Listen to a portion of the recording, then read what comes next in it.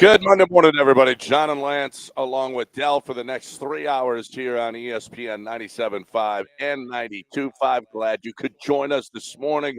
A lot to talk about after a busy weekend in which the Astros, not only did they avoid being swept, they should have won. They should have won 2 out of 3.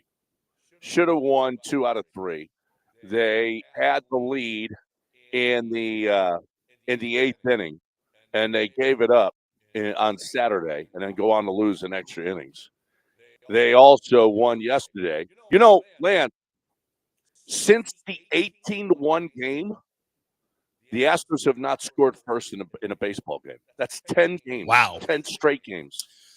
Lost 3 series in a row and haven't scored first since that game. And Hunter Brown, 3 straight troubling starts. Yeah. Couldn't get 5 yesterday. It's not good, people. No, he's just going through a little slump. That's all. He's still Hunter Brown. Doesn't look like Hunter Brown to me. Well, whatever. Like I don't like this Hunter Brown. Yeah, I've seen this one before. He almost got optioned down to the minors last year at the beginning of the year.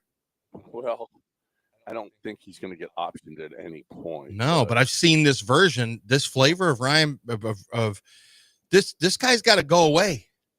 Yeah. No good. This guy's no good. Going 4 innings, Hunter Brown is no good. Trying to avoid being swept. You avoided being swept yesterday because your bats came alive. I mean, really came alive. Well, you shouldn't have been. It should have been. You should have won the series. You should have won the series. Well, when you've got Abreu and Hader coming in, and you got a lead on Saturday, you should have won the series. You know, it wasn't like they got totally outplayed. They didn't get totally outplayed. Well, they still lost. Maybe the Lance McCullers is the real issue, not Hunter Brown. Well, no, actually, Hunter Brown's going to be a much bigger issue. Lance McCullers can go away when pitchers come back. Hunter Brown doesn't go away. This is 3 straight games where something's up, because it's not like he's not striking people out. He's striking people out, but they're hitting him. Yeah. Yep. I mean, Hunter Brown, we've got to have him. Lance McCullers, if pitchers come back, he can go away. You ain't gonna. Lance McCullers not being in the starting rotation is not going to do anything to you. Hunter Brown must pitch well. Yeah. That's why, to me, Lance McCullers is like, yeah, he's just biding his time until these other guys get back from their rehab, and then he's out. He's out of the rotation, period. That's not going to be the case with Hunter Brown. That's why I worry about Hunter. I don't worry about Lance. Lance's time is he's on a clock now. His clock is ticking. Just as important as the Astros series, Spencer Arrighetti threw 43 pitches on Saturday, 29 for strikes, and he looked pretty good for Double-A Corpus Christi. I mean, it's Double-A. Actually, that's where a lot of talent is, if you want to know the truth. The young talent is in Double-A. Mm-hmm. But he looked pretty – and that's, half this team probably was in Corpus Christi last year, or half or more of this team was in Corpus Christi over the last couple of seasons. But Spencer Arrighetti coming along and throwing 43 pitches. Yeah. That's a little bit faster than we thought. Well, I mean, are they still saying September? I can't believe if he's throwing 43 pitches. I know, that's a high number of pitches already. I mean, let's see how the thumb comes along afterwards, right? And if he's okay, if it's just okay, he's all right. Let's go. Get Spencer Arrighetti. Is Lance McCullers the first guy out? Yeah. I don't know. Well, no. Well, you got Gusto, Colton Gordon. Oh my God. And who's the other one? There's one more. Walton. Yeah. I mean, so which one? Which one is out first? Well, I don't know. That's a tough it could call. be any of them. I don't know. I mean, the way he's pitching, it should be McCullers. Yeah. I mean, he makes a big paycheck, but yeah. Who cares? Your big pay, you're gonna get beat twice by a bad contract and bad pitching. Don't let him beat you twice, as they say. Yeah, don't let him beat you twice.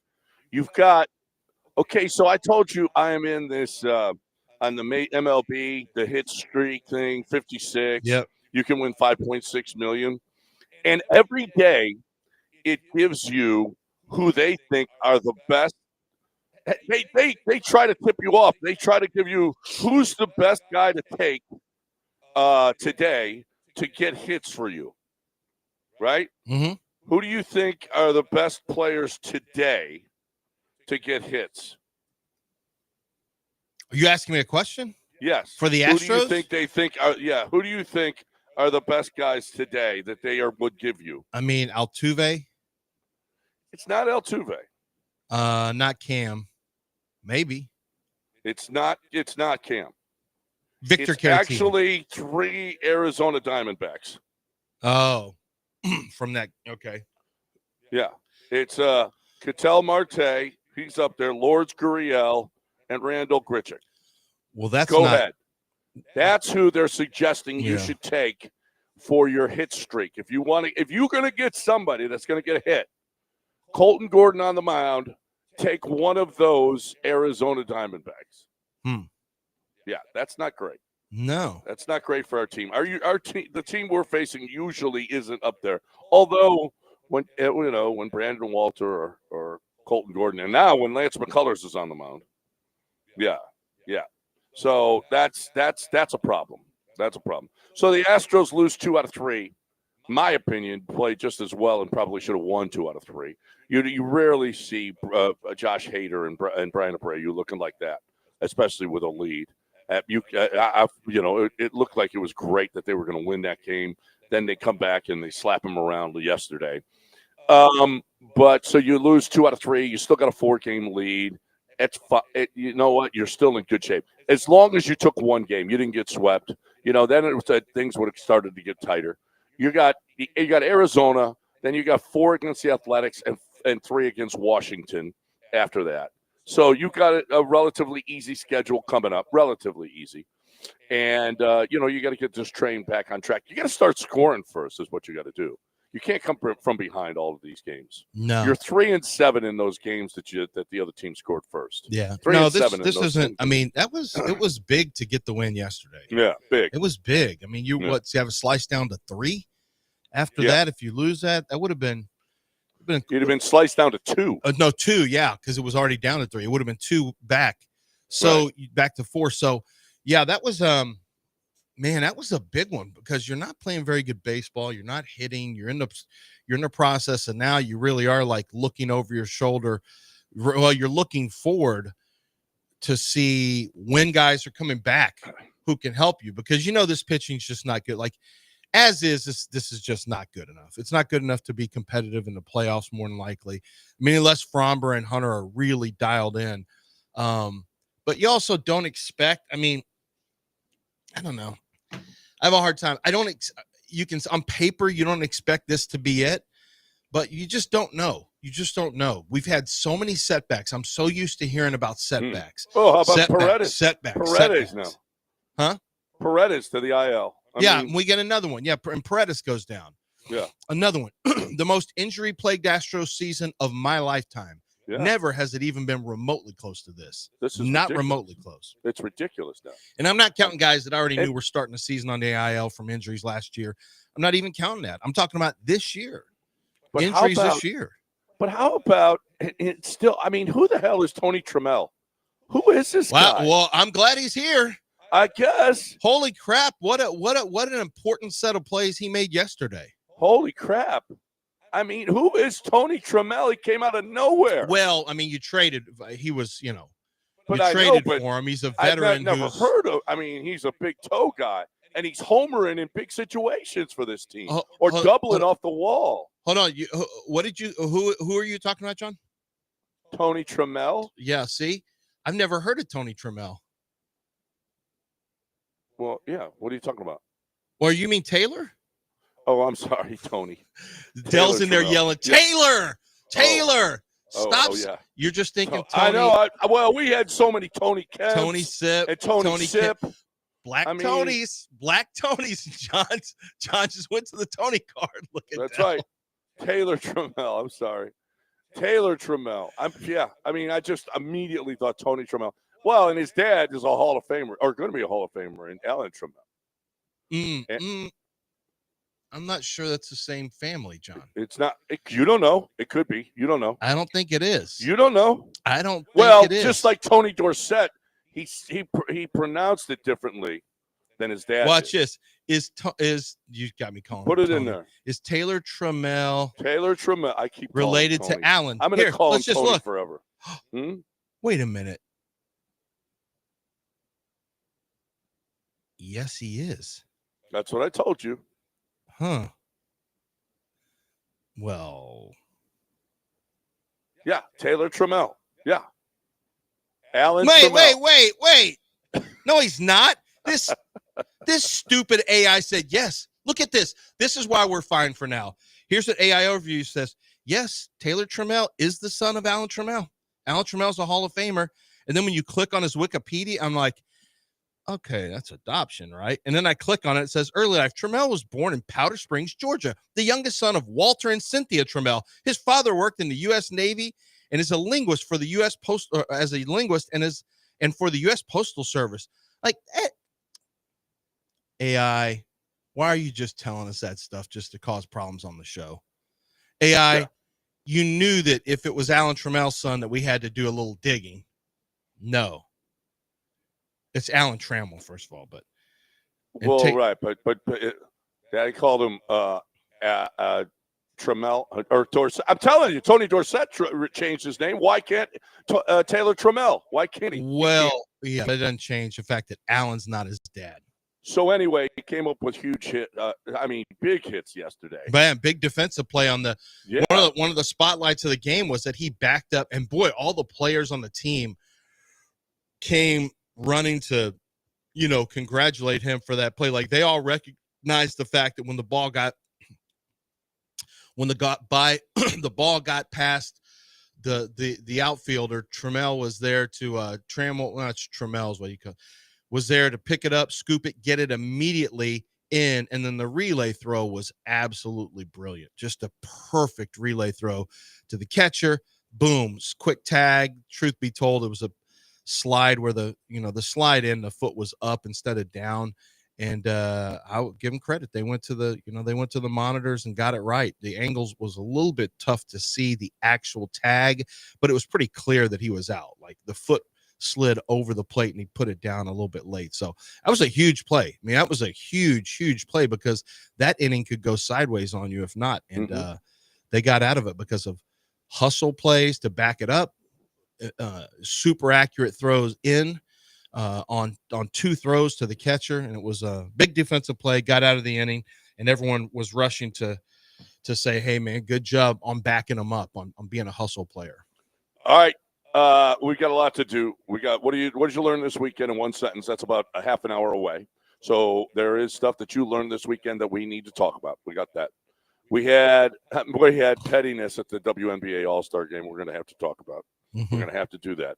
We got a lot of Texans news that we are going to have to do, including the signing of their last rookie signing. That was good. That's a good thing.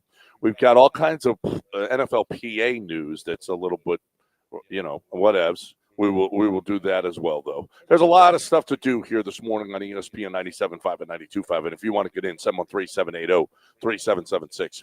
We also have Texas Card House. We got poker. This is going to be a poker week. We were there last week at Westheimer. We're going to be in spring next month, as a matter of fact. Can't wait to get up there because there's all kinds of games going on. They have unbelievable. Listen, at 6 o'clock, a $40 buy-in for a $4,000 guarantee. That's ridiculously low. That is just ridiculously low. So you're looking for a great way to play and have a chance to win some nice money. It's at Texas Card House.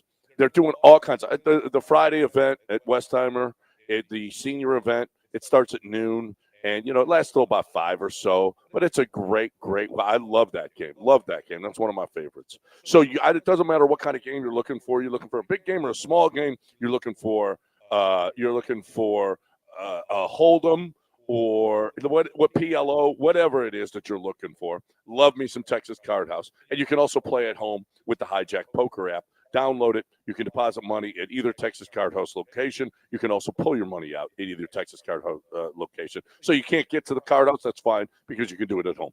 TexasCardHouse.com. Hijack Poker app. TexasCardHouse.com.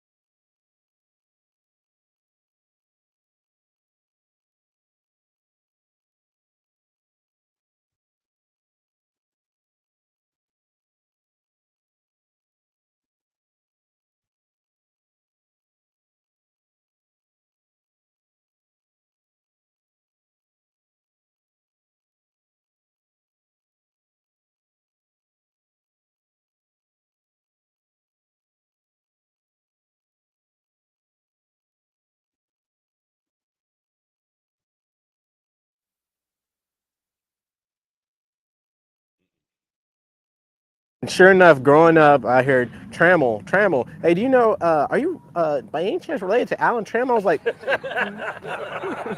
really? Are you guys serious? Yeah, he's my. And so now, whenever somebody asks me that, I'm like, yeah, he's my uncle. So, no. So for the most part, at first it irritated me, but Alan Trammell has he's a Hall of Famer. He can do whatever he wants. He can say his name is Trammell. I'll go along with it. I will go along with it.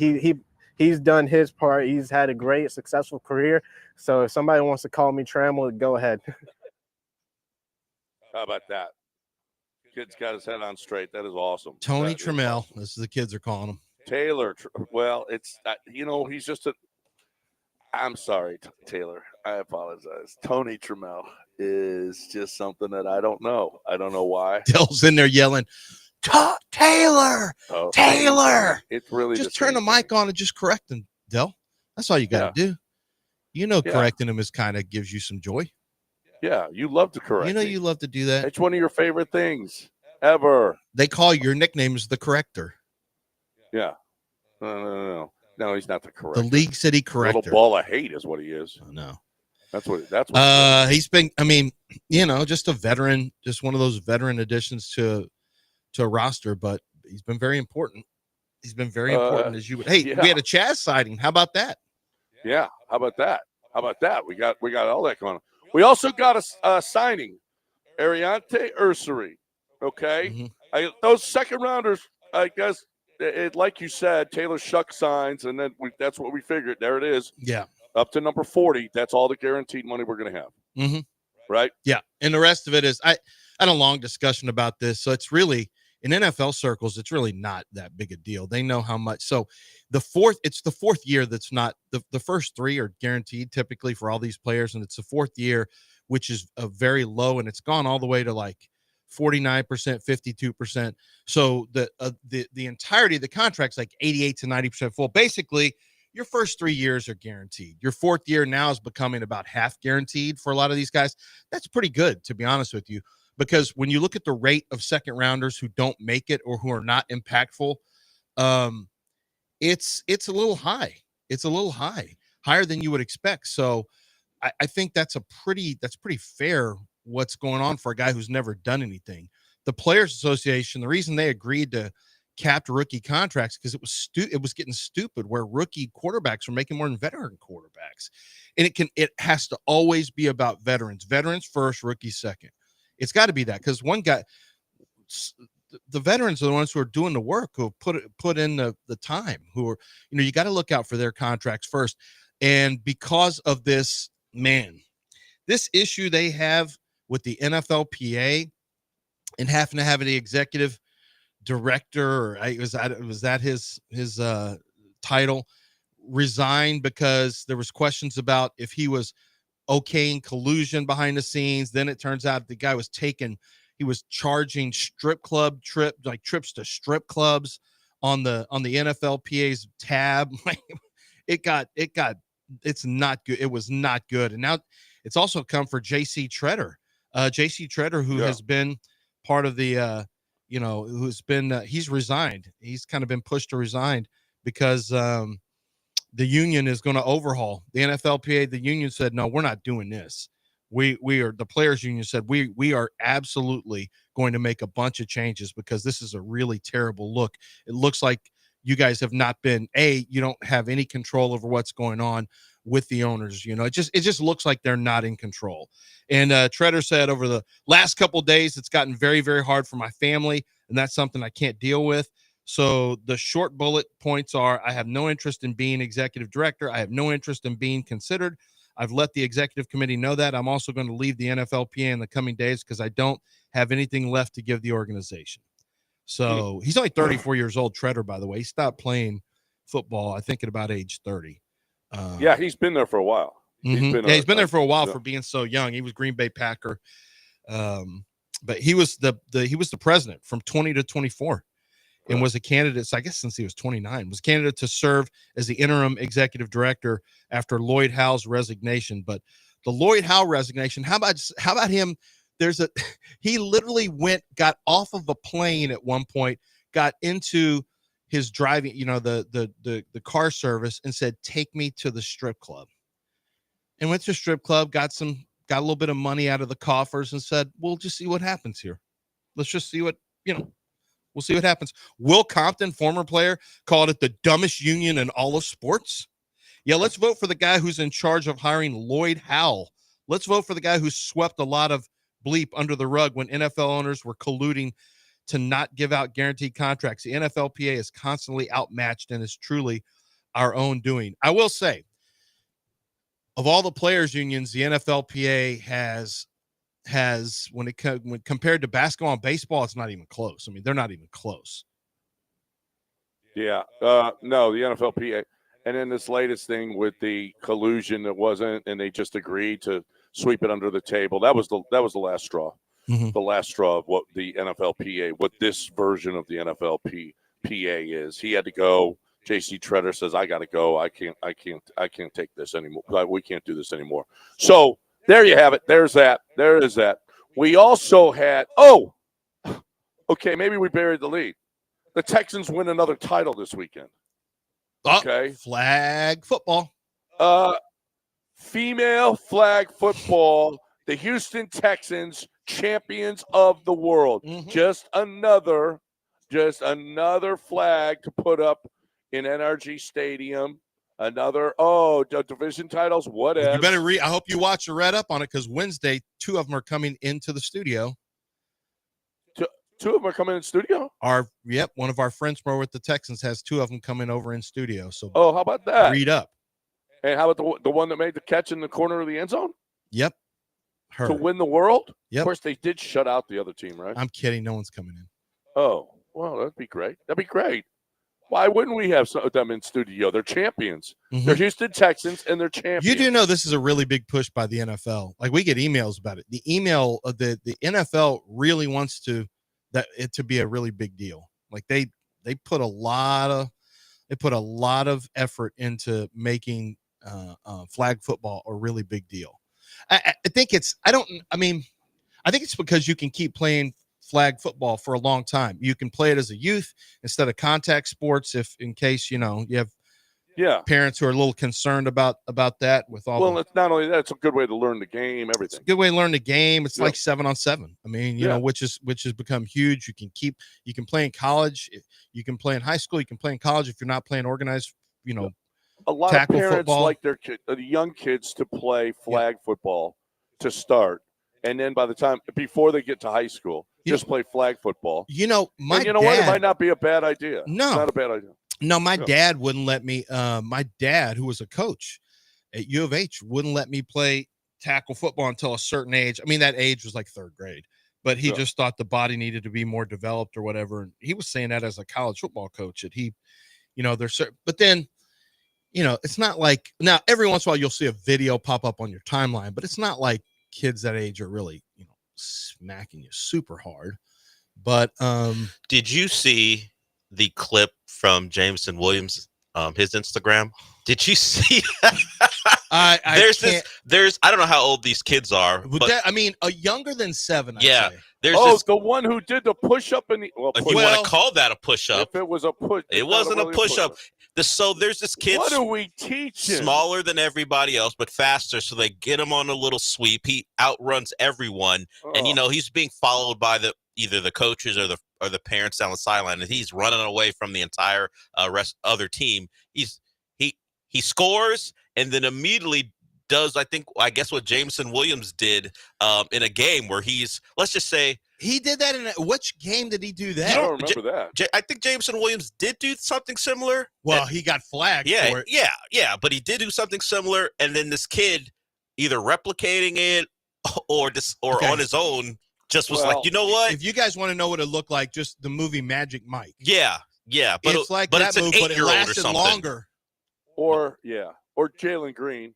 Well, there's no. Why you got to bring him up? He's not even here anymore. He's not here anymore. Let that man rest. let his carcass rest. Yeah, it was Jameson Williams against the Commanders, and he. How many strokes did he get? I don't know. 2 before the flag came out. I have no idea. Oh, the kid. The kid got more than that. No, Jameson probably got 2 when the flag came out. About 10. The kid went 20. Oh, more. Greater. Jahmyr Gibbs stopped Jameson Williams before he got to the end, I guess. He came away, hey, knock it off. That kid, they let him go. They were cheering him on as he did it. Oh, the coaches are sitting there doing it with him, only he's standing up. I mean, that's ridiculous. How old is that kid? 7, maybe? Oh, 7? I think there's a good chance he's 6. Yeah. Oh, my God. Well, what kid doesn't need to get his thrust game up at age 6? Where do you look it up where the video is? It came across my timeline. I don't know how I found it, but me too. Me too. We all saw it this weekend. Yeah, but it was nuts. It was nuts. And then I guess Jameson Williams probably saw it and put it on his Instagram. That's how people grabbed it. Crazy. I was like, wait a minute, that kid's 7 and why? Yeah, it can't be like that. Can't be an actual thing that somebody teaches a kid and the coaches were fine with it. Like, yeah, get a few more in. He was bang, taught that. bang. No, he was. Yeah, he was taught it. Bang. They told him to do it when he scored. And when and the parents are in the end zone doing it with him. I mean, that's just ridiculous. That's just terrible. Well, I didn't see any parents doing it. I just saw them. Go, Kinda go, cheering Oh it go, on. yeah, you go. saw the not on the ground, but doing it Right. standing I up. saw the coach like, Yeah. yeah, keep doing it. Yeah, I mean, Give that's it just- to him. This is what we're teaching 6-year-olds. Okay. Hey, Um, good kid, good player though. Yeah, The really kid's good got player. Did you speed. see him? Now, you get him around the corner, he's problems. Oh, Yeah, he's done. can't He's a catch Get problem. him in the end zone, he becomes a a problem too. You know what? His new nickname is the problem. I'm not the problem anymore. Yeah, yeah. If you type in Jamison Williams celebration kid or whatever, some in that way, it'll come up. And yeah, I'm looking at it right now. He outruns everyone, gets to the end zone, and he immediately goes forward. And all the parents are like, or coaches. I assume these are coaches. And there's another kid in the background doing the same thing. I didn't see the kid in the red shirt. Yeah, I didn't see There's him either. another No one kid- seemed to be in either. horror that he was doing this. There's like, another hey, kid right behind one of the coaches doing the same thing. So they taught all the kids to do it. Oh no, this has got to be in Florida. I This don't has know. got to be Florida youth football. All the wildest stuff happens in Florida. Yeah. All of it. I'm gonna just right off the bat. I have no idea where it is, but I'm almost willing to bet money it's in Florida. And by the way, I just saw Jamison Williams, and of course, in the comment section on Instagram, it just says 2 pump chump. Of course. All right, we got a break. Oh yeah, we didn't even mention Scotty yet. Oh my gosh, We didn't mention him. We didn't mention Dustin Poirier's last fight. We still got Yeah. some stuff to talk we about. got stuff to do. Scotty, that was boring. That thing And was it that wa- was over by the third hole. It was over by the second day. Yeah, It was really. over halfway through. Because once he gets the lead, ain't no. Yeah. Look, No, listen, he's this isn't got- the U.S. Open where you're gonna maybe lose some strokes. Once he got that big lead, it was He's over. got 10 straight tournaments where he led after 3 rounds where he won. And Tiger's got the record 36 in a row. 36. So he's on his way. But here we go. We got a break. We got what did you learn this weekend? One sentence coming up. So you don't miss that. We also have Lance talking about Craig DeServe. Yeah, and Gulf Coast Chevy Buick GMC is what I'm talking about. They've been my car dealer for years and years and years. My son he has a Buick Envision on a lease. I've got the Buick Enclave with a lease. My wife has Chevy Equinox right now with a purchase. So we've been leasing, and it came time where we just said, look, my wife's putting so many miles on the car. We're going to have to get into the purchase game again. And that's what we did. And we got a great, and this is what I love. There's different types of finance options. A lot of times if you go to GM Financial, I'll tell you they have some of the best options you're going to find in terms of rates and dealer cash back. However, what I love about my friends over at Gulf Coast Chevy Buick GMC is they found another lender. They searched for lenders, and they found a rate that made more sense for us when we purchased this vehicle, the Chevy Equinox for the wife. And that's what they do. They're looking out for you. They want to make sure that you get the best price, that you get the best service, the best selection. She wanted a particular type of color for the interior, a lighter color. They did not have it on in stock, so they searched all these dealerships around the area. When I say around the area, 30, 40 miles or outside the area. And once they found one, they had it shipped in, and they literally traded a car for a car. And because they wanted to take care of my wife, but they want to take care of your wife. They want to take care of you the exact same way. They're there to take care of you, to get you the best prices, to make you happy, so you come back and buy your next car with them. It's that simple. And with deals going on like 0% financing on a loaded GMC Sierra 1500 elevation crew cab with Turbo Max engine, you understand why so many people head out to Angleton to Gulf Coast Chevy Buick GMC. GMC, we are professional grade.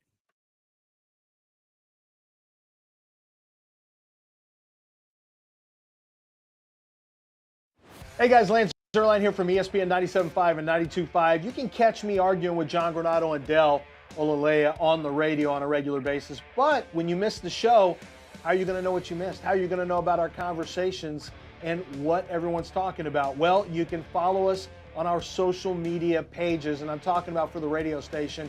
We do a great job at taking all of the show content that you see on our show and all of the great shows on ESPN 97.5 and ESPN 92.5 lineup, and we will recycle and let you hear the best of the best. Conversations about big wins, the most disappointing losses, who's doing a good job as manager or head coach. We're talking about it all. Do not miss it. Listen to the radio as often as you can. But if you miss it, Follow the social media pages, like, subscribe, and never miss a second of the great content right here on the station.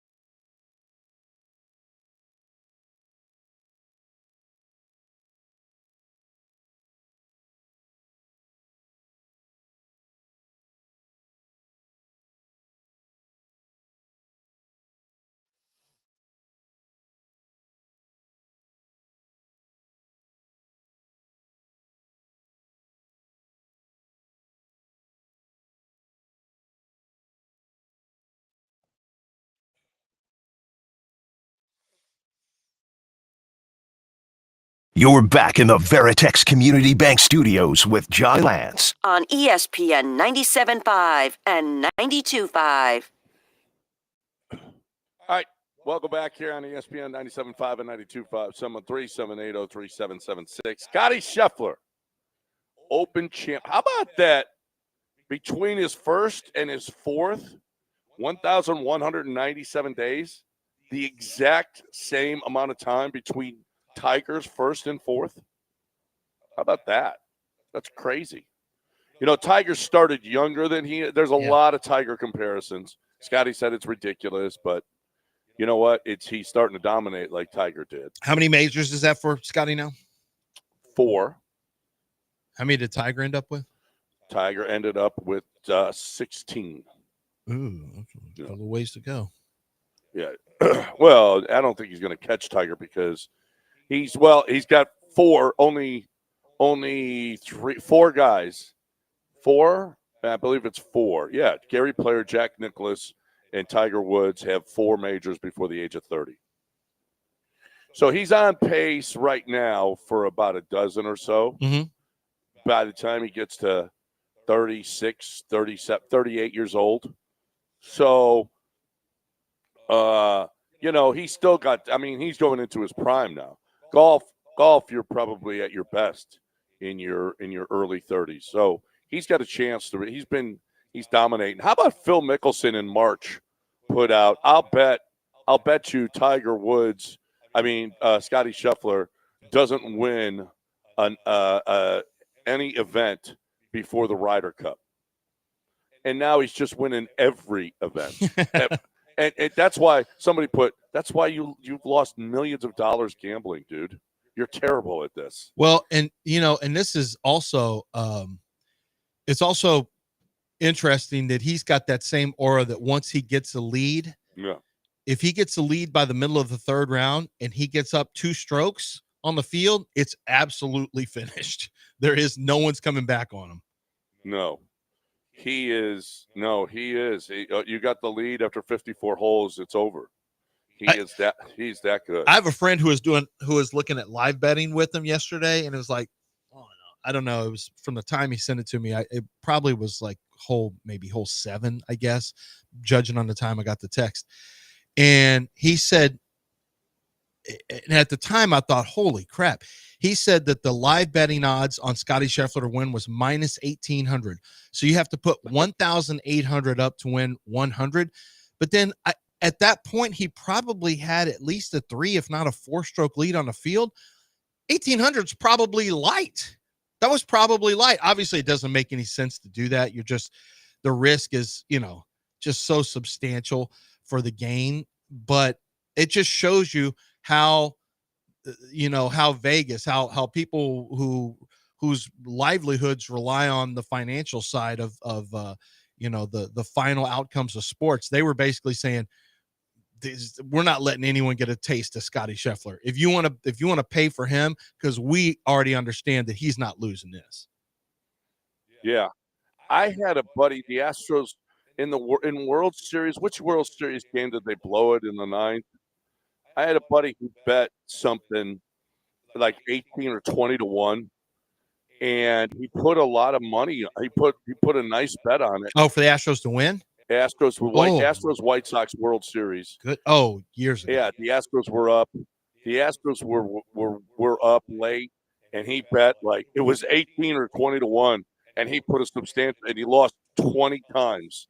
So listen, in golf, you make 2 bad swings in a row, and you could lose 4 strokes. I mean, well, whatever. If somebody else birdies, you bogey or double bogey, all of a sudden there's a big, Now Scotty Scheffler is so solid. You're thinking that's not going to happen, but we've seen stranger things in golf. I would never lay 1,800, never lay 1,800, 18 to 1 against anything. That's just not. I would imagine some people did, and you like to gamble your money if you do that, man. You don't mind gambling your money at all, because the return is just not. It's not worth the investment. Okay, so you had something you wanted to talk about. I want to make sure you bring it up this hour before we get to what did you learn. The WNBA All-Star Game. Yeah. And you talked about pettiness. Yeah. Afterwards, well, first of all, everyone knows they wore the shirts. Pay us what you owe us. Mm-hmm.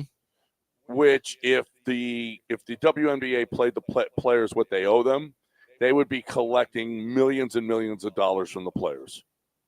because if you want to share the losses or profits with us, that's all we have is losses. That's all we have. So there's that. They wore those shirts before the game. And apparently Caitlin Clark was not part of that.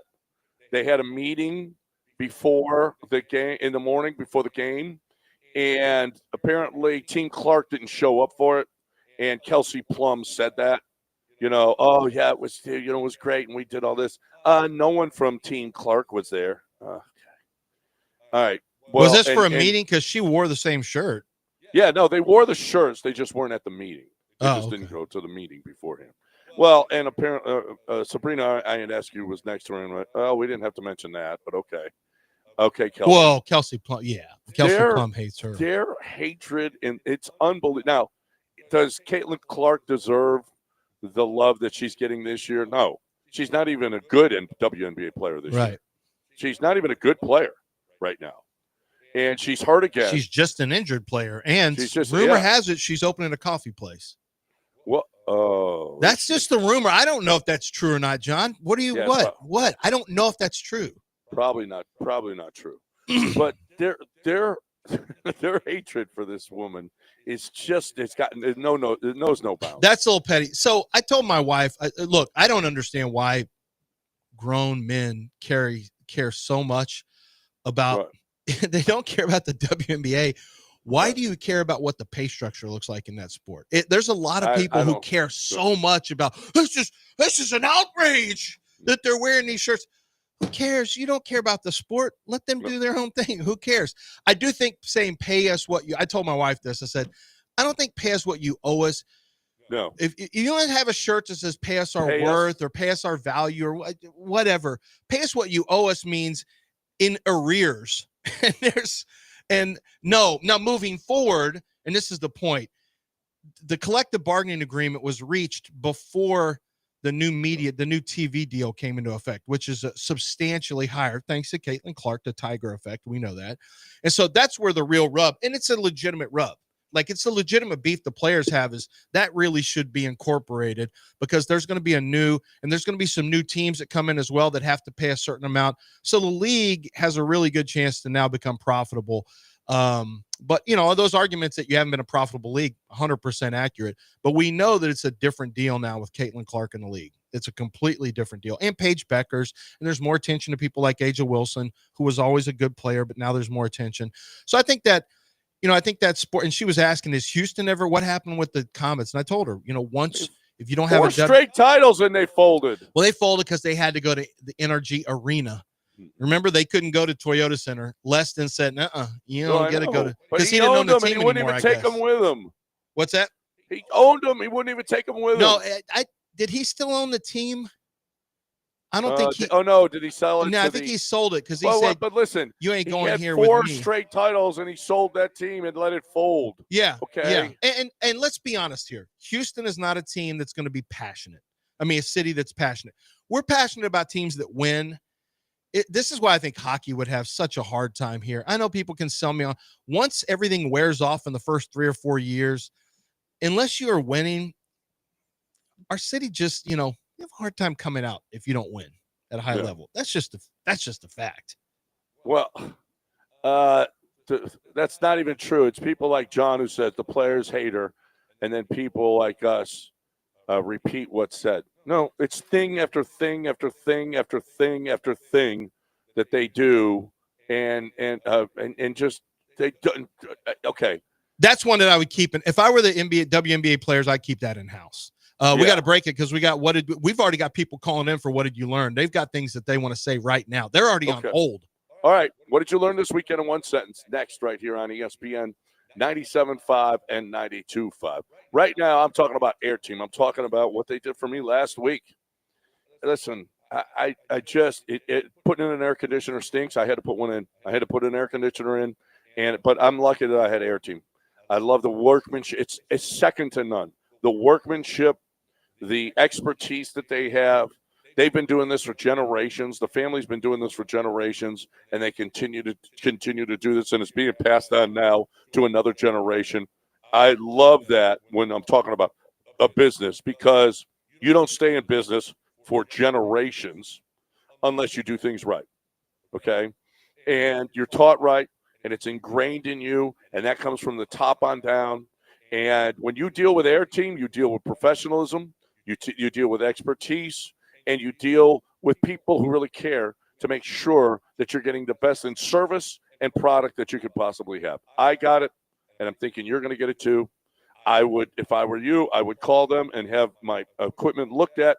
If you don't, you could be like me having to replace an air conditioner, and that sucks. AirTeamLTD.com. I think they're tremendous the way that they go about it. I think you will too. AirTeamLTD.com. Make sure that you tell them you heard it right here.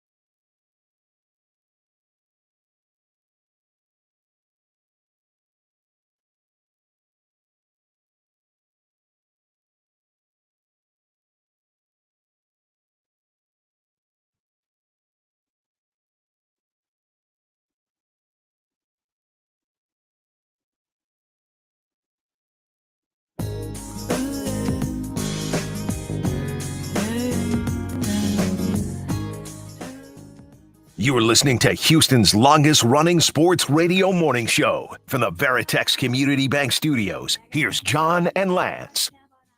All right. What did you learn this weekend in one sentence? Brought to you by Game Day Men's Health. 713-780-3776. You call in. You get one sentence. You get one sentence to let us know what you learned this weekend. I am going to start. I am going to tell you I learned how relieved I am that the Golden Bachelor put out its list of contestants for this year's Golden Bachelor because my wife's sister Tracy is on the list. And if it came out that it made it public before the list came out, then she would have lost her spot. And I literally told almost everyone I know So many she was on the show. That's so many ands, and I'm not sure that's one sentence. And but after sure. he tells, like, do That's not one tell sentence. anyone. Like, who are we telling? I told You're her, telling well, a chef. You that's told all. a chef I had last one week, sentence. don't you tell anyone at your restaurant. Then why'd you tell the chef? Because chefs keep things quiet. chefs Don't you know tell that chefs people. are some of the most He notoriously just kept it a secretive secret. people in the John's a world? washerwoman. Couldn't even keep it to himself. Had to couldn't tell keep it. everyone. Right. Or you could have just been like, I know someone's going to. Girl, do you know? Exactly. Girl, stop. Yeah, that's who John is when he's got a secret to tell. Yep. What's her name? That's Since me. it's already been released. Tracy what? Tracy Thompson. Tracy Thompson. Oh, I see. Oh, she's the first one that comes up when I go to Yeah. swoon.com and Yeah. it tells me who's on the Golden Bachelor. Yeah, Tracy. everybody's got to root for her. She's from Houston. There's multiple women. Two. Women. Terry and Tracy from Houston. Terry's a dentist in Houston. Yeah. John, are you going to start calling some of these Golden Bachelorettes thoughts, depending on how they act? Oh, wait till after the show airs. I'm going to have something for the other bitches. Oh, whoa. What? Bitch! That's not. Oh. not. See, we Oh, can't yeah. have him Oh, talking no. WNBA. Do we know who the Golden Bachelor is? Yeah. He's a former Ram. Former He's, football player? I forget. Aaron Donald? No. Gonna run through that whole crew. Wow. No. Wow. That's what you Wow. said during the break. I didn't even know this was a thing, so don't put that on me. Mel Owens, I think, is the guy's name. Yeah. that's Oh, his I name. never heard of All right, yeah. He's going to run through the whole. You're a terrible person. that. I mean, it's Bachelor, you know. Let's it's like move on. Oh, I'm thinking of Love Island. Yeah, you're That's my thinking about bad. Love Island. Thinking of Let's Love move Island, on to where more people get wholesome run through. things. Where people Right. get run through. Like Tom on a car phone. Tom on a Yeah. car phone. What Tom did you on learn? a car phone. What's up? Morning, gentlemen. I learned Longhorn Scott and I frequent the same Montrose establishment. Hey, girl. I don't know why. He didn't even try to be Longhorns. He didn't even try No. to be Tom. Yeah. No. He didn't even try. Unless that's a different Tom. Possibly. We go to Tongue Dart Chris. What did you learn? I learned that anytime I have to watch the kids, it's never as bad as my wife makes it out to be when she has to watch the kids. Ooh. Right. Ooh. So Right. either you know what you're doing, you don't get as easily as easily bothered, or maybe she's just putting a little extra something on it, just trying to. Well, when it's you, it's always worse. No, he's saying when Not it's for her- him. He's saying when it's him, it's not that bad. He doesn't believe her now when she talks about how difficult it is. Yeah, he's like, it wasn't that bad. What's she What is he talking talking about? about? This Yeah. is easy. Of course, we Well, also are not trying to keep them You engaged. got it every Well, let me day. find some projects for you. Let's do this together. Let's go. No, you just put them on something and you go start playing your game. You go play it, get on Xbox. Yeah, people get aggravated more. Yep. But also, if it's every day and every day, you're like, oh, F this. No, let's go with Tongue Dart Chris. Stop your whining, woman.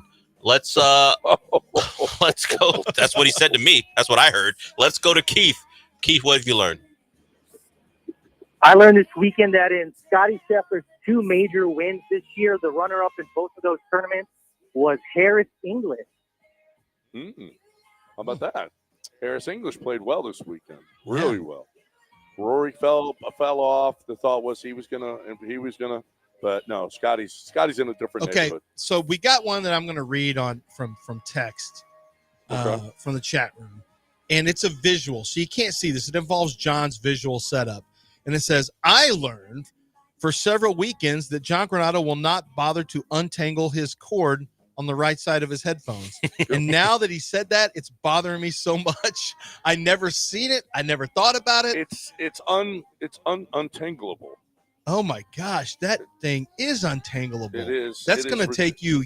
No. That's going to take you at least full segments to get fixed. Yeah. It's impossible to do.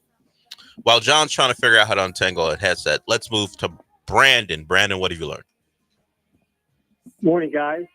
I learned that L. Duncan on ESPN can be a little bit reckless when describing the lack of defense in the WNBA. Yeah.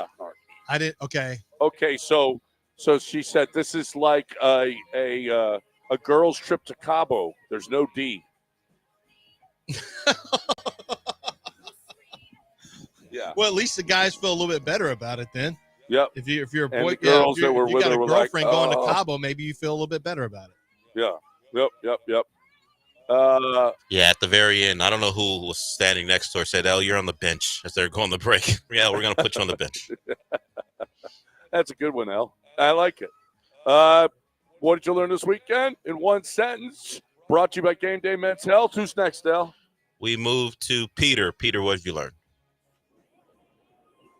Morning, guys. I learned that some Pee Wee football player gets more action in the end zone than Tom. A reference to the aforementioned touchdown score in a youth football game where a lot of pump, a lot of gyrating from a 7-year-old. Play some Pony by Genuine. Play some Genuine's Pony in here. Lance with his buddies riding bikes. A lot of pumps, yeah. A lot of pumping. We go to Ocho. Ocho, what have you learned? Yeah, I'm probably late on this, but I learned that Kerrville, Texas, where the floods took place, is the birthplace of HEB. I didn't know Kerrville's where HEB started. I just thought HEB just showed up at some point when I was in my 20s. Like, oh, hey, look, HEB's here. And then like, oh, there's another HEB. And now you got Kroger's and Randall's saying, hey, what the hell? Hey. Thank you. Appreciate it. Who's next? Our final call is from, well, a guy we mentioned a couple times, Tom. Tom, what have you learned? Real Tom. Morning, gentlemen. This is the real Tom. I learned if you want to be the talk of the pool party, figure out how to cook something very well and bring it. What did he say? If you want to be the talk of the pool party, cook something well. Like you're out with your brisket. You're out. No, you already know how. You know how I do. Cook, You've seen cook enough something pictures. well. That old beat up bring it. narrative from 2019 is over. Tom was the talk of the pool party because you cook something well and bring it and brought it. People start to talk about you. Unless it was somebody else that did that. Yeah, maybe it's not Tom who did it, but either way, cook something good, bring it to the pool party. People will love you. Oh yeah. All right, that concludes. What have you learned? And remember, I feel like Tom already knew that. And remember, on Friday, what did you learn from the show? What did you learn from the show? So listen in all 3 hours every day to come in on Friday and tell us what have you learned from the show. Right. Maybe you didn't know anything about that kid in the end zone dance. Now you do. Now you do. Maybe you didn't know that my sister-in-law's on the Golden I didn't know that. Apparently the rest of Houston did because you told everyone, but I didn't know that, so now I do. I didn't figure you'd care. No, I just mean apparently you couldn't keep a secret, so you had to hope that no one snitched on you. Right, I did. And I was like, oh, thank God. My wife was like, so we called my buddy Chad. I said, hey, Chad, and Wendy did. She said, hey, Chad, for Tracy's on Golden Bachelor. He goes, I know, John told me. And I was like, Chad what are you doing? Your buddies can't protect you. You're giving me up. And Wendy was like, you couldn't. I said, I told about everybody. Don't worry about it. And nobody said anything. So you might have had to watch The Bachelor anyway. I don't know. Now you are going to that show. Can I tell you how much I hate that show? Well, and now I got to watch every one and break it down. Well, to be fair, it's the Golden Bachelor, so maybe it'll be different. Maybe it'll be different. Only, you know what? At least there's some.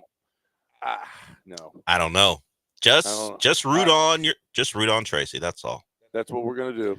And what if the guy turns out to be the worst and disparage the other girls? So what if we find out that he and Tracy really have a connection, but he also has like a connection with like 5 other?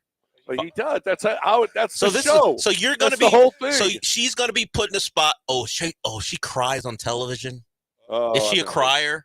Oh no, then we're going to give him an earful. Okay, Don't worry. because if she's a crier and he makes her cry, then we got problems. Oh, then we got problems. Don't worry. No, he'll hear it.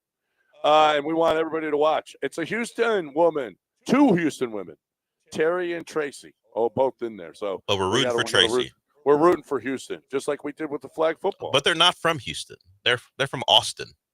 They just got the name because they were from Texas. So they have their real name, and then because they're playing on that stage, they gave them like a team name from the NFL. Yeah, because right. Yeah.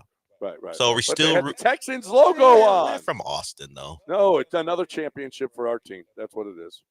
All right, and you can win. You want to win? Let's go to the Golden Nugget. Let's go to the Golden Nugget Lake Charles. You still got time for your fantasy football league. You want to do your draft, you can do it in 2 weeks before, on the weekend, whatever it is, whatever you want to watch. But they've got plans available for you and your fantasy football draft that they want you to come. Bring 12 guys. You can bring their wives too, because you're only going to be doing your fantasy draft for what, 3 hours or so, 3 hours, maybe 4 if you guys are slow. Whatevs. Here's the deal: the Golden Nugget Lake Charles will host you. They've got packages available to make it a lot of fun. They'll put you up on the big board. You've got all the college football games that are going to be going on. What a fun way to do your fantasy draft. But what a fun way to do everything. I love the Golden Nugget Lake Charles. Just 2 hours and 15 minutes down the road. To me, that's just so good. So fun. Instead of flying all the way to Vegas, you don't have to do that. You got Vegas-style casino, hotel, restaurants, nightclubs, concerts. You got it all in one place, Golden Nugget Lake Charles. I love the Golden Nugget Lake Charles. I hope you do too. Get there. I mean, honestly, they really care. There's other Lake Charles casinos that just don't care anymore. They're just not as good. They've fallen off the world. Golden Nugget, not so. They really care, and they're doing a great job. You're looking for the best way to do your fantasy draft or just have fun. GoldenNuggetLC.com. GoldenNuggetLC.com.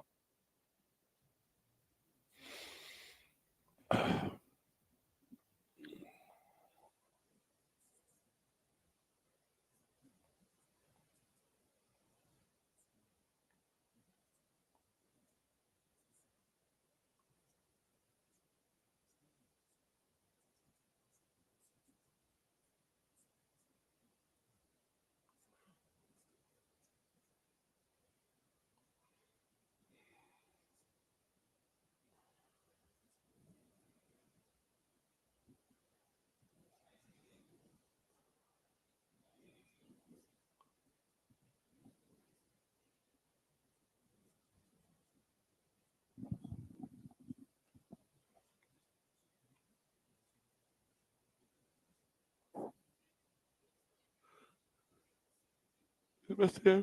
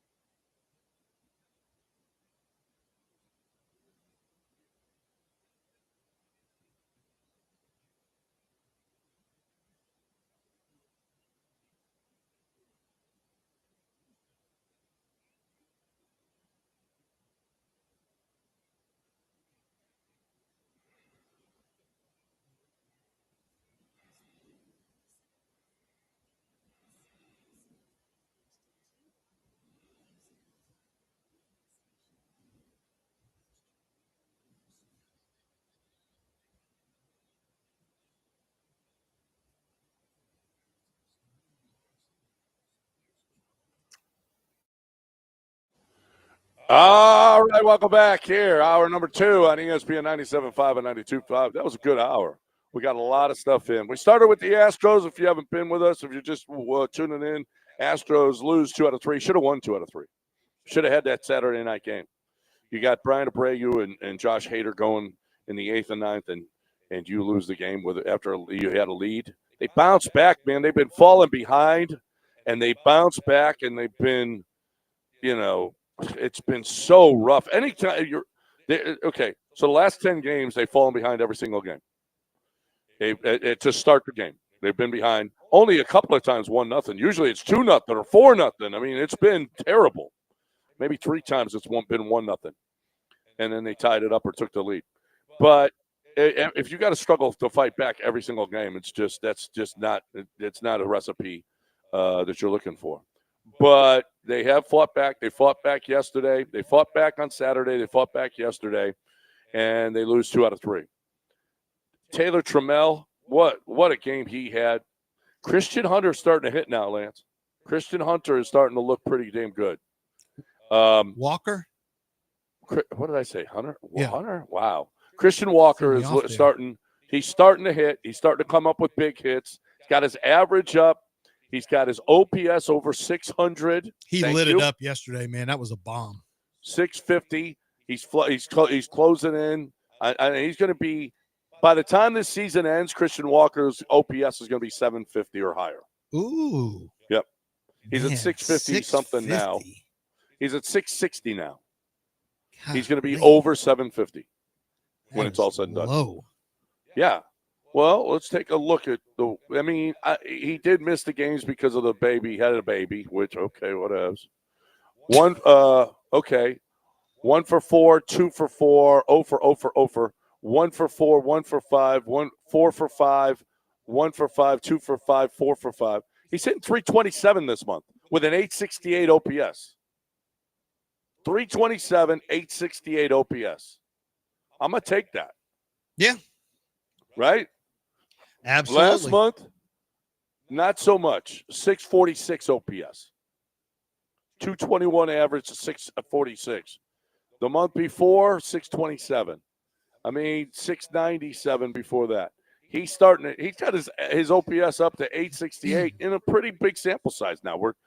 This is what, the 21st today? Yeah. He's knocking runs in. I think he's going to get better. The question is how much better, because I saw someone put together, now they're blaming this particular post was blaming Jeff Bagwell for Christian Walker too.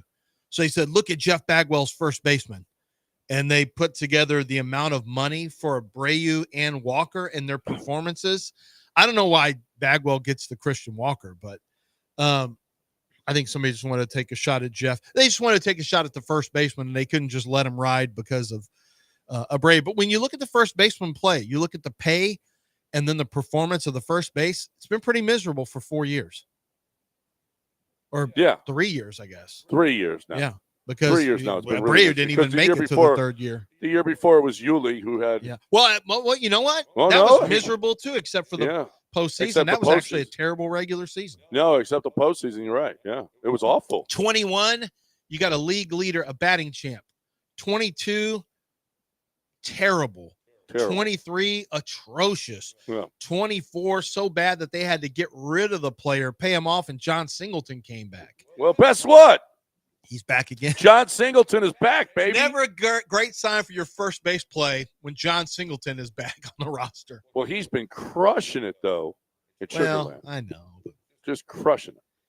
But I don't know. He's just got to come off the bench because you're not pulling Christian Walker now. You're not, okay, especially you're not going to platoon him, that's for sure, because that's all you face is right-handers, because that's all, So, you got to – I don't know what you're going to do. John Singleton, a pinch hitter, I guess, okay. If you need a home run, okay. Maybe DH every once in a while because Jordan is still – yeah, okay. So, now you got Pena on the IL, Paredes on the IL, Jordan on the IL. Holy crap. That's a lot of offense. Right. But you got Taylor Trammell coming to the rescue. That's what you got. Zach Short coming up with huge hits. Many people are saying potentially related to Allen. Trammell, Taylor Trammell, related to Alan Trammell. Well, that's what has been discussed, at least. Well, that's what he said in there's the press been conference. questions about it. Yeah. When asked about he said, yeah, people are asking if I'm related to Alan. Not really. He said it used to bother him, but he realized, he's a Hall of Famer. And so it probably bothered him because he said, A, we pronounce our last names different, and B, he's a white guy. I am not. Could have been. Well, a lot of people also call him Tony. Well, he has been called Tony on the show previously. Yeah. Yep. Well, that's what I say. A lot of people do that, though. A lot of people. So there is that. By the way, you see the Dodgers still can't win. Dodgers and Yankees are. I know. The Astros just get in your head. How about that? How about the Dodgers it's like one of the most talented teams in baseball history, and they can't win. I just love that. That's my faves. And they still got a 3.5 game lead over the Padres. Right? I mean, it's just embarrassing. The Astros, and they still have a half game lead on the Astros too. Mm-hmm. The Astros are 57-42. The Dodgers are 50. Ever since that series, neither team has played well. And neither team. They're 2-8 since that series. The Astros are 3-7. That's how bad they played since that series. Of course, they lost those 3 games, and the Astros won those 3 games. I know. The Astros have lost 3 series in a row since then. Who's the hottest team in baseball? The Brewers. Yeah, the Brewers. They're tied with the Cubs, who stole their manager, Craig Counsell. Mm-hmm. Cubs stole their manager, jumped out to the lead, and now all of a sudden, whoa! The Brewers are right there, and tied for the lead. Baseball's getting pretty good. Other than the American League Central, I mean, you want to talk about a bunch of garbage. Other than Detroit in that, but they get to play all that garbage all the time. Mm-hmm. So that's why they're running away with the damn thing, and they're going to get a bye. Although the Astros are still 57-42, they're only 2.5 games behind them. Right. Just 2.5 games behind the Tigers. Despite that's unbelievable. Yeah. You know, it's just not. There's just not a dominant team in the AL and Major League Baseball, really. No. You just don't have that, this is the team. It's just a matter of time. We're just playing the season out, and this is the big favorite. It just doesn't exist right now in baseball, and I don't think it's going to. And especially in the AL, I know the Yankees and Dodgers, appear to have everything, but the Yankees every year appear to have. Every year there's articles like, why are the Yankees underperforming? The Yankees disappoint. Every year the Yankees supposedly they've got Aaron Judge and cannot win a World Series. They've got Aaron freaking Judge and cannot win a World Series. They can barely, get in there is hard enough for them. And they've got a player whose numbers are on par with Babe Ruth's in terms of dominance. Like, he's one of the most dominant players we've ever seen in the history of the sport. And what do they do with it? Nothing. Yeah. It's great. I mean, it's great, though. It's fantastic that happens to them. Yeah, I forgot Jake. Childish Altuve says, what about Jake? All-star IL list. Yep. All of them, all-stars. And out. And, yeah, Yiner is not having a good year. No, he's just not. And Caratini continues to rake. Yiner, though, comes up with big hits, though, for you. Yiner comes up with big hits. He's not having a good year, though. He's certainly not. That slider away is just it, and he flails at it so badly. It just is like, wow, Yiner. I mean, he chases some really, really bad pitches. Really bad pitches.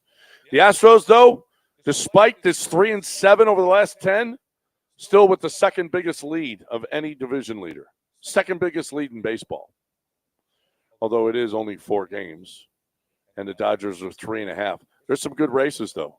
Blue Jays are 3 ahead of the Yankees. The Phillies and a half a game ahead of the Mets. The Cubs and Brewers are tied, and for the division lead. And then the Dodgers and Padres 3.5. A lot of good baseball. A lot of good baseball going on, and it's back. Thank God. Last week with the All-Star game. Holy crap! Wow, you talk about nothing to do other than watch Scotty Scheffler just win everything. All right, we got a break, and we got a new advertiser to to the program would love. I went there to Collector's Firearms. Holy crap! If you've never been to Collector's Firearms, okay, it's on Voss and Westheimer. They moved. They used to be over on Richmond. Now they're at Voss and Westheimer. You want to talk about a store? It's the best damn gun shop in the world. No, that's not an exaggeration. They have more guns. I think there might be some place. Danny thought that there might be some place in Atlanta that has as many or more guns than they have there. But listen, it doesn't. Nobody has a wider selection of new and pre-owned guns. Okay, handguns, rifles, shotguns. If you're a gun enthusiast, now it says collectors firearms, but there's a lot more than collectors.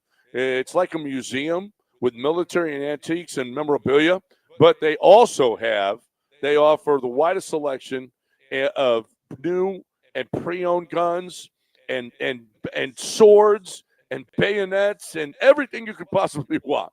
I mean, it's incredible, this store. It's huge, huge. You've never seen anything like it. You want to sell your gun, you can do that there as well. Make sure that you tell them that you heard it right here on ESPN 97.5 and 92.5. You're a first-time buyer. They can help you out, knowledgeable. You want to just protect yourself, you want to hunt, whatever it is that you're looking for, they've got everything. All right. They also buy guns if you're looking to sell your gun. They got locations in Dallas and Austin, 7626 Westheimer at Voss. It is a huge store. You can't miss it. CollectorsFirearms.com. CollectorsFirearms.com. Collectors Firearms, the best damn gun shop in the world.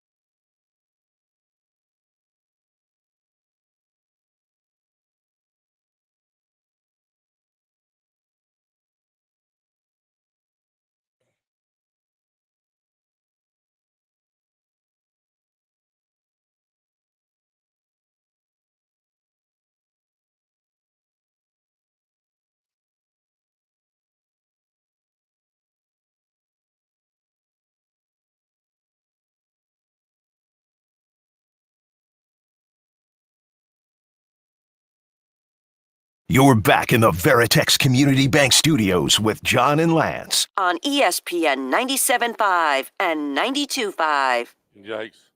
I didn't realize this. The Astros starters going into yesterday, 5.42 ERA in July. That's not good. No. Yeah. No, and it's, Hunter's been bad in his last three outings relative to what we're used to with Hunter. Lance McCullers has been bad. And really, frankly, your hold-on guys that you're just relying on until some help comes off the injured list, which is going to probably take a while. It's not really going as swimmingly for them either. Mm-hmm. And yet you extended your lead in July. Yeah. Yeah. Well, it's you have up to this point, at least. Not anymore. You did. Yeah, you did. Well, this run has just been, this 10-game run has been awful. 713-780-3776. You got any thoughts on anything? You're more than welcome to get in. 713-780-3776. All right. So the Texans, okay, a couple of things about them. Somebody, I don't know who this guy is. Maybe you know him. This guy is Poulin. His name is Ben Poulin. Okay. Of House of Houston. Okay. Never heard of him. The best bang for the buck free agent who could seamlessly step in to a role the Texans need, Gabe Davis. He was just released by the Texans division rival Jaguars and might be interested in 2 revenge games in a new uniform. What makes this scenario more palatable is that Davis is likely to come at a price the Texans can afford. Spot Track places his expected value well within Houston's budget, around $13 million. I'd be a little worried about how's Gabe Davis getting released at the age of 26.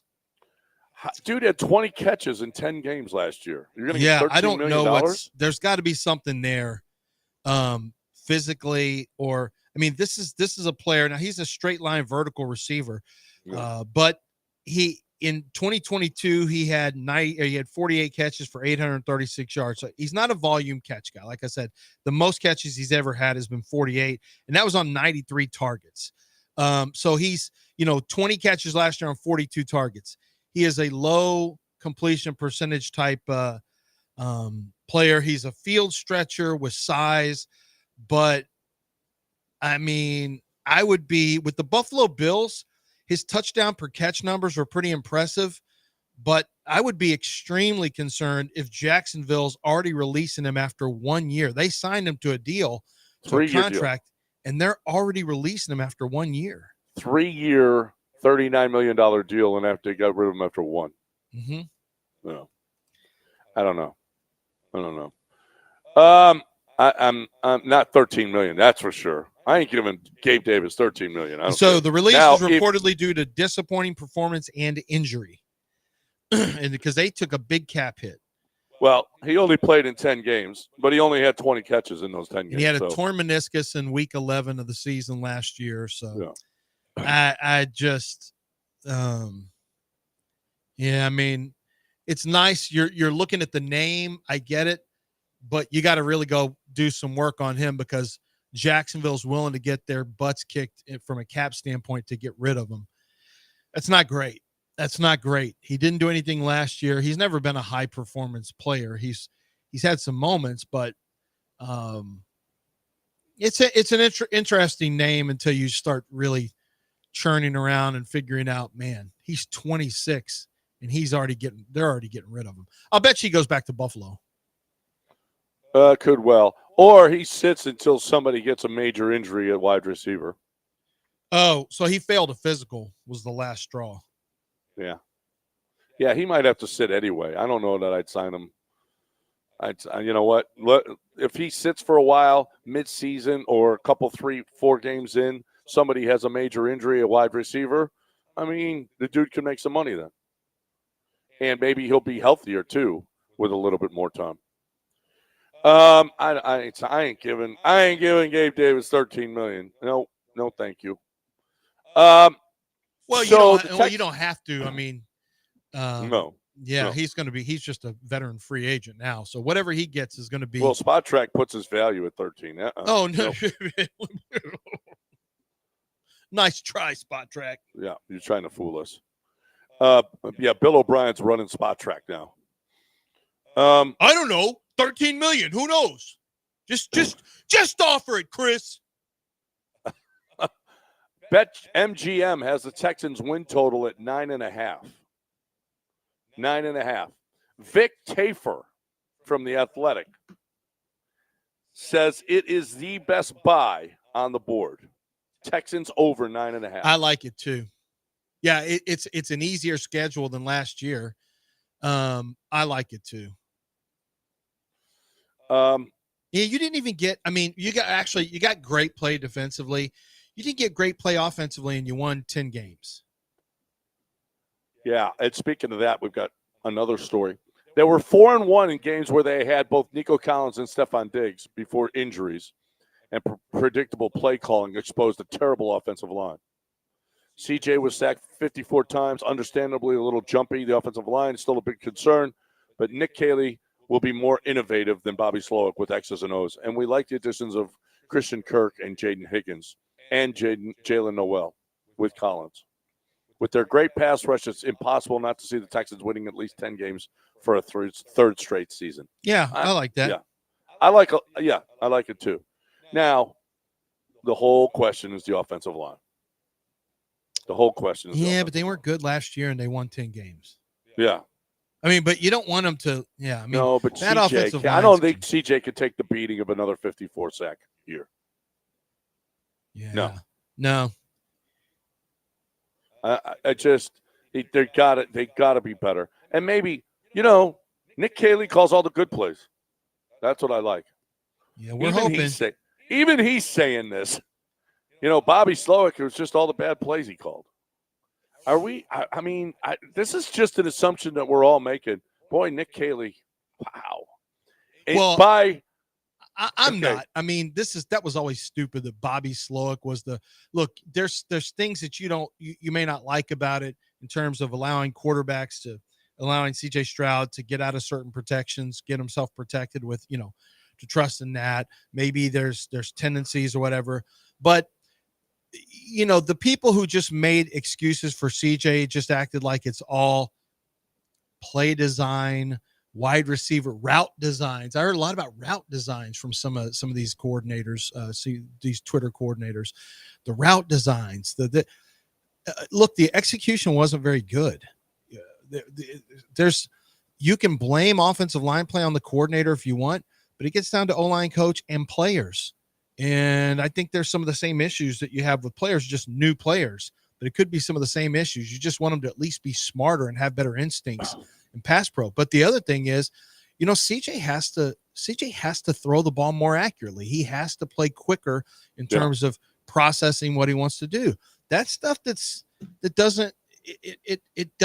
not really tied to Bobby Slowick's play calling. There's stuff that CJ has to do too. Slowick, Chris Strauss, the O-line coach, the offensive lineman, and frankly, CJ Stroud. Those are all guys that need to be better. Two of the coaches are gone, so you want the other coaches to be better. The new players that came in, you want them to perform at a higher level. The old players who are still there, you need them to play better than they did last year. But also, the fact is, CJ Stroud must play better this year. Yeah. The excuses for him, look, we all love CJ, but you can't look at last year like you really are calling him a horse turd quarterback. If you look at him last year and you say, that's what CJ is. No, he's not. He's much better than that. He's much better than that. He has to play better than that this year. Well, some of it had to do with how crappy the offensive line was. He was jumpy. He was throwing balls earlier than he should have, maybe. Yeah. But Warren Sharp broke down most inaccurate passers in the red zone. Just inaccuracies, and CJ was up there. Yeah, he was just not. It's just not great. It just wasn't great last year. It wasn't good last year, and they still won 10 games. So hopefully CJ is going to be better, and hopefully he gets a lot of help. Hopefully Nick Caley is great. Hopefully these wide receivers are going to get open. Hopefully they'll have a running game. But where their offense ranks as far as explosiveness, we'll do that on the other side. Right now, though, I'm talking about I mean, I don't know how many times I've talked about this, but I really love family-owned businesses that are passed down from generations. And Brinkman is one of those. Since 1973, Jason and the Brinkmans have adhered to the same old school values of integrity, respect, and doing things right. Jason Brinkman is now yet another Brinkman. His grandfather started this. Brinkman Quality Roofing Solutions. His connection to the company traces back to his grandfather and head of the photography division for NASA here in Houston. He instilled a sense of pride and commitment to quality that has continued through generations. That's not just talk, all right? Quality is in their name, brinkmanquality.com, BRINKMANN, brinkmanquality.com. And he wants to make sure that you take care of your roof because you need to do that. A free estimate. You can get a free estimate on or a free consultation. Maybe you don't need anything, but at least to get a clean bill of health. But if you haven't done anything with your roof in years, you need to. Free consultation, 844-215-2841. 844-215-2841 or brinkmanquality.com.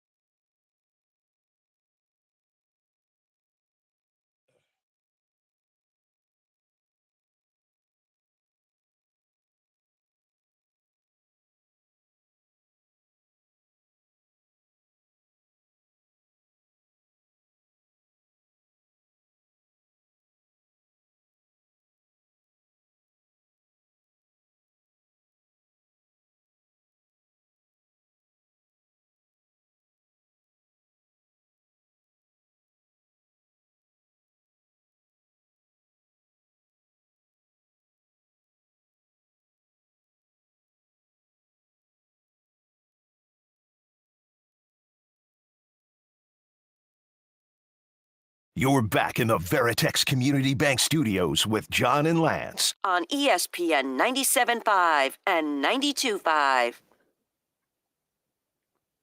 All right, welcome back here on ESPN 97.5 and 92.5, 713-780-3776, the number to hang out with us. Let's go get some calls in here. Y'all wanted to play the game, but you don't want to play the game, the other game, right? All right, they all wanted to play what did you learn this weekend in one sentence. Right. But what about the regular season? Okay. That was the Commissioner's Cup. That's the Commissioner's Cup every week. But you don't want to play in the regular season game? You load managing your calls? Hey, how about this? You know what I learned this weekend? I didn't talk about it.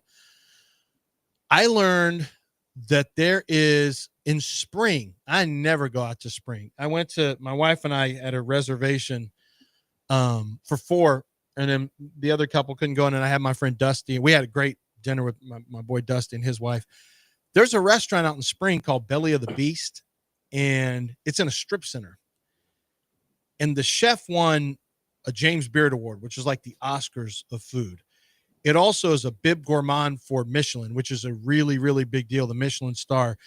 This place, you go to the restaurant, it's in a strip center. Like, you know, if you need to get a vape, you can also get a vape a couple stores over, a couple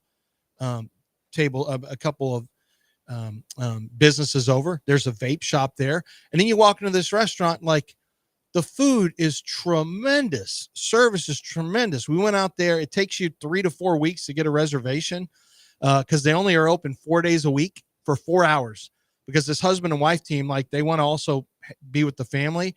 And the chef he was with Hugo Ortega. Like, he's a really good chef, but they're only open from 5 p.m. to 9 p.m. That's it. And we were the last ones in there, but because we had an 8:15, I had no idea. Like, I knew Spring. I don't know anything about Spring. And I knew this restaurant's really good. We love this restaurant. And the owner, she's like, oh, there's a speakeasy. You can just walk over to the speakeasy too. We walk 40 yards and we go in the back, and it's like a speakeasy like you'd find in like I've been to in Chicago or New York or Mexico City. I mean, the way it looks, you know what I mean? And the drinks were really good too. And I'm like, this is all out in Spring? We got one of the best restaurants in Houston and a legitimate speakeasy spot in Spring, Texas. I had no idea I was not familiar with your game, Spring. I had no idea. Spring is I guess Texas Card House. They got it they all. Got Texas Card House there. Spring, I had no idea. Is rocking. It's a little bit of a trip for me. My son lives about 15 minutes from the restaurant now. So we're going out he's working on his house. He's trying to do it all by himself. Like, you know, it's expensive to have someone come out and fix up your house. It's his first house. And the first thing he has to do is get popcorn off the walls, not just the ceilings. In fact, he's leaving it on the ceilings, off the side walls. You know how much work that is? That's crazy work. I was out there helping William one weekend. I'm like, I ain't never coming back here to help. It's too much. All right, so before we went to break, we mentioned that the Texans offense, okay, projecting the most explosive NFL offenses in 2025 from first to worst. First, Bills. Second, Lions. I don't think so. Losing Ben Johnson's going to affect that offense. Yeah, I think so too. Yeah. Well, I mean, Jahmyr Gibbs still lives and breathes. Yeah. And so does Jamison Williams and that kid who does Jamison Williams moves. And Sam Laporta, even though Laporta was not as big a factor last year. They still have a great offensive line. Like, I'm with you on but the one thing I always point to is when you have a dominant offensive line and an explosive, and they have Amon-Ra St. Brown, I don't know. I don't think they can win at the same level with Ben Johnson out because he's so good in the red zone. But man, they got some dudes now. Yeah, no, they're pretty good. But I think I take the Bengals offense ahead of them. I think I take the Eagles offense, the Ravens offense. I'm gonna say they're gonna fall off a little bit this year, maybe 5th in the league. This list has Lions 2nd, Ravens 3rd, Eagles, Bengals, Cowboys, Commanders, Chiefs. I'm not putting the Chiefs in the top Look 10 how far right now. down the Chiefs are now. What numbers? Well, and I don't even think they're top 10. Yeah, They have been, and you know what? And why would they be? No. They were not good last year. They're and I not don't winning know. their division. And now they're yet another year we're older. doing this Kelsey's again. another year they're older. not. This They're time, getting I Rasheed mean Rice it. back. Bell, He'll I miss mean it like this 4 or time. 5 games. They We're are doing this not thing again where winning. we trust the Broncos or the Chargers to take out the Chargers, Chiefs. not the Broncos. I don't trust Chargers. the Broncos. Chargers. Harbaugh. We saw the Harbaugh. Chargers. We They're just playing saw the some Chargers in the Harbaugh over playoff there. game, and they were terrible. Harbaugh. The run Yeah, game, I don't we're know. getting a Not run. Ground and explosive. pound is going, Del. They're We're not going to anything rely but on Justin Herbert as much. We're they're- getting the ground and pound going. We saw They're that last anything year. but explosive. They're hardball. Yeah, they're not going. Well, they're still going to win the division. I'm not putting them on the explosive list. Oh They my got God. Lad McConkey. Great. And what else? Lad the Honky. That's you not got his him. name. What Catch else? Lad McConkey and who else? Couple running backs. They're still counting we on need. Quentin Johnston to make plays. Oh my Well, God! He's dropping supposedly, passes already. He's going to have stickier gloves this year. supposedly. Tyler Conklin, Who? Omarion Hampton, Yeah. That yeah, guy. and Najee. Yeah, No, Now- I think they are going to. they're not going to be explosive though. No, they're not really. I don't. That's not Harbaugh's offenses. It's not about explosiveness. It's about eating up clock, wearing Right. you down, and beating you up. And I think you'll see that. I think they're continuing to add to that. The Chiefs are on the way down.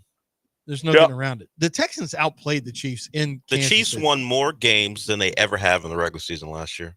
And I know everyone was like, "Oh, look refs, luck." Yeah, that's right. They won their Cheating refs. most regular season games in their Have history. you seen last the AI year. where Andy Reid And they kisses made the the referee? Super Bowl, by the way. You know what? I would love to be on the way down. Yeah, you got your ass kicked, but still rule the AFC. I'm not taking the Chargers and Justin Herbert to win the Well, division. they won because of their defense last year. And their defense remains. I know Justin Reed is gone, but their defense Well, remains. we're talking about explosive offense. No, but he's talking about winning the division. Not Oh. he switched to that when he said the Chargers. I know he switches all the time.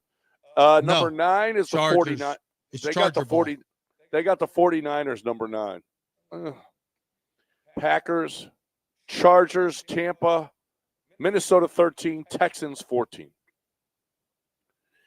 And it's all because of the offensive line, because they got weapons. Who do they have 14? Texans. Yeah. Got the Rams 50. I would say look out for the Texans. I would say too. I would say for sure inside of that number. You've got 3 deep ball threats now.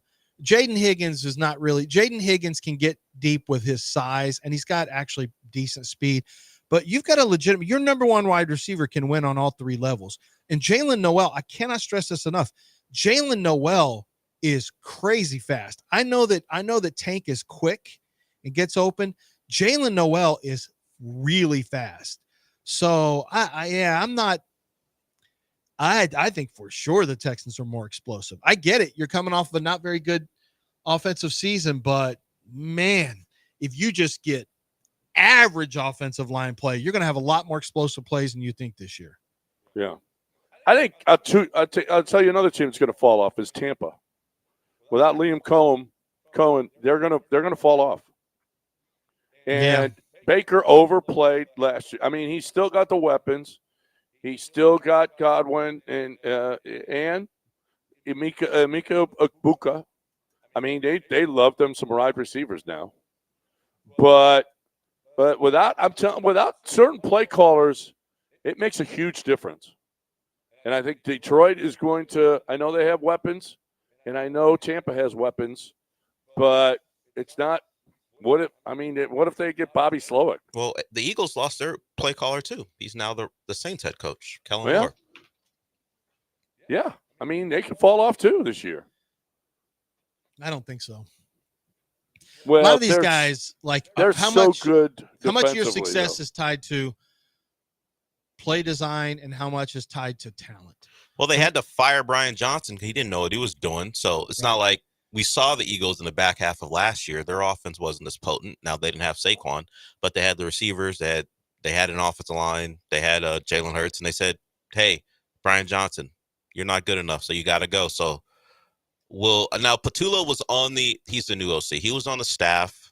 He was promoted upward. So we'll see if he just copy and paste what Kellen Moore did.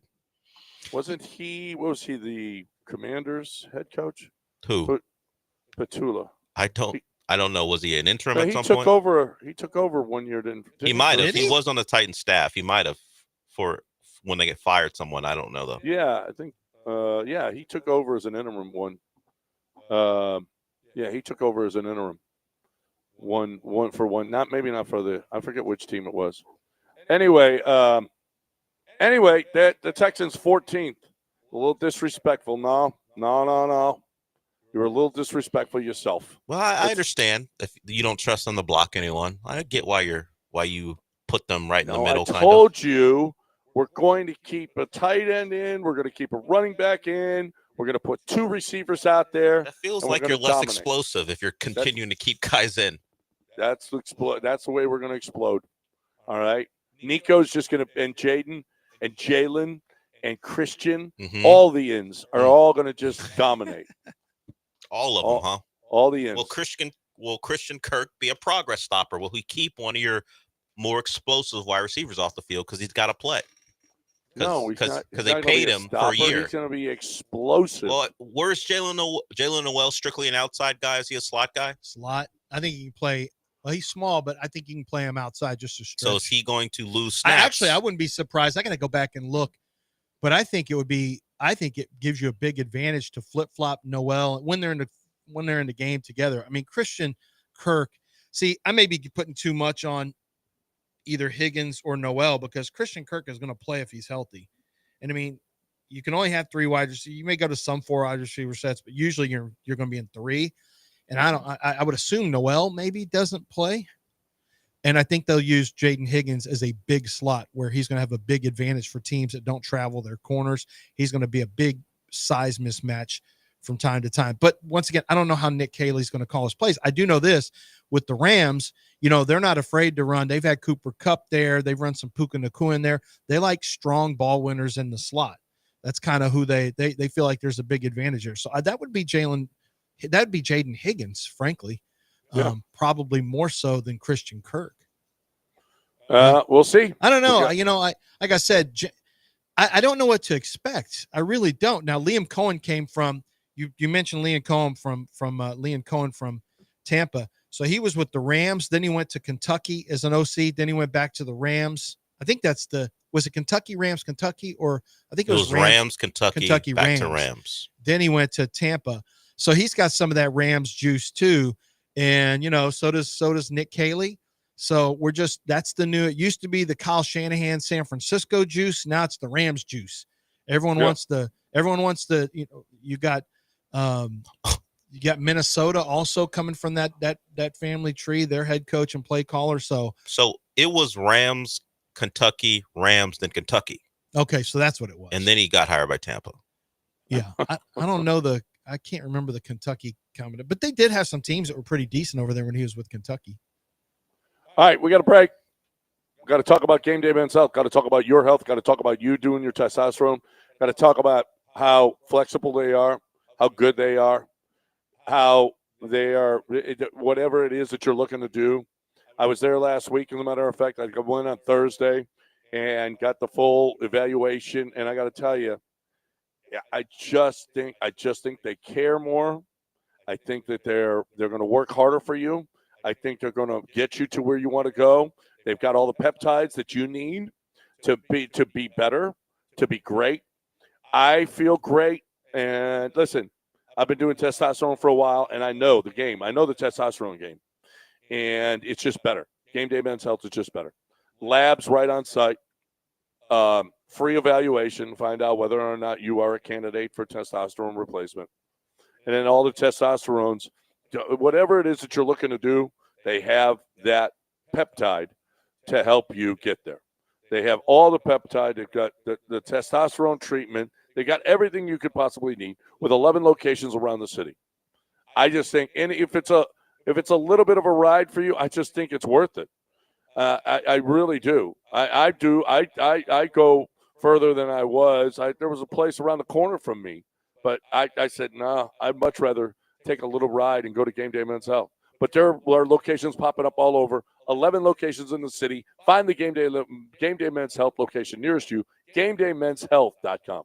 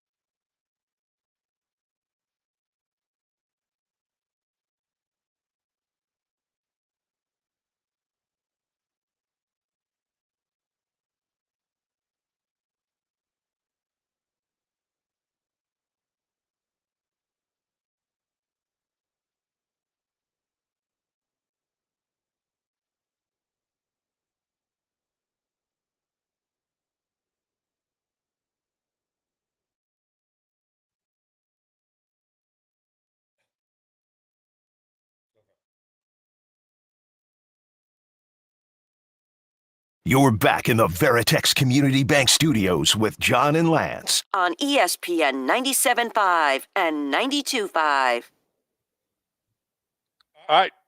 Welcome back here on ESPN 97.5 and 92.5. John and Lance along with Dell. Wood's been waiting. We said call 713-780-3776. Wood is here. What up, Wood? Fellas, how y'all doing today? Doing great. How are you? Hey, y'all were talking about great food in Spring. One of the best barbecue restaurants is off of in Old Spring off of 2920. Corkscrew. You can't go wrong with them. Then another one is right off of 2920 in Tomball called the Chocolate Factory Barbecue. Those are the best barbecue places y'all can have as far as barbecue. Now, when it comes to Nick Caserio, I'm gonna put it like this: D'Amico Ryan is running the defense, and he's the head coach, but he's letting Nick Caserio put together the offense. And Nick Caserio has not, in the 5 years we have been here, put together an offensive line that can protect Mills or C.J. Stroud. That's our biggest problem, is our offensive line. It's not C.J. C.J. showed that first year what he's capable of. The second year, the offensive line even got worse. There were no offensive adjustments. The defenses were blitzing on second and third down off the chain. Nobody was making any adjustments on that defense, on that offensive line. That was the biggest problem. And now our blind side tackle is gone, where at least we was able to protect the blind side. He's not going to have any protection now, because what you bringing in here has been from other teams that we hoping that we can put together. And we're missing some good coaches that can coach up these players here. Right now, we don't have nobody can coach up TJ the proper way that he needs to be coached up. Well, I don't know. We don't know if Nick Haley is. I know. How do you know that? I don't see how you can say that because we have no idea. You can't say that right now. We got Nick Haley. We have no idea how good he's going to be. And by the way, Bobby Slowick was really good. CJ's first year, and then not. So, I mean, I think part of it might have to do with how poorly the offensive line played. We'll see. How can you say they don't have anybody that can coach CJ up? We haven't seen one game with Nick Haley yet. I don't know. Jared Johnson is still there, unless you think the quarterback coach Jared Johnson should go. Listen, if they didn't do a thing this offseason, then we got a problem, right? If they'd have just said, it's okay, we're not concerned, Bobby's just fine, Bobby did a fine job, the offensive line is fine, we'll get it together. Now we got a problem. But they made a bunch of moves. I'm not sure the moves are good as far as the personnel goes, but you're kind of limited in what you can do. Not everybody is going to be, an all-pro offensive lineman, because you just can't do that. But let's take a look at it first, Wood. You gotta see let's see. I mean, at least they did something. Talking about it last year, but let's see. I don't see how you can say it's a case moving forward until we see what the new guys do. I'm going to tell you now, I don't know that Cole Popovich and Nick Haley I just really don't know that they're going to love how this offensive, the talent that they have, but it's Cole Popovich's job. My dad had some I shouldn't say that. He had some in college and pros on some different teams. He had some less than talented offensive lines to work with. He had some others that were okay. But when you have that, all you can do is get them as prepared as possible to play to the best of their ability. That's all you can do. But they've got to play to the best of their ability. And then the other thing you can do as an offensive line coach, you get their technique as good as they can, because you're only as good physically as you are. But your technique can be good, and then your mental can be good. You can recognize what you're supposed to do and anticipate things. And that comes with coaching. And if you are a dumb offensive lineman, I'm sorry, we got to call it like it is. If you're a dumb offensive lineman or you have no instincts, then there's not a coach in the world that's going to be able to help you, because you keep getting, and you'll just be off a team. And that's Nick Caserio's job, to get them out of here and get new guys on the get new guys on there. It's Cole Popovich's job, and it's to a lesser extent the offensive coordinator's job to help put the offensive lineman in the best position to succeed, and then it's up to the offensive lineman to execute. I don't know what Popovich is going to do. I don't know what Kaylee's going to do. Was it a problem last year? Oh, I agree with you on that, Wood. But I don't know if like CJ still has to, when he's got open throws, he's got to deliver the ball accurately. That's his strength. That's like that all the eggs are in that basket is that he's a super hyper accurate quarterback. It wasn't the case last year. He was overthrowing and missing badly on out routes that used to be absolute 100% money. And it can't just be blamed on the offensive line. No, there were times that he had plenty of time. The internal clock shouldn't have been going off, and he was just missing throws. And that started early in the season too. John, we were talking about that in the first 5 weeks. It wasn't late in the season. It was early in the season he was missing those throws. I don't know what was up. To Wood's point, his point about Nick Caserio, John, you said, how much could you have done in one off season? But he did point back to, since he's been here, should Nick Caserio take the brunt of the criticism since 2021 of not being able to put together a good offensive line? We're now into what? Season 6 of him, going into season 6 of him being around, and has the offensive line ever been above average since he's been around? No. So yes, he probably couldn't have done a lot this offseason, but it's not like he just got here, and he's missed on picks, and of course, right or wrong, they decided Larry Tunsil had to go for reasons beyond just play. So it's been a long runway to try to get this thing figured out. Yeah. And so far, he's failed. No, he has. The offensive line is his biggest failure. He's done, I think, maybe, what do you think of his, I think he's been okay drafting. He's gotten good linebackers, but he also lets them go. I think offensive line first, linebacker second have been his biggest flaws.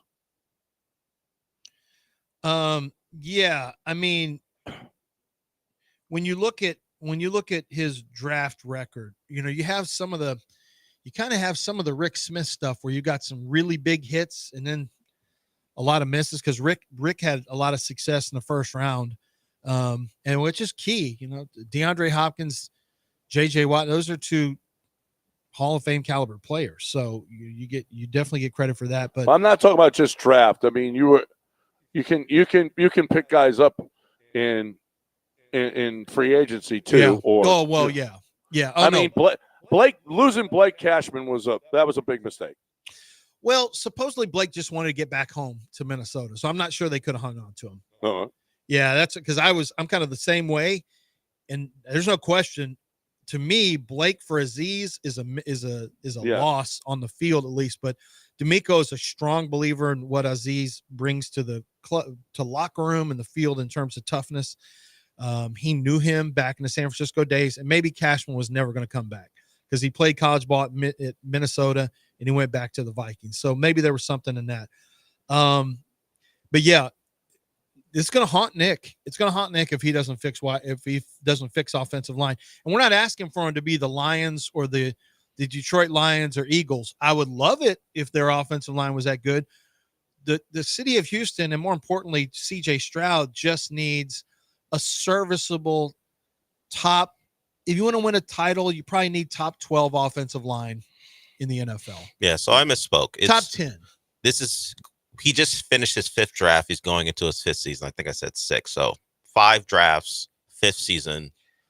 At some point, that's enough time to figure it out. I think Mechie is a miss in the 2nd round. He drafted him a round too early. Right now, it looks like Juice Scruggs was drafted around too early, and that's going to be a miss. Those are 2 2nd rounders. Jalen Petrie, I call him a hit. I don't know if you would, John. He was a 37th pick, though.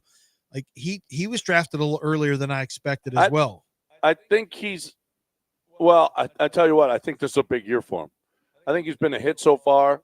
He lost a lot of time last year with the injury. He's been up and down though, and his tackling I think has been an issue. But I think I think this year will decide whether or not he's a hit or miss. Look at the 3rd round though. Some of the third round guys he's drafted. Nico Collins. Davis Mills has been fine as a backup third rounder. That's where you get backups. Christian Harris when he plays. Well, can Davis Mills be classified as fine when in a game they had to have, they rather have Case run out there and play? Well, I'm saying fine as though he's still on the roster. He's still a backup. I mean, he is a backup. He had to play starting reps where he wasn't ready to do that. And he's frankly not a starter. He's a backup. But I'm not killing him for that pick as a third-round pick based on the situation they were in at the time. But, yeah, maybe I don't even mention him. I'll just mention Nico Collins, third round. You have Tank Dell, third round, which is a hit. It's just unfortunately may turn into a miss just because of injuries. Christian Harris, Kalen Bullock. Yeah, it's a and hit. then this year you got Jalen Smith. We'll find out, and then Jalen Noel. Now, for the record, Jalen Smith to me is overdrafted. I thought Juice was drafted at least a round in advance, and I didn't think he fit the scheme. Now he should fit this scheme a little better, a lot more gap scheme. So I think Juice Scruggs, if he's going to be an NFL player, he does it this year. If he's not a plus player this year, then he's probably a cap casualty by next year. He doesn't even make it to the fourth year of his contract. All right, we got a break. We're way behind.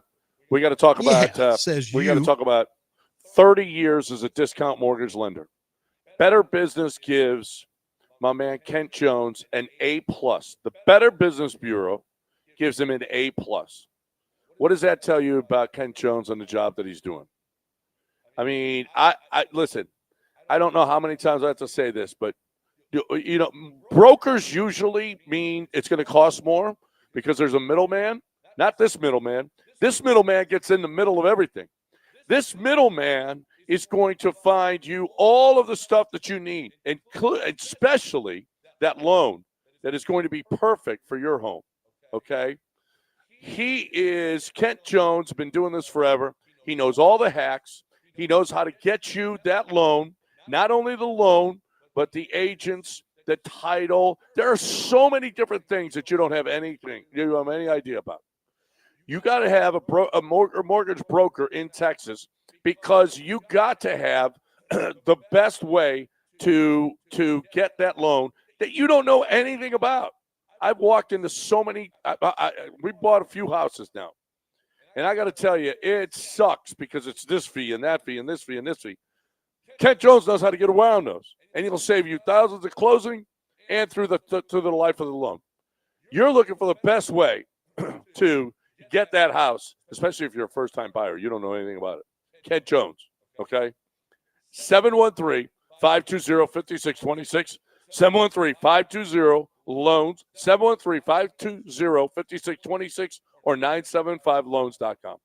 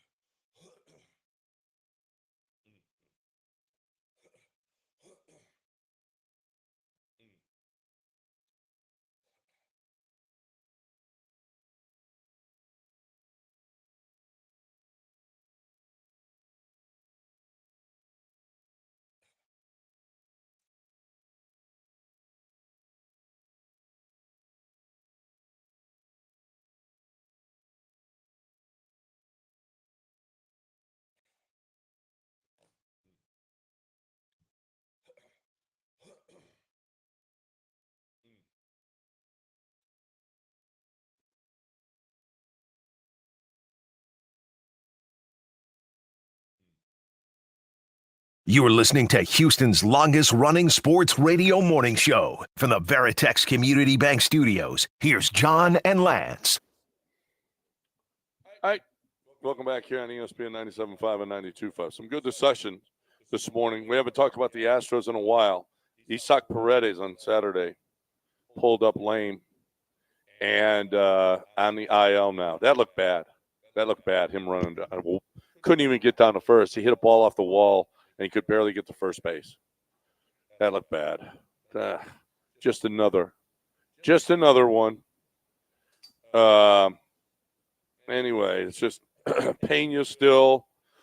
Although some good news, we talked about it a little bit earlier, but Eric Getty threw 43 pitches, 29 strikes, and looked good. So that is a huge development, especially when the pitching has really faltered this month. Starting pitchers going into yesterday with a 5.42 ERA, and it got worse yesterday. So in the month of July. So that is getting the Eric Getty news is pretty damn good. I don't know. Under over August 10th for Eric Getty.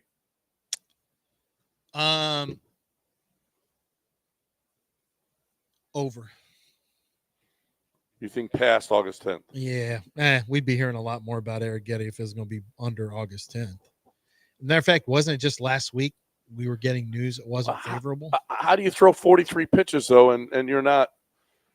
Did he throw good? Did he throw the good pitches? Well, I don't know if there were the good pitches. Well, he did have 4 strikeouts. So he was throwing some good pitches then. Yeah, and he was Double-A too. Yeah.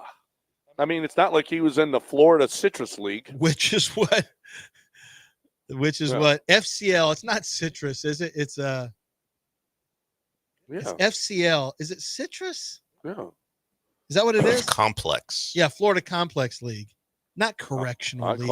I call it the Citrus League. No, it's not the Citrus League, but yeah, he was with Corpus Christi. And you ever drink orange juice from Florida? I hope under. I'm guessing that he gets a minimum of 4 rehab starts. I mean, August 10th is maybe quick. That's only 3 weeks away. Yeah.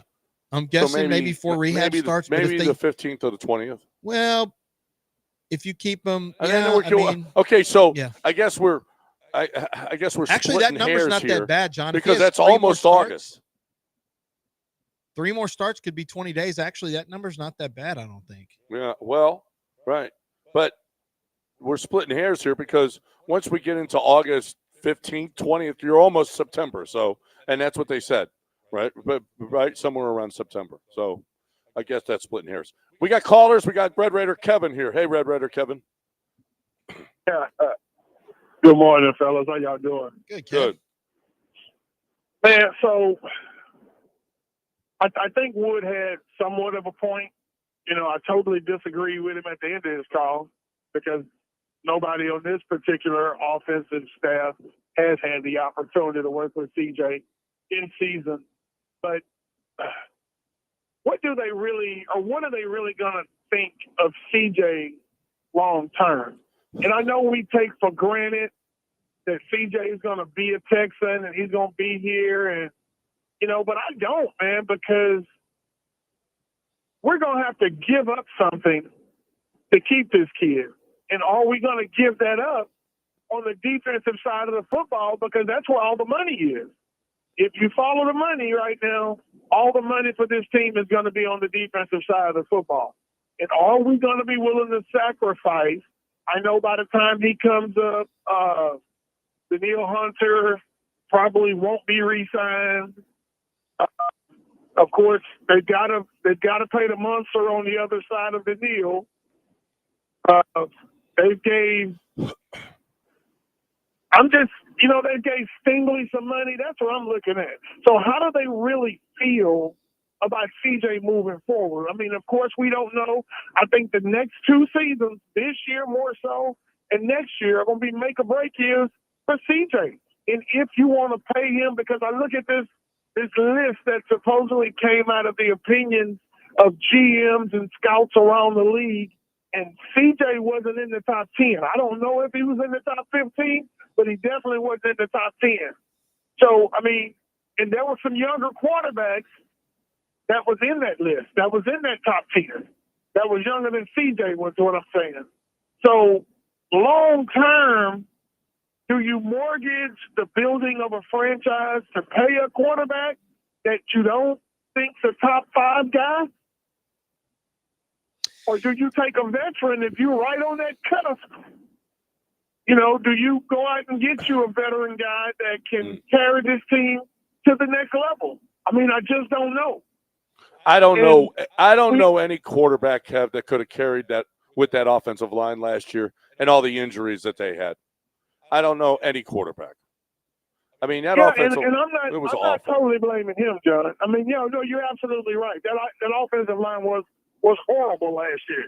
It was atrocious. And I appreciate the fact that as a grown-ass man, D'Amico stepped up and got rid of some guys that no longer need to be in that locker room. Because when you start letting guys take control of your locker room, I don't care if it's collegiately or professionally, man, some guys can leave a stain that you don't need around your ball club. So I think this is going to be a make-or-break year for CJ. We talk about how bad the offensive line was and, you know, CJ's inner clock going up. But to me, CJ last year looked more like the CJ at Ohio State than he did the first year. The first year, I think he kind of played over his head because that wasn't the same kid that played at Ohio State. Yeah. So, I mean, that's not inaccurate. That did last year looked like a lot of what we saw in the regular season of his last year at Ohio State. The first year looked like CJ against Georgia in the playoffs, where it was like, ooh, this CJ is playing. He looks fearless. Last year, he had some of the same hesitation and trepidation. Now, you know, the stats will look good. I'm just telling you from watching. If you watched a lot of Ohio State, you would say, yeah, CJ Stroud's good, but he's nowhere near Bryce Young. Like, Bryce Young is way more consistent than CJ Stroud. And they got in the NFL and was like, this isn't even close. This CJ Stroud. Well, CJ Stroud killed it in that Georgia game, and he looked as confident as any time I'd ever seen him play. Last year, he did not have that same look, and I think a lot of it is tied to the offensive line. So if that's going to be the case, then you damn sure better get the offensive line fixed. Because if CJ's confidence is in his timing and his internal clock has to all be perfect because his offensive line is really good, which it wasn't really good the year before. Like, we keep acting like CJ went from having this really good offensive line the year before to a bad offensive line last year. John, CJ Stroud, do you remember how many injuries the Texans had the year before? Yep.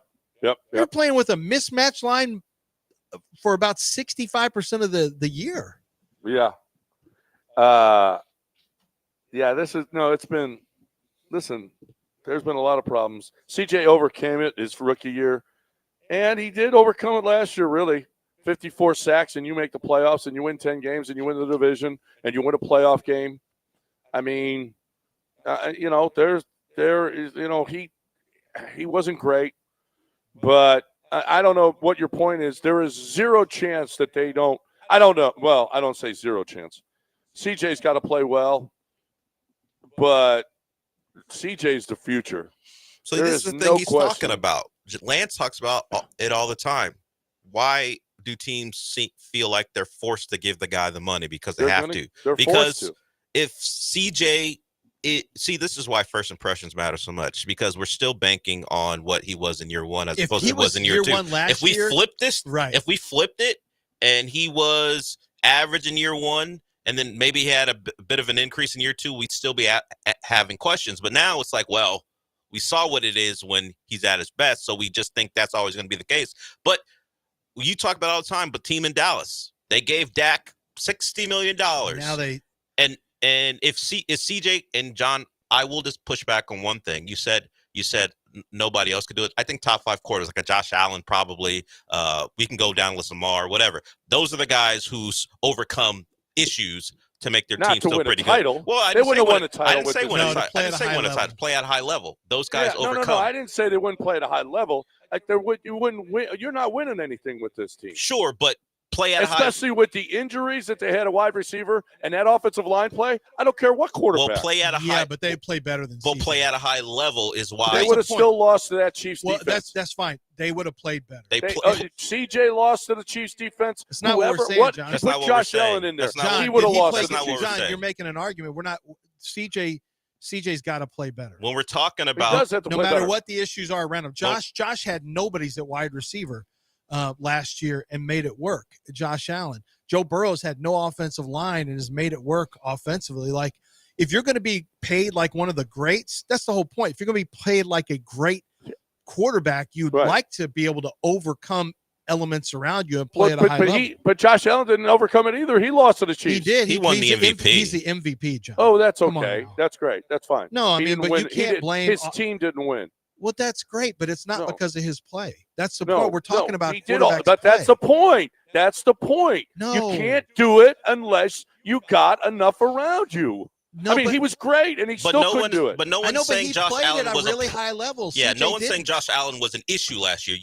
We can all admit that CJ was an issue along with everything else, and that's what we're talking about. If we're gonna pay you like the top of the top, you can't. You got to overcome. He is going to get paid, but this is the But problem. he is going to get He paid. is going to get paid. That it doesn't matter because There's nothing you can do. He's going to get paid. And it's the problem with the NFL salary structure right now. And frankly, it's just supply and demand. The supply side is low, the demand is high. Yep. All the pressure is on you because you look and you say, well, would we like to be the Colts? Because what happens? We're too good a team. You know, if we let a guy like CJ, and we're saying CJ walk, it could have been Dak Prescott, whoever. If you let him walk and you're winning 8 to 9 games a year, even 7 games a year, you're not really in striking distance of good quarterbacks most of the time. Listen, and I would disagree with you. I would much rather have CJ playing his rookie year last year than his rookie year. I would like to look at Josh Allen. It looks Josh like Allen. They were like, Josh Allen, he was okay. He's okay, but we're not sure. And then, oh my really God, good, look at how good he is. I would rather have seen him progress to what he did his rookie year than to falter last year. Oh, that wasn't my point. My point is first impressions matter to how people view you. Sometimes, I thought that was a good point that you made. Sometimes people don't allow what happened the first time they see you they allow what happens the first time they see you to overcome what comes next. And because CJ was great in year one, that is how people view him, not what he was last year. A lot of people just push that aside. All right, but okay, it's different now. Josh Allen. Well, Josh Allen became an MVP. Sam Darnold. What do you think of Sam Darnold now? People still think of Sam Darnold as the guy. No, what do you think of Sam Darnold? I think he's a fine middling quarterback. I think of him a fine middling quarterback. I think he's a low-end starter. Yeah. I think he's a low-end starter. And that has a lot to do because I still am thinking back to, that's a one-year wonder guy. Not what he did before. Yeah, because you know why? What have you done for me lately? His last 2 games brought and that, me back what down. What do you think of Baker? What do you think of Baker now? I think Baker's, what have you done for me lately? He's become a good quarterback. He's a good quarterback. But that's his point, John. You're playing right into what Dell's talking about.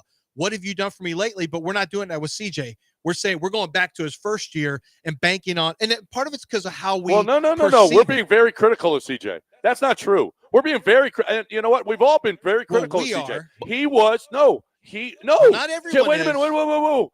Last year at this time, CJ was a top 5 or 6 quarterback. Right. Now he's not even top 15. No, right. But there are a lot of Texans fans who think that it has nothing to do with CJ. It was all on. No, Bobby but Sloat. the impression of CJ right now, I don't care about his. Right now, the impression of CJ is he's a middle of the road quarterback. Still going to get $70 million. Well, no matter see. what. Yeah. He is. He's going to get Look what paid. Trevor Lawrence got. Well, listen. Trevor Lawrence was steaming hot dookie. Yeah.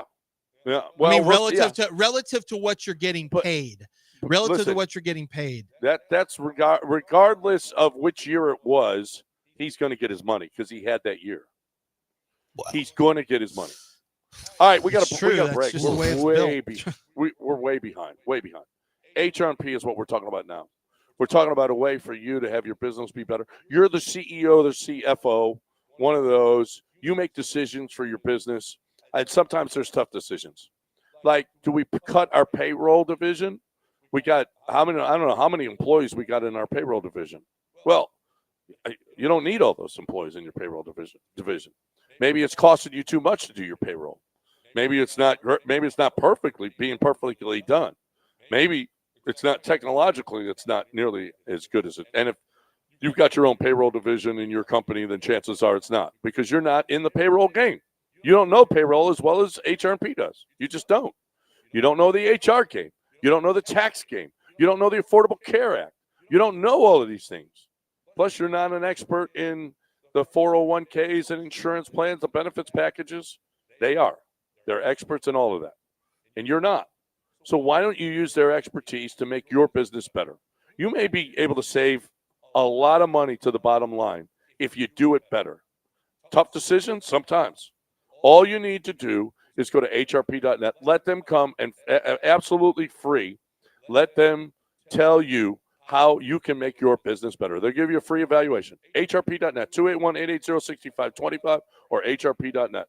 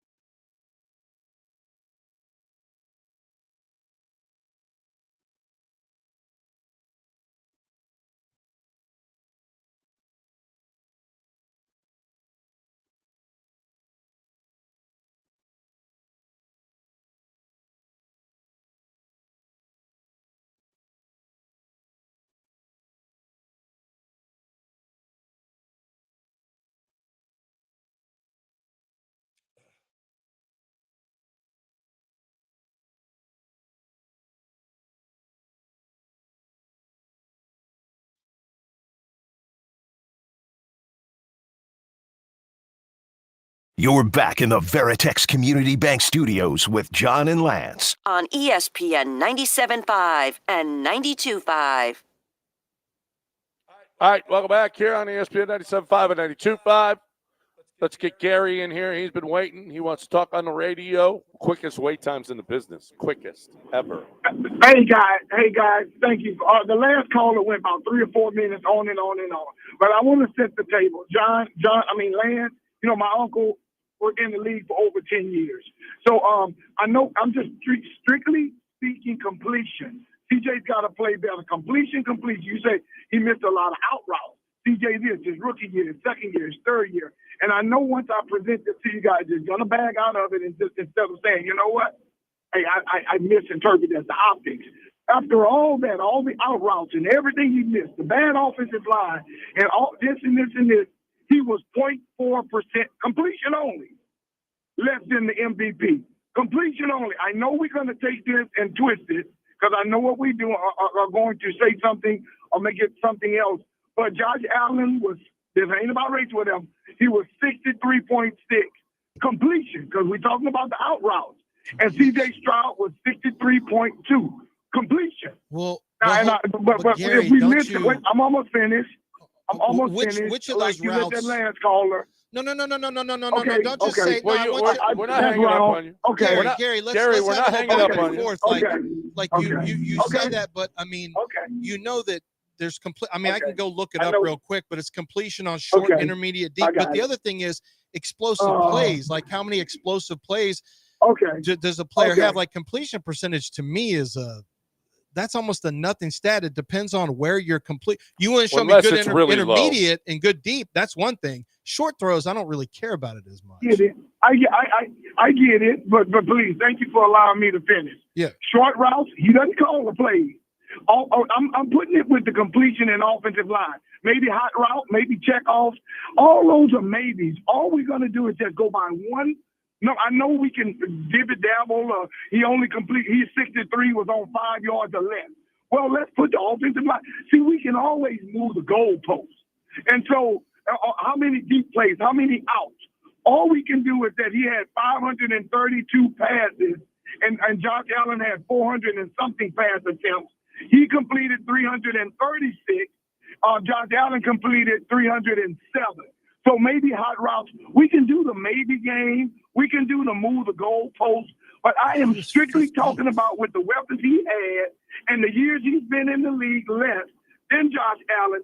He was only at the end of the day 0.4% less accurate with a future offensive line, with the play calling, with the hot routes, with the injuries. So if we put all those other factors in there, everybody has a valid point. I appreciate you allowing me to say that. But if we just stick to, well, let me go look up and see how many of those completions. He completed 472 5-yard passes. It's not about, it's still, he was 0.6%. Of the MVP. No. He was 15th Gary, in the, it but he was absolutely 15th is. in the It league, absolutely though, is Gary. about that. It's about what passes you're. I mean, anybody could throw. There's a lot of quarterbacks that can throw a 2-yard bubble screen or a swing pass to a running back. That doesn't mean anything. Gary, completion percentage absolutely is important. How far you're getting the ball down the field. You gotta have how context explosive plays. What kind of are you breaking plays? I mean, there's a lot more to it than just 0.4 behind Josh Allen. He was 14 points in quarterback. Josh Allen had a much better year than CJ did. I mean, come on. You're the one that's actually that's actually saying, well, this is the only important thing. No, it's not the only important thing. It's actually something that people don't even care. It's like batting average in baseball. No one really cares about it unless you put a context where you're hitting with men in scoring position. That's important. If you are, for me, the most important for me is intermediate throws. What's your completion percentage in intermediate? Because that's what you have to throw the most in the NFL. But completion percentage, you have to at least have some context. But CJ was 15th in the league. You're talking about Josh Allen. Josh Allen is a player who throws the ball more vertically. He throws like you're going to have a higher incompletion level. Completion. Now, what you want to like to me, the most important things are how you play in the red zone, right? How you throw the ball, how you complete intermediate passes is important, but your third down percentage, how you pass on third down and red zone, because this extends drives and it puts points on the board. A completion percent. I heard this argument, Shedeur Sanders, completion percentage. Do you know I went and looked up the data, and he was the worst quarterback of all the quarterbacks drafted in the first 5 rounds. He was the worst at throwing intermediate and deep. His percentage was really high on throws of 10 yards. So everyone talked about his completion percentage, and I was pretty shocked to find that it was really, really high on the short throws, and it was bad on intermediate and deep. And that's what Travis Hunter. It was something that Cam Mort called him out for when in their workout. One of those clips that went viral. He was talking about, you throw all these, your completion percentage. You throw all these 2-yard passes. I didn't realize that that's like what a high percentage was on the dink and dunks and throws behind the line of scrimmage. All those screens that they Once throw. you extended it to intermediate throws and deep throws, his number was really low. And I will say this, Gary, about Josh Allen and CJ. They played 2 different games, and what Josh Allen brings to the table, even if you want to do the completion percentage thing, he's a force multiplier in the run game. You can run Josh Allen on 3rd and 1 and 3rd and 2 and pick up first downs that way to extend drives. That's not something you want CJ to do. So CJ's superpower is to win from the pocket and be accurate. Josh Allen can miss on throws because of all the other things he provides, even if we just go by your percentage. So while I get some of what you're saying, the quarterback's playing a way where Josh Allen doesn't have to be a 68% completion guy because of all the other stuff he does. CJ does to be successful. So in fact, I would want CJ to be above Josh Allen because he doesn't win in other ways. They're 2 different guys. They play a different style.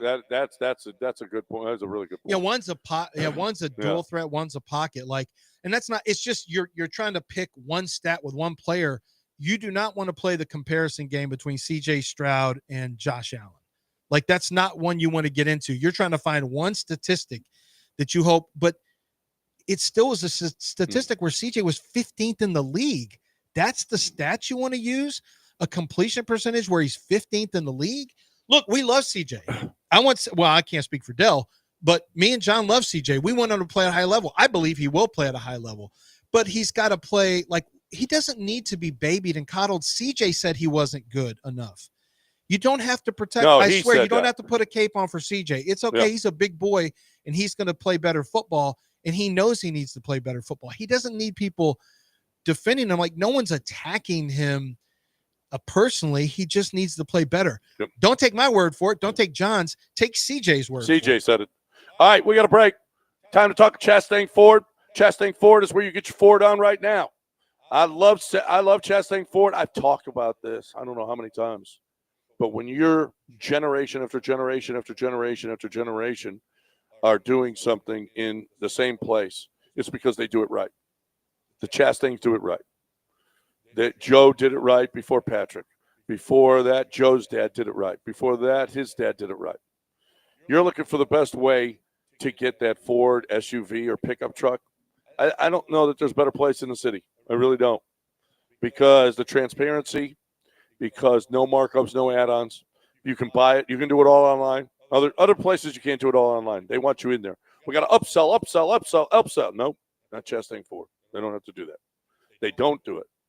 They're not going to do it. They're not going to add on. They're not going to mark up. What they say the price is the price. They're going to customize it exactly how you want it, not how they want it. Not as much as all the bells and whistles where they make more. Get that cost of that car up. Get that. No, that's not the way they do it. Other dealerships do. So make sure that you're going with a dealership that you can trust, ones that's going to take care of you, going to think of you first. Make sure that you're getting the best car buying experience so that you go back there. That's why they do more repeat business, okay? That's why they do more business. Businesses love Chastain Ford because they get the bottom line is the bottom line. Great service, great car, great price. ChastainFord.com. On 610 at Homestead, not Hempstead, 5 minutes from downtown. Chastain Ford.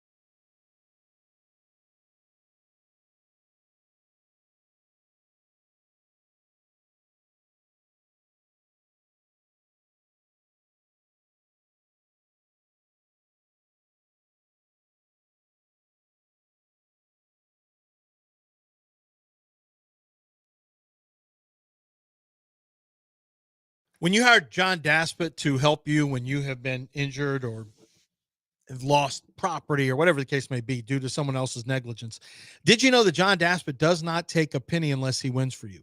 He works on contingency. There is no, when you hire him, he basically is working for free until he gets the win for you. And that includes all of his lawyers. They're going to make sure that they get your medical bills paid for. They're going to make sure that you get paid for your time missed from work, short-term or long-term. They're going to make sure you get the proper pain and suffering payment that you deserve as well. He is working for you absolutely free until or unless he wins for you. And then they will work on contingency. But this is the thing. He understands that you need someone on your side to fight for you and to make sure that you get a fair settlement from the insurance company, because so many times they take advantage of people who don't know their rights and don't know what they should be receiving for those injuries. So let John Daspit work for you. It's simply a phone call away. 713-CALL-NOW. 713-CALL-NOW. John Daspit's on your side. 713-CALL-NOW.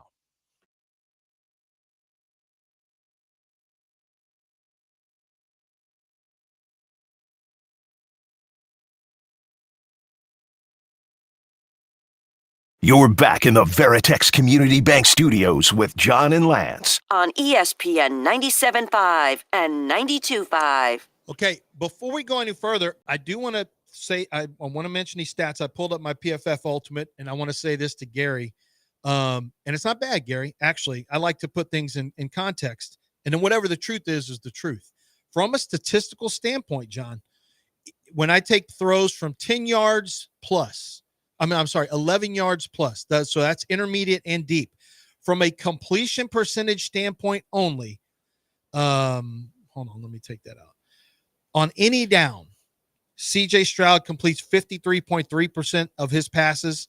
And that's heavy. That's the Gary Kubiak, Kyle Shanahan, Mike Shanahan. You're going to have a lot more intermediate deep throws. That's what you play with, that play action, levels passing attack. But he had 229 attempts. Josh Allen had 213. CJ's completion percentage only was 53.3. Josh Allen's 42.3. CJ was actually 11 points higher. Josh was much higher on the 10 yards and under, which is where that's the one that stands out to me. That's why I mentioned that the short outs were like unusually bad. Where we start to add contacts, you say, because Josh Allen's never been a high completion percentage. Like, that was the knock on him, is his completion percentage was awful at Wyoming. Where we get to a difference, though, is when you look at those throws beyond 10 yards. As I mentioned, completion percentage for CJ Stroud, 53.3. For Josh Allen, 42.3. Now let's look at touchdowns to interceptions. CJ Stroud, 12 touchdowns, 9 interceptions. Josh Allen, 15 touchdowns, 2 interceptions. There's the big difference. Is one guy is making mistakes, the other guy's making touchdowns. And when you look at third, so now when I look at third down, how you're playing on first and second down, for example, CJ Stroud completes 64% of his passes, Josh Allen 65%. But once again, 12 touchdowns, 7 interceptions for Josh, 16-3 for for CJ, 16-3 for Josh. On third downs, CJ Stroud completes 59% of his passes, Josh Allen 53.4%, which checks out with who they are. One guy is an accurate passer in college and pro. One guy is not, although Josh has become more accurate. But it's 8 touchdowns to 6 interceptions for CJ, 11-2 for Josh. 31 sacks CJ, 7 sacks Josh. We're not getting into the rushing stuff because Josh has a huge advantage. But that's why. So I do want to let Gary know that the stats actually, in my opinion, I'm a little surprised to see CJ that far ahead of Josh Allen. I'm not surprised to see him ahead of him, but that far ahead on passes 11 plus. But he also lost his 2 starting wide. Josh Allen won an MVP with both of his starting receivers gone to different teams. So that's what made that year that he had impressive. I always thought I didn't think Josh was going to be a good quarterback in the NFL because he was so inaccurate in college. He was so inaccurate at Wyoming. Part of that was because of technique. Part of it was because he had wide receivers that couldn't separate. He still is not the most accurate quarterback. that's not really his measure. His measure is making explosive plays, making big plays, and creating explosive plays through his arm and legs. CJ is a pocket passer. What he has to do well is throw accurately and make good decisions. The accuracy thing, I think, is not going to be a problem. Making good decisions on time. CJ took like 62 sacks. Josh took 14. Some of that was on the offensive line. Some of it was on CJ. I don't know. I don't even know why we're comparing the two. They're two total. One guy won a MVP and has been in MVP discussions for the last 3 years. The other guy really had a tough second season.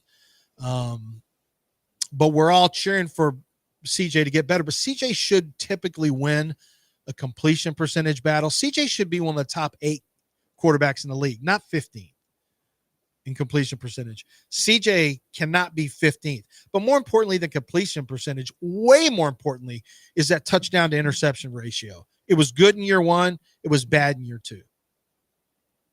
All right. We were so far behind. Dell, we miss anything? Oh, I know what we missed. What? Unless they change their names back to the Redskins, they're not getting a new stadium. President Trump is putting the kibosh on it. Yeah. I don't think he'll do it. I don't think you'll have government overreach like that. But he did say that. He said he's thinking about it. He said he was thinking about it. He won't let you have a stadium. Many people want him to be the Redskins again. Many people. So anything else? I'm looking at a stat right now. We probably won't figure it out. I've got Trump at 1, Stingley at 2, Denzel Ward at 3, and Zion McCollum at 4. What stat is that? Trump at 1, Stingley at 2, Ward at 3, McCollum at 4. What stat? What stat is it? Yeah. Say that again. I've got President Trump at 1. He leads the league in this. President Trump at 1, Derek Stingley at 2, Denzel Ward at 3, and Zion McCollum at 4. What stat is he leading those 3 gentlemen in? Zion McCollum, the cornerback? They're all cornerbacks. What is he leading them in? You said Trump? Yes. Deflections. I couldn't come up with that. I'm like, how the hell? Reed Shepard's not in there? I heard. Well, no, he's not there. No. Okay. I was like, where is he I heard going James with Harden this? has a lot of those Pass too. deflections is what Trump's on right now. Deflections. If they don't bring Redskins back, like what? What else did we miss? I thought we'd already done Commanders. I don't Dustin know. Poirier, I do want to say, one of the guys with the biggest hearts in UFC history, Dustin Poirier, went out on his shield. He had a fight against Max Holloway for the BMF. That's a bad mother scratcher belt. And he lost. But there was so much respect between those guys leading up to the fight. Like Dustin Poirier might be the most well-respected fighter that the sport has ever seen from Louisiana. I don't know what part of South Louisiana, but South Louisiana, John, the good part. Oh, that's it. That's the only part. Yeah. Because North the other ones Louisiana are is redneck. kind of Dallas, really. The other ones are Yankees. Yeah, that's all. Everybody north of Opelousas is a Yankee. So that's just so you know. Well, in New Iberia, you also got to put New Iberia in there too. Oh, New Iberia is way south of Opelousas. Come on. Yeah. All right. What do we? That's it, Dale. Pretty much. I mean, the Longhorns got another great recruit, so they're recruiting well. But other than that, we pretty much got to it. Oh, yeah, Will Levis is going to miss the entire 25 season with surgery. So he did all the offseason stuff and then decided, you know what, shoulder. I'm out.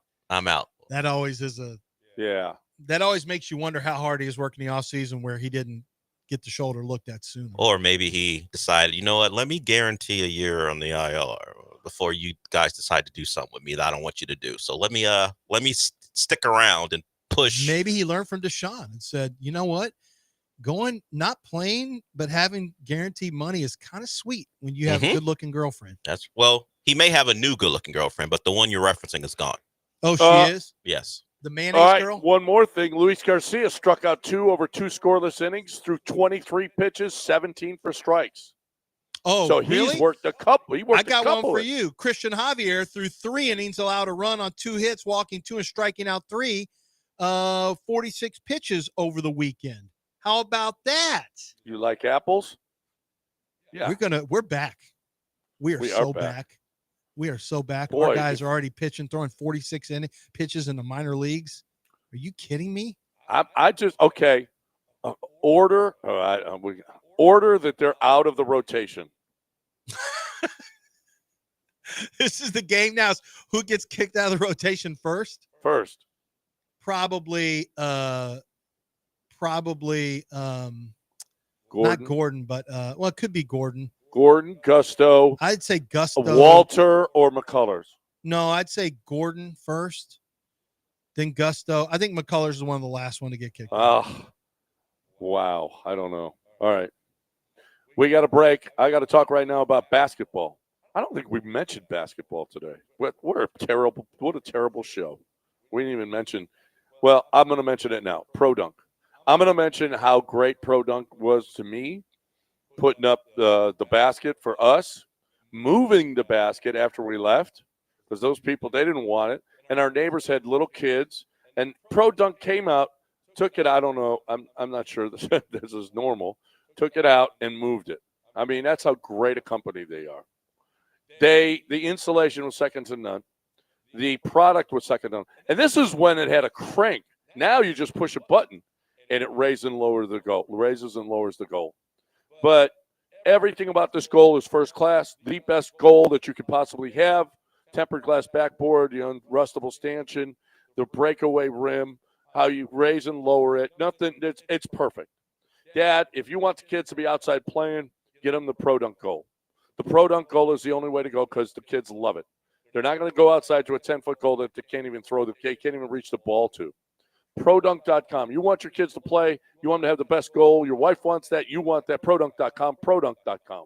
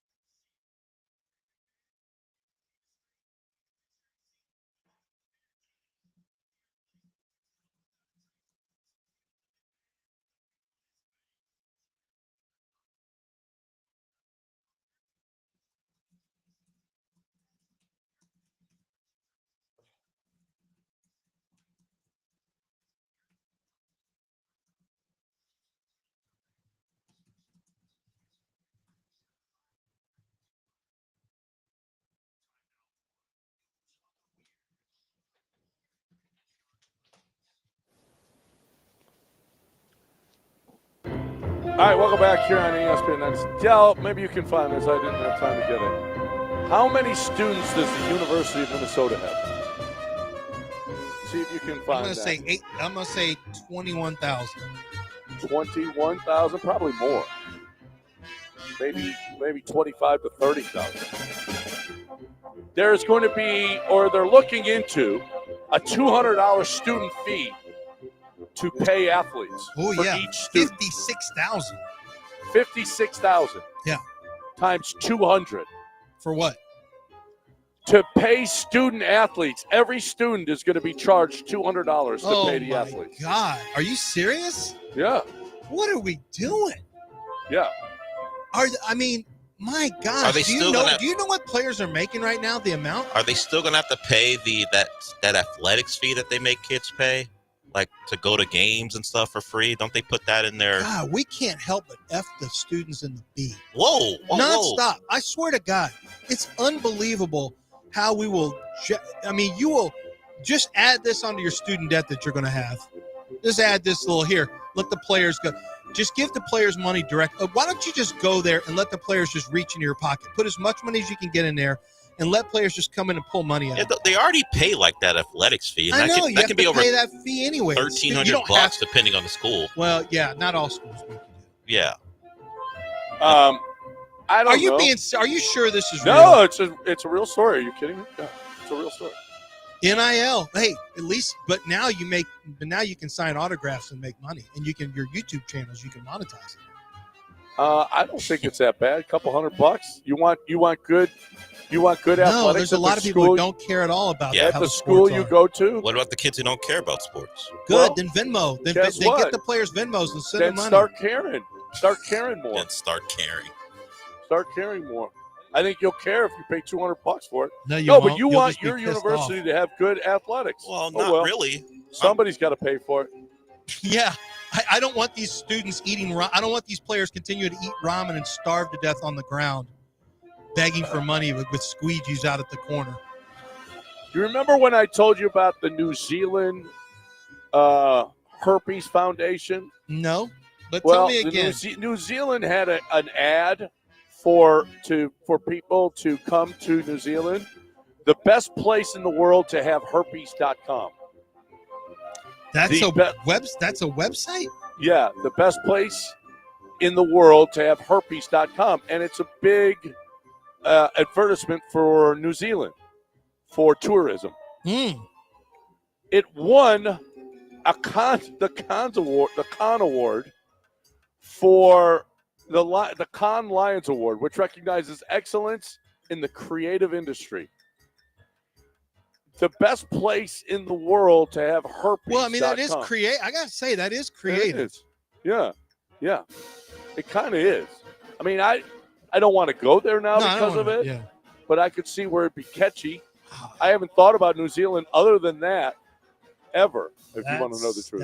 That catches the eye. It does. Yeah, so if that to me, if you want to be, other things that could, well, I don't really want to get into what else you can. There's other things. Apparently, Texans are shaken. Here's the headline: Texans shaken as thousands of fire ants seen forming rafts on river using their bodies. Fire ants are coming together and forming a raft and across river. I'm looking at a video of it, and it is scary that fire ants are able to actually carry stuff. Oh, dude, ants are crazy smart and crazy strong. Yeah. And you've seen what an ant can carry. A giant ball of fire ants that are floating down the river. And you can actually see this on a video? Yeah. It's scary. I'm just Googling floating. You know what? Fire ants are scary. Yeah. Ooh. Oh, yeah. Well, this is fire ants turn into a stinging life raft to survive floods. Yeah. This is in 2022. Oh, no. Then there's one in 2024. Oh, this is a whole thing that they do. Yeah. Here's one in 2017. Fire ants from formed floating raft to escape Texas floods, 2017. That's Harvey. How about they're smarter than a lot of people? They're smarter than most people. Yeah. Most people are stupid. People are stupid. Okay, we can agree on that at least. People are stupid right now. Yep. All right. Top 10 stupidest callers, John. Go. Stupidest caller? Top 10 stupidest callers. Go, John. Do it, John. Top 10 stupidest callers. I'll have to put that. I'll put that Make together. a list. We'll have it for Friday. We'll have a segment about the dumbest callers on Friday. Okay. Anybody else wants to chime in, you're welcome to. I'm sure everybody has Tom, their they'll just go hating on our guy Tom. No, he's not the stupidest caller. No. We've had He is some the dumb guy, and calls. people go, hey, Gary had a, you know what? I gave Gary his flowers in a way. I disagree with everything he said. But you gave him his flowers. But I just pointed out the You stats. acknowledge that there may be something there. I acknowledge the facts of the stats, not my feelings.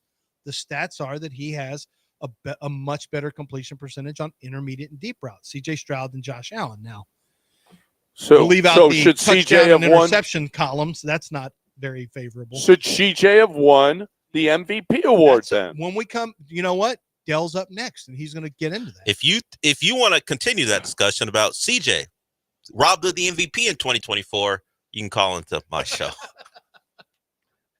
Why were we talking about Lamar and Josh when it should have been Lamar, Josh, and CJ? Exactly. Should have been a three-team race. Now Three-man CJ race. was 15th in completion percentage. But maybe not the flex you thought it was. But think about all the good plays he would have had and all those touchdowns he would have thrown if the good plays were called. Right. He would have For the been interception plays. It's so much. I'm sorry. CJ should have won the. You know what? We should make the argument. You've been tomorrow. convinced? I'm there. You got me. I'm convinced CJ should have won the MVP last year. Ripped off. All right. Don't you get ripped off. And listen, do something for your friends. Get him a cold, clean, crisp, refreshing Coors Light. I'm telling you, Coors, I just love it. We played golf this weekend, and man, the Coors Lights were flying, brother. We were at the pool, and the Coors Lights were flying, brother. Dinner, Coors Lights flying. I mean, Coors Lights are flying, okay? The people love Coors Lights. A lot of places you go, oh, I'm sorry, we're out of Coors Lights. You know why? Because everybody's drinking them. Buy more. Make sure that you're ready for the people to come to your home or your business. You bars out there that run out of Coors Light, you should be ashamed of yourself. You know, you got to stock up more because the people are loving them some Coors Lights. It's just a fact, Jack.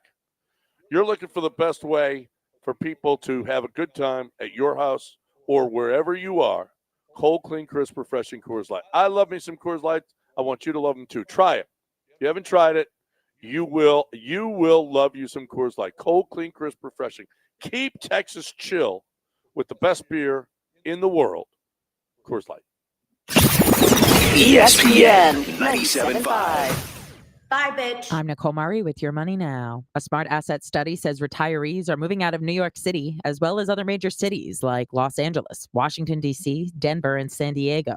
These cities experienced the highest net loss of residents aged 60 and over in 2023, meaning significantly more people in the age group moved out than moved in.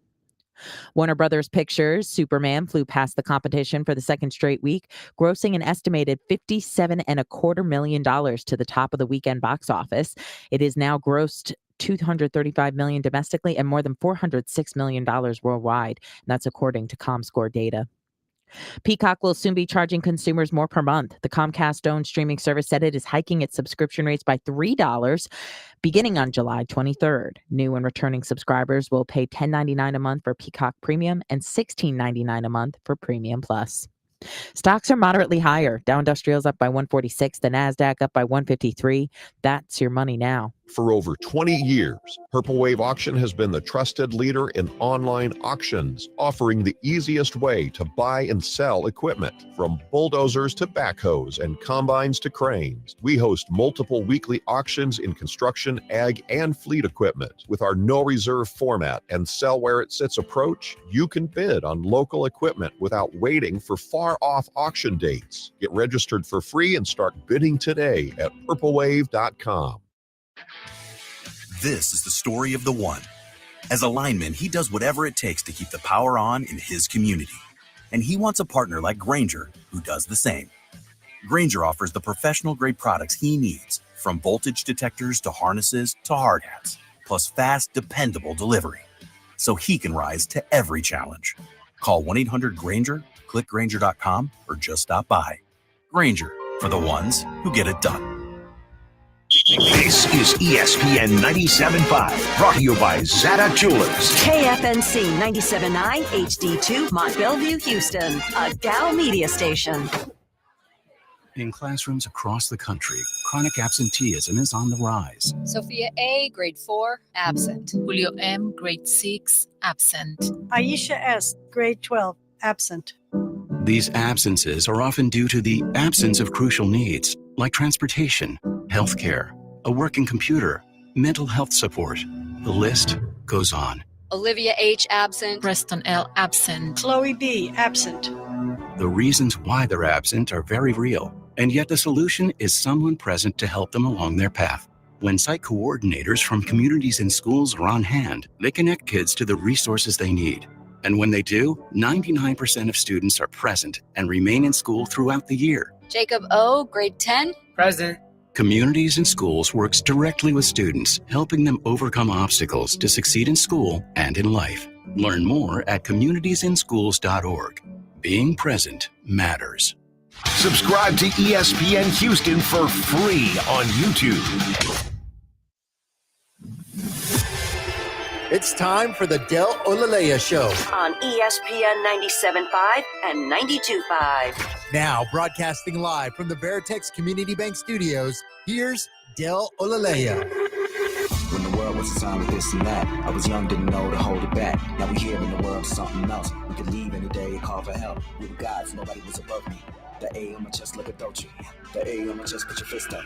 The A on my chest like a chipmunk. Alvin, Theodore, breathe in, breathe out. Me and more, breathe in, breathe out. Never mind, it was time. Number 9, love lies, feed line, with a death wish. Eat right, didn't help. No name on the guest list. Hold on with destiny.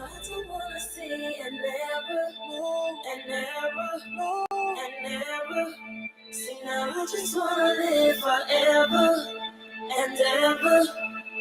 Maybe it's the last night you're me. Maybe it's the last night firework. Maybe it's the last night of the star. Maybe it's the last night Superman. Maybe it's the last night. Welcome into the show, and welcome back to Sean. Sean's back from his time off, so Willie P, you can, if you call in, you know what you can do. You hadn't been able to really find one for AJ yet, but Sean A. Mapes is back. So as Willie P would say, what it do as Sean rejoins us. So the Willie Riders can also get in on it. Yeah, if once Willie P does what he does, and then you want to call him what does he call them, Willie Riders? Yeah, because they make fun of him. They ride. They ride the aforementioned Willie. Yes.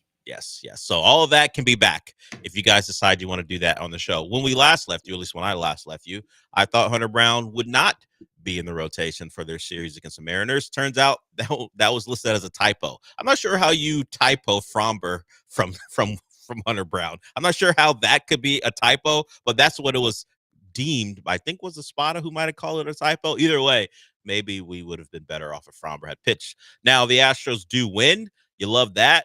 You love the comeback after being down 3-0. That felt like we were on the verge of the disaster scenario where they were going to get swept and their 7-game lead was going to be 2 in a matter of a couple weeks. Instead, they fight back, win that one going away. So it's not a complete loss, that series. You lose 2 out of 3 to the Mariners. They gain a game, and now you have maybe some real questions about Hunter Brown. That's now 3 starts in a row where he has not been in the tier of best pitcher in baseball. That became a conversation at one point, and now that is no longer a conversation, at least over the last 3 starts, that we can just put Skubal, best pitcher in the American League. Hunter Brown's still a very good one, but he has not pitched to his standard that he had set when all those stories are coming out about what he had been like since he got that sinker going.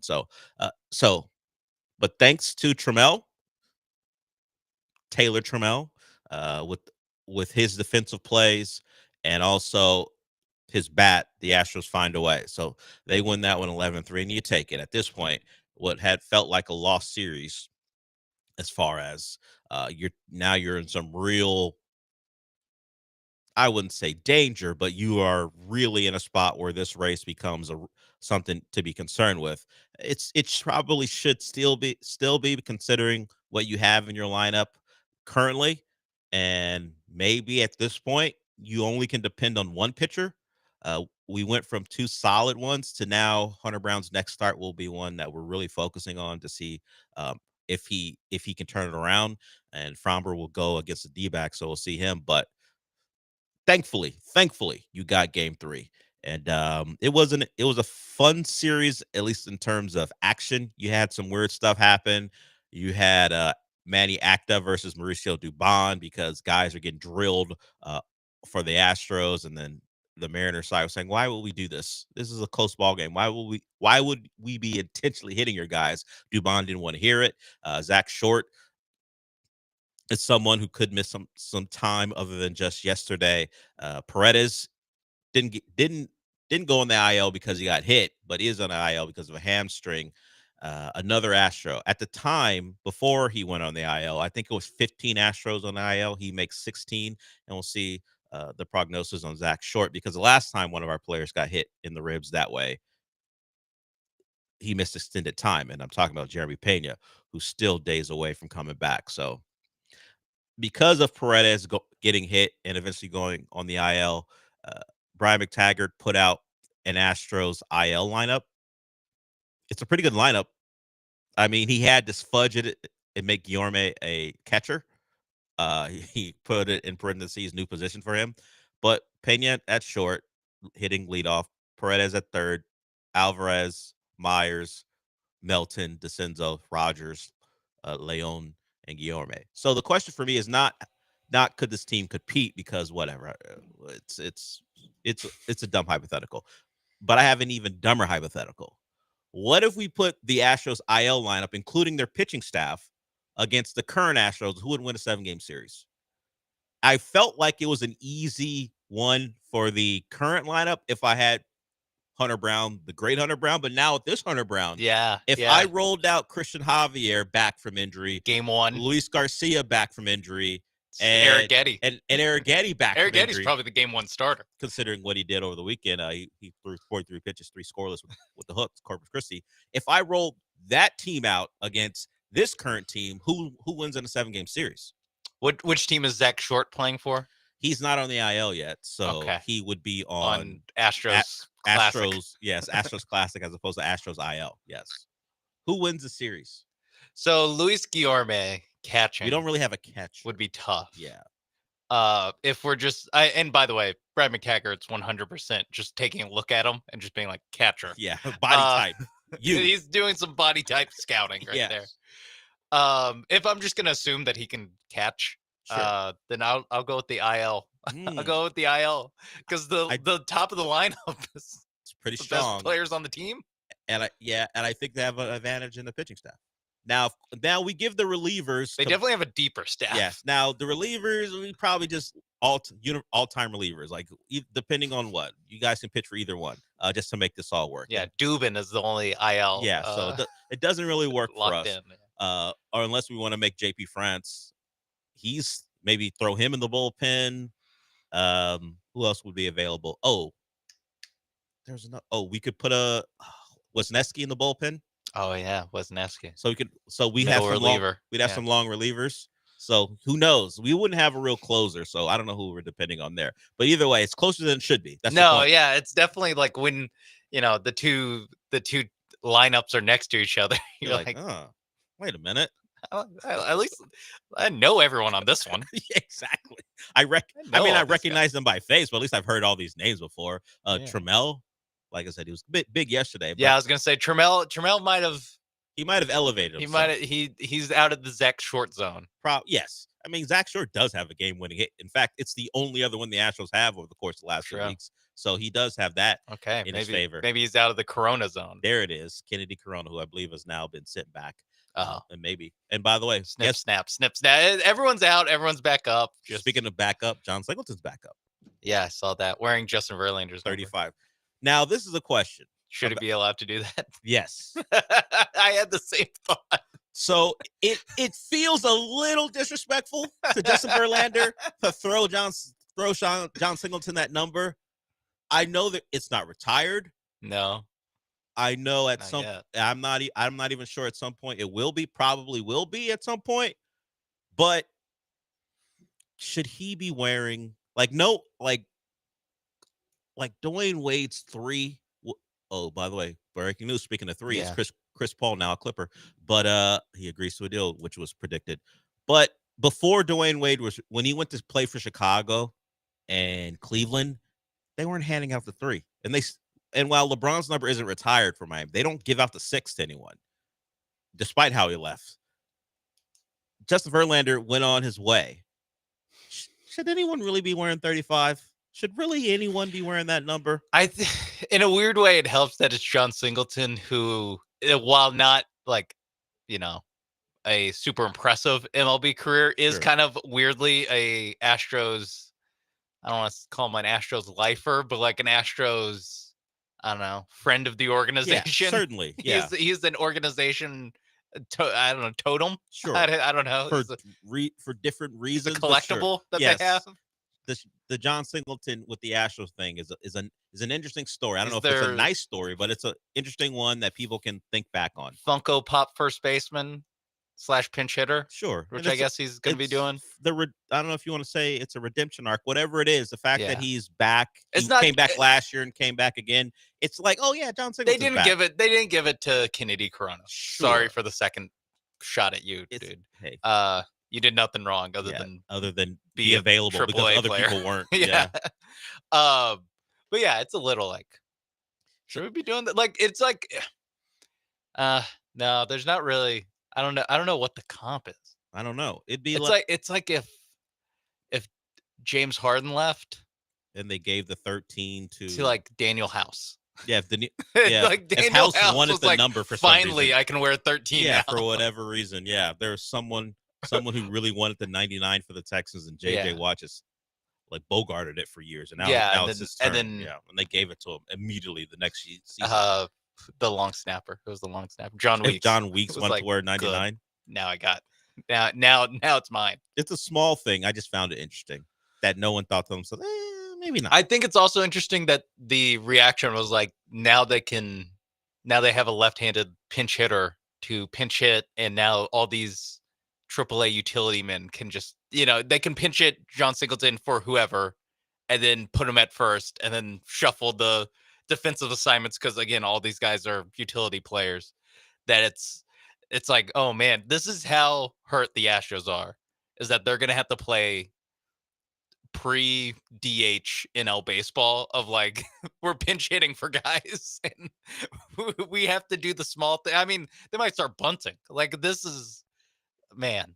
When is Jordan and Jeremy Pena coming back? Please God.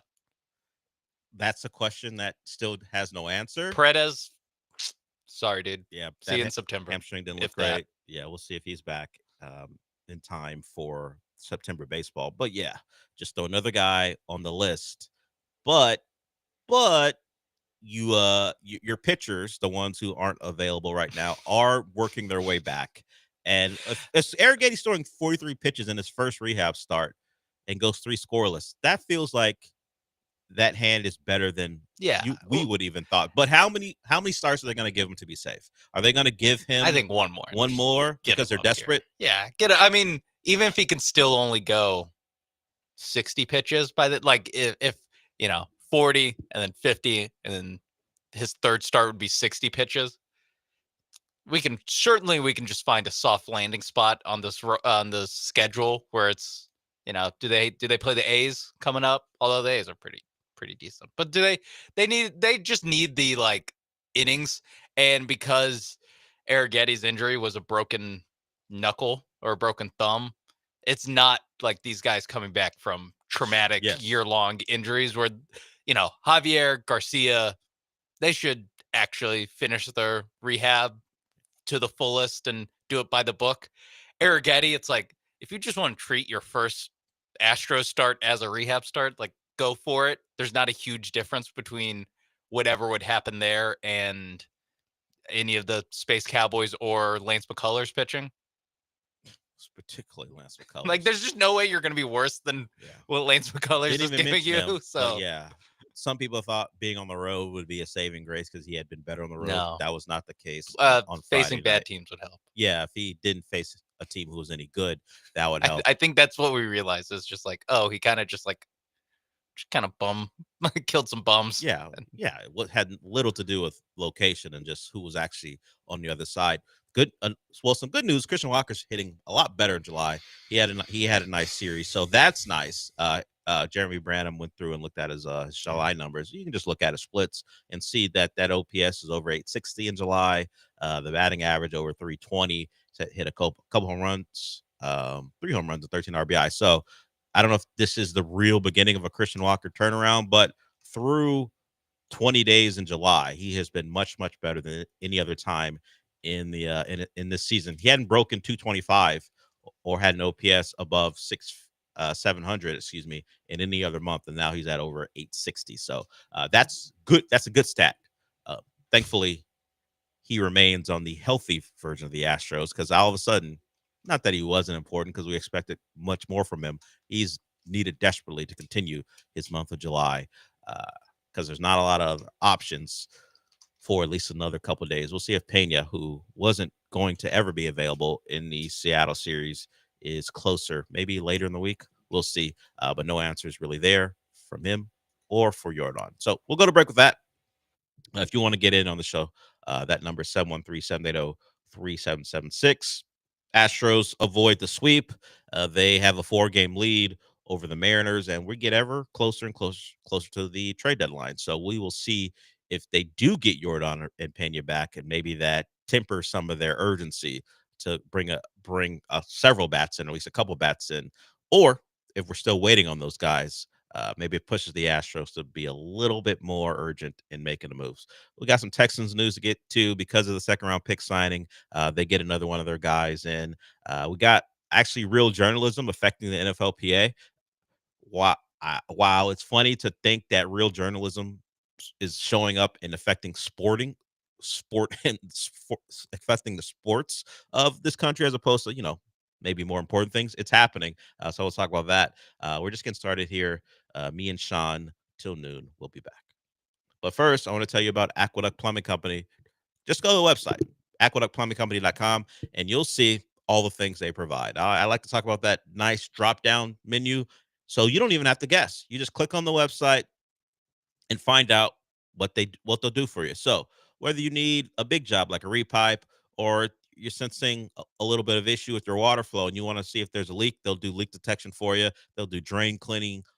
If you need water filters changed, they got all that for you at Aqueduct Plumbing Company. You can call them at 281-488-6238 and maybe get yourself a free price quote, because no one wants to get charged for people just figuring out what the problem is. So you tell them what the issue is, they'll figure it out for you. They get you a free quote, and then you can decide if Aqueduct Plumbing Company is what you want to go with. And I'm telling you right now, it should be, because they have experienced contractors. They're local. They understand this area and the people of this area, and they'll get you the best price and the best work possible. So big job, small job, it does not matter. Just check them out at aqueductplumbingcompany.com. That's aqueductplumbingcompany.com.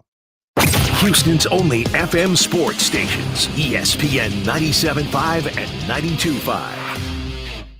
Evan Cohen here. Whether you're locking in your home run picks or riding with your favorite golfers this summer, ESPN Bet is your sports book for all the action. Go from checking stats on your favorite teams and players to placing bets in just a few taps. Plus, new customers can get $100 in bonus bets when you make your first $10 wager. Download the ESPN Bet app and sign up with promo code USL to get started today. Must be 21 plus. Gambling problem? Call 1-800-GAMBLER. Terms and conditions apply. See app for details. Offer not available in New York.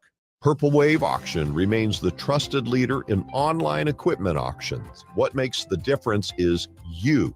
You are part of our growing global community that continues to trust Purple Wave with the equipment that builds and feeds America. This trust placed in us by our community, from construction to ag producers and fleet drivers, brings great equipment opportunities to their next owners. Join the Purple Wave community today. PurpleWave.com. Hi, this is Sean with Greenlight Offer, and I buy houses cash. If you own a house and want to sell it fast at a fair price, I'm your guy. Call me at 832-779-4000. I can pay cash and close in as little as 3 days. I buy houses in any condition, any price range, and any location in the Houston area. I'm a local real estate investor who buys several houses a month, and I want to buy more. I buy inherited houses, vacant houses, behind in payment houses. I even buy my tenant won't pay me the rent houses. Do you own a house that is trash and needs thousands of dollars repairs? That's fantastic, because I love buying junk houses too. Skip all the hassle and headache of listing, dealing with agents, showings, and who knows what else. If you own a house and want to sell it fast, give me a call today. Sean at Greenlight Offer, buying houses. Call me at 832-779-4000. That's 832-779-4000. Call for Sean with Greenlight Offer, and I'll get your Greenlight number on your house today.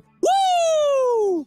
Craving the best fajitas in Houston? Cadillac Bar's got them. Sizzling premium black Angus beef served just right. Kick back with happy hour every day from 11 to 7, or bring the whole crew for Sunday brunch buffet from 10 to 2. Omelet stations, tacos, waffles, enchiladas, and more. Plus, don't miss Margarita Mondays, Taco Tuesdays, and Tequila and Fajita Fridays. Book your holiday party now at CadillacBar.com, where Houston parties. It's midnight in Houston, and Bob just can't sleep. The AC is broken, and he can't count the sheep. Don't worry, big man. You don't need to scream. We can fix your AC with the help of Air Team. They'll come to your place, fix it up without a trace. Trust the ultimate fan with the paint on his face. Is your air conditioner not performing at a pro level? Call Air Team, H-Town's HVAC team. The best heating and air conditioning installation services. 713-936-5346. Or visit airteamltd.com. Listen on the go with the ESPN 97.5 app. Just search ESPN 97.5 and download today. Kane is in the building.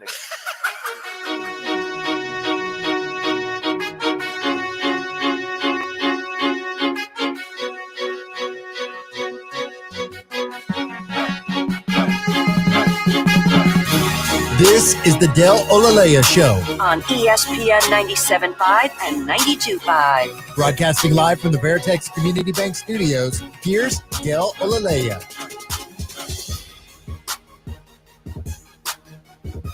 Sean just proposed something during the break where this show, because of its college football leanings, would just react to list season, which list of the day. Yeah, we'll do a list of the day segment here. Maybe we'll start it today, maybe tomorrow.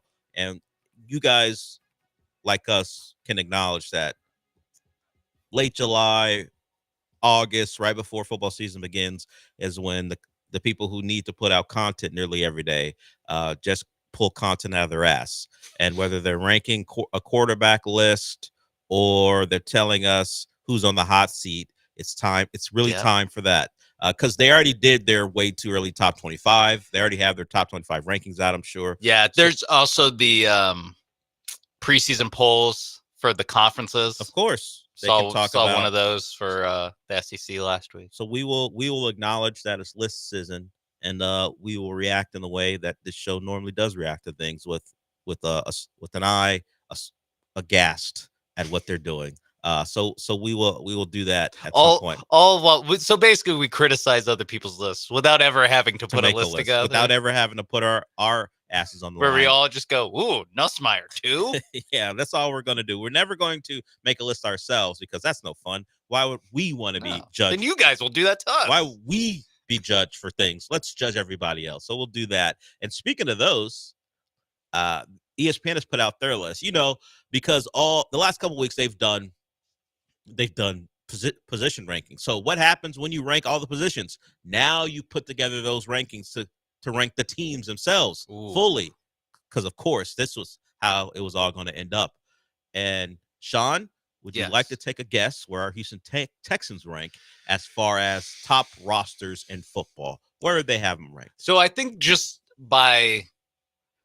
if you just go by position group, like they'll rank pretty well in most position groups. It's just that one of them they will be bottom third of the league. So I'm gonna have them pretty high. I'm gonna go 6th. Way too high. Really? These are the weaknesses. We know the offensive line is an obvious one. It was a point of discussion this morning. We also have interior defensive line as their biggest weakness, according to ESPN. The likes of I would disagree. I would disagree with it being the biggest weakness. Yes, I would think too. The quarterback being on his ass every play. Settle, Edwards, Fatukasi, Togiai, and Heinisch aren't guys that they think a lot of. And even with bringing back Sheldon Rankins, they think that this group is the worst on the team, the interior of the defensive line. I would ask them if they've seen the guards. Have you seen the interior offensive and line? the left tackle option? Do you know that Jake Andrews may be starting for us this year at center? Juice Patterson? Yes. So, of course, they had to acknowledge that the offensive line stinks. But okay, where are they ranked? 13th. 13th best roster. Which I don't understand what the difference between best roster and best team is. I will just say that. I think that might have to do with coaching. Oh, okay. And like the Chiefs aren't going to be up there with best roster, but everyone thinks they're going to be good enough because of Mahomes and is it the Eagles' best roster? No, it goes to a team that has been close. People think should have gotten over the hump, but have not so far. Not the Bills. It is the Ravens. Yeah. I feel like Ravens and Eagles are always like. It is the Ravens and Eagles in the top are always the best rosters. Like where they're like top to bottom, man. They just figure it out. Yeah, they draft well, and of course the Eagles have been to a couple Super Bowls. Won this past one. Yeah. The Ravens, maybe a Mark Andrews drop away and a fumble away. By the way, they should be second because Mark Andrews is still on the team. Yeah. Exactly. Second to the team that won the Super Bowl. Dallas in a Goddard blowout. isn't dropping 2-point conversions and fumbling the football. football. They're also up 35 against the Chiefs. That too. Yes, that too. If you think about it, why wouldn't the Eagles be the best after they dominated the Chiefs? But either way, Ravens, of course, quarterback is their biggest strength. That's probably going to be the case for a lot of teams at the top, except your Eagles, because offensive tackle is where they have their biggest strength. So the Texans are 13th. They're I don't know if I would push. I actually would say they have a better roster than the Chiefs. It's just that the Chiefs are too high. They're 5. That's too high for the Chiefs. Yeah. They won every game by 3 points last year. Now they won 15 of them. Yes, but that's still, as you said, that's still skin of your teeth. When you're trying to figure out the difference, you want to say the Chiefs are one of the top 5 teams. I would agree. Yeah, but best rosters, I don't think so. What's like 10, 11, 12? The ones right. Yeah, right above the Texans. We've got the Bucks at 12, the 49ers at 10, and who's 11? The Vikings. The Vikings are 11. 10. So 10 Niners, 11 Vikings, 12 Bucks. I think the Texans have a better. The offensive line is so bad. I get why they're below these teams. I get it. That's not the worst unit. But it's not even the worst unit. So it means they have 2 of the worst units in football. Yeah. Because we know the offensive line stinks. Yeah. So if the interior defensive front is bad too, you have 2 of the worst position groups in all of football. Yeah. And then is there another AFC South team ahead of them? Probably not even right? close. Yeah. No, okay. Not a chance. What are we doing here? The list wants some credibility. They're 13th. That's half the league. They're low enough that maybe there would be an AFC South team, but no, the AFC South bad. So they're quarter of the league. They're not there. But I don't think that's correct. As bad as the offensive line is, I don't think the defensive front or middle is as bad as they're saying. I think they were competent enough. last year. Edwards, Settle, Fatukasi. And you bring back Rankins. Like that's like good enough. Like that's replacement average level. Yeah, that's probably that's an average defensive front. Their offensive line is scaring me. Like just the when we say the names of who has to play, I'm just like, oh my god. Like at least when I name defensive tackles, I go, okay, that guy's been in the league like 7 years. That guy can at least play, and he played well enough last year. So I was gonna say all these guys were on the team last year. And the defensive line middle wasn't the best, but it wasn't a giant problem last year. Yeah, but the offensive line, well, they're all new bodies for the most. Well, some of them are new, and they weren't good in other spots, which is a problem. I just thought, being at the tippy top of edges and secondaries and pretty good at all the offensive positions, not tight end or offensive line. Just thought that would carry them higher. Look, even you look at their projected start for the Texans, they have Titus Howard at right tackle. He wasn't the right tackle in camp. We'll see what in the offseason, OTAs, mini camps. We'll see what he is when training camp begins. But they have him in a spot. They have Drew Scruggs and Jared Patterson as starters. Those two weren't starters the last time we saw the Texans, at least as reported by people who went out to the OTAs and mini camps. So this particular group of starters doesn't seem accurate. We will see what happens when we see them in training camp as that begins. So maybe they'll feel even worse about the offensive line and move them up to one. Biggest weakness when they see who is actually out there at the start of camp. That's my biggest quibble. Not with the ranking. It's the ranking of the weaknesses where I'm just like, what? Yeah. What are we talking about? All the guys that were on the team last year on a good unit. Yeah. How could you, other than to start a discussion about it? All those guys played well enough that the defense is one of the best in football. If you have a bad tackle group, defensive tackle group, interior group, people will run down your throats, and your defense won't be great because all they have to do is run at you. That wasn't a big issue last year. Meanwhile, your quarterback got sacked 8 times in his last game, and all they did was at least get worse talent-wise. But okay, interior of the defense. Eric, I see you. You got a question for me about something. We'll get to you when we come back. If you want to join up on the conversation, you want to join after Eric, you can, 713-780-3776. So as we said, it's list season, and we'll get into a college football list probably today, but also, the NFL will do the same thing. I will say this, their X factor for the Texans is Jaden Higgins. That's a guy a lot of people are talking about beyond the fact that he got that fully guaranteed deal and threw like a wrench in everyone's plans to get their second rounders in.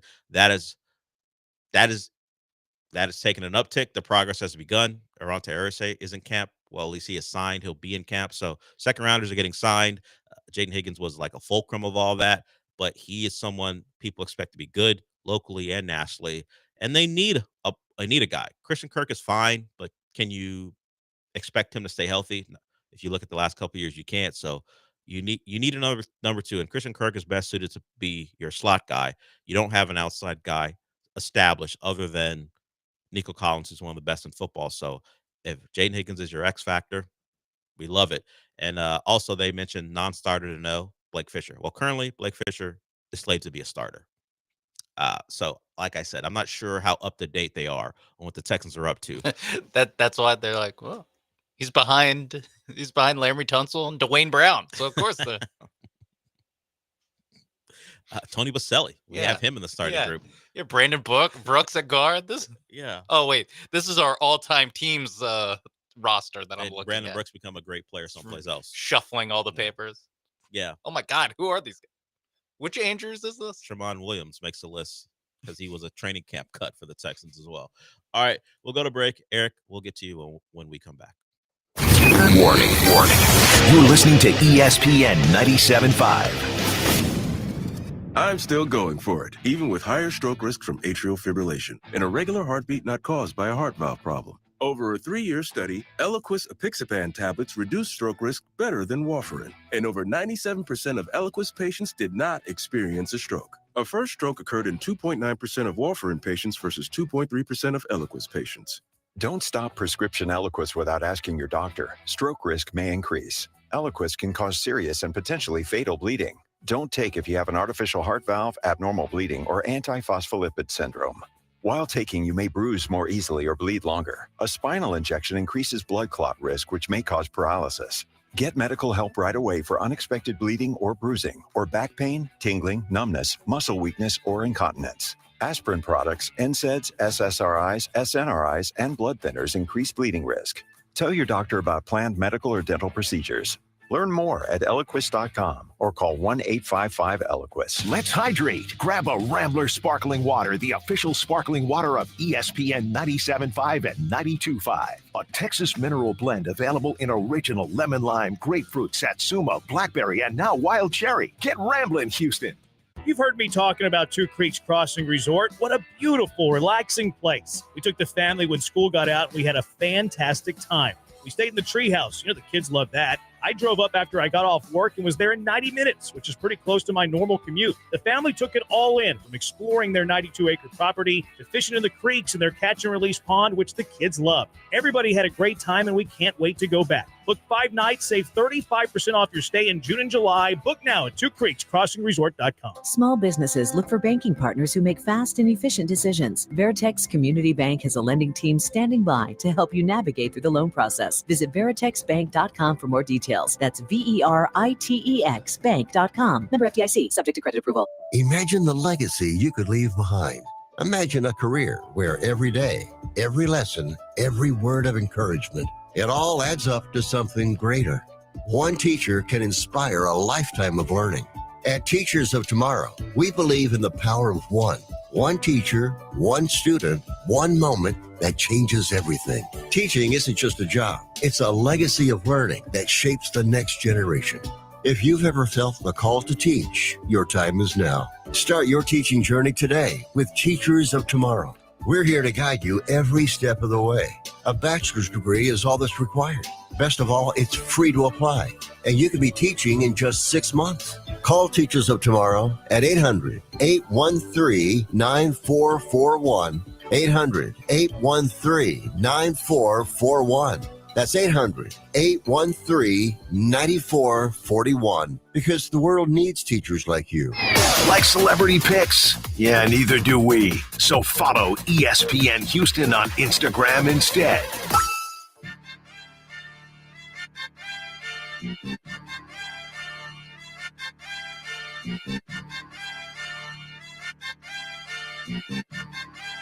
You're listening to the Del Olaleye Show on ESPN 97.5 and 92.5. Live from the Veritex Community Bank Studios, here's Del Olaleye.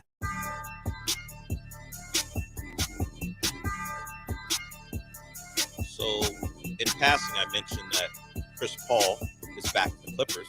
He returns home, although his home could be a lot of places. It was Charlotte, New Orleans. Did he ever play in Charlotte?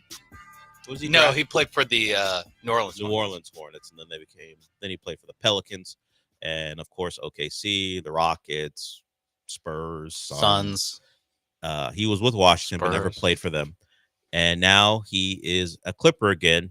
So he and Damian Lillard return to the places where they're best known.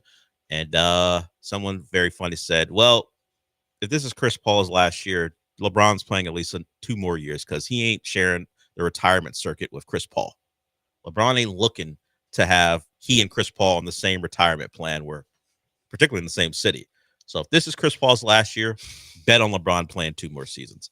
And while that's funny, I don't think it's out of bounds to suggest that LeBron wouldn't want to be sharing that type of spotlight with Chris Paul. And LeBron, and it came out over the weekend, and I'm not even a LeBron hater. It came out over the weekend that LeBron wouldn't spring a surprise on a retirement on anybody. Of course not. Who would thought that he would have done that? Who on earth thought that he, he might do the Tim Duncan style? Just being gone. I didn't think that. What are you talking about? He wanted it to be something where he would be acknowledged city to city, and everyone would, do the whole goodbye GOAT or whatever you think of him. Yeah. Don't expect some surprise after the season thing where LeBron announces like Brady did on Instagram or something. Also, the way by the way, Brady then also came back. The way that LeBron has conducted himself this offseason through leaks and actually a statement by his agent. Like, do you think this is his last year? Like, why would he be so acting the way he is, like passive aggressively? Like, why is it Luka's team? It should be. It's like, what are we doing? Of course he's coming back. I think he'll play the year in LA, and he's actually good still. Too. Yeah, he's still a very good player. So he'll play the year in LA, and if they decide that they'd rather not give him a 2-year deal for $100 million or whatever he's going to ask for, he'll try to find it someplace else. Rockets. He famously, at least at one point, does not like the city of Houston. When he was with Cleveland that final season before he went to LA, there's some thought maybe the Rockets would get in on him. And he's like, I don't really like the city of Houston, so that was out pretty quickly. I don't know if that's changed. I don't know where he'll go. It's none of my concern. I just found it funny that we needed it told us that he's not going to spring a retirement on everyone after the season was over. Thanks, McMiniman. I don't know if it was McMiniman. Who knows? But the most obvious thing became obvious. Yeah. Thanks. All right, let's get to Eric here. He's got a question for me. What's up, Eric? Hey guys, you think the SEC has lost its floor since Alabama's not going to be that good? I heard the coach is in the hot chair, the hot seat, and Georgia's not going to be as good. I know Texas would probably take it. They might win the national championship. But what other conference besides the SEC, I guess the Big Ten, do you think Ohio State's going to be in the national championship against the Longhorns? And also, I made a prediction about the Astros 2,100 games, 127 or something like that. And they'll mock me. And since then, the Astros have been on losing streaks. So now I predict they're going to be 96 and 66 and win the World Series this year. I'll hang up the list. Okay, your first prediction was they'd win 100 games, and I mocked you. And then they began a pace where that could be possible, and they've fallen off quite a bit once you made your 127 game prediction. So yes, I mocked you at that point because your suggestion was they'd never lose a game the rest of the regular season. 96 seems more realistic. We'll see. If they continue to win one game a week, then probably not going to reach 96 wins. We hope that starts to change with the series against the Arizona Diamondbacks. As far as your first question about the SEC losing its luster, no. They're still the biggest power broker in the sport.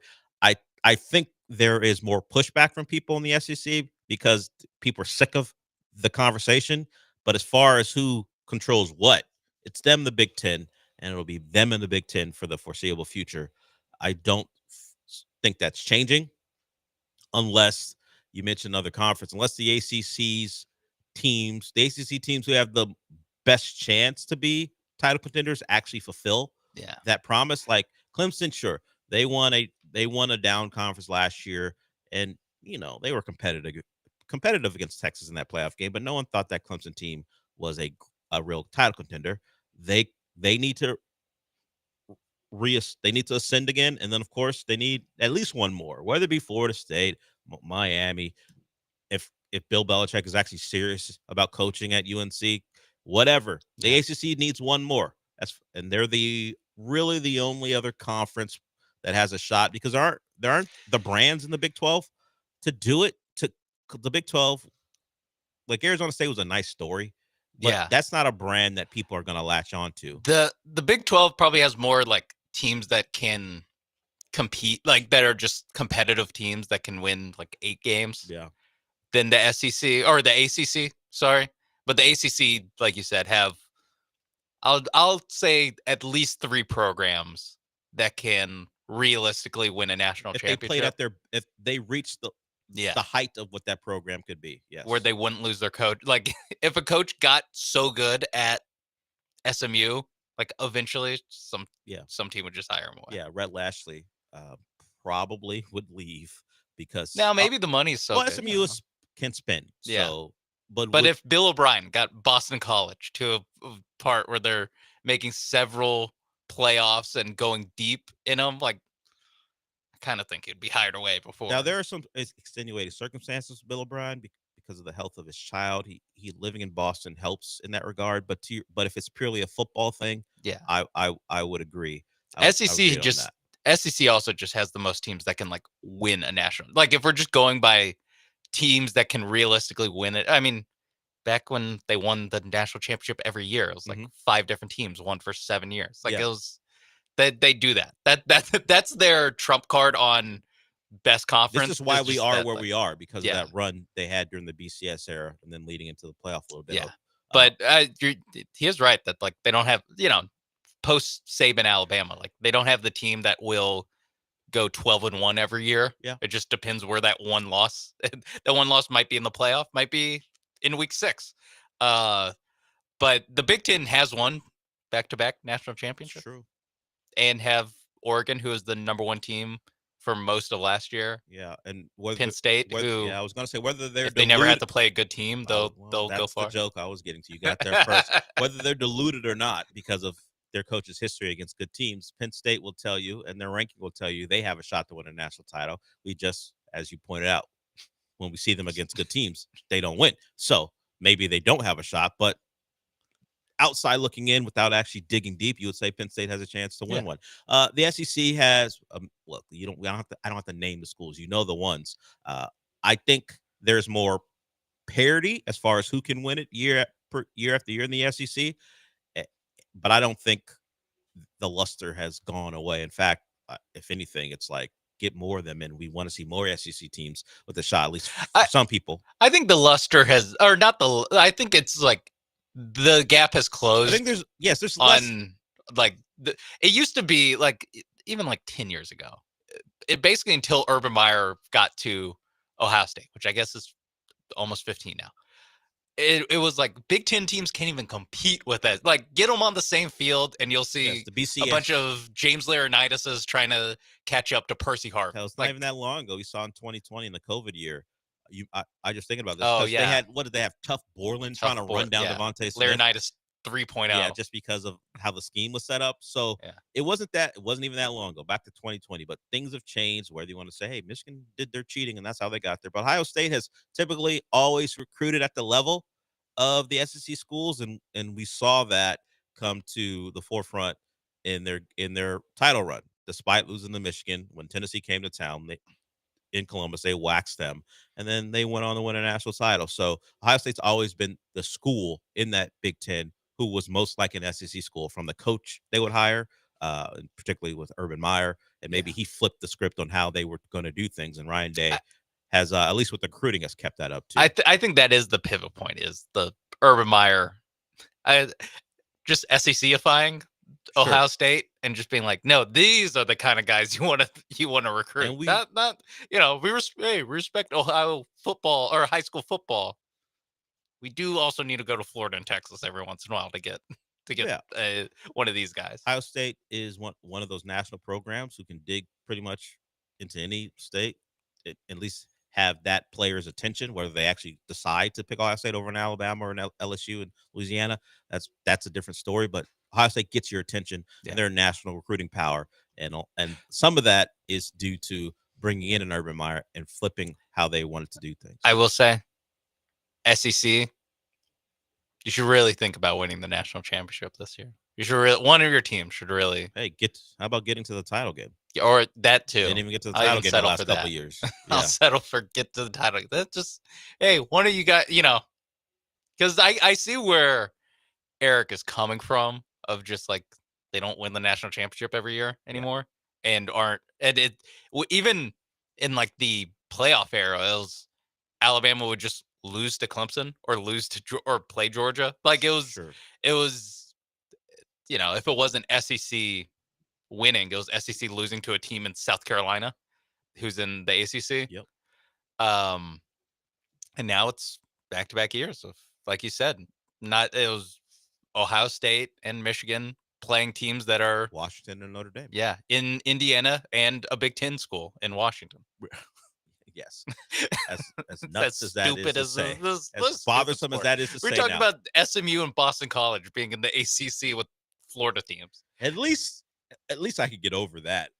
Boston College has been in the ACC for years now, but the fact that Washington is in the Big Ten, considering the Pac-12 and the Rose Bowl and all that stuff, it's nonsense. But that's where we are, partly because of the SEC and their super conference stuff. And the Big Ten certainly wanted to follow that, so they don't want to get left behind, and they're a close number 2. And at least when it comes to winning national titles recently, they're the number 1. And as can Texas and Ohio State play each other? That was his final thing. They will. I guarantee you, they will play each other in the title game. I guess, sure, the talent is there. I did the story last week where Ohio State has a 90% blue chip rating. That's good. It is something that tells you if you're not over 50% or at least 50% or more, you cannot win a national title. It's the percentage of 4 or 5 stars on your team. And it excludes transfer portal, which certainly can skew some of that stuff. But your team has to reach a certain threshold to be able to win a national title. You can make a playoff like Arizona State did or Washington did. Indiana did. You can make a playoff, but winning one, not going to happen. Not winning a national title. So Ohio State is like at 90%. Texas certainly is above of the threshold. The question will be: is Julian Sayin good enough to go through a schedule and be the quarterback for Ohio State? And certainly Arch Manning as QB1, can he do it? So as funny it is to say, considering his name was Arch Manning, I think quarterback could be the difference between Texas winning it all and maybe simply making a playoff. We'll have to see what Arch is, and we'll see that pretty quickly against Ohio State. Okay, we'll go to break with that. Thanks, Eric, for the call. That is something we lean into quite a bit, college football. So if you got college football questions, even on July 21st, we will take them and talk about it. If you want to join us, 713-780-3776. We'll be back with hour 2 when we get back. Listen to ESPN 97.5 in HD, 97.9 HD2. Hey, you got better things to do than think about your electricity bill, but how do you avoid the surprise of a high bill at the end of the month? Here's what I do. I rely on the guys over at Champion Energy. With their low-price, fixed-rate plans, there's never any surprises. Plus, the team at Champion sends me weekly usage reports with my projected bill amount. Again, no surprises. They also remind me when my contract is about to expire so I can lock in on low prices. Visit champion.energy to view a variety of fixed-rate offers. That's champion.energy. Promo code 1560. Promo code 1560. Why sit on the bench when you can step up to the plate and start earning now? At Pipefitters Local 211, our free state-of-the-art apprenticeship program trains the next generation of pipe fitters, welders, and HVAC techs, and we're recruiting across the Texas coast from Houston to Beaumont. No experience? No problem. We'll coach you up, pay while you train, and set you up for a career that knocks it out of the park. Swing for success. Apply today at pipefitters211.com. Are you or someone you know ready to jumpstart a new career? Since 1985, Sam Tech, the School of Automotive Machinists and Technology, has trained manual and CNC machinists, engine builders, and EFI tuners. Plus, Sam Tech offers an associate degree. Graduates are finding careers in the aerospace, marine, oil and gas, and performance racing industries. Sam Tech accepts the GI Bill, and financial aid is available for those who qualify. Start your education at full speed today. Visit samtech.edu/975. At Progressive, we understand the bond you have with your boat. It's why people name theirs. I named my boat Sure Don't. Get it? The other day when my friend said, "Hey, Larry, you want to head back in? It looks like it might rain." I said, "Sure don't." I guess they didn't get it because they didn't laugh. Whatever you call your boat, protected by insuring it with Progressive, America's #1 boat insurer. Progressive Casualty Insurance Company and Affiliates. #1 rating based on boat market share data from refilings.com. In a world parched for excitement, one drink will emerge. Twisted Tea, the refreshing thrill ride of flavor. Recreating its classic role as the hard iced tea that goes down smooth. Twisted Tea doesn't just taste like real iced tea, it's made with real brewed tea and a 5% kick of alcohol. Taste the adventure with Twisted Tea Hard Iced Tea. Keep it twisted. Twisted Tea Brewing Company, Cincinnati, Ohio. Please drink responsibly. Hey parents, Jeremy Branham here. Want to transform your driveway into a pro-level court? Pro Dunk basketball goals are the real deal. Their revolutionary lightning adjust system lets you change heights in seconds. From regulation 10 feet down to 5 feet so the whole family can play. Built with commercial-grade materials that stand up to Houston weather. Get your kids off those screens and onto the court. Pro Dunk, the choice of serious ballers. Visit ProDunk.com today. That's ProDunk.com. Hi, this is Sean with Greenlight Offer, and I buy houses cash. Call me today at 832-779-4000. I'll buy your house for cash and pay you cash up front. I buy houses in any price range and any location in the Houston area. Do you own a house that needs thousands of dollars in repairs? Great, because I love buying fixer-upper houses. Do you have a tenant living in your property? Not a problem. I'll buy your house with the tenant in it. Do you think your property would be difficult to sell? Easy. We provide assistance for any situation for houses in any condition. Do you want the best price for your house? Done. I'll beat any offer you have on the table. Remember, if you need cash fast, I'll pay you cash up front. Give me a call today. Sean at Greenlight Offer, buying houses. Call me at 832-779-4000. That's 832-779-4000. Call for Sean with Greenlight Offer, and I'll get your Greenlight number on your house today. Woo!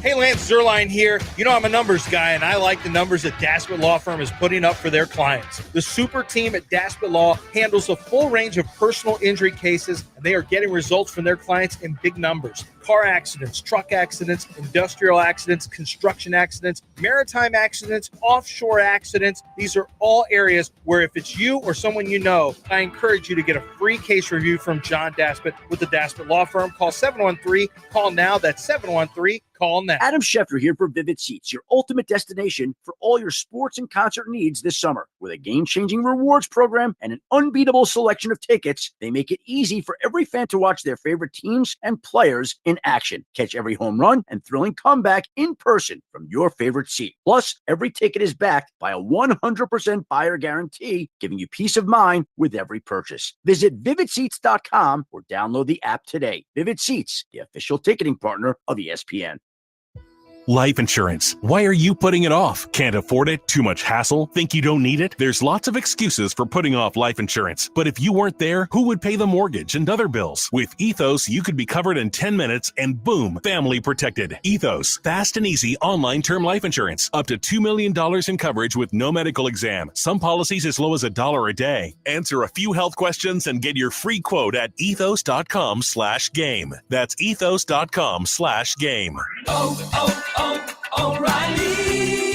Check engine, ABS, or maintenance light on? Take the guesswork out of your warning lights with O'Reilly Veriscan. The service is free and provides a report with solutions verified by ASE certified master technicians.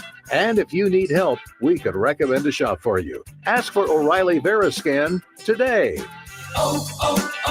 O'Reilly Auto Parts. Progressive knows when you own a boat or RV, it's like you're automatically on vacation, even if you're actually a marriage counselor in the middle of couples therapy. But in your mind, you're camping in Acadia, puttering around Frenchman Bay. Your boat and RV are both protected. You're lobster drenched in butter and... Uh-oh, did your clients just notice you weren't listening? Quick, do the thing where you just repeat back exactly what they said, but as a question. They bought it. Now back to Maine, earning an automatic discount bundling your boat or RV with your home or auto. Progressive Casualty Insurance Company affiliates and other insurers. Not available in all states or situations. When the storms show up, so do all those pesky storm-chasing roofers trying to get you to file an insurance claim. The group of professionals at Brinkman Quality Roofing are not the guys that will be knocking on your door. Call them today at 281-480-7663. That's 281-480-ROOF. They will evaluate your roof and determine what is the best course of action for you and your home. There's no substitute for Brinkman Quality. That's BrinkmanQuality.com, BrinkmanQuality.com. This is ESPN 97.5, brought to you by Zada Jewelers, KFNC, and 97.9 HD2 Mont Bellevue, Houston. It's time for the Del Olaleye Show on ESPN 97.5 and 92.5. Now, broadcasting live from the Veritex Community Bank Studios, here's Del Olaleye. When the world was designed with this and that, I was young, didn't know to hold it back. Now we here in the world, something else. We could leave any day and call for help. We were gods, nobody was above me. The A on my chest like a Dolce. The A on my chest, put your fist up. The A on my chest like a chipmunk. Alvin, Theodore, breathe in, breathe out. Me and more, breathe in, breathe out. Never mind, it was time. Number 9, lies, feed line, with a death wish. So Right didn't help me. No name on the guest list. Hold on. Against the D-backs tonight, you have Colton Gordon, Cromber on Tuesday. Wednesday's to be announced, so we'll see where they go there. Of course, you had Hunter Brown in a lackluster start yesterday. Team was down 3-0. They fought back and won. Credit Trammell for his play with the bat and with the glove. He helped gun down a guy at home to preserve, well, a 2-run lead. The Astros were up 5-3 at the time. Could have been 5-4, and who knows how that inning goes if that play isn't made. So they avoided getting swept thanks to a guy who still has to tell people how to pronounce his last name. We played a clip this morning. This is when he was younger, where people think he's related to Alan Trammell for some reason. Doesn't look like Alan Trammell, and he had to explain, my name's not pronounced Trammell. What do you see? They both play baseball? That's a similarity? Yeah. In good shape. Sure. He's a little taller than Alan Trammell. There are other differences, some very obvious ones that you're not pointing to, but either way, I'm glad to have Trammell at least I'm glad to have him on plays the team. outfield. Yesterday. Trammell played infield. Yeah, there's some. Yes, that's another difference. Another obvious difference. Yes, maybe not the most obvious, but I'm glad you're getting there to showcase. Left-handed. Mm-hmm. Okay, there it is. Although that's not hereditary. No, I don't They know. might be. My dad was right-footed in soccer. I was left-footed in soccer, so I'm not sure how that goes. Who knows? But either way, he has let it be known he's not related. But last game yesterday, he could be Trammell, whatever it is. But appreciate your efforts to help the Astros avoid the sweep. Call him what you want. I'll call him everyday center fielder for now. For now. Whenever Jake, there's another guy.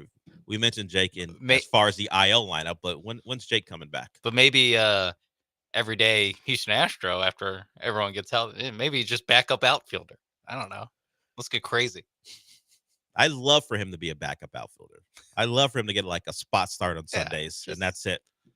When Altuve needs a rest, sure, throw him in left. Sure, not for him to be a necessity. I'm not looking for that. Not for, oh my God, we probably lose this game. I know it was 11-3, but like when it was close, he made the big plays, whether it was the home run. I think he also had the double, and he threw out a guy at home from after, I forgot who misplayed it, after someone misplayed it. Who's on this team?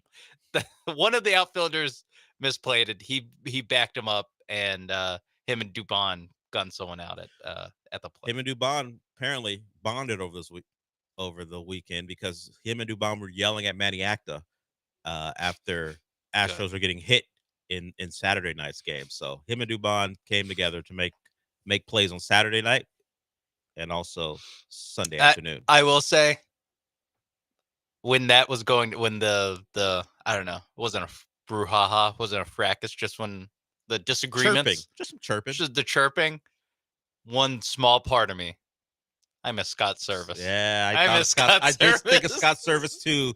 I need a good villain. This felt like the ghost of Scott Service showing up again. Yeah. Like it. I mean, he would have escalated that. Definitely, people would have actually left the dugout instead of simply yelling at each Scott other. Service would have left the dugout. Yeah, by people I meant Scott. Yeah, he would have been the one to take a couple steps towards Dubon and Trammell, and then we see what else happens. Where's Scott Service? But instead, we got a very calm back and forth between the two dugouts, and that was the end of that. That game ended weirdly. You had Abreu with the wild pitch. You had a ball go off the nub of a bat, which everyone thought was another hit by pitch. Instead, the ball lands in fair play. It leads to Cal Raleigh crossing home plate to tie the game. Eventually, the Astros lose the game on Saturday, 7-6 to the Mariners when they were just 3 games back. Now they're 4, thanks to yesterday's win. All right, let's get to Longhorn Keith as Sean he'll tell us where Scott Service is after. Well, where Scott Service is after we talk to Longhorn Keith. What's up, Longhorn Keith? Hey, good morning, Dale. Great show as always, man. Hey, I wanted to hammer in on something that you mentioned on John Lance's show earlier. That was a thought on analytical perspective on quarterbacks when you were talking about Josh Allen versus CJ. And whether the tools around him or not. And I relate this to kind of the argument that I have with people as it relates to Quinn Ewers versus Arch, in the sense that, you know, people always say, well, why do Longhorn fans have such high hopes for Arch Manning? And I always relate it to this, right? And this is relatable, I think, in any offense, especially in college.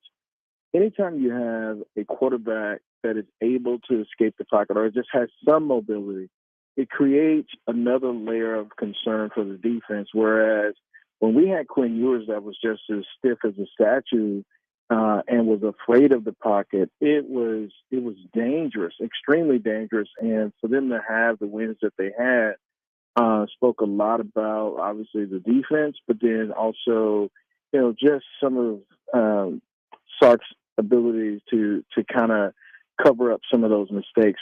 So, you know, I really appreciated you using that analysis, because just like CJ, right, I think that reaches a point where, like, CJ has to be accurate in the pocket, or to your point, like it's not the same with Josh Allen. It's just not the same. So I'm excited about this upcoming season, man. Again, I'm not putting all my eggs in one basket with Arch. We need to see him play more games, but certainly I'm excited about his ability to create, and then with the playmakers around him, just to kind of obviously do more with what we have as opposed to what we had last year. Appreciate it, Longhorn Keith. If you missed the conversation and what he's referencing, we had a caller talk about how CJ's completion percentage wasn't that much lower than Josh Allen's. Very minuscule difference, because we were talking about the Texans as a whole and what needs to be improved. Of course, the offensive line, play calling, and CJ, his play needs to get better as well. And the caller said, hey, the MVP and his numbers, they weren't much different if you just strictly go by completion percentage. And then, of course, it gets into the conversation about context and who's throwing the ball where and so on and so forth. But as Keith told you, what I said was Josh Allen does more than simply win from the pocket.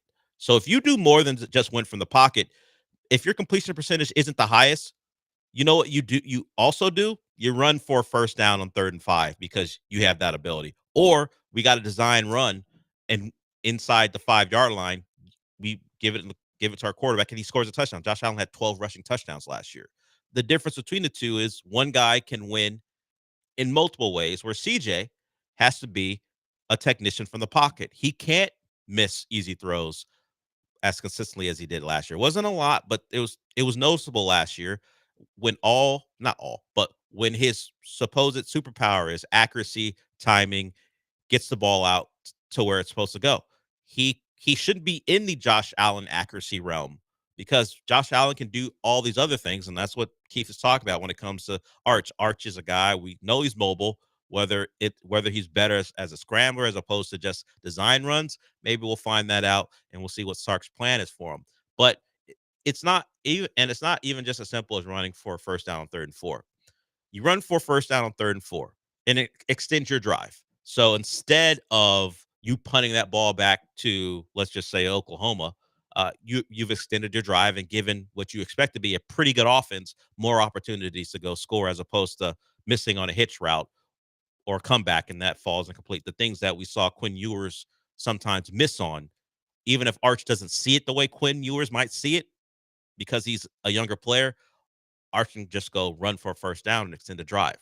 These are the things you have to take into account when you start to judge quarterbacks. What do they do? What are their strengths? And what's the difference between what one guy does and what another guy does? And what it forces the defense to account for, like you just have to put a guy, or if not put a guy on the quarterback, or have him be the spy, or even just be if it's going to be a read option kind of play, they have to account for the quarterback. Or it's a pass play, like you said, it's a 3rd and 7, and all the secondary guys and the linebackers have to be like, oh, he also might just tuck this and run it, as opposed to I'm only worried about pass coverage here. So yeah, it just makes everything harder for the defense and gives you more offense, or give you more options on offense. Yeah, Quinn Ewers had to be a guy who was efficient and proficient from the pocket for that offense to run at its best. And when we saw him not do that, you saw some of the stuttering of the offense. Arch, even if he's not on his A game from the pocket, he can go make a play with his legs, and it also will slow down the pass rush. So his ability to move slows down your pass rush, which may make him more comfortable as he tries to make his way as a QB1 to be a guy who wins from the pocket more than he normally would if he was a statue. Let's try to make that Georgia pass rush a little less. Make them a little less effective. Also, Quinn Ewers, after the oblique injury in September, just didn't have arm talent anymore. Yeah. He used to have arm talent, then he lost it. And, you just compound all this where it's okay, now it's really limiting you, because there's some throws he just can't make anymore, or he can only make them a certain type of way, which is putting a lot of air under it. When you're throwing paper planes down the field, yes. And everyone, you're good for a couple of those to Matthew Golden, but for the most part, you can't build the whole offense. Thankfully, you got enough guys who can create separation, so your paper airplane footballs land where they're supposed to, because the guys are wide open.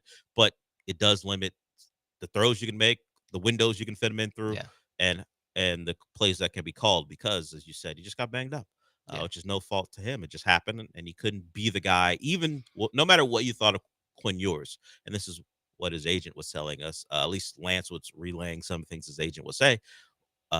He wasn't at his best. You didn't even get the best of Quinn Ewers, no matter what you thought of him, because he was banged up throughout the year. Yeah, I would say, can he play a season without getting banged up? Well, he's to where he either misses games or severely impacts his performance for the rest of the season, or both, like last year. Well, he's in a spot where the starter gets hurt all the time. Okay. But so they're just going to play 8 games each? Well, they do have a backup in Zach Wilson. We'll see if Quinn even Zach Wilson. We'll even see if Quinn makes a team. Who knows when it comes to that as a third quarterback. But they did draft him, so maybe he has a bit more leeway there. And, of course, you can just keep a third quarterback on the practice squad if you want to do that. Does Mike McDaniel know that he was hurt last year? Well, the Dolphins really don't take issue with guys getting hurt. I mean, James Daniels, who's supposed to be their starting guard, good player in Pittsburgh, but he's coming off an Achilles. Now he got hurt really early in the season. We'll see if he's ready to go for training camp, which is in the next couple of days. So injury issues haven't been their biggest concern when it comes to acquiring players. And then they somehow seem surprised when those guys get hurt again. Just how because they get those guys on the cheap. You get injured guys on the cheap, even if they're very talented. So they won't cost as much, and you try to hope that they don't get injured for you. But because they always get injured, they do get injured with you. Because it's football, it's physical, guys get hurt. All right, Longhorn Keith, thank you for the call. Appreciate it. Hey, you want to just flood us with college football stuff? We welcome it. That's what we do here. You can join us at 713-780-3776. But before we go to break and before we get to your calls, let's talk about Monument Chevrolet. We talked to the guys at Monument Chevrolet a couple weeks ago to find out what's new over there. And what's new is kind of what has always been the great service. So if you go to the website right now and check out what they have to offer, whatever vehicle you're looking for, whether it be something like a Silverado or a Blazer or a Trax, you can find those vehicles on site in Pasadena off of Beltway 8 and 225. And why I like to emphasize that is because the prices don't change. There's nothing hidden once you get out on the lot and then you see the car in person. You're like, oh, wait a minute. That's not what I was expecting. That doesn't happen. That's because they value you and they value great customer service. That's why they've been in business for over 50 years. Now going into, I believe, their 51st year. You do it for that long. That means you're doing it right. And this week, the car of the week is the EV Blazer. For 36 months, you can get 0% APR if you get a 2025 EV Blazer. Time to join the 21st century. If you want an electric car, they've got luxurious ones over at Monument Chevrolet, and the EV Blazer is the feature of the week. That 0% APR for the 2025. So whether you want a Blazer, EV or otherwise, it's there for you at Monument Chevrolet in Pasadena off of Beltway 8 and 225. And of course, remember this: Chevrolet, together, let's drive. ESPN 97.5. Are you or someone you know ready to jumpstart a new career? Since 1985, Sam Tech, the School of Automotive Machinists and Technology, has trained manual and CNC machinists, engine builders, and EFI tuners. Plus, Sam Tech offers an associate degree. Graduates are finding careers in the aerospace, marine, oil and gas, and performance racing industries. Sam Tech accepts the GI Bill, and financial aid is available for those who qualify. Start your education at full speed today. Visit samtech.edu/975. Hey, you got better things to do than think about your electricity bill, but how do you avoid the surprise of a high bill at the end of the month? Here's what I do. I rely on the guys over at Champion Energy. With their low price, fixed rate plans, there's never any surprises. Plus, the team at Champion sends me weekly usage reports with my projected bill amount. Again, no surprises. They also remind me when my contract is about to expire so I can lock in on low prices. Visit champion.energy to view a variety of fixed rate offers. That's champion.energy. Promo code 1560. Promo code 1560. Oh, and that's a hard foul. Let's listen for the call on the floor. The taxpayer owes back taxes. Penalties and interest are assessed and wage garnishments to begin immediately. The IRS never misses that call. I wonder if they will challenge it. The call is under review. Priority Tax Relief has been called in for a review. Priority is the best in the business at negotiating your tax debt and has even eliminated the debt for some clients. Priority Tax Relief is saving their clients millions of dollars every month. After a careful review from Priority Tax Relief, The debt has been eliminated. No foul on the play. Whoa! That completely changes the game, folks. If you owe more than $5,000, call Priority Tax Relief, and in minutes they'll review your case for free with a direct line to the IRS to see if you qualify for life-changing relief. No more worrying about wage garnishments or frozen bank accounts. Call Priority Tax Relief today at 800-577-3407. That's 800-577-3407. We make your tax relief our priority. Call now. Priority Tax Relief. Can you dig it? Hey, yo, Houston, it's Booker T. And you already know every Tuesday and Wednesday, we're bringing the heat on the Hall of Fame. That's right. It's me, the vote, Brad Gilmore, and we're talking all things wrestling, UFC, boxing, and the biggest stories in sports and entertainment. If it's making headlines, we're breaking it down. Hot takes, real talk, and behind-the-scenes stories you won't hear anywhere else. Don't miss the Hall of Fame with me and my man, Brad Gilmore, every Tuesday and Wednesday on ESPN 97.5 Do you have the ESPN Houston app? No? Then download it now in your app store.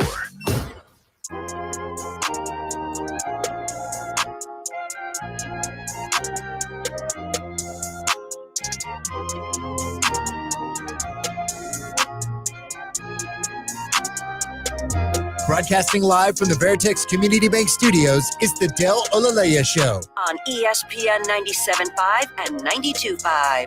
Now back to Del Olaleye.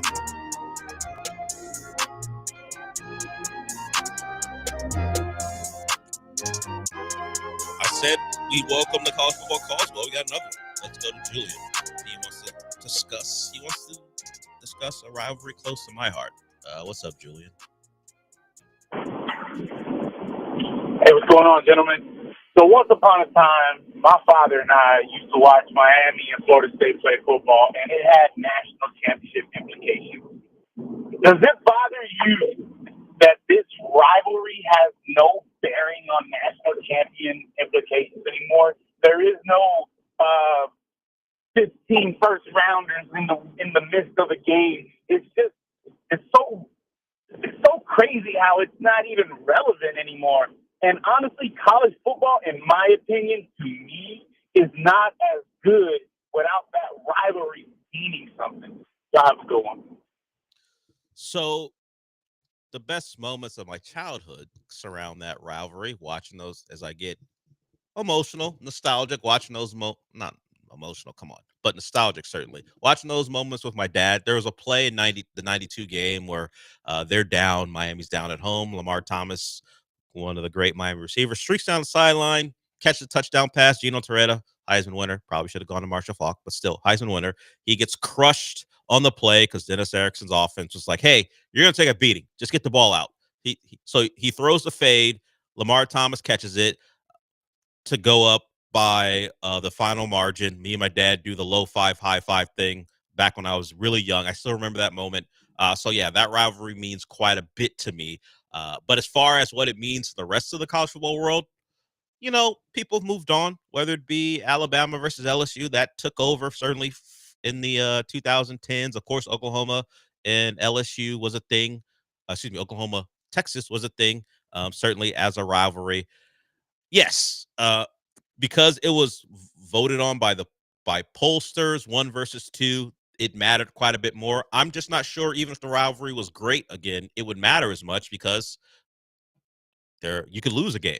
Back then, losing the game was almost a death knell, particularly when they played that game. It was later in the year. And losing to that other team. Yeah. Because they are also going to be in the top 5. Yes. So no matter what, now it has happened at where one will lose to the other and the other would be ranked ahead of them. If you go back to 2000, it happened with the BCS. But even back then, it just depends on when you lost your game. Because if you lost your game later in the year, they didn't really take into account the head-to-head. They would just go, no, that's so reactive. Yeah, that's so you stupid. lost late in the year. You dropped below a team you beat. Yeah, you have to drop 5 spots because you lost this week.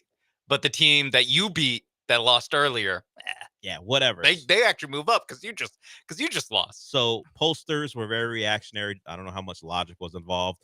That's why you see some weird things happening. If you just go look at some of those polls later in years compared to what happened earlier. So the rivalry was a big one. It doesn't have the same national appeal. You could probably say it doesn't even have the same local appeal to the 2 universities because they've never really been good at the same time since about the early 2000s.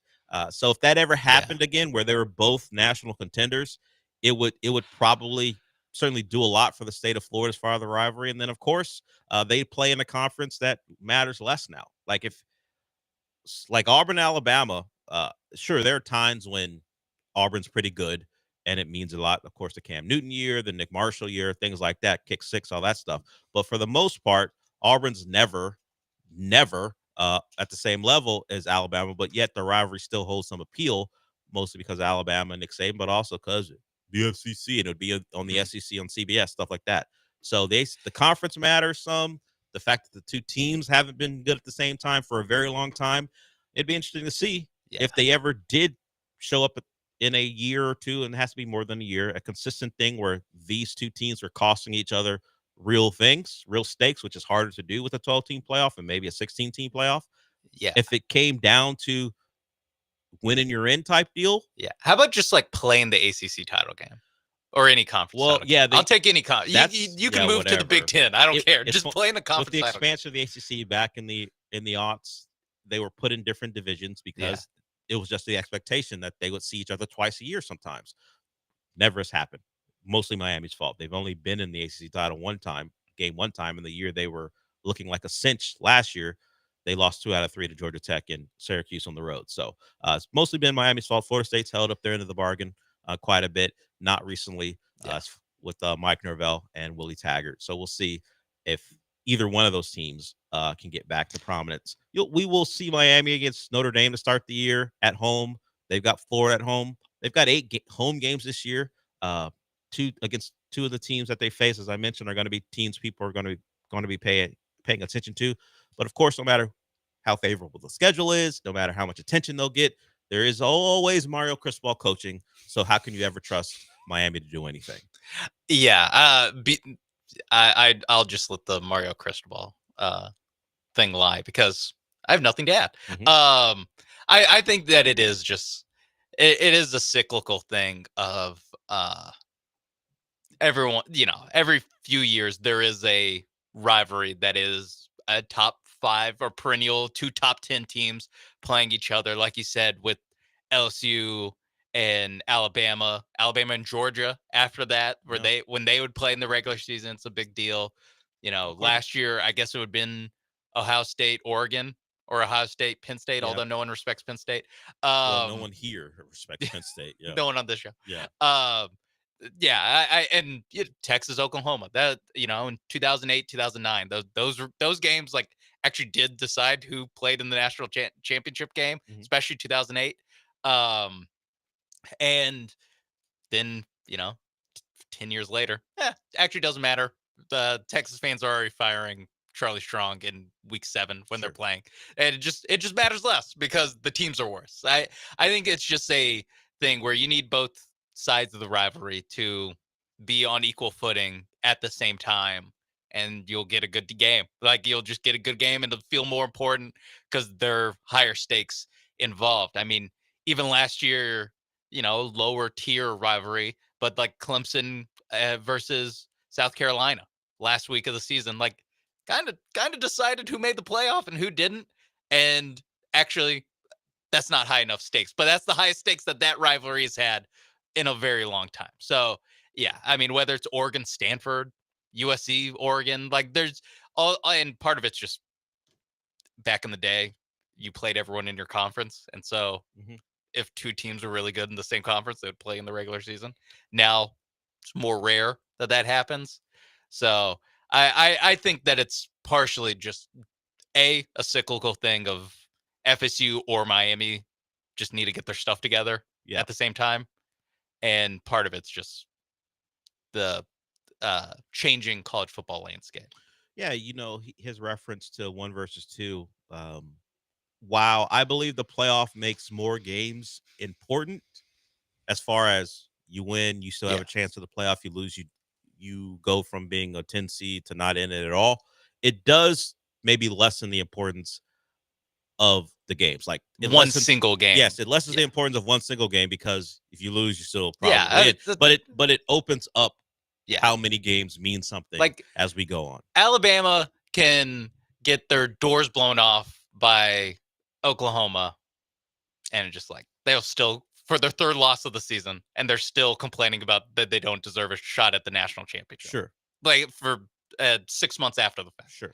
Like it just changes the levels that you have to get to where, normally it's like, oh, Georgia lost to Alabama.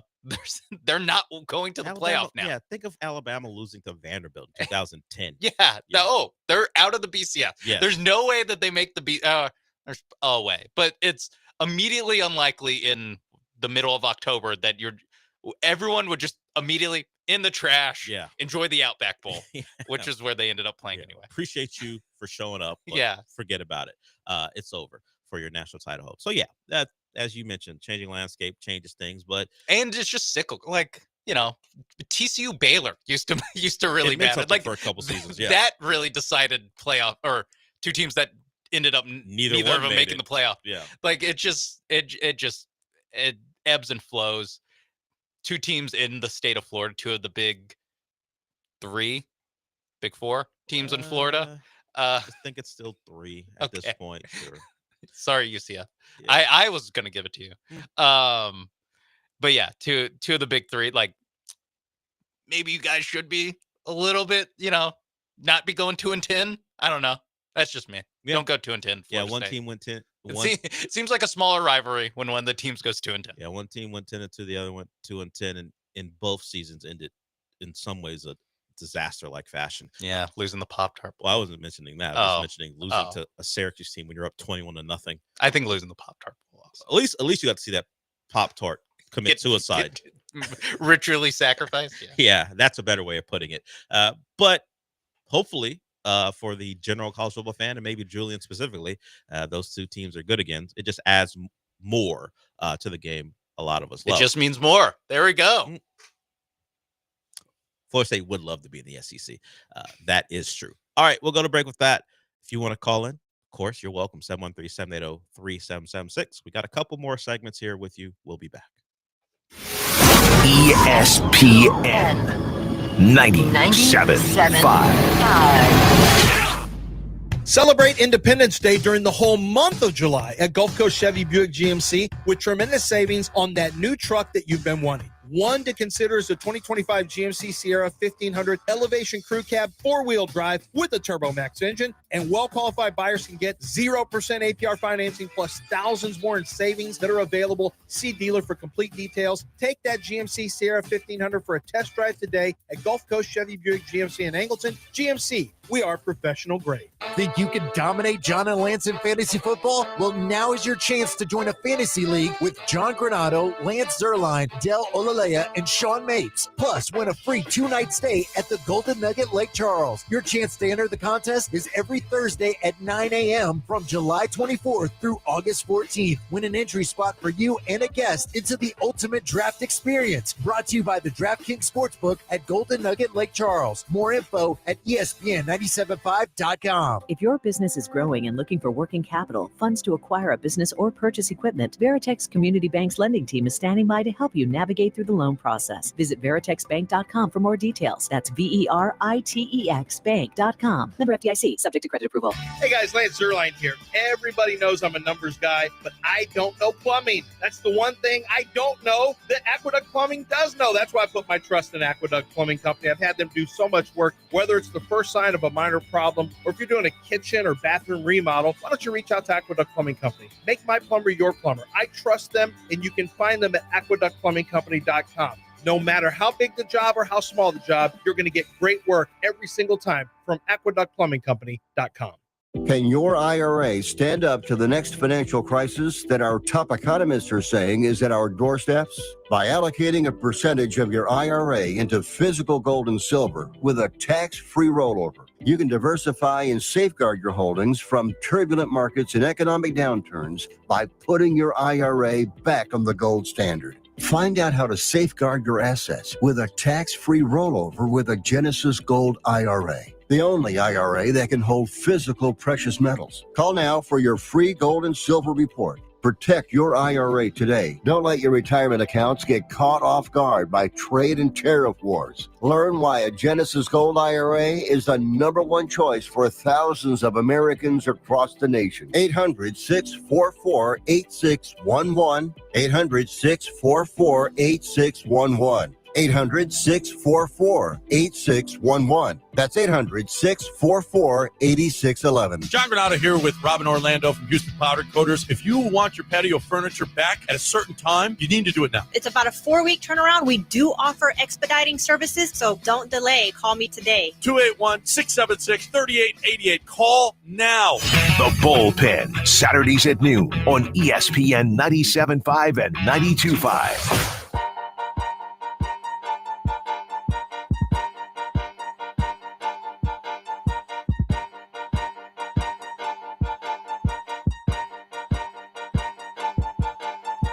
You're listening to the Del Olaleye Show. On ESPN 97.5 and 92.5. Live from the Veritex Community Bank Studios, here's Del Olaleye.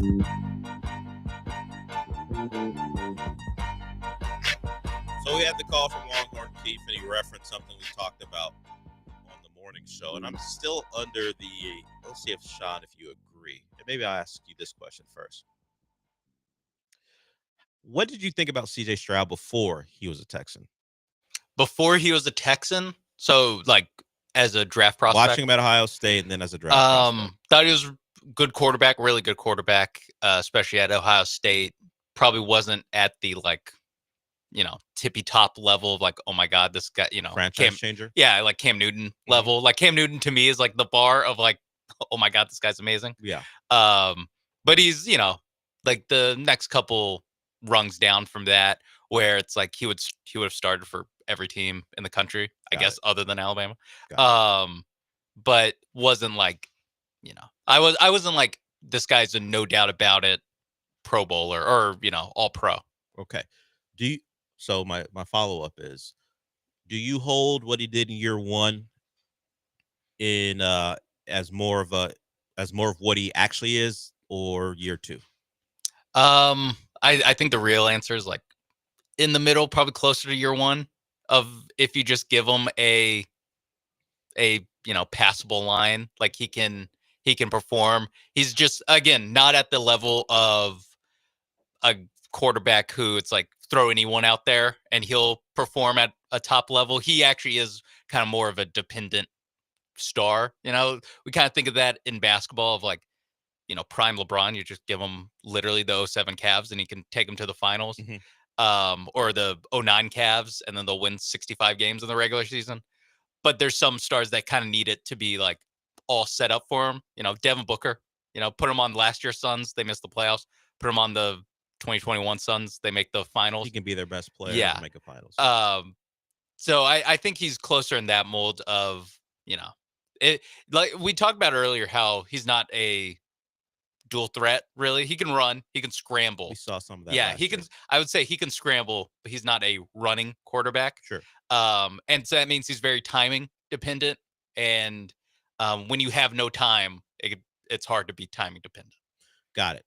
I think first impressions and how people would like to think of a quarterback determines a lot of how they feel about him, even if there's conflicting things that can push back on whatever they think they can be. Especially when you're good at first, it takes a while for you to go like, actually, he's not good. Yeah. And well, Trevor Lawrence was never as good as CJ Stroud was as a pro. Yeah. The preconceived notion, the impression, what he was supposed to be, generational, all that stuff has led to people giving him a pass despite multiple head coaches being fired.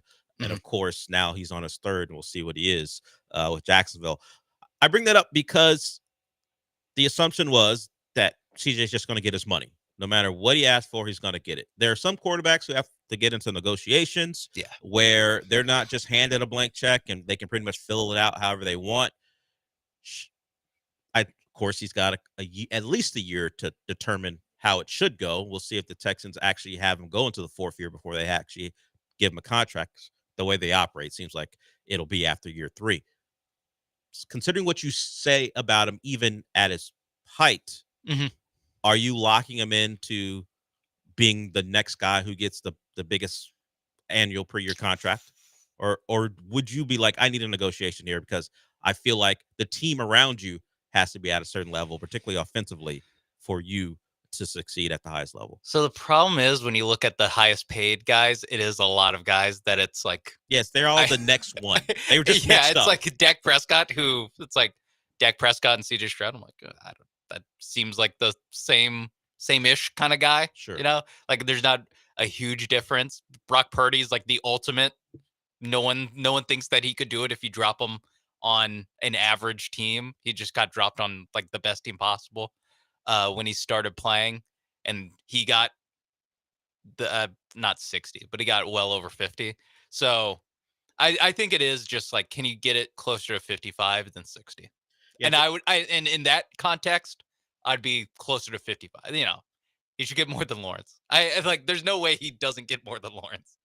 Dave Mulligara should get fired if he gets less than Lawrence. As it stands now, yes. We'll see. Like, Yeah, if maybe- we just go by what he's getting, what he's shown so far, yes, he should be getting more than Trevor Lawrence. I think he'll, have another season that's like in the realm of what he's shown the last 2 years. Yeah, like the average of the last 2 years. Like Sure. he'll probably average out to about that. He won't have a historical year as a third-year player like he did as a rookie, but Yeah. he'll certainly be better than he was in year 2. It's also the historical year. It's like, well, then Jane Daniels kind of just had There it that is. year again. Yeah. So how historical is it? At the time. At the Yeah. time, it was Yeah. historic what he was doing. So Dak Prescott, as you mentioned, he's making 60, tied at not tied. He's number one. There are 3 guys tied at 55. Number 2, I in know the rankings Lawrence is with one Josh Allen, Joe Burrow, Trevor Lawrence. Which That's one my of these big things 3. is not like the other? Big 3. In fact, sorry, there are 4 guys. Throw Jordan Love in there too. They're all making 55 million. The Jordan Love one's crazy because he got that, I think, after 1 year starting. Yes, he was good, really good for 1 year. Actually, it was like he was good for the back half of the Yeah, year. he was good for the last 8 games of. And they gave him the money, and then he kind of was, he was fine last year. He wasn't It was terrible. a little CJ Stroudish. Yeah, It was- but it he was- wasn't yeah. like, we're glad to be giving him 55. Yeah. Like we got a deal on that one. That's Yeah. not what they were thinking. And that to me is like so when you ask, like, is he a no doubt about it, pay him? Like, he is a no doubt about pay him. It's just that after the rookie year, and we never talked about this like in super depth just because it was 3 years down the road at that point. But it was like, is he going to be the guy that gets like 60 or 65? Yeah, Like, the first $65 million guy. yeah. So I don't think he'll get that.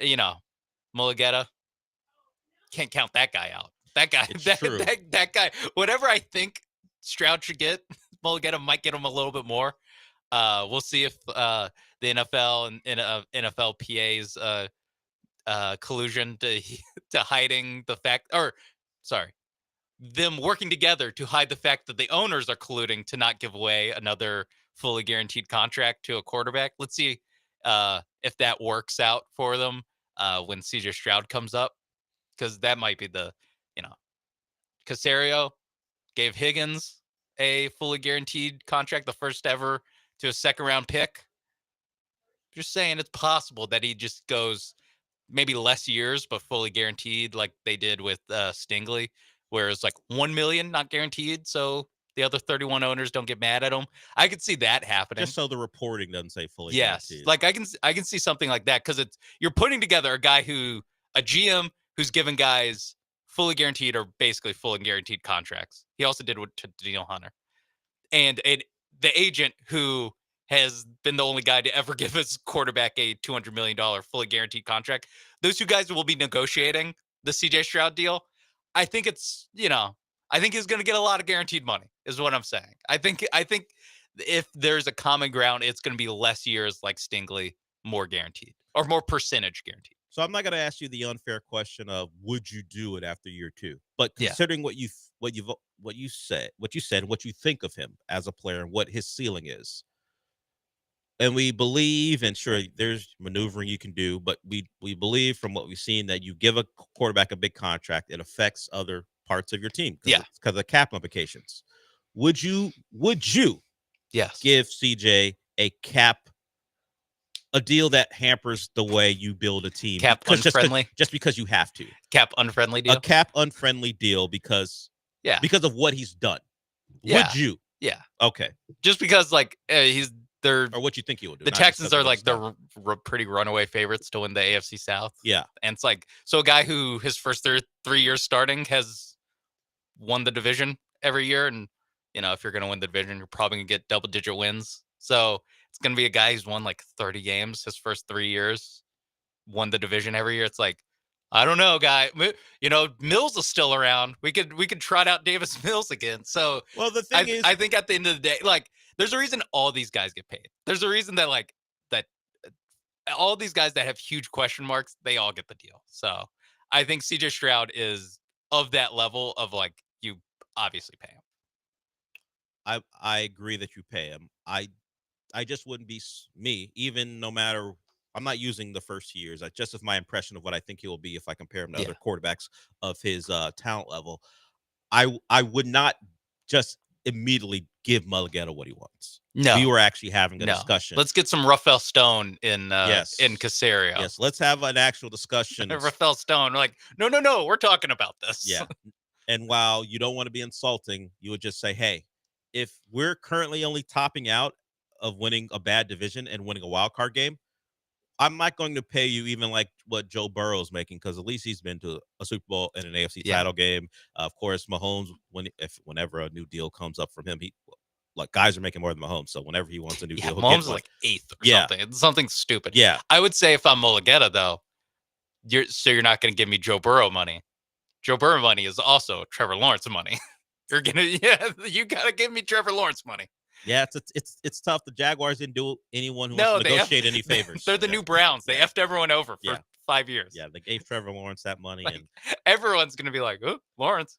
So while I was posing the questions to you, I am with you that I'm giving CJ the money because of what I believe he will be, not what he was in his first 2 years. That too. I would just not be so willing to go take all of my money. Yeah. We are having a talk. Unless things change in the next year and a half, if he's like top 3 in MVP or something. If that changes, then of course we're having a different conversation about what we're giving him. Yeah. But if we're still a division champion and there's still a gap between us and whoever we see in the divisional round, then hey, let's have a back and forth here before we make a big decision. About it. Yeah. All right. He'll get paid. He'll get paid a lot. We're just talking about degrees of how much he'll get paid and whether you can get a deal done that allows you to build a team around him that allows him to be at his best and the team itself to be at its best. But you know what you can do without giving him a lot of money or separate from giving him a lot of money, you can draft good offensive linemen. That might help everyone involved. I would start doing that. Yeah. It's a little late for this offseason. Sure. We'll see how Ursary goes. We're 5 drafts in, and has he drafted a keeper? Has Caserio drafted a keeper yet from the offensive line? Titus. What's Titus is? That's Titus. No, Titus was Bill O'Brien. So he hasn't drafted a Shout keeper to Bill yet, O'Brien. right? No, he hasn't. Not at offensive line. Now, some of it's just guys haven't.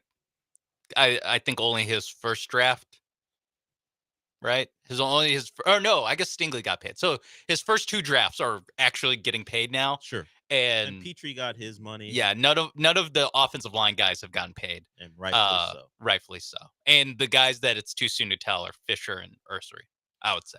I would agree. I think Juice Patterson's. And Jared Scruggs. It's I can make that call. If you guys don't know our bit, we combine the two because we don't see the difference between either one. There's the same guy. Doesn't matter how you put them together. We feel like the same guys. Both guys who can't get on the field before Jake Andrews, apparently, which is an insult and to them, considering where they were picked, and also a real black mark on Caserio, where the guy that you picked off the street from the Patriots apparently is in line to be your starting center, at least from what we've seen so far this offseason. Okay, we'll go to break with that. We got one more segment to go here with us. Love people calling in. If you want to join us, you can. If not, we'll close it out. Me and Sean, one more segment. We'll be back. Do you have the ESPN Houston app? No? Then download it now in your app store.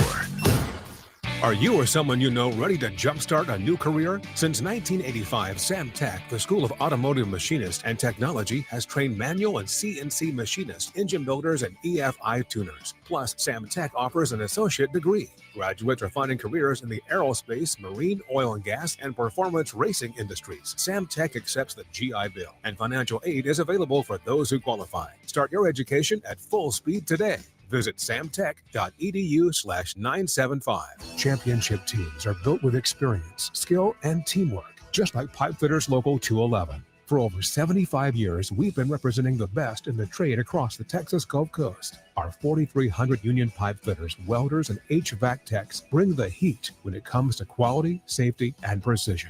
When you need a home run in craftsmanship, trust the pros who do it right the first time. Pipe Fitters Local 211. Brought to you by the journeymen and apprentices of Pipe Fitters Local Union 211. Whether you're buying a home or you're refinancing, Kent Jones at Dream Rate Mortgage is the guy for you. He's done over 1,400 closings. He's been in it for 30 years. He knows all the hacks. He can save you thousands and thousands of dollars. He does it all the time. Dream Rate Mortgage is the way to go. Shop your loan. Kent Jones loves that. Dream Rate Mortgage, 975loans.com. That's 975loans.com. Dream Rate Mortgage LLC, NMLS number 2482473. J. Ken Jones, NMLS number 356118. Equal housing lender. Hi, this is Harold Gunn. And this is Bill Olson. Texas Outdoor News is the longest running, most award-winning outdoor radio show in the state for a lot of good reasons. We bring you the latest news and information about hunting and fishing across our great state and beyond. And our guests are who's who from industry, government, and the field. Texas Outdoor News is brought to you by Ford Trucks and your best in Texas Ford dealers. Join us Saturday mornings at 6, Sunday at 7 on ESPN 97.5. Your home for Texas A&M athletics is ESPN 97.5 and 92.5. Kick 'em.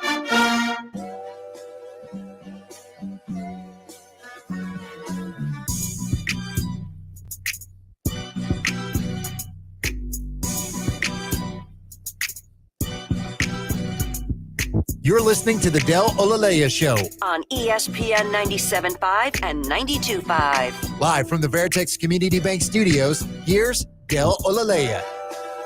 So early in the show, I mentioned real reporting actually changing things, at least when it comes to NFLPA. If you missed it last week, Lloyd Howe, who was the executive director for the NFLPA, resigned in part due to the reporting done by Pablo Torre. If you don't know who he is, he used to work for ESPN. He's a writer. Now he does podcasts and investigative journalism for the Dan Le Batard network. I think they're called Meadowlark Media. So he does his own thing. He was the guy who kind of unearthed the stuff when it came to Jordan Hudson and Bill Belichick, which some people thought was silly, namely Bill Simmons. Well, what he's doing now led to the ouster of Lloyd Howe and also J.C. Tretter, who was he was the former NFLPA president now. He was the former, that was his position. He was also their chief strategy officer for the players union. He has stepped down. This all stems from a couple things. The attempted collusion by the owners that the NFLPA and the NFL got together and decided to kind of snuff out the findings on that. So the NFLPA members, namely just NFL players, did not know about the attempted collusion. And also this thing where it came out that maybe the NFLPA was suggesting that players should fake injuries to try to get their money. And of course, I think I referenced it on Friday. Austin Eckler, remember him? He had a Zoom call with all the other running backs, and allegedly there was a discussion about faking injuries and sitting out to try to get their money because the importance of running backs was called into question. So all that investigating, all that reporting has led to a couple guys taking a step away. And J.C. Tretter gave an interview to CBS Sports and said one of the reasons he's leaving is because he didn't want this to affect his family in the way that it has. So he says he has no interest in being the executive director. He's not being considered, at least he had no interest in being considered. And he also left his current job and he's going to leave the NFLPA period just to spend time with his family because he has nothing left to give to the organization. Suspicious timing. Yes. You know what? Decide that I want to spend time with my family. I will say that. Very Urban Meyer of him. Yes. The Urban Meyer is strong. Yeah. And JC Tretter. Before I left last week, I want to say it was on Monday. Maybe it was the week before, when Fred VanVleet was elected new NBPA president. Yeah. We talked about how, congratulations, you just signed up for a job where everyone hates you. Sure. Shout out to CJ McCollum. Yeah. This helps. Like, Fred VanVleet, don't do this. Don't do this. Here's an example. Don't do this. Don't decide. I don't know if people have as many angry tweets about J.C. Treader and the guy who resigned, Lloyd Howell. Yeah. Probably not as, NFL Twitter isn't like, what? We have to trade our defensive end. Thanks, Lloyd Howell. And in fact, J.C. Treader. In fact, what the NFLPA decided to hide, at least Lloyd Howell and their executive committee decided to hide, was something that would benefit a team. You mean our owners are trying to keep salaries down for quarterbacks so we can actually pay our other guys? NFL fans are like, thank you. My team gets to stay together because you don't have to give as much money to this guy. Awesome. Yeah. But for Van Vliet, don't resign in disgrace. Yes. That's your first tip. That's my advice. I would say don't resign in disgrace. Don't get caught working with the owners to hide stuff from your constituents. Yeah. Don't do that. And you know what? Make sure if the CBA comes up again while you're still president, make sure you lean into doing things favorable for the players. Yeah. Not in line with keeping owners from not spending money because they can't help themselves. Yeah, err on the side of your constituents if you're going to do anything wrong. Yeah, I would say that. Look, don't do anything wrong though. The Olaleye and Mapes consulting firm Yeah. doesn't have a lot of advice, but those are things we can kind of stand on and say, don't do this. Yeah. This one's for free. Next one, Fred. Yeah. We're sending an invoice. Once you take I know that contract number. once you take our advice and it works out for you, just remember where you learned it from and come back. Look, I know the Rockets are paying you less than they said they were going to pay you initially. It's enough. But you're still making enough. It's enough. Speaking of contracts that people love more than the originals, hey, let's tamp down Fred's money too. Again, if Rafael Stone was the GM of the Texans, I'd be like, CJ Stroud, Jesus, is he going to get 50? Never mind 55. Oh, yeah, you keep missing on them out routes. Yeah, we'll see how much you get paid. You have a very strongly worded PowerPoint of all the missed throws. You know, the best thing would be Mulugeta versus Rafael Stone. That's a battle of the Titans. That's like I was going to say. I think we need a build to that. That's like Kong versus Godzilla. Like we need a couple movies to get that going. Yeah, we need to build up to the trilogy of the final battle. I guess just no deal would ever happen. That's true. They would just keep fighting. Let them fight, as the man said in that Godzilla movie. All right, we're not going to break. We're done. Sean Mapes is back. Show's back to what it normally is. A bunch of nonsense. Thanks to AJ for actually being more serious than the show ever is. But AJ did a great job. Sean's back doing a great job. And that music means we're done. So since we're done for the day, what does that mean, Sean? Duval. Liam Cohen. Can he survive Trevor Lawrence? The first one has. The first two have. Or Dabo's the only one who has. Yeah, that's right. That is right. Dabo's going to survive a world war. That was just in Clemson forever. All right. Thank you to Liam Cohen. Thank you to Duval. Thank you to you guys. I'll talk to you tomorrow.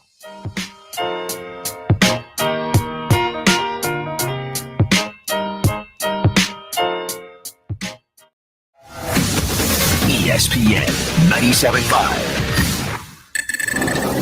This is Ron Ansana with your market scoreboard report on ESPN 97.5. After Friday's mixed close in which the Dow and S&P pulled back, but the NASDAQ eked out a new all-time high, markets are moving higher here this morning, though they're down across the board in Europe and mixed in Asia. We have a market that's facing a lot of economic information this week and also a lot of earnings. The likes of Tesla and Google's parent Alphabet will be reporting as earnings season is underway in earnest, with the Magnificent Seven teeing up their numbers for part of this week and beyond. Earnings, of course, may be critical to the performance of individual stocks and set the tone for the overall market. Interest rates are pulling back this morning. The yield on the 10-year note 4.37% as the deadline for new tariffs on August 1st gets ever closer. We're still waiting to see whether there's a deal with the European Union. Oil up 3 cents to $67.37 a barrel. Gold up nearly $20 to $33.77 the ounce in what's going to be a busy week on the economic and earnings front, and we'll see what happens with trade and tariffs as well. Houston is Soccer City, USA, and World Cup 2026 is coming our way. Join me, Glenn Davis, every Tuesday and Wednesday, 6 Central Time for Soccer Matters ESPN 97.5, presented by the Daspit Law Firm. Summers in Texas are hot, but not for me, John Granato, because I have Coors Light. And Coors Light is all about keeping Texas chill. Do you want to beat the summer heat? I recommend cold, clean, crisp, refreshing Coors Light. grab a 12-pack or case so that you've got your home base covered. And when you're hanging at your favorite watering hole, order a bottle or a bucket with those beautiful blue mountains. I love me some Coors Light. You will too. Choose chill. Choose Coors Light. This message is approved by the man of the people, John Granado. The best thing about memories is they never fade and never go away. Stories from your past sit up in your head perfectly, and you can just draw from them for the rest of your life. The details don't get fuzzy, and you can share them with the people you love easily. Oh wait, that's bull. That's a heritage film. The thing that we create for families and founders to share their stories with a personal documentary film that does last forever. YourHeritageFilm.com. Is diabetes keeping you from enjoying life's special moments? At US Med, we understand the challenges you face, and we're here to help. With US Med, I can finally manage my diabetes without it managing me. US Med offers a wide range of services to simplify your diabetes care. Personalized care plans, convenient access to cutting-edge diabetes tech, and knowledgeable support. Plus, we'll check your insurance so your diabetes care may be covered at little or no cost to you. With US Med, I feel confident and control of my diabetes. I can finally live my life to the fullest. Don't let diabetes hold you back. Choose US Med and experience better birthdays, better adventures, better anniversaries, and better everything. Call now. US Med. Better service, better care. 800-451-4785. 800-451-4785. 800-451-4785.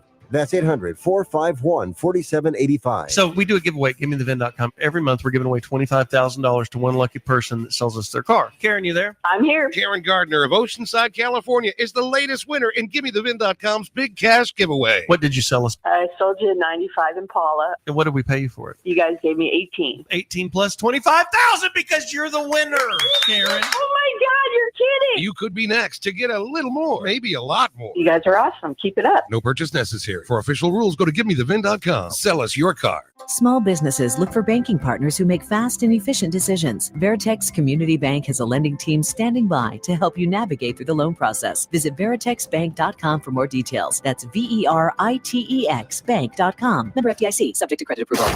Missed any of today's show? Then download the podcast now wherever you get your podcasts. ESPN 97.5, presented by Zadok Jewelers. KFNC 97.9 HD2 Mont Bellevue, Houston. A radio show host called Paul Gallant. It's the Paul Gallant Show. Paulie G Show. He's the best in Houston. Houston's most interactive sports talk show. Hey, how's it going, Paul? Oh, what's good, my man? How you doing, Paul? What are you doing, Paul? Join the conversation by dialing or texting 713-780-3776. I love the show. Y'all keep it up. Live from the Veritex Community Bank Studios, here's Paul Gallant.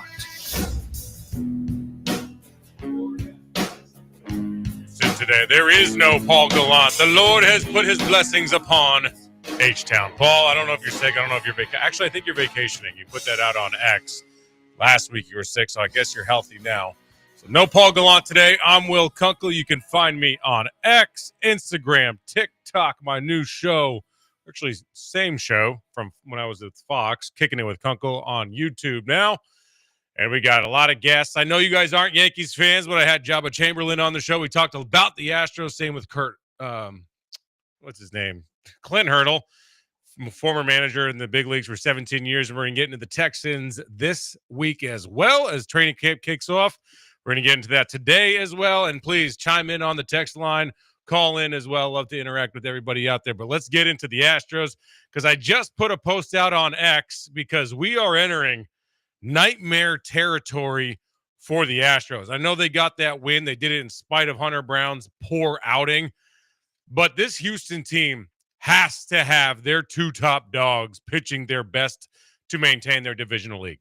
They are not healthy enough, and they are not good enough right now because of all the injuries that they have to have Framber Valdez have any sort of false start or Hunter Brown. But Hunter's the one you really want to keep an eye on. I know, didn't Joe Espada say that they were going to rest Hunter, and then they weren't going to rest Hunter, and then Hunter came out, and we saw his velocity drop before the All-Star break. But so far in July, he has been, he's been bad. He has certainly not been a Cy Young candidate. He probably takes himself out of the running of that, unfortunately, unless he catches complete fire the rest of the season. Just to kind of give you an idea of what he's done this year in April, 1 game, a 3 ERA. In May, he was the best pitcher in all of baseball, a .87 ERA for Hunter Brown in May, and then in June, a 2.93, a 1.19 in July. And it's not a small sample size so far in June, or I'm sorry, in July. That was June that he had the 1.19. In July, 4 starts. He has a 6.43 ERA. The reason I say that it's so critical for him to be good and Framber Valdez to be good is because who are you relying on behind them? Your starters are so banged up that Christian Javier is still not back. Luis Garcia is still not back. Heck, ESPN doesn't even know who to rate. In their starting rotation, ESPN.com has Hunter Brown, Framber Valdez, along with Christian Javier, Lance McCullers, and Luis Garcia. 2 of those guys haven't pitched all year. They haven't pitched in nearly 2 years, and they're in the starting rotation. That's how banged up the Houston Astros are right now. So obviously Colton Gordon, Gusto, Lance McCullers are your 3 behind them. You can't reliably count on them, especially down the stretch, because I think that this race is going to be super tight when this comes down to it. I think Seattle's going to hang in there, and I think Astros are going to come a little bit back to earth, being that they're 57-42 right now, a 4-game lead over the Mariners. And I'm not going to go all Jeremy Branham on y'all right now and just go crazy. Usually something Paul would do. I'm going to have a little bit more rationality to my take, but yesterday was a huge win for the Astros because a 4-game lead over a 2-game lead is significantly better, of course. Jeremy said it's the best win they've had all season, or the most important win they've had all season. I wouldn't go that far, but I'm telling you, this is going to be tight down the stretch. Sean, let's get you in here. What do you think about the Astros where they sit right now? And if Hunter Brown, are we entering nightmare territory as an Astros fan? How do you feel?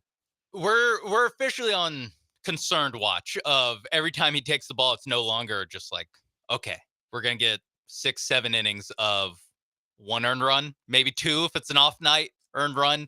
He's right. He's mortal. You know, he's just he's a regular pitcher for the month of July, actually a below average pitcher for the month of July. So on a team that is just losing guys left and right, it just was so critical that you had the top 2 of Framber and Hunter Brown pitch like just absolute lights out.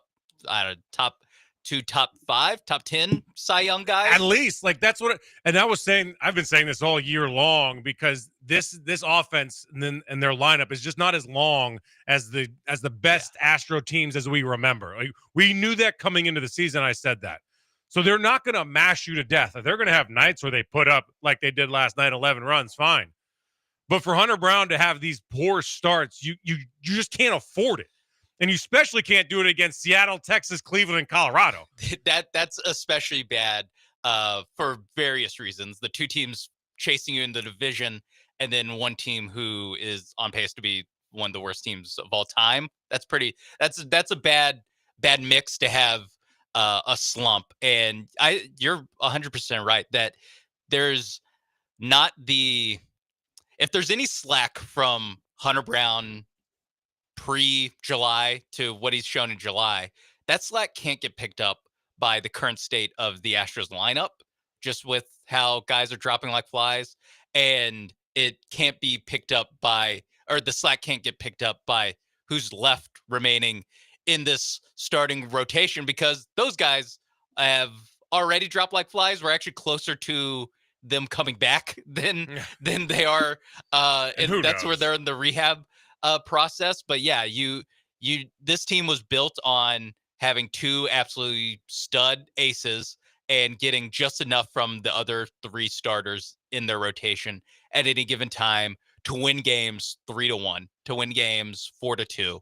And when you have your ace going out there and giving up 3 runs in 4 innings, like that is officially like red alarms. Like, we need a good start next time Hunter Brown takes the ball for the Astros. And again, those offenses, Rangers, Guardians, and Rockies, are 3 of the worst offenses in all of baseball. And they're kind of not really chasing you, but you have to guarantee yourselves the wins when Hunter Brown is on the mound against one of the worst offenses in Major League Baseball. Yeah. We play this game. We're going to get in the Texans as well and what we think their win total is going to be here on 97.5 Houston on the Paul Gallant Show. Will Kunkel filling in. But the room for error in the NFL is so small. We see it come down to one possession games constantly, like week in, week out. If they got the first down here, if they caught that pass there, if they were able to punch it in and not settle for a field goal, then they turn like 6 wins into 8 wins or 8 wins into 12 wins. Or if they don't do it like the Chiefs last year were one of the best teams in close games that we've seen in NFL history. So that's why I think they're going to have a drop-off and they might lose that division. But the room for error in the NFL is so small. The room for error for the Astros right now almost doesn't exist. They have to play perfect defense. They have to run the bases perfectly. They got to move the runner over at the very least, if not get base hits when guys are on base. They've got to play the game of baseball damn near perfectly right now because of all the injuries that they have.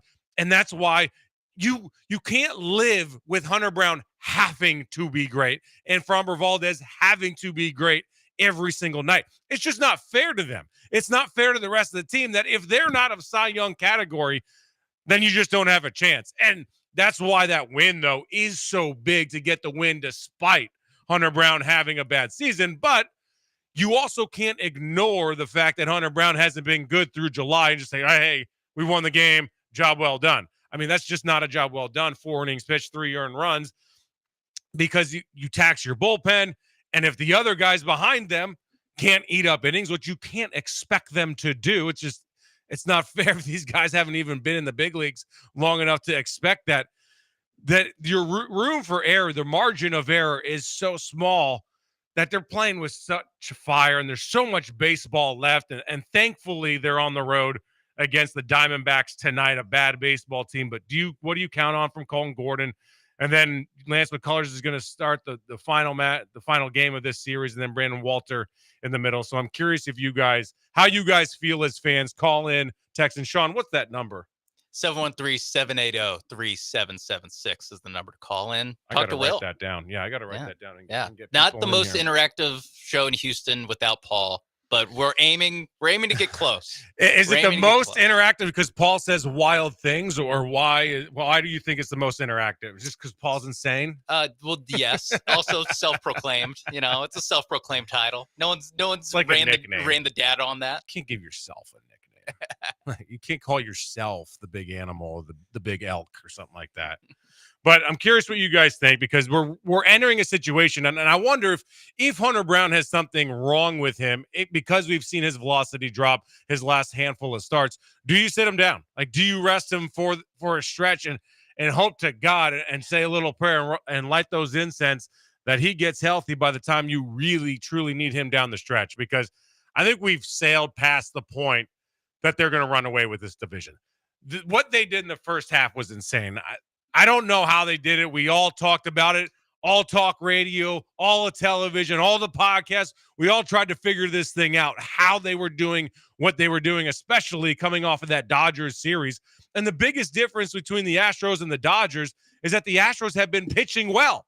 That's why they're winning games. They're not doing it because of the offense, and they're not getting any offensive help back right now. That's the issue. And if they're going to still not get offensive help back, and they're still going to be hurt in the pitching world and lose pitching, that's when you start to get really worried. But again, they got to figure this out, who they have, who they don't have, and what's going on before the trade deadline, which is at the end of the month, because Dana Brown needs to know what to do. I don't think they're going to go out there and make any significant trades. Like Eugenio Suarez for Arizona is probably on the trade block for the Diamondbacks. You can't be in the running for him just because of the Isaac Paredes injury. And that injury is so devastating for this team because he was the one bat that you were really, truly relying on outside of Jose Altuve, because he was better than Jose Altuve. Jose's not had the greatest year, but you can plug him in every single night and you know what you're going to get with him for the most part. But now Christian Walker too. Christian Walker coming on hot. I think last time I was in here on ESPN 97.5, I talked about his rejuvenation, and so far in this summer in July, he's slashing 327, 368, and 500. In fact, last time I was on last week on the Paul Show, I said I listed him as one of the guys that were injured because he hasn't contributed damn near anything to this team. He's had his worst career season. So if you can get him playing well, it's like a free agent ad, and you have to have him going down the stretch because of the situation that you're in now. Man, I know we're talking as if Hunter Brown is going to continue this bad stretch or maybe miss some time, but Hunter, for good pitchers, great pitchers, Cy Young pitchers don't have 4 bad starts in a row. They don't have a horrendous month like Hunter Brown is having with a 6.43 ERA. Sean, where else do you think this team needs to improve? I think they got to, like, the hitting is what it is. Defensively is where I think they've got to improve because they were the best defensive team for the first couple months, and then that laid off. And when you have that margin of error that is so slim, that's when you really start to lose games, and you can't give teams extra outs. Yeah, and I wonder how much of that is just how depleted, we talk about how depleted the lineup is. Well, those guys, in some cases, are your best defenders when it comes to Pena at short and Myers in center field. Like, you're just going to have a drop-off when you're going to Zach Short at shortstop or whoever the reinforcements are. And a lot of cases, these guys are space cowboys. Like, they're guys that we view as AAA They're just players. like you and me, man. Yeah, they're riding the bus. But these guys, it's just unfair to ask them to, like, okay, not only do you have to, keep this offense afloat the way that Pena was. You've got to play defense at a high level. At Pena's level too. So the offense, I almost bucket as, listen, Pena and Jordan just absolutely have to get back. Yeah, and soon. Are you counting on Jordan getting back? I'm not counting on Jordan. I've talked to some people that there's enough hesitancy in their voice and their answers when I talk to them that I'm just not banking on it. It's not he's coming back. It's he'll be back. Yeah. Oh, for sure. It's like there was that confidence in their answer before. Yeah. And he didn't come back. 2 setbacks ago. Yeah. They were more confident and he didn't come back than we don't know now. Like, it is up in the air. We don't know. And if he does come back, is he truly Jordan Alvarez? And that's honestly, that's another conversation I want to have because I had this debate with a friend. Would you rather have, listen, you want to get text lines fired up and you want to get people pissed off in the city of Houston? Let's go. Let's do that today. Would you rather have Jordan Alvarez or Aaron Judge? And honestly, is it close? Because the number one thing you need in a player is the player on the damn field. Jordan's not on the field. Does this change his legacy for you guys as Astro fans? As good as he's been in the past and what he's done for this city, does it start to alter? Like, we know what Jose Altuve is. He could miss a season, 2 seasons. He's cemented his legacy. We know exactly what Jose Altuve has done for this city, for this franchise, and willingness of going from leadoff down to third to fourth or wherever he needs to bat, from leaving second base, going to left field. He's willing to do whatever it takes to win. What about Jordan Alvarez and his inability season after season to stay on the field? Does that change his legacy in this city? What do you think? I think it's definitely on the it's not helping. It's on the Jordan Alvarez, Wikipedia page in people's hearts and minds of, like, great hitter, ... when he played. Or when he plays, when he's available, great hitter. And that part's in question right now, or it's not in question. He's not playing. But that part is that's the key part, is that he just hasn't been out there. When he was out there, he was bad. I'm willing to believe that it's because he was trying to play through the hand injury that's kept him out. But what is that? Like, okay. Yeah, whatever. But it's also like, okay, then you've been out for the whole year. Like, he's played 29 games. Last year, 147, 114 the year before that, 135, 144. Yeah. 2 and then 87 the prior year. We would kill for 114 right now. Hell yeah. We would kill. And this isn't to say he's not good or he's not talented or he's not great. Other than this year, all those years, no matter how often he played, the constant is 900 OPS plus, or OPS or better. Basically, he is that kind of hitter. So to me, you can't depend on him. You can hope, you can just be like, hey, listen, the doors, the DH spot is open for whenever you want to come back, whenever you're ready to give it a go, however many rehab assignments it takes. You look at Aaron Judge's games played so far, 99 this season, 158 last year, 106, 157, 148. Yeah, he's on the field constantly. Yeah. Be honest with yourself, Houston. If you're doing a fantasy draft or if you're starting your fake team, you're not drafting Jordan high. No. You just can't. It's the guy that in the NFL, it's like, man, that guy could have been really good. That guy was really good, but he couldn't stay out of jail. He couldn't stay out of trouble. He couldn't stay healthy. Well, at the end of the day, you can't draft that guy. You can't take that guy. Yeah, it's Christian McCaffrey last year. That's tough. When he's out there, he's a top 3 pick in every fantasy draft, and then you find out 2 weeks into the season he's not going to play the rest of the year. So, yeah, to me Jordan is like it's the biggest, I guess, cloud over it, because all the other injuries, there's some like Jeremy Pena is going to be back. Yeah, and he's not injury prone. It doesn't happen year in, year out. He's having a career season. Jake Myers is having a career season. Even Isaac Paredes, we'll see what this latest hamstring injury is. I think it's bad, though.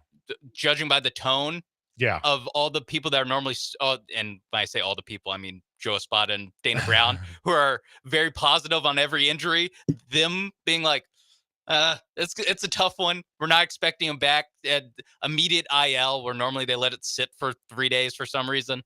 I think that that one is, again, it's September. Am I asking too much for? Well, that's the goal is that he's back for the playoffs. If we're honest, this is how it goes with hamstrings. It's, first of all, hamstring is never good.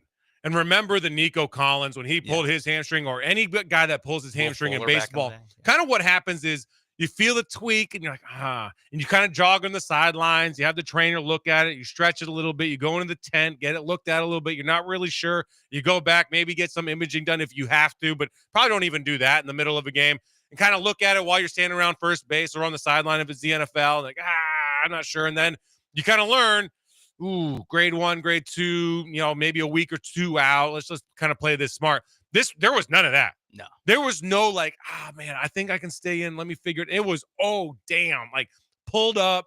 I'm out. Like, let's go. I'm back to Houston in a day. Yeah, could barely make it to first base. I mean, it was Chris Paul. He pulled the Anthony Richardson helmet tap. Get me out of here. For good reason this time, not Anthony Richardson. Man, what a beta male move that was. This is all bad for Isaac Paredes. This is all bad for the Astros, because you're not going to get. Listen, we're not getting back Isaac within a month, or even likely 2 months, in my opinion. The way that looked, Jordan, I'm not counting on. I'm counting on Jake Myers and Jeremy Pena to come back at some point and be good. I don't know when that really is, because we don't really know the grade of them.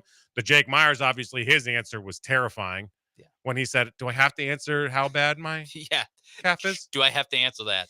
Is not a good answer. Or it's a fine answer, but it's not one that makes everyone optimistic. No, it's more nightmare fuel for the Astro fans. It's not comforting. So with all this, I ask you this. We're going to take a break here on ESPN 97.5 here in a little bit. Chime in on the text line. Call in. Let us know your thoughts. Are your expectations for the Astros, are they changing? Are they in the wind right now? Do you still expect them to make the playoffs? Do you expect them to go on a run in the playoffs? And then later in the show, same type of conversation with the Texans as they start training camp this season. We'll talk about their over-under win total in Vegas. Is it too high? Is it too low? Who's the most important player on this roster? Find me on X at Will Kunkel, on Instagram, X. What else is there? TikTok. I'm not doing dances or any of that dumb stuff, so that's cool. You can also find my show, Kicking It with Kunkel, on YouTube. We'll be back in just a couple minutes here. You're listening to ESPN 97.5. Craving the best fajitas in Houston? Cadillac Bar's got them. Sizzling premium black Angus beef, served just right. Kick back with happy hour every day from 11 to 7, or bring the whole crew for Sunday brunch buffet from 10 to 2. Omelet stations, tacos, waffles, enchiladas, and more. Plus, don't miss Margarita Mondays, Taco Tuesdays, and Tequila and Fajita Fridays. Book your holiday party now at CadillacBar.com, where Houston parties. Has your roof started to experience leaks or been damaged damage from recent storms? When it comes to roofing in Houston and surrounding areas, Brinkman is the only name to trust with your roofing needs. Brinkman's team of professionals will work with you and only if necessary, your insurance company to get your roof repaired or replaced with as little inconvenience to you as possible. There's no substitute for Brinkman quality. Visit them at brinkmanquality.com. That's BRINKMANN quality.com. Attention taxpayers. If you owe $5,000 or more and have missed another tax deadline, you're officially on the IRS's radar. The IRS has resumed aggressive collections. That means wage garnishments, bank levies, even seizures of your home, car, or retirement accounts. If you owe $5,000 or more and missed the deadline, you're stacking new debt on top of what you already owe. Call Priority Tax Relief now. Their experts fight back fast and are saving their clients millions in tax debt every month. I owed over $50,000. And they settled it for pennies on the dollar. These guys are as legit as they come. After speaking on my behalf with the IRS, my entire debt of $25,000 will be eliminated. Whether you've received collection letters or you're already facing liens and garnishments, call for your free consultation. There are no upfront fees. Priority Tax Relief. Let's make your taxes our priority. Call 800-875-1609. 800-875-1609. 800-875-1609. Priority Tax Relief. Why sit on the bench when you can step up to the plate and start earning now at Pipefitters Local 211? Our free state-of-the-art apprenticeship program trains the next generation of pipe fitters, welders, and HVAC techs, and we're recruiting across the Texas coast from Houston to Beaumont. No experience? No problem. We'll coach you up, pay while you train, and set you up for a career that knocks it out of the park. Swing for success. Apply today at pipefitters211.com. Hey, you got better things to do than think about your electricity bill, but how do you avoid the surprise of a high bill at the end of the month? Here's what I do. I rely on the guys over at Champion Energy. With their low-price, fixed-rate plans, there's never any surprises. Plus, the team at Champion sends me weekly usage reports with my projected bill amount. Again, no surprises. They also remind me when my contract is about to expire so I can lock in on low prices. Visit champion.energy to view a variety of fixed-rate offers. That's champion.energy. Promo code 1560. Promo code 1560. John and Lance, weekday mornings from 7 to 10.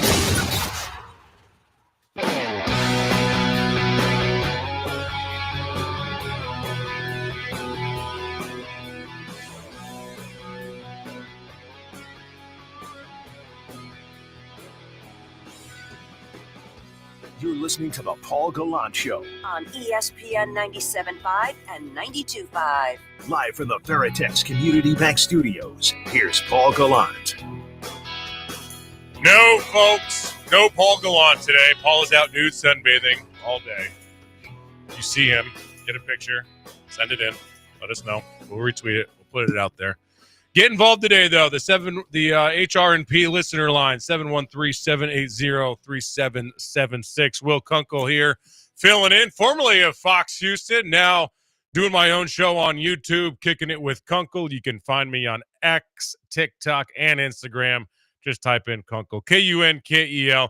You'll find all my ridiculously phenomenal takes on all those websites. Let's get into the Texans now, because we just talked about the Astros and their expectations. We'll talk about a little bit later, but they're so banged up that it's a little depressing, so we're going to take a break. Let's talk about the Texans. They are completely healthy, it looks like, outside of maybe Joe Mixon, a touch banged up in the offseason, but it seems like he'll be completely fine. Training camp ready to roll. We know C.J. Stroud is healthy. His shoulder is good and ready to roll.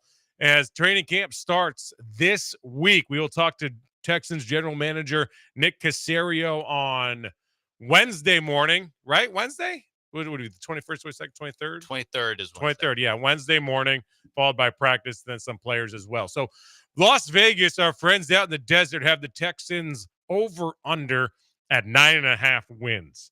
Colts, 7.5. Jaguars, 7.5. And Titans, 5.5, which we learned today, by the way. Will Levis, the Mayo Man, is out for the season. Devastating for them to have the quarterback that they gave up on within 2 years out for the year. I don't know what they're going to do. I guess Cam Ward starting right away, of course, as we all expected anyway when they made that pick. What are your expectations for C.J. Stroud and the Texans this season? Over, under? I love the over on this bet. Like, I think it's the easiest money that you're going to make. I think in the bad division, I know they have a tough schedule in general, but I'm looking at this Texans team and knowing, famous last words, knowing that this defense is going to be top 3 in the NFL. They're going to be elite. They're going to get to the quarterback. They're going to turn you over. They're going to play physical in a league that isn't really as physical as it used to be. They play old school football, as we've seen with Azeez Al-Shaair, the way he plays, the way Will Anderson and Danielle Hunter play. As good as they are on the back end, they might have, if not clearly, the best secondary in the NFL, and adding C.J. Gardner-Johnson, Kamari Lassiter, Bullock, obviously Derek Stingley, Jalen Petrie. Like, they're in a situation where Jalen Petrie, and we don't know what's going to happen with Jimmy Ward, if he's going to play or if he's going to be out there with his legal troubles. But Jalen Petrie is a damn good player, and they're going to be able to move him around and use him as they see fit because they have so much talent back there. So defensively, we know the Texans are going to be good. It's, can the offense be less than trash? Because the offense was absolutely horrendous last year. They couldn't get out of their own way. They couldn't make any sort of adjustments. Watching them in the second half try to play the game of football was so damn frustrating because I don't act like I know a whole lot about football, and I think the good fans understand that the coaches know more about football than they do. But when you're watching the game knowing what to do and what not to do, and it's not happening, it's wildly frustrating, and that's what happened so often with the Texans.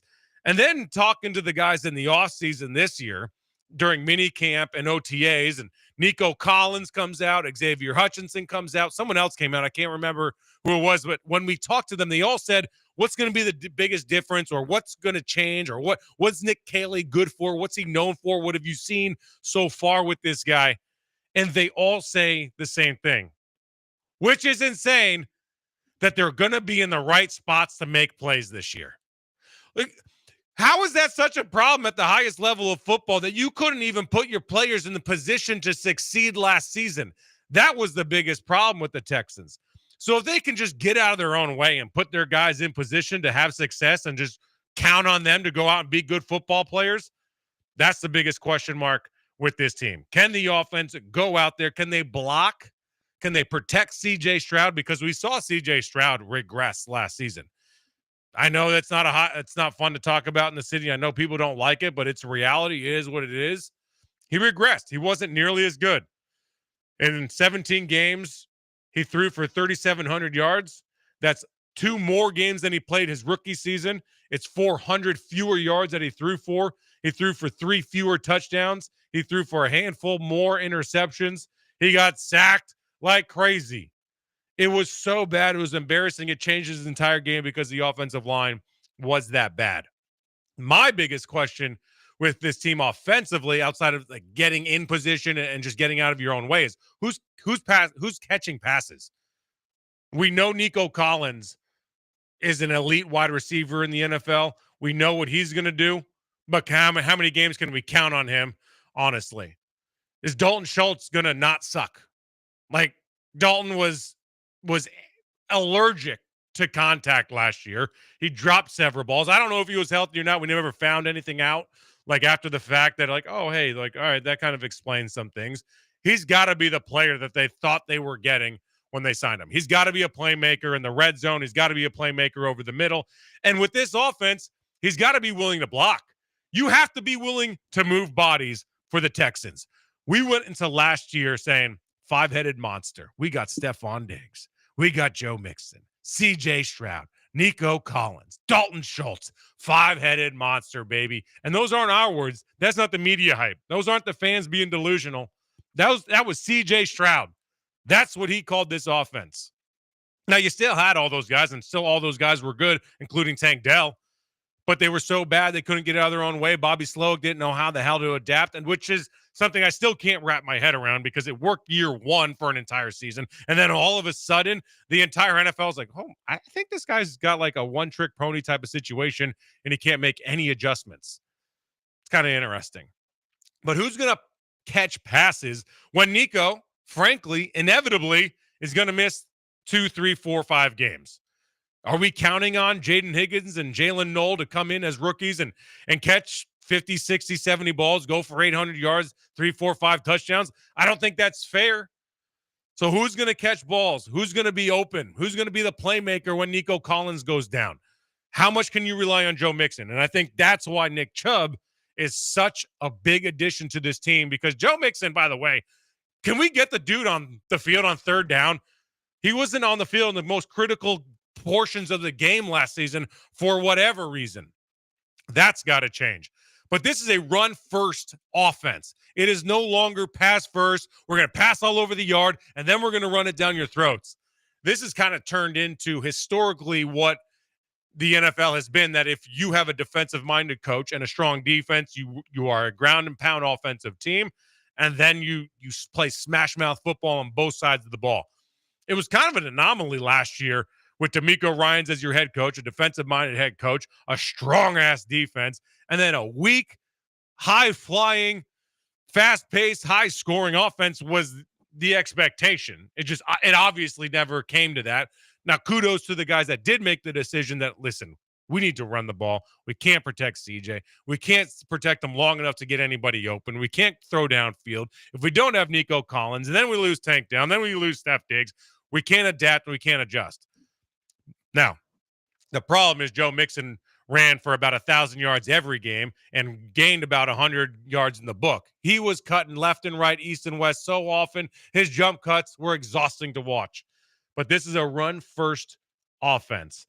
So, Sean, can this offense get out of their own way to get over 9.5 wins? I think that defense alone is probably worth 8 wins. They're that good. Do you think the offense cannot suck this season? I think there's definitely the road to not suck, as you say. I think as my coach told me when I would be like, hey, Kunkel, go in, suck less. Suck so much less than you did last play. I mean, there is wisdom to that, of like going from an offensive line that is terrible to merely below average would greatly improve the offense.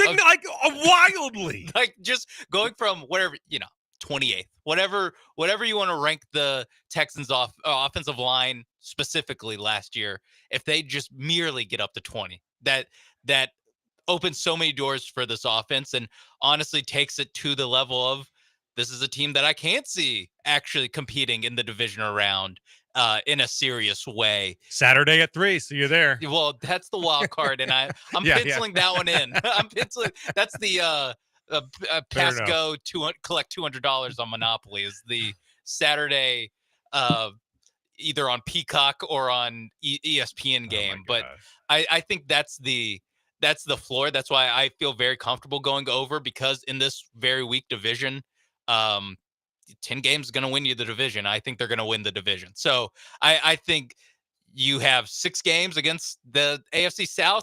I'm not saying any team really should expect to sweep their division. You should probably get to 5. It's not asking a lot to get to 5 out of your 6 division games. And then you only need 5 out of the other 10 games. So can go 500 against the rest of the NFL that is in the AFC South. I think, like you said, this defense, I have no questions about this defense. I think this defense, I guess my question is, will this be the best defense in football? Or will it merely be a top 5 defense in football? That is my question with the defense, because whether it's the front with the line, with the edges, the up the middle, I think is good, at least good enough. The edges are fantastic. And then you ran through the secondary. There's not a bunch of weak spots. And I like what I saw out of Azeez Al-Shaair in his first year in Houston. So, I mean, right there, that's a really good defense. You just need to play complementary football. That's where the offensive line,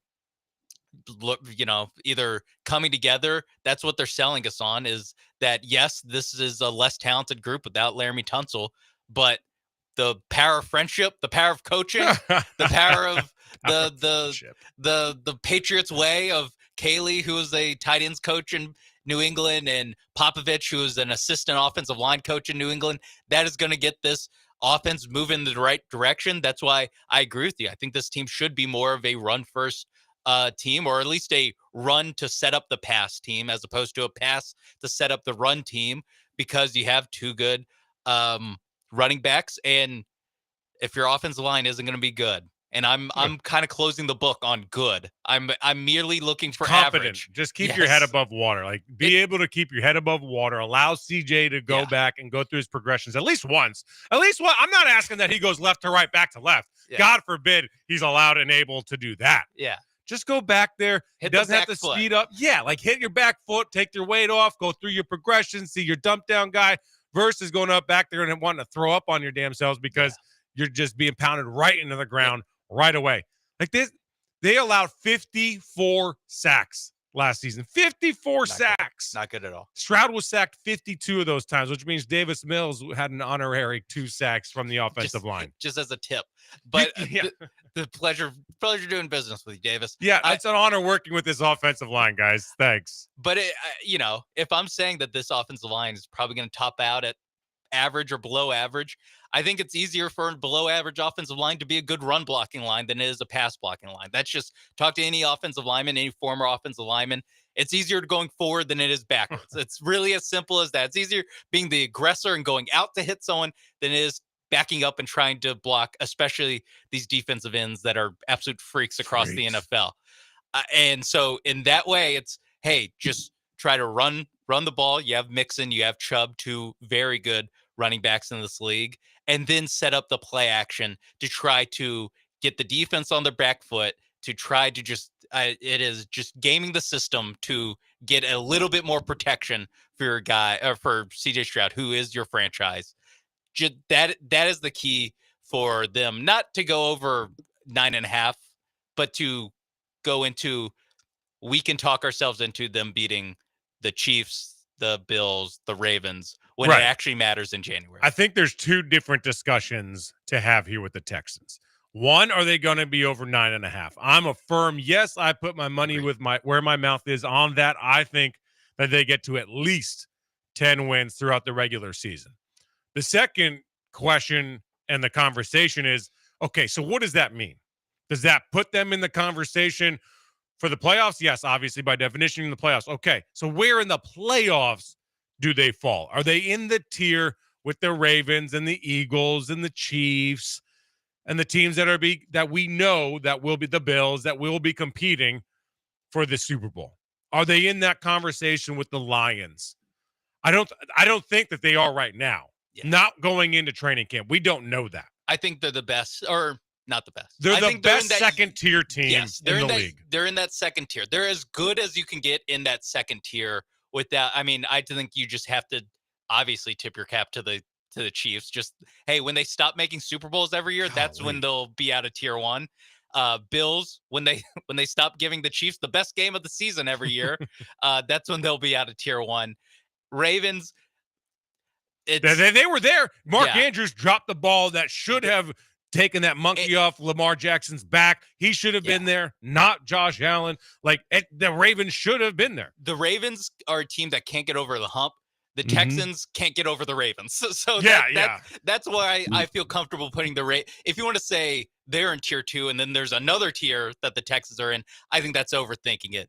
I think we can just call the Ravens a tier 1 team. But just looking across the AFC after that, it's Bengals bounce back year. Steelers, Broncos, Steelers, Chargers, the AFC West, just all of them. Yeah, exactly. And that's why I think you watch out for the Chiefs not winning the division this year. I'm not going to be the guy that again predicts like someone always does, the fall off. Yeah, but I do legitimately think this is probably the year that they don't, because I think that division beats the hell out of each other. Yeah. And the Chiefs won so many last possession, not one possession, last possession games last year that's you can't maintain that. I think I saw a stat, and this is from like January, so I'll probably be I think you're right. A game or 2 off. No, I think you're going to nail it. I think they won like 5 games on the last play of the game.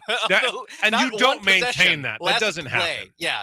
So if that just evens out to where they're a average team in 1-score games, like they're not going to win 15, they're going to win 11. And in the AFC West, 11 might not win you that division because you're dealing with a Denver team who made the playoffs last year. Young team, should improve.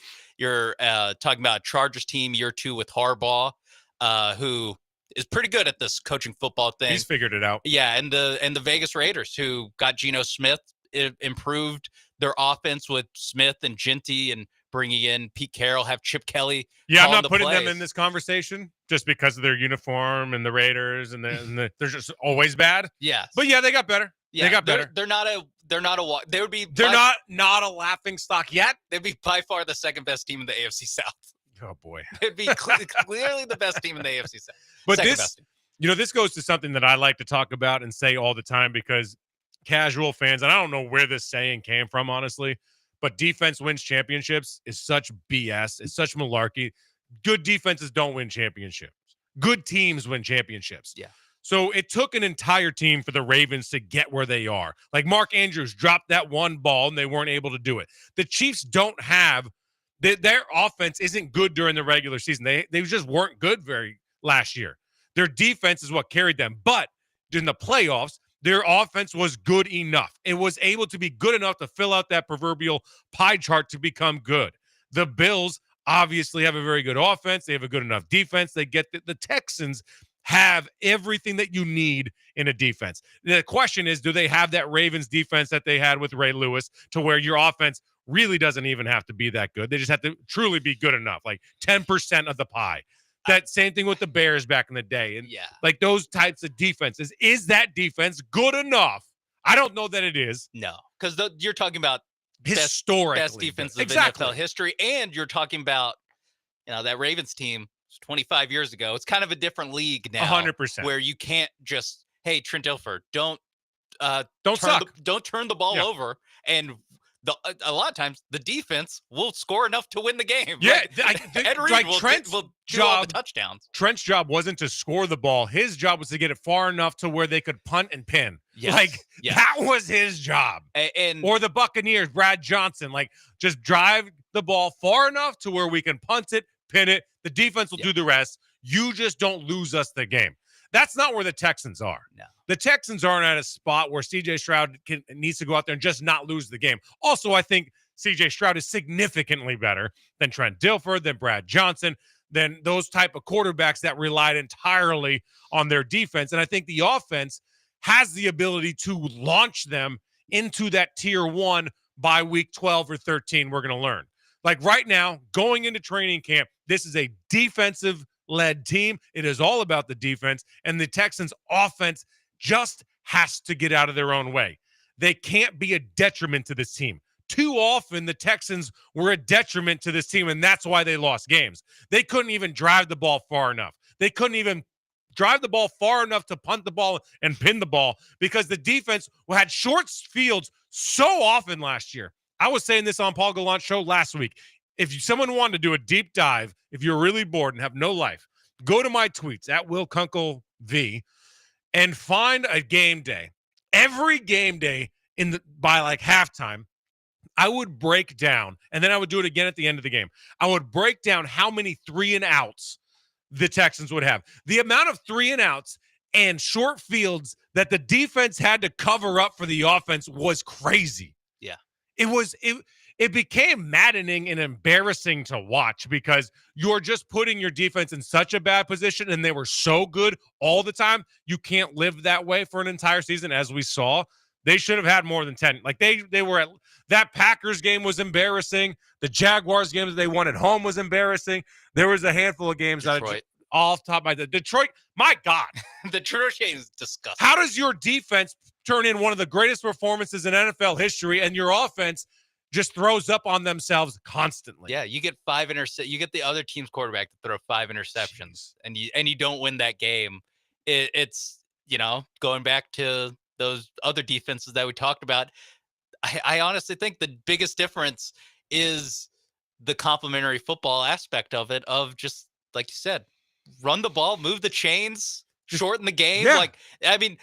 Iowa, University of Iowa does that can do that to get to 9 wins doing that. The Texans they had a little bit of an identity crisis, I feel like, on offense definitely last did year, that.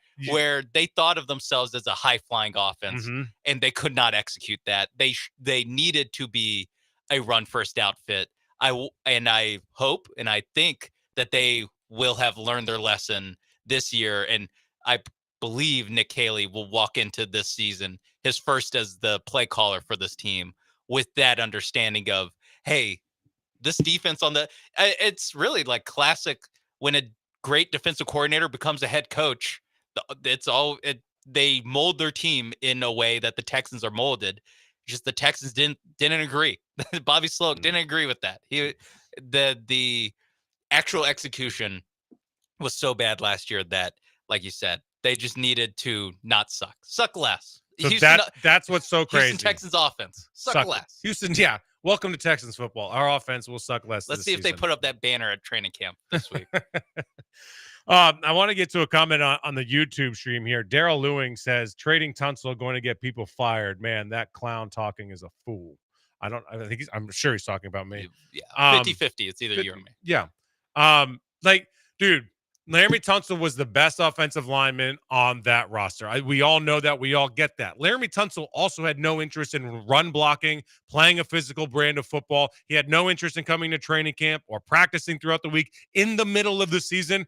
He is the most talented pass blocker that team had. Yes, all of that is true. And also, it can be true that he is not the right guy to lead that room. That can be true. And that's what the situation was from everybody we talked to.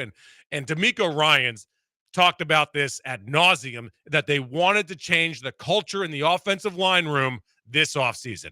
And what's one of the first things they do? They trade Laramie Tunsil. That's not an accident. That is by plan. It's intentional. And I talked to somebody at the combine and said, and I was kind of taken away by it because I hadn't really thought about it that much. But I said, don't be surprised if Laramie Tunsil gets traded this offseason. And it's like, no way. It was a bad offensive line. Laramie's their best offensive lineman. You don't trade your best offensive lineman onto the worst offensive line. That would not make sense. Unless what made him bad actually dragged down that unit. Because keep this in mind. Yes, there are 5 positions on the offensive line. They are 5 individuals, but they don't play individually. The offensive line is a unit. You have to play as one. You have to move as one. You block and protect your quarterback as one unit. It's a lot like basketball in the sense that, yeah, you can get 5 great pieces, but if those 5 great pieces don't fit together, that puzzle, it's all screwy. It doesn't complete itself. It's not finished. You can't complete it, and it's a disaster. That was the situation with the offensive line for the Texans last year. They had some good players, fine. Laramie was great. He was a great pass blocker, and he knew it. That's how you get paid in the NFL, is by protecting the quarterback. He's, as Cody Stutes has once illustriously and brilliantly said, Laramie Tunsil, he never saw so happy than the days that he talked to the media when he got paid. That's his happiest day. He wouldn't talk to the media otherwise. And that, if you don't think that that's important for Laramie Tunsil to talk to the media when the offensive line sucks, you are wrong, and you don't understand what a locker room is all about, and you don't understand what a team leader is all about, and you don't understand what a team chemistry is all about. A leader, when you're the leader of a team, when you're the leader of a unit in a room like that, the offensive line, Laramie Tunsil has to talk. He has to take all the questions because he is the best offensive lineman. And if he was the leader, he would take those questions so that others don't. If you're going to cower and not take those questions, what you're doing is you're letting your guys take that shrapnel, have to take those answers, like rookies and younger guys that haven't been in the league, that are far less paid than you and far less better than you. If you're not a great leader, I'm good. I'm not talking to the media. He talked to the media last year one time because of all the false starts. I believe it was after the Vikings game. And he said, I got to get the fans back on my side. And so he talked to the media after that to cover his own ass. Not because the offensive line wasn't performing and that as a unit it was unacceptable. That's what a leader does. Takes extreme ownership. He takes the bullet for the team. He takes the bullet for the group. He'll say whatever he needs to say to take the focus off the rest of the guys and take that blame.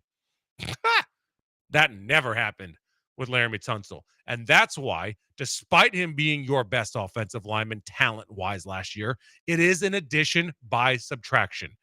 Getting rid of Laramie Tunsil, the way that D'Amico Ryans coaches this team and the culture in that room is so critical. It is so important, especially in the offensive line room.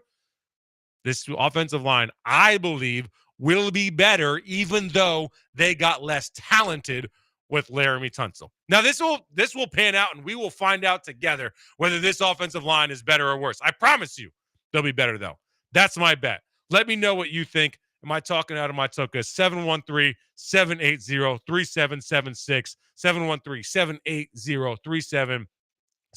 That's an HR&P listener line. I'm Will Kunkel filling in for Paul Gallant. We're going to be right back here on ESPN Houston 97.5, 92.5 in just a little bit, because with that, I got more hot takes on the Texans. I need to see one thing, and one thing in particular going into training camp, and it has to do with C.J. Stroud, because it hasn't been good enough at all since he's been in this league. Not even close. C.J. Stroud has not been close to good enough in one particular area. We'll talk about that on the other side of the break.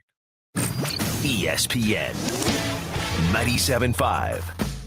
Texas Card House is Houston's premier poker facility, open 24/7. The bar's open till 2 every single night. You can always find a game. You're looking for cash games or tournaments. They got great tournaments at both locations. Seniors on Friday at Westheimer, and at 2 o'clock, $140 buy-in. You could win $15,000. They've also got online poker with Hijack Poker. You're looking for poker in the city of Houston, there's one place to go. That's TexasCardHouse.com, TexasCardHouse.com. GimmeTheVin.com's big cash giveaway. I hate games and scams. So when we had the idea to give away $25,000, I was very careful about the way it was orchestrated. Get the top of the market money and enter to be the lucky person to get $25,000. This is no joke. This is no game. This is very real. Just like GimmeTheVin.com. No purchase necessary. For official rules, go to GimmeTheVin.com. Sell us your car. GimmeTheVin.com.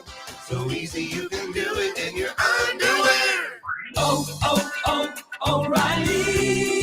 Check engine, ABS, or maintenance light on? Take the guesswork out of your warning lights with O'Reilly Veriscan. The service is free and provides a report with solutions verified by ASE certified master technicians. And if you need help, we could recommend a shop for you. Ask for O'Reilly Veriscan today. O'Reilly Auto Parts. Progressive knows when you own a boat or RV, it's like you're automatically on vacation, even if you're actually a marriage counselor in the middle of couples therapy. But in your mind, you're camping in Acadia, puttering around Frenchman Bay. Your boat and RV are both protected. Your lobster drenched in butter and... Uh-oh, did your clients just notice you weren't listening? Quick, do the thing where you just repeat back exactly what they said, but as a question. They bought it. Now back to Maine, earning an automatic discount bundling your boat or RV with your home or auto. Progressive Casualty Insurance Company affiliates and other insurers. Not available in all states or situations. How old is your home? If it's 40 years or older, you might need a whole house repipe.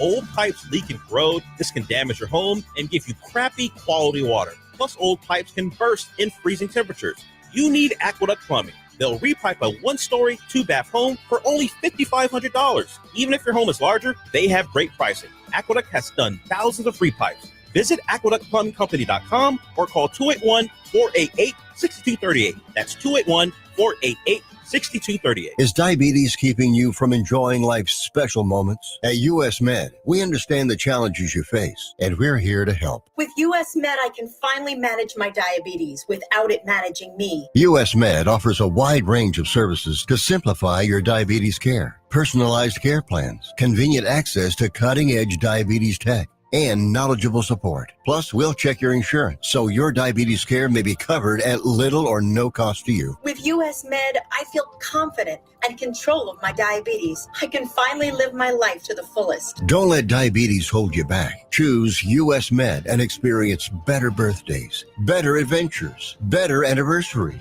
and better everything. Call now. US Med. Better service, better care. 800-451-4785. 800-451-4785. 800-451-4785. That's 800-451-4785. John Granado here with Robin Orlando from Houston Powder Coaters. Robin, what about bikes? Bring us your bike frames, your forks, your handles. We got you. So if you see a beautiful bike out there, chances are Houston Powder Coaters did that. We probably signed off on that. What do I need to do with trailers? We need you to bring us the bare bones of that trailer, and we will make it like new for you. We can even do welding repair if needed. How do you get an entire trailer to get Houston Powder Coaters? We have the largest ovens in the region. That's Oklahoma, Louisiana, Texas, prices. So bring us your big trailers and we have you covered. We talked before about boat parts. Tell me what's going on there. Summer's coming up. We like to be on the water here in the Houston area. So bring us your boat parts. We do have marine coating that will help protect it from all the elements that you have in the Gulf and all these lakes. One thing is anchors for sure. What else on a boat? Ton of railings, ladders, the T-tops. We do have accessories that you put around the edges of the boat. So if it's metal, we got you. Call Robin and get your stuff Houston Powder Coater. 281-676-3888 or HoustonPowderCoaters.com. Buying a new vehicle shouldn't be hard. Monument Chevrolet makes it easy. Random here. Monument Chevrolet has a huge selection of Chevy vehicles priced with transparency. No hidden fees, no upcharges, no dealer add-ons. For over 50 years, Monument Chevrolet has earned relationships with thousands of customers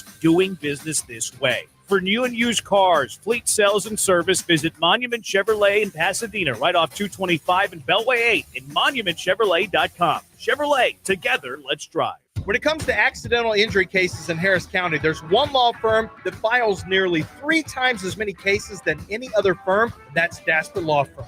Why? Because they're the best at what they do, getting their clients the compensation they deserve for injuries they've wrongfully suffered in an accident. Lance Zerline here, and if you suffered an injury in an accident and you would like a free case review, call John Daspit now, 713-CALL-NOW. That's 713-CALL-NOW or visit DaspitLaw.com. Back to school is on the brain. That means new notebooks, pencils, new everything. And while the kids are getting ready to get book smart, it's time for you to save smart with Straight Talk Wireless. Switch now and get a free Moto G 2025 with 5G when you activate select plans. Now that's a smart call. Get Straight Talk covered by Verizon's 5G network. Available at straighttalk.com and Walmart. Offer valid through 10/19/25. Taxes and fees apply. Purchase of gold unlimited plan or higher required for offer. Must activate the plan in-store at Walmart. Cannot be combined with other offers. Find what you love and love what you find. A Total Wine and More, the place to go for sipping rosés with seltzers on ice, making margaritas with your favorite tequilas. It's warm out, let's go. Our prices are low on spirits, beer, and wine. You're gonna find what you love and love what you find. Only at Total Wine & More. Drink responsibly. B21. ESPN 97.5. KFNC and 97.9 HD2 Mont Bellevue, Houston. Presented by Zadok Jewelers. A radio show host called Paul Gallant. It's the Paul Gallant Show. Pauly G Show. He's the best in Houston. Houston's most interactive sports talk show. Hey, how's it going, Paul? Oh, what's good, my man? How you doing, Paul? What are you doing, Paul? Join the conversation by dialing or texting 713-780-3776. I love the show. Y'all keep it up. Live from the Veritex Community Bank Studios, here's Paul Gallant. You are definitely living in the hindsight world today, Paul.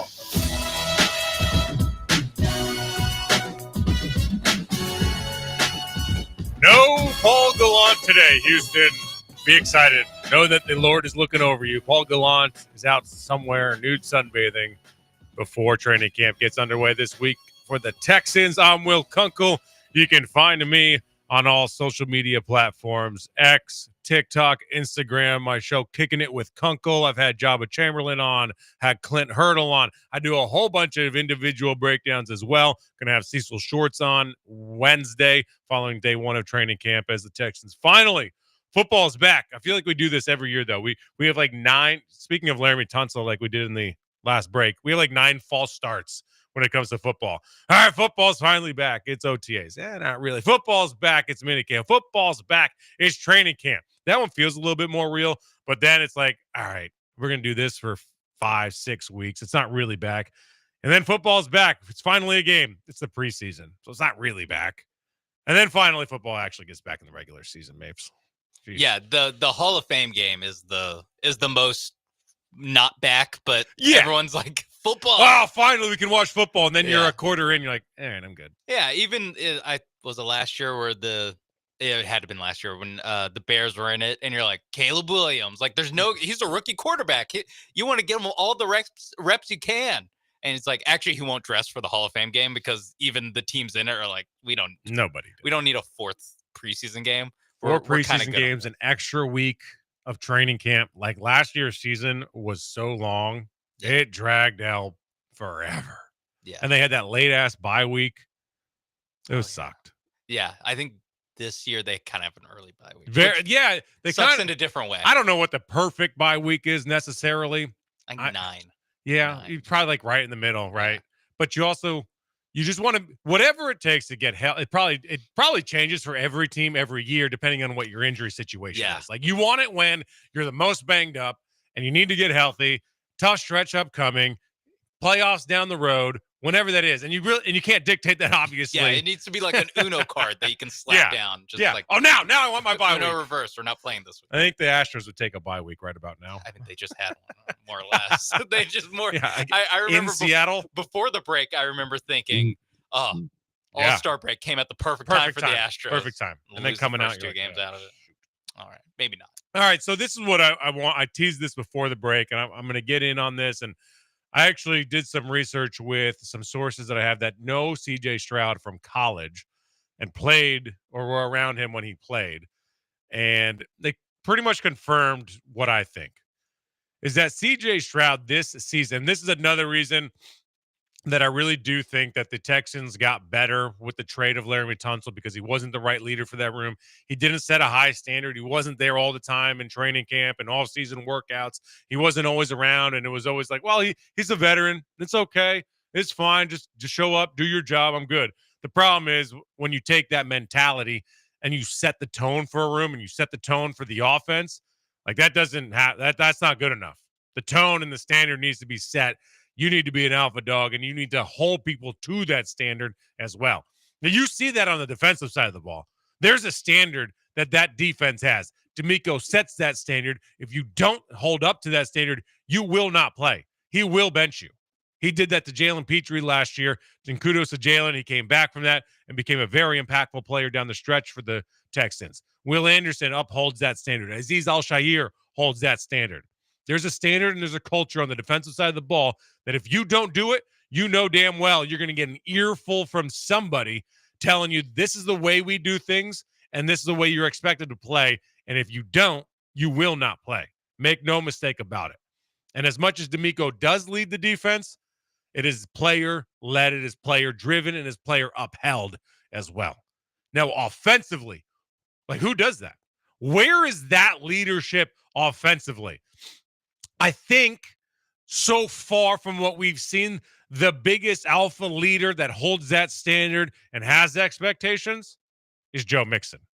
Joe Mixon is the dude that knows what needs to get done. He did it in Cincinnati to get to a Super Bowl, and he knows what it takes to play real alpha male football, which is what the Texans want to do. They want to be that team, and Joe Mixon knows what it takes. I will take one exception to that, and I've called him out before on this, and I think he probably would understand that I believe it was the Ravens game on Christmas Day when they got embarrassed. And after the game, he was gone. He didn't talk to the media. If I hold Laremy Tunsil to that accountability, he never spoke to the media. Joe needed to talk to the media that day. He needed to answer questions, so other guys had to. It's not for us. Yes, we want him. Yes, we think he should because it's good for us. But in a team locker room, you do it so your other dudes don't have to take those questions. We all want to talk to Joe. Why? Because he's the best player on that offense, for argument's sake. So it's not him, it's Nico. Who Nico, by the way, every week when he was healthy, stood up there and he, at his locker, answered questions. That's what a leader does. CJ is mandated by the league to do it at the podium every week. He does it. He does it well. He gives a decent amount of hindsight. He takes the responsibility. Like, he's good at it. Laremy never did it. Now, Joe skipped out at the Ravens game. I thought that was inexcusable. You can't do that. You can't have an off week in that moment. You need to sit down, gather your thoughts, and talk. That's what you have to do at the NFL level. Again, it's not for us. It's not for the media.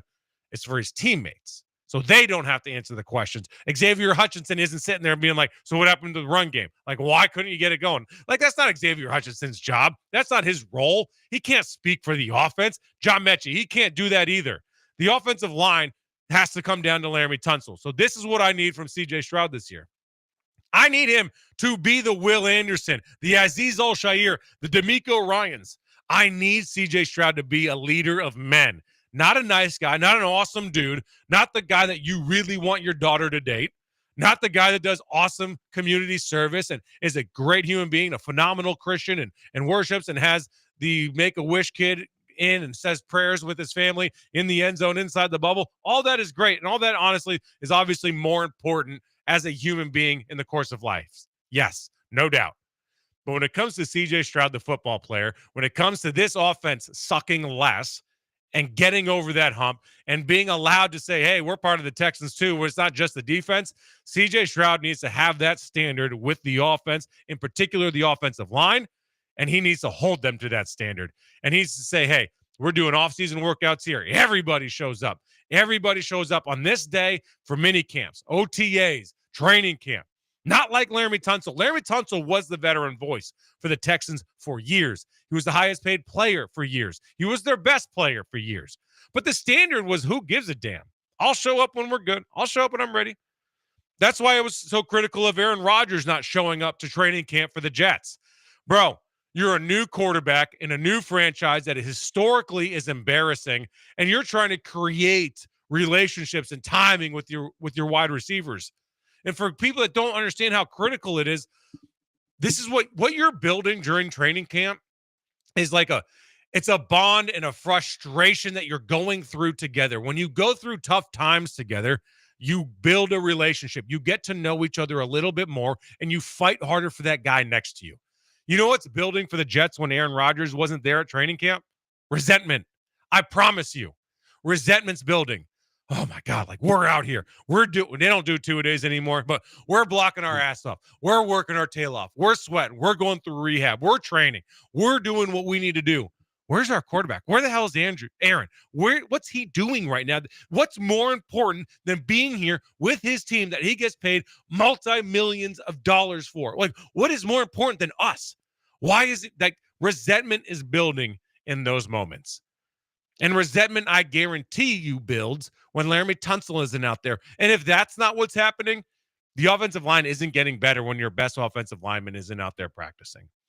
So I need CJ Stroud to be the dude that grabs. I never saw this last year, which is crazy. If CJ Stroud was this guy, it would spill over on the field. Even if he had hyper awareness of never, ever embarrassing his offensive lineman, it would still spill over at least once. At least once in a 52 sacked season, he would grab an offensive lineman and tell Laramie Tunsil, sit your ass down right now and stop jumping off sides. Stop. False starting. Block the guy in front of you. That would happen at least once. He would run down the offensive line like you saw Tom Brady do several times through his career. And I'm not saying you have to be Tom Brady. You don't have to be that vocal and that intense with your offensive line. But you do it definitely at some point. Be like, hey, boys, do you mind getting me off my back and not having me die today? I still would like to go home and see my mother, my family, my friends. I still got a life out of here. I'd like to live to see another year of my life. He almost died last year, for gosh sakes, because the offensive line was so bad. Once you would think that intensity and that leadership and that standard would spill over on the sidelines after one sack of 52 of them. And it never happened. And that's what I need to see from CJ Stroud this year. I need him to be the Will Anderson, D'Amico Ryans, Azeez Al-Shaair type player that has a standard, knows what the standard is, and sets it and holds it there. And to carry this over to baseball, that's what culture is built on. That's what a successful organization is built on. I talked to Joe Espada about this too. I was talking to him. It was on camera, so it's on Kicking It with Kunkel as well on YouTube. You can go search my show. I just asked him, how is it possible? Because Joe and I talk very honestly. Is this roster is not very good. Your stars are out. Not even your stars. Your B-level players, your A-level players, all of them are all out. So how is it that you're winning? And let me know if this is what is correct. This is how I see it. You know how to catch the ball. You know how to field the ball, throw the ball. You run the base as well. You don't screw up the little stuff night in and night out. You have a standard that is set. You hold that standard. Players also hold that standard. Like Alex Bregman held it. Carlos Correa held it. Jeremy Pena now, that's his responsibility. Martin Maldonado had a standard. It was player-driven, and that was kept. When Joe Espada didn't lose his cool last year when things were going bad, he earned his stripes. He earned that honor with this team because you got to go through it. No matter if you're the manager or not, you got to go through something to know that the players trust you.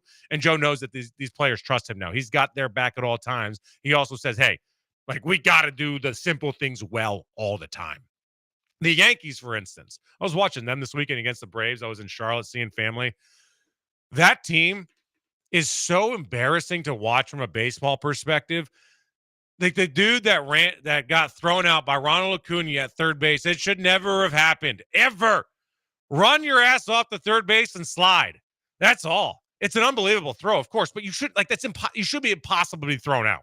I would not get thrown out. And it's not like a brag or anything like that. Like a normal human being, an average athlete doesn't get thrown out from second to third because if you're running. He just wasn't running.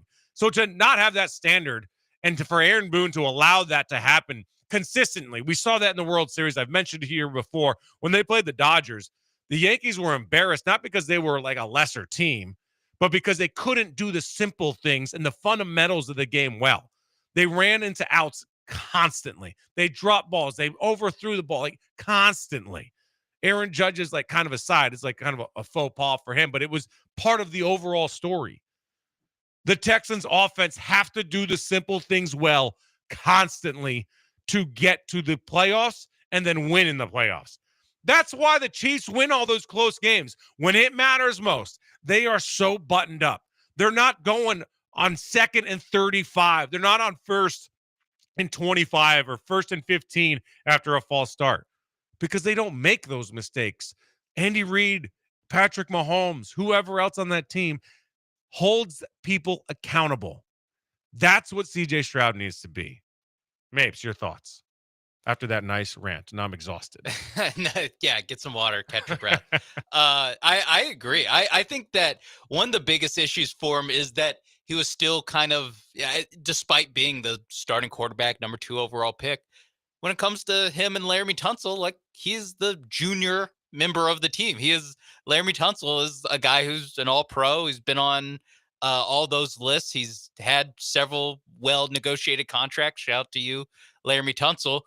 It is hard for him to pull the Tom Brady, like you said, and getting specifically that guy's face, because Tom Brady, whenever he got in anyone's face, kind of check the resume. His resume is better than anyone. So I think that there's some level of the Texans needed to create that opening for him to take that next step in a leadership role. In a perfect world, your all-pro left tackle would also be a great leader. He would be the guy who can be one of your pillars of the team. Laramie Tunsil, this is not like breaking news. Like this isn't something we need to talk around. It's very, very clear that he's not that guy. He's a great player, but he is not a Hall of Fame teammate. He's not a Hall of Fame leadership guy. Yeah, and for CJ to come in as a rookie to kind of take, if it's not overly natural for him. Yeah, it's hard to ask him to like pull that card. Because you're showing up Laramie Tunsil. Exactly. You're taking over a situation where it is Laramie Tunsil's team. Not for better or worse, but for worse. That's not who you want leading your team. Yeah, I mean they had they earned that number 2 pick that they used to pick CJ Stroud with. That because the standards didn't matter then. Like It just wasn't. It was what it was. Whatever for Laramie. He was in the league for 7 years. He got paid. He was doing his job. Didn't matter. Yeah. This Texans team has a different standard and expectations. It's not to just show up. It's not to just do your job. Who gives a damn? We'll get 5-6 wins. Who cares? Like you're good. Like your kids are good, and that was what Laramie's concern was. Keep my PFF rating high. Exactly. Get to my next contract. You're trying to win Super Bowls now. Yeah, when you're trying to win Super Bowls, when you're trying to win a Super Bowl, when you're trying to win the second round of the playoffs, the divisional round, when you're trying to accomplish something, that's a team goal. It's not an individual goal. Yep. So when you have team goals, you have to sacrifice, or at least presume to, like, what's perceived to be sacrificial. It's not sacrificial to show up in training camp, or at least it shouldn't be if you're in a team sport. So I alluded to this earlier, and I asked someone that's at Ohio State that knows the program extremely well and is involved there. And I said to him, what was the take on CJ as a leader on the field at Ohio State? Like, I know he's a great dude. He leads in pressers. He takes accountability. But what about on the field when it comes to calling guys out and holding a standard? Because he never did that, as I mentioned here on the show just a second ago, saying he never did that on the field. And it just seemed like that's insane for a dude that got sacked 52 times. He showed, he was seen as very quiet, like a good dude, but not a vocal dog at all. Some people thought he was a something blank in that regard. And I said, it's interesting because that's got to change in the NFL. And he said it has to change for him. And that was his main concern of C.J. Stroud coming out of Ohio State, was his ability to lead men. And I think that he leads these men as a human being, like how to be a great Christian, how to help the community, how to be a great person. Like, I think CJ's nailed that. He comes from a good family. His mother's phenomenal as well. He does the camps. He does it all. But how does he lead the men on the field when you're in the proverbial trenches, when you're in the proverbial war? How do you react and lead your men then? How do you hold them accountable for failures in the moment that you have to fix next drive? Not next week, not after the half, next drive or next play in the huddle. How do you read and react in those situation, Mapes? That's what I need to see most from C.J. Stroud in training camp, because it's so hard to see anything really in training camp. It's really not overly physical. Like, I've seen 1,000 different MVPs throughout training camp that did donkey nothing in the season at all levels of all teams. Like, that's just kind of the way it works. But what you can see is how C.J. Stroud will lead this group, and I'm very interested to see if he's different verbally and the way he carries himself with them. Yeah, and he's done he has all the tools that you would think, all the intangible stuff, like you listed. He seems like an awesome guy. Yeah, there's no complaints whatsoever there. It's just, can he? And I think part of it's just maturing as a quarterback and as a person, of just being more assertive.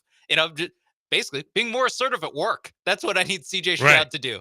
Is to walk into more of a leadership role. I think he can do. I think he has the tools to do it. He just needs to actually do it, because you look at other great quarterbacks, all-time great quarterbacks that CJ Stroud should be striving to be like. Tom Brady, we've talked about him, leader on the field in spades. Peyton Manning, the identity of every team that he had been on in the NFL. Drew Brees, like, led the little huddle, the breakdown. He would do that every game for the Saints. Like, all these guys, all these like inner circle greatest of all time Hall of Famers. They were all captains, as CJ is also a captain. Yes. But and if you think like an extra step past 100%. that. And so for the fans out there that are thinking, oh, you don't think he's a leader? Why is he a captain? Like, dude, if you're a quarterback, you're a captain. Like, it's just, if you're not a captain, terribly wrong. Like major red flag if you're a quarterback and not a captain. Yeah. I promise. That's the way it works. But there is another level to it. It's the same thing with the tier conversation. Yes, the Texans are a 10-win team in my mind. Yes, they're going to get to the playoffs. But what are they going to do in the playoffs? That's what really matters if you're a playoff team, is, are you fighting for the Super Bowl? Are you in that tier? And if C.J. Stroud, yes, he's a captain. But is he a true leader as a captain? That's what we've got to see. And you say he's got the tools. And when I hear that, yes, he's got the resume. He's good enough. He's talented enough. He's the captain. He's the quarterback. Like, yes, but he's also, like, he's the good enough. He's respected. He is overly respected in that locker room. There's not a single player in that room that has a negative thing outside of maybe this, if they feel the same way, has anything negative to say about CJ, the way he plays the game, how good he is, and the person that he is. Because there is the branch, the split in the road of 100% great guy, all this stuff. Everyone loves him off the field. He's a Boy Scout but isn't a leader, and actually is off-putting to his teammates to the point where they at start rolled their eyes and then eventually pretty openly make fun of him in practice and on the field. And that's Russell Wilson with the Seattle Seahawks during the Legion of Boom era. He had all the same things. I have no doubt in my mind that if I met Russell Wilson, I'd come away from that conversation being like, Russell Wilson is a great dude. But he just didn't have that leadership. He didn't have that. It's just a cornball. Yeah, that like A+ leadership that we're asking But for. I think in the moments on the field, we saw there was leadership there when it came to the game of football. I don't think he's like getting invited over to the barbecue and hanging out with the boys and part like he's not. They definitely had a different group chat without him. Oh, hell yeah. Yeah, he's not on like the dude's chat. Like I think CJ's in that chat. I think CJ's one of the boys. He's one of the he's an awesome dude. Again, he's the guy that you would love your daughter to date. But like Michael Jordan wasn't loved. Like his teammates hated his ass. Yeah. You do need a little bit of the MFer. Yeah, you have dude, you gotta be a drill sergeant. You gotta be a leader. Like you don't have to be good cop disliked. And bad cop. Good cop and bad cop. You don't need to be disliked to be a good leader, but you definitely need to ruffle some feathers here and there and grab someone by the face mask and yank them down and be like, bro, that's enough. That's not like we're not playing to like have a decent drive here or put something on our reel or put something on our highlight tape. Oh, yeah. We're putting something together to win a Super Bowl, and those habits are built now in training camp for one. And then you also have to just do them incessantly throughout the game to stack bricks. I know it's boring to coach speak, but it is what it is. Like you just got to stack bricks constantly, and it's boring as hell because you got to stack so many of them every single play, every single drive, every single quarter, every single half, every single game. And then if you stack enough of them, at the end, you get to the end of the season, like, damn, 12 wins? It felt like it was kind of easy. Like, oh, maybe it's because you weren't relying on this crazy stuff to happen. All you did was just the simple stuff constantly, and that allowed you to flourish and allowed you to be great because you weren't 2nd and 25. You weren't 1st and 15. You were just like at the chains where you needed to be, moved the ball well, held each other accountable, and you had a standard. So often last year it felt, and I can't really call out individuals on this one, but after wins, it seemed all good. And yeah, wins good, but damn well when we talked to D'Amico Ryans on Monday, like it wasn't all good. A win, there were several weeks where they won and they looked like crap. They just weren't good enough because you knew that if they played a good team in that situation or in the playoffs they played that way, they weren't going to win. Just because you win doesn't mean you're playing well. Just means you did enough that day to escape sometimes with a win.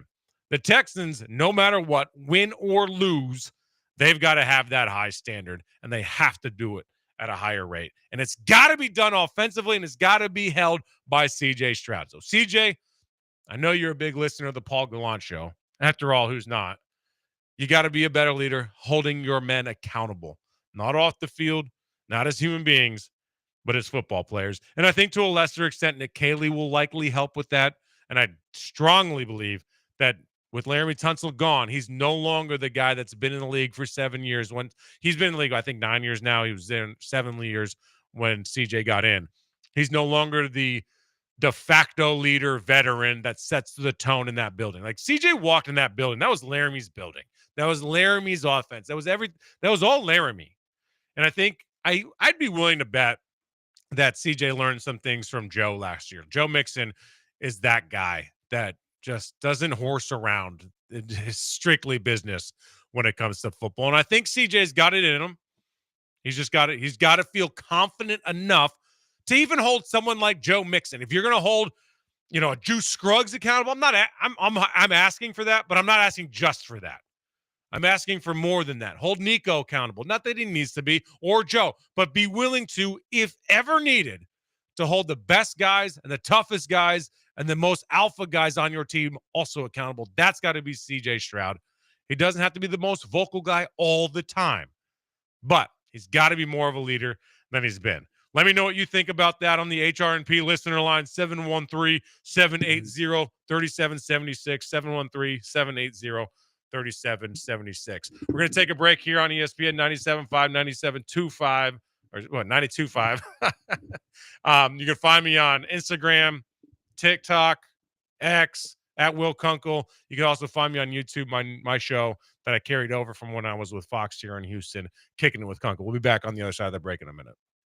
ESPN 97.5. When the storms show up, so do all those pesky storm-chasing roofers trying to get you to file an insurance claim. The group of professionals at Brinkman Quality Roofing are not the guys that will be knocking on your door. Call them today at 281-480-7663. That's 281-480-ROOF.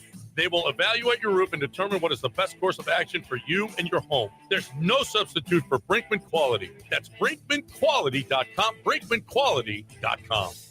Business owners, do you want to make bold statements with your brand with creative apparel and merch?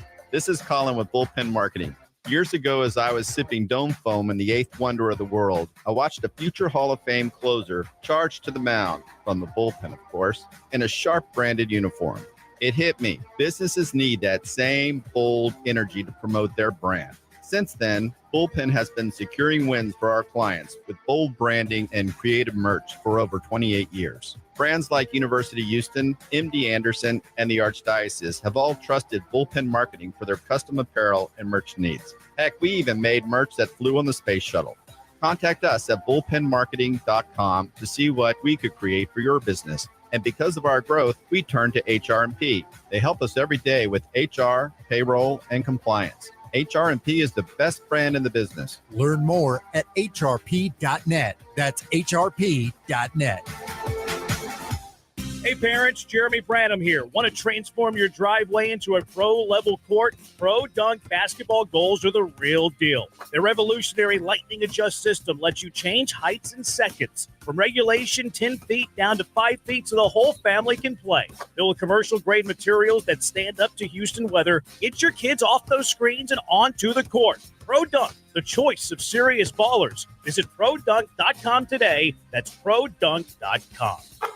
Summers in Texas are hot, but not for me, John Granado, because I have Coors Light. And Coors Light is all about keeping Texas chill. Do you want to beat the summer heat? I recommend cold, clean, crisp, refreshing Coors Light. Grab a 12-pack or case so that you've got your home base covered. And when you're hanging at your favorite watering hole, order a bottle or a bucket with those beautiful blue mountains. I love me some Coors Light. You will too. Choose chill. Choose Coors Light. This message is approved by the man of the people, John Granado. Are you looking for the cheapest prices on car insurance? Then call the Cheap Car Insurance Hotline right now. Hey, you're guaranteed to save money on your car insurance. Most car insurances can be canceled at any time. That means if you find a better deal, you can switch right away. We're not just one company. We offer most of the major brands of car insurance. We're like a discount supermarket for car insurance. And it doesn't matter if you have a good record or a bad driving record. Our agents are experts at finding you the right car insurance for your needs. Our average customer saves hundreds of dollars a year when they call us to switch. So why don't you make this 100% free call right now and see how much you can save on your car insurance? 800-871-9417. 800-871-9417. 800-871-9417. That's 800-871-9417. What we've been doing is pulling one of the people that sells the car every month and giving them a prize. Give Me the VIN is giving away $25,000 in cash every month. David Ling sold your car last year. I sold a 2020 RX 350. Yep. Yeah. Open that check up and tell me what it says. $25,000. $25,000. Give me that. David Ling of Claremont, California is the latest winner in GiveMeTheVin.com's big cash giveaway. $25,000. What am I getting for being here? No purchase necessary. For official rules, go to GiveMeTheVin.com. Sell us your car. Championship teams are built with experience, skill, and teamwork, just like Pipefitters Local 211. For over 75 years, we've been representing the best in the trade across the Texas Gulf Coast. Our 4,300 union pipe fitters, welders, and HVAC techs bring the heat when it comes to quality, safety, and precision. When you need a home run in craftsmanship, trust the pros who do it right the first time. Pipefitters Local 211. Brought to you by the journeymen and apprentices of Pipefitters Local Union 211. You've heard me talking about Two Creeks Crossing Resort. What a beautiful, relaxing place. We took the family when school got out. We had a fantastic time. We stayed in the treehouse. You know, the kids love that. I drove up after I got off work and was there in 90 minutes, which is pretty close to my normal commute. The family took it all in, from exploring their 92-acre property to fishing in the creeks and their catch-and-release pond, which the kids love. Everybody had a great time, and we can't wait to go back. Book 5 nights, save 35% off your stay in June and July. Book now at twocreekscrossingresort.com. Listen to ESPN 97.5 in HD, 97.9 HD2. We're ready for some football, baby. The countdown to the NFL season continues with Paul Gallant.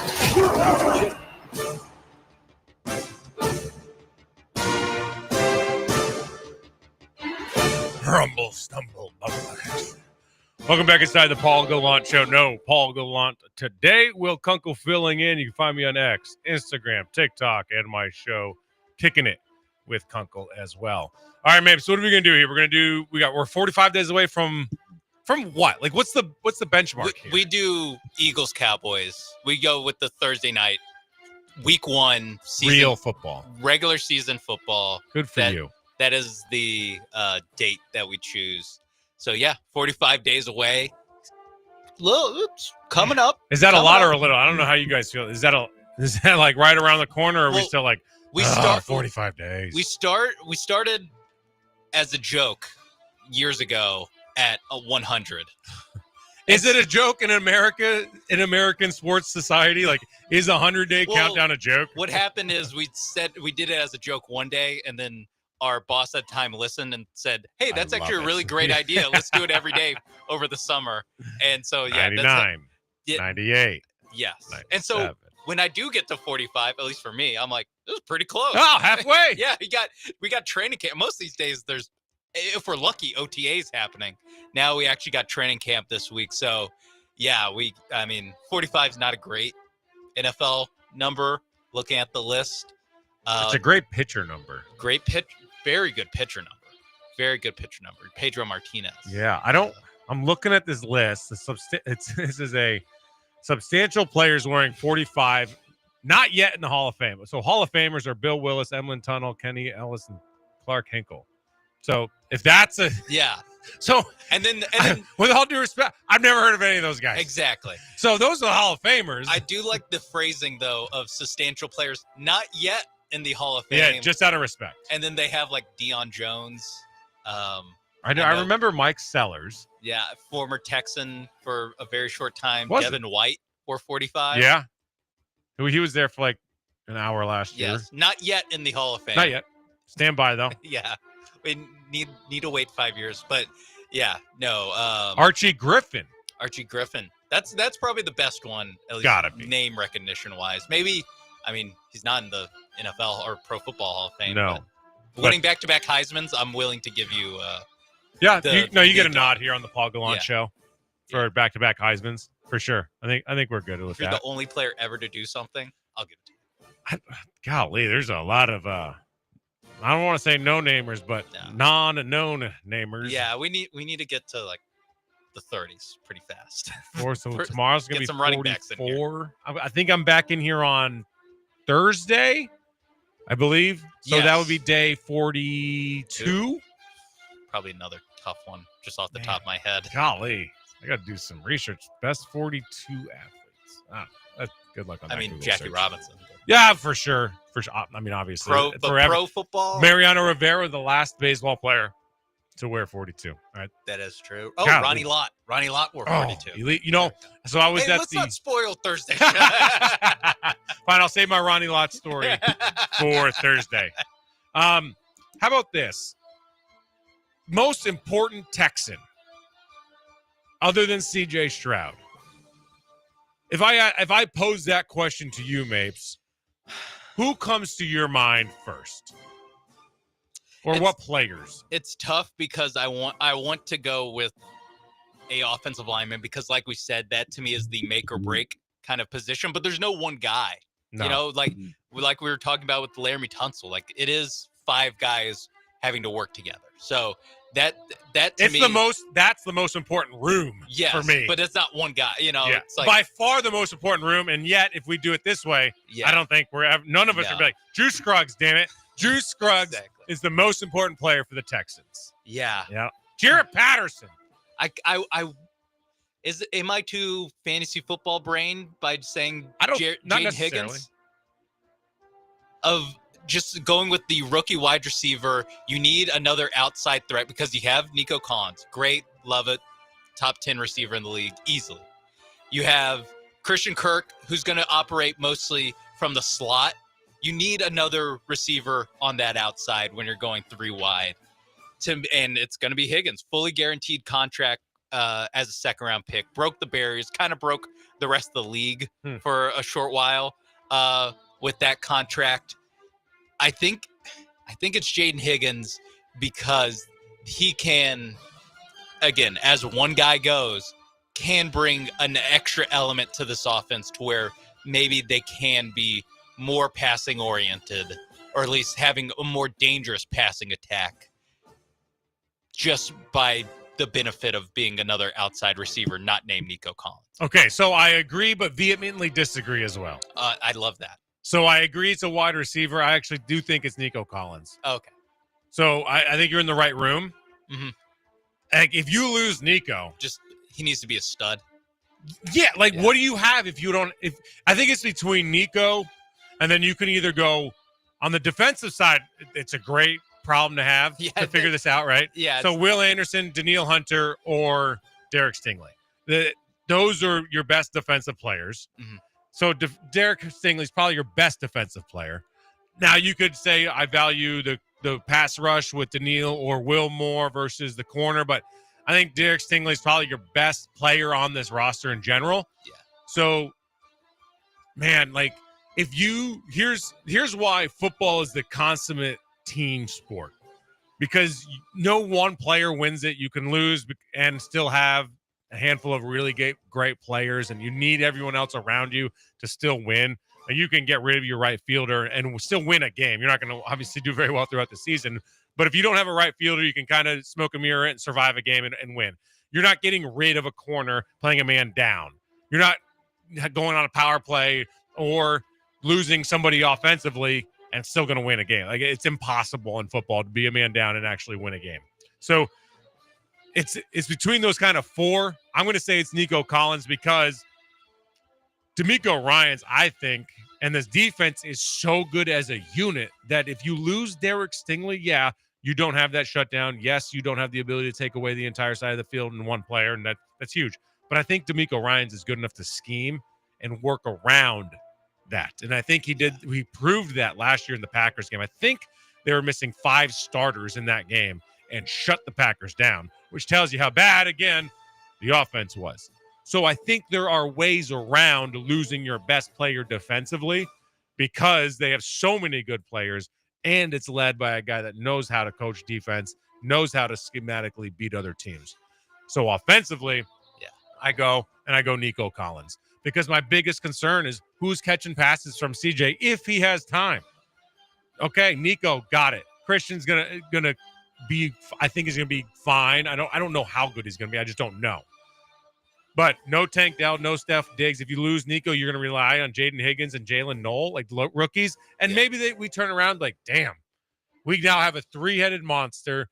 They're Pro Bowlers, both up for Rookie of the Year, whatever it might be, maybe. But I'm not counting on Xavier Hutchinson. I don't know that he's going to make the roster. I don't know that John Mechie is going to make the roster. Yeah.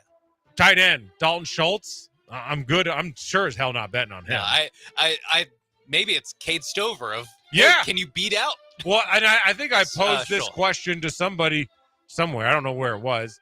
Like, tight. Who's your tight end 1 in week 1 versus week 12? Are they different? If Dalton Schultz doesn't take a step, isn't better than what he showed by the end of last season, then I hope the answer is different. He can't be. I hope it's Cade Stover. He was too much of a detriment. Yeah, so that, like you said, he didn't have the classic 2 weeks after the season ends, like, by the way, Dalton Schultz was playing through injuries, getting a surgery on his shoulder. Like, we never heard that. Maybe you wanted to hear it. Yeah, exactly. It was classic of, like, normally I roll my eyes at that because it's, kind of excuse making. But some of the it's like I would have preferred you playing hurt. Yeah, I want an excuse for that. So yeah, I think you're right that if by week 12, like, Cade Stover hasn't, or even honestly, like, I like Brevin Jordan. Yeah, Brevin Jordan brings was an ACL last year. He was out. Yeah, So I saw him in the locker room last year, a handful of weeks after he got hurt, and that dude bulked up so much. His upper body. He was jacked. Okay, I was going to ask good weight or bad weight. Great weight. Okay. I mean, jacked. And I've seen some videos in this offseason. Brevin Jordan's working his tail off. Okay. So if he learns how to block, that dude's not going to be afraid to run dudes over. He's not going to be afraid to move bodies if he can figure out how to do it. Cade Stover's kind of the same way. He's got to learn how to do it. I talked to a coach kind of on background last year at the Hall of Fame game down on the field. And I said, like, who's one guy I should really kind of keep an eye on today? And who should I really watch? Because CJ's not playing. Joe's not playing. You don't know what you don't know. Coaches know a lot more than we know. And he said Cade Stover. Love Cade Stover. Love what that guy brings. Unfortunately, didn't really come to fruition too much last year. I think we saw some glimpses and some possibilities. But again, it's hard to get out of a guy's way.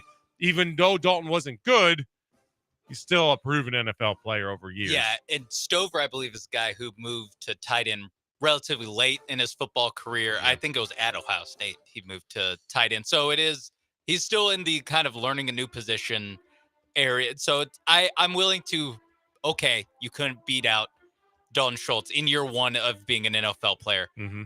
By year two, and they also had him and Brevin Jordan doing fullback work, which I thought was the biggest mismanagement of positions that the Texans we've had. I never thought Nick Casario or D'Amico Ryans or Bobby Sloat would ever allow that. I never thought they'd be like, we're good we don't need Andrew Beck.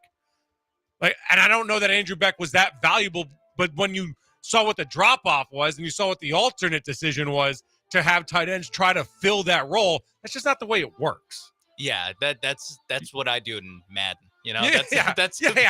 That's why that's something that it doesn't work in the real world because they are different positions. And like I said, Cade Stover's still kind of learning how to play tight end. Mm-hmm. Now you're throwing him in a different position that seemed like it was pretty DOA. So the most important position, I don't know if I've swayed you or not, is in the wide receiver room, and my player's Nico Collins. So the reason I shied away from Nico Collins is because I think that he is a known quantity. I'm kind of penciling him in for, if he's healthy the entire season. But that's, he can't, 1,300 yards. Can't do that.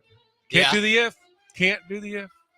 That's fair. The drop off from Nico. How many? He missed 6 last year, right? I think that's right. He missed more than we thought he was going to. Yeah, he played, I think, let me see here. And he played 12 games. Yeah, 12 games last year, 1,000 yards. Which 1,000 yards, by the way, is not a lot of yards. It's like 60. It's less than 60 yards a game because then I'll play 17. But if he stays healthy, he's their best player offensively. He's their most important player because the drop off from him afterwards, and we don't know what we're getting from Nick Caley. So if this doesn't work out with Nick, and you don't have Nico Collins, then what do you do? Like, where do you look to turn? You just give the ball to Joe and Nick every play? Yeah. What if the offensive line can't block? Yeah. I was going to say what happens is that we lose our over 9.5 bet if that happens. Yeah. But the drop off is big from Nico Collins, is great from Nico Collins. That's why it's like Jaden Higgins, if you can be a valued member of this offense. I think it's more of a rounding out the offense versus the top end stuff. That's kind of where we're disagreeing here, I think, because I agree with you that Nico Collins needs to be out there, needs to be good. I believe that he will be. Jaden Higgins is the okay, now we're showing some of the promise that was made last offseason with Diggs and Dell and Collins. Oh my God, all these number one wide receivers. If Higgins can be a good number 2, that to me would be huge for this. It takes him to the next level. Yeah. You know who he is from Astros world, and I made this leap, if you will, going into the season. He's your Christian McCormick. Why do I say that? Chaz McCormick? I'm sorry. Yeah. Chaz, he's your Chaz McCormick. Not because Chaz McCormick is a world beater and he's your best outfielder, but because the Astros were coming into the season and we all said, all right, what's the biggest concern on this team? Oh, outfield. Jose's never done it. We didn't even know if Cam Smith was going to be called up, if he could do it at the big league level. He played Double-A. That was it. He's never played right field. Holy hell, what he has done as a rookie in right field for the first time in his life. Yeah, he's phenomenal. So impressive. And Jake Myers was a massive question mark offensive. It wasn't even a question mark offensively. We knew he wasn't going to be good. Now, he's in we knew he's an elite center fielder defensively, and now he's a good hitting center fielder, but now he's hurt. So I said, Chaz McCormick, is he the key to this offense and to this team to take that next jump? Because if you get 70 RBI, 22 home run, Chas McCormick, like that gets you into a different stratosphere of a team, assuming that the other guys kind of do their job. So that's why I do agree with your point differently. I don't know that Jaden Higgins is their most important player, but he is that, like, is he the X factor to this team? Maybe, yeah. I think that's more of the Does right he answer. make, assuming, because there's so much assuming that has to go on to allow that to even matter. So like Nico Collins has to be healthy. The offensive line has to be good. CJ Stroud's got to kind of, get back to his confidence and be good enough. And Nick Caley's got to work. Like Nick Caley's got to be able to be good in order to get Jaden Higgins the ball. Yeah. So if all that happens and then Jaden Higgins hits or Jalen Knoll hits, one of them, just one of them, now pair that with Christian Kirk out of the slot. Like, now we're cooking a little bit with oil now. Now we went from just don't suck offense to, damn, like, are we a top 10 offense? Because if you can do that, Joe Mixon's going to produce. You know that. You know it. Worst offensive line, for argument's sakes, in the NFL last year, and Joe Mixon was a stud. Absolute dog. Yeah. You're getting Joe to do his damn thing. Probably the best 4 yards per carry in league history is Joe Mixon. Yeah. The hardest earned, the most earned. Most we impressive. Know that when Nico Collins is on the field, he is an impact player. He's an elite wide receiver when he's on the field. We know all that. The question is, if you take away Nico Collins, which defenses will do, they're going to say, all right, we're going to take away their best player. That's Nico. Like, we'll let Joe get his 4 yards of carry. We'll let Joe do his thing. He's not going to be a massive big play threat like Nico is. Nico can change games. Then who? I don't know what we're going to – like, Christian Kirk hasn't had a wildly, impressive career. He's gone over 1,000 yards one time. It was in 2022, and it was 1,100 yards. He played 17 games, 1,100 yards. It's not – like, I'm not sitting there saying, like, damn, like, Christian Kirk is going to be the answer to this offense. Somebody else needs to be more than that. He played in 8 games last year, 12 games the year before that. So he has not stayed on the field and stayed healthy either. So you can't rely on him. So to your point, if Jaden Higgins can stay healthy, can learn the offense, can be a productive player, then it takes the Texans to a different level. So yeah, absolutely agree. We got Chuck on hold. Chuck, my boy. What's up, Chuck? What's going on, guys? I just have to agree with y'all on a couple things. I think Nico's important. I think basically offensive coordinator you got to hit on. But as far as a quarterback, I'd like CJ to parallel his game after somebody just needs to show him tapes of Peyton Manning. To me, Peyton Manning changed the game as far as the quarterback position. I know Brady's the greatest winner, but Peyton was a dog. Listen to some of them stories about how he told wide receivers not to catch the ball with one hand, got on his offensive lineman. When the sheriff was in town, he was listened to. Y'all have a good day, guys. Man, Chuck, great call. Because spot on. Like, spot on. He changed the way the game was played from a quarterback position because he would call the plays at the line. He was that involved. He was that aware and that smart. He did all the everyone's got to have a strong enough arm. Everyone's got to be able to slow the game down to read the defense. Everyone's got to be able to move at least enough to not get killed. Everyone's got to have all the baseline stuff. It's the other things, the stuff you don't see, the measurables you don't see that we don't talk about enough that are arguably more important. The mental side of the game is so critical, which I wonder if Nick Caley, CJ talked about this in OTAs or minicamp whenever we talked to him. I guess it was minicamp. CJ talked about the fact that he's going to have more power at the line. He's going to take more control. Does that give him the confidence and the power to lead more, to speak more, and hold his guys more? Like, this is my offense now. There was a very weird thing. There's a lot of stories out there between him and Bobby Slowick, the offense and Bobby Slowick. I've heard even more stories between Bobby Slowick and D'Amico Ryans and Bobby Slowick that he just never had it, and like there were issues, and D'Amico didn't know about it because D'Amico's on the other side of the building doing defense stuff.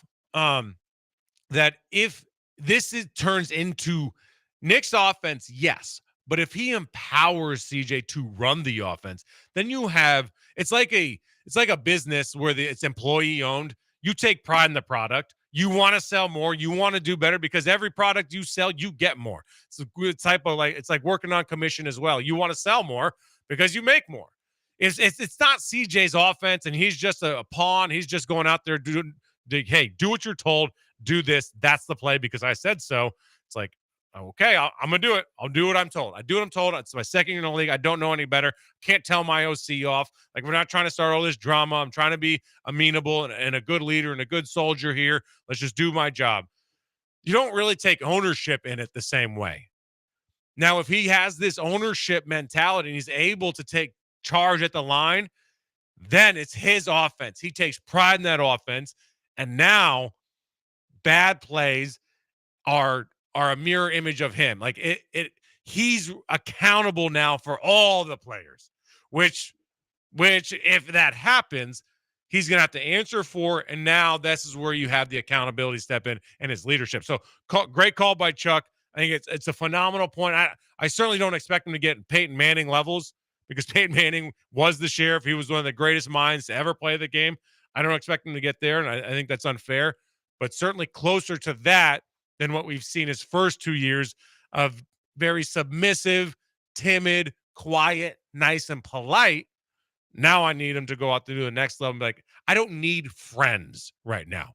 I need teammates for these 4 quarters that are willing to die next to me and do everything that it takes. So that's kind of where I said great call by Chuck there, Mapes. Huh? Give Chuck a hand. Yeah. Very few sports radio phone calls are well thought out and good. Yeah, and start with, I agree with what you guys have been saying. Yeah. That was a nice Hey, change I'm just of pace. calling in to let you know how smart you are.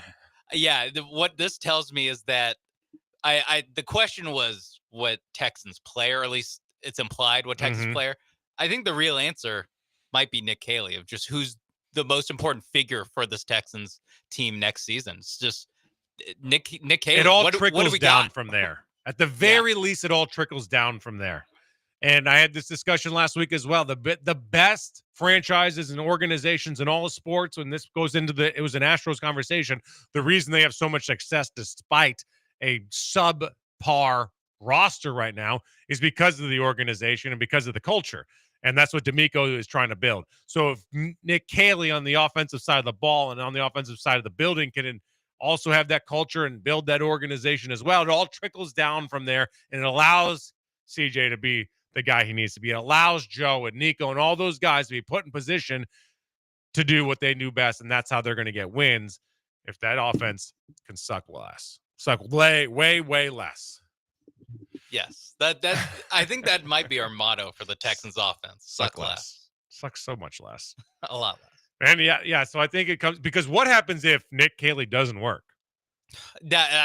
Gerard interviewed for the job. The quarterback coach, Gerard Johnson, didn't get it. Do you go? You go to him? Like, where do you turn? And when do you pull that plug? Because now we're getting into the discussion of this impacts D'Amico. Yeah. And I said this when I was with Fox.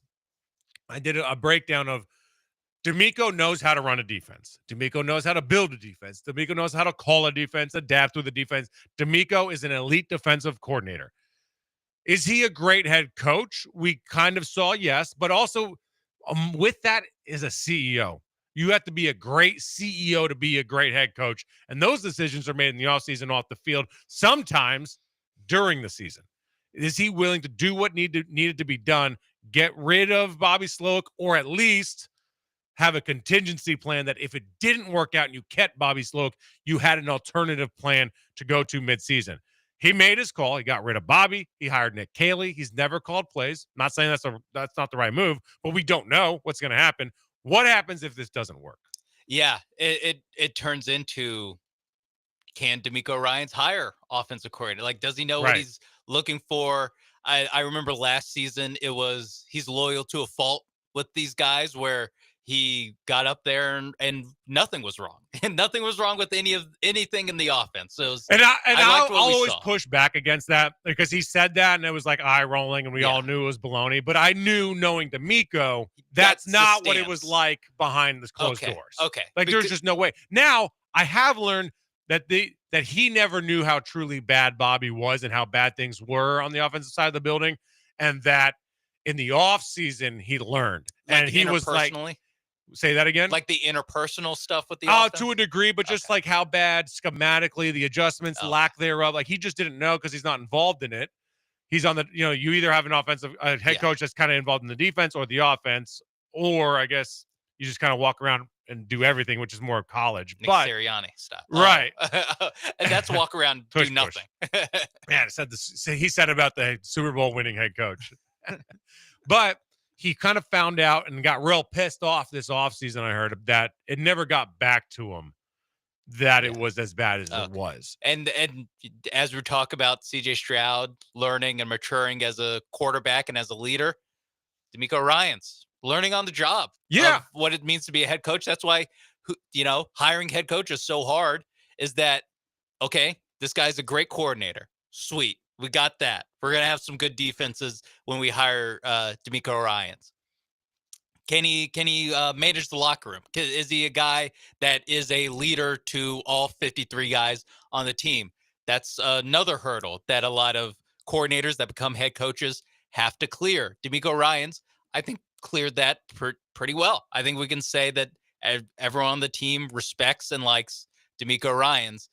And then the next part is, like you said, how you phrased it, the CEO stuff, how good are you at delegating, the at business hiring, decisions, that stuff. And that is, Nick Haley is going to shine light on how good DeMeco Ryans is at that aspect of being a head coach, because I think the other stuff he's shown that he's good at. Yeah, he is the right guy to change. He clearly was. Culture, he's already proven 100%. Yeah. He changed the culture, and that helped with Will Anderson and Nick Caserio and CJ Stroud as well, to be fair. And by all accounts, everything I hear away from the public conversations as well is that he and Nick do work really well together. And I think kudos to Nick, because I think the right organizations is that the GM probably has final say and is above the head coach in those decisions. But at the same time, you really, truly need to work arm in arm. Like, you really have to be lockstep in what you're going to do and how you're going to go about it. And for DeMeco, it's going to be very interesting to see. I hope to God that we don't get there to figure out what he's going to do if Nick Haley doesn't work. But everyone's got to learn on the job at some point. DeMeco learned on the job. Bill Belichick learned on the job. Bill Parcells learned on. Everybody is a first-time head coach at some point. Some people get put in better situations to where you can learn on the job, and it's not as obvious and clear that every decision is critical, crucial, and flawed. Like, DeMeco makes a lot of wrong decisions, not because he's not good, but because you make so many decisions, you're not going to hit on every one of them. When I actually had Clint Hurdle on Kicking It with Kunkel, which you can find on YouTube, and he said that when he was a manager for the Rockies, when they were really, like, by the way, what Clint Hurdle did as a manager, he got the Rockies and the Pirates to the playoffs and, like, really good, is insane. But he said he and an intern went from 3 hours before first pitch. He had an intern follow him around and click like a pitch count, one of those pitch count clickers, every time he made a decision, any decision, whatever it was. And about, I think it was like 45 minutes prior to first pitch, he kind of goes off and does, like, has some alone time and just kind of gathers his thoughts like he does every game. And the intern said he made 185 decisions. Whew. Just before before a regular season game, just for 3 hours, 185. He was like, Will, there's no way I got them all right. Like, there's no way. Whatever the decision, the conundrum was, or the answer I gave, I didn't get 100% of them right. Yeah. Like, what do you hope for? 60, 70, 85, 90%? Yeah. I mean, if you're at 90%, you're making 200. You're getting 20 wrong. Yeah. Like that. Yeah, that's nuts. And then in football or in the game decisions, you have to make a decision split second. And then not only that, you have to rely on someone else to execute it. Like, you can call the right play. You can tell them exactly what to do. And if it's not executed, well, it's like, what the hell was that defense? Like, what are we doing? Is that what their coach should do? Yeah. No, not only is that not what their coach should do, they were told to do not that. They still did that. And it still didn't work. Yeah. And it's on me. Yeah, my bad though. Yeah. And even more so with a guy like D'Amico Ryans, where he's making the decision to trust Bobby Slowick, and now you're on the hook for the Bobby Slowick decisions that 100%. people agree and disagree with. And that's extreme ownership. Yeah. That you take blame for everything. If you explained everything perfectly, you explained it 5 times, you say to yourself, I should have done it a 6th time. I didn't explain it perfectly. I had to explain it different because clearly something didn't get through. And that's, again, going back to the Laramie Tunsil concept. You have to stay and answer questions and talk to the media, because if you don't, you're not a leader. You're not accepting any sort of ownership for that offensive line. You're not taking any of it. You're letting your dudes take shrapnel in the trenches throughout the entire freaking season. And then some of them think that they don't have to talk to the media because you don't.